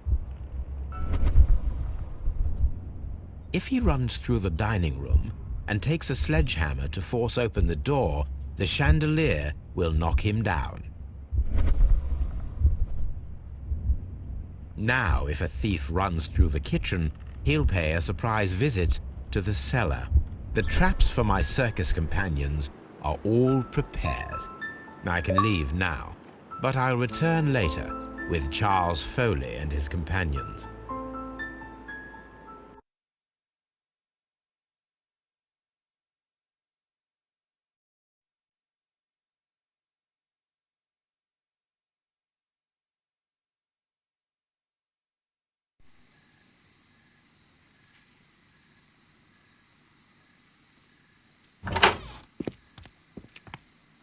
Police! Police!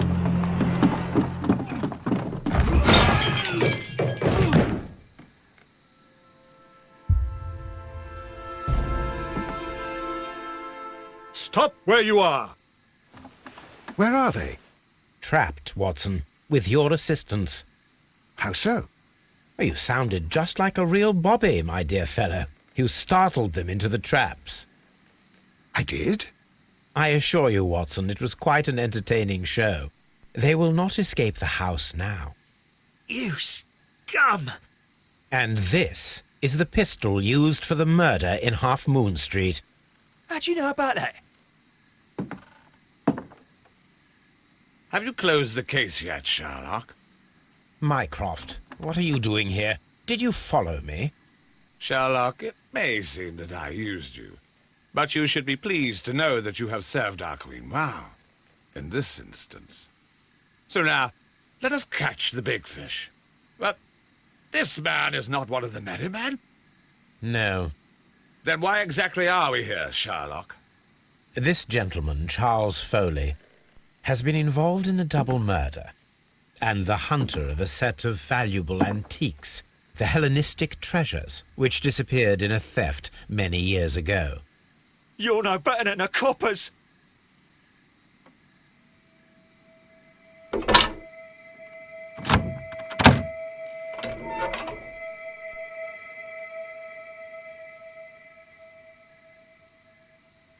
Holmes, that is incredible. The Hellenistic treasures. Indeed. Nothing but trifles. Where are the merry men? I don't know why you are asking me, Mycroft. They are yours to find. I'll see you soon, dear brother.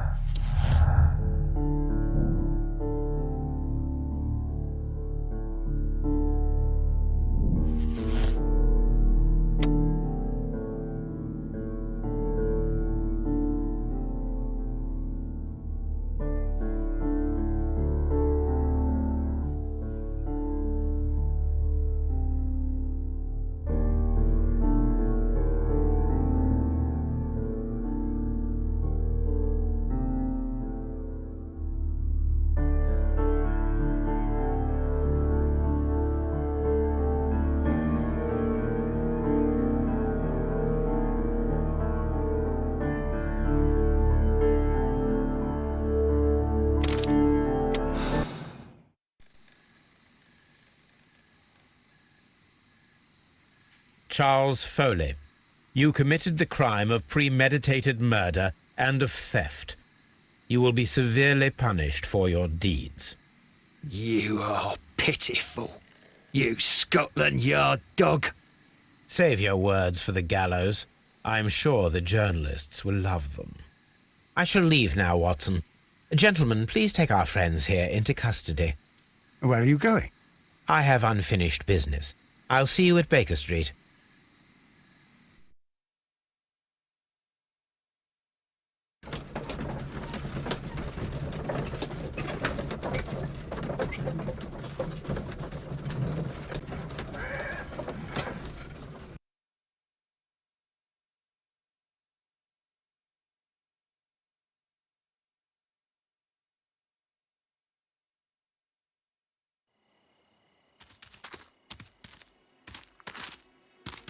Be careful with the lamps. Don't bring them too close to the barrels. Good evening, gentlemen. Who's there? That is of no importance. What matters is who you are and the plans that you have here. So you can stop us from carrying them out? Eventually, yes. Hey, careful. You'll blow us all up. I'm listening. We are a group known as the Merry Men. But I suppose you knew that already. We are the men who've already lost everything of value in their lives. We are ruined shopkeepers. We are workers who were fired from their jobs, honest people who were robbed. We were forced out from our homes and thrown onto the street, and all of this in the name of the so-called law. The laws that were set out by our government. The laws that make the commoners only more vulnerable and the wealthy more protected. We are not only from the British Empire. Some of us are from the New Lands, America, Australia, and we are many. But men we are still, and we are merry for that we stopped being afraid. For those powers that be had done their best to plant the fear inside our souls, and we accepted it so easily. The fear advised us to keep our heads bowed. It prevented us from fighting. Bankers and politicians, they own our lives, our work, our bread, and they push us to compete between each other, just to see who may serve them better. But in the end, they are the few, so they are weak. They are nothing without their titles. We should not fear them. Our so-called masters should fear us instead. The time has come for our group to stand tall. Our great and many merry men. We are going to blow up the London Stock Exchange. No life shall be lost. But ownerships, debts, and property titles? They shall all be destroyed. They're only papers, after all. So many people will be freed over this night. That is a radical step to take. What result do you truly expect? Chaos. But soon people will understand that they are free, and that they don't belong to anyone. They will be able to work for themselves, together, without letting the rulers dictate what to do, and finally justice will arise. What you are intending to do is a crime. It is not justice. How do you see justice, then? Kids go to prison for a loaf of dry bread. And how many lords do you see punished for stealing from their people, sending them to their deaths in mines or overseas to fight for land?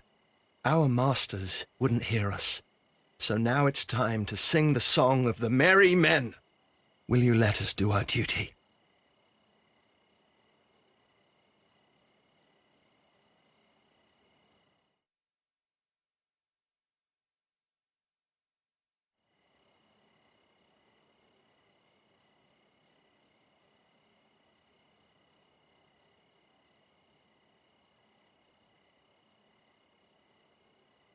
When the law serves only the few, it can no longer be trusted. Every man is equal, and he has a right to choose his own way. And I shall not stop you.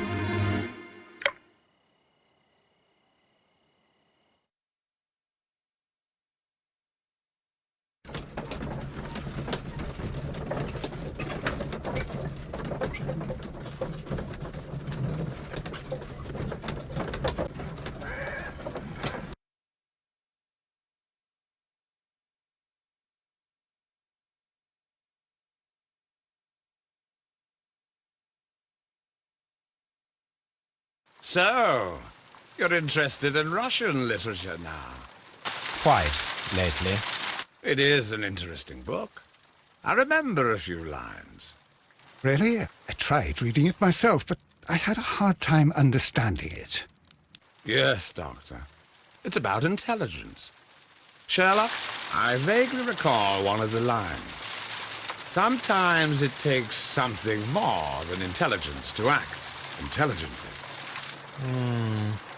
There were also a few words along the lines of, pain and suffering are always inevitable for a large intelligence and a deep heart. Tell me, Doctor, does my brother show any signs of pain or suffering? Not that I know of. Because you see, Doctor, behind all of his masquerade, my brother does possess a deep heart. So deep that he does not recall where he places his love. Well, I'm sure that... His love and his duty that, in the first place, should be directed towards the Empire. For without it, we would be nothing. A country filled with uncivilized men. I should leave now. Sherlock, Dr. Watson. Holmes, what just happened? What was that? The start of a new world. Anything in the post, Watson? Any clients worthy of our attention? Only a second reminder from Mrs. Hudson about our new neighbour. She urges you to remove your... Oh, I don't care about that. Holmes, the lady who will be moving in shortly has requested the use of our spare room to place all of her boxes. Wait, what? A lady?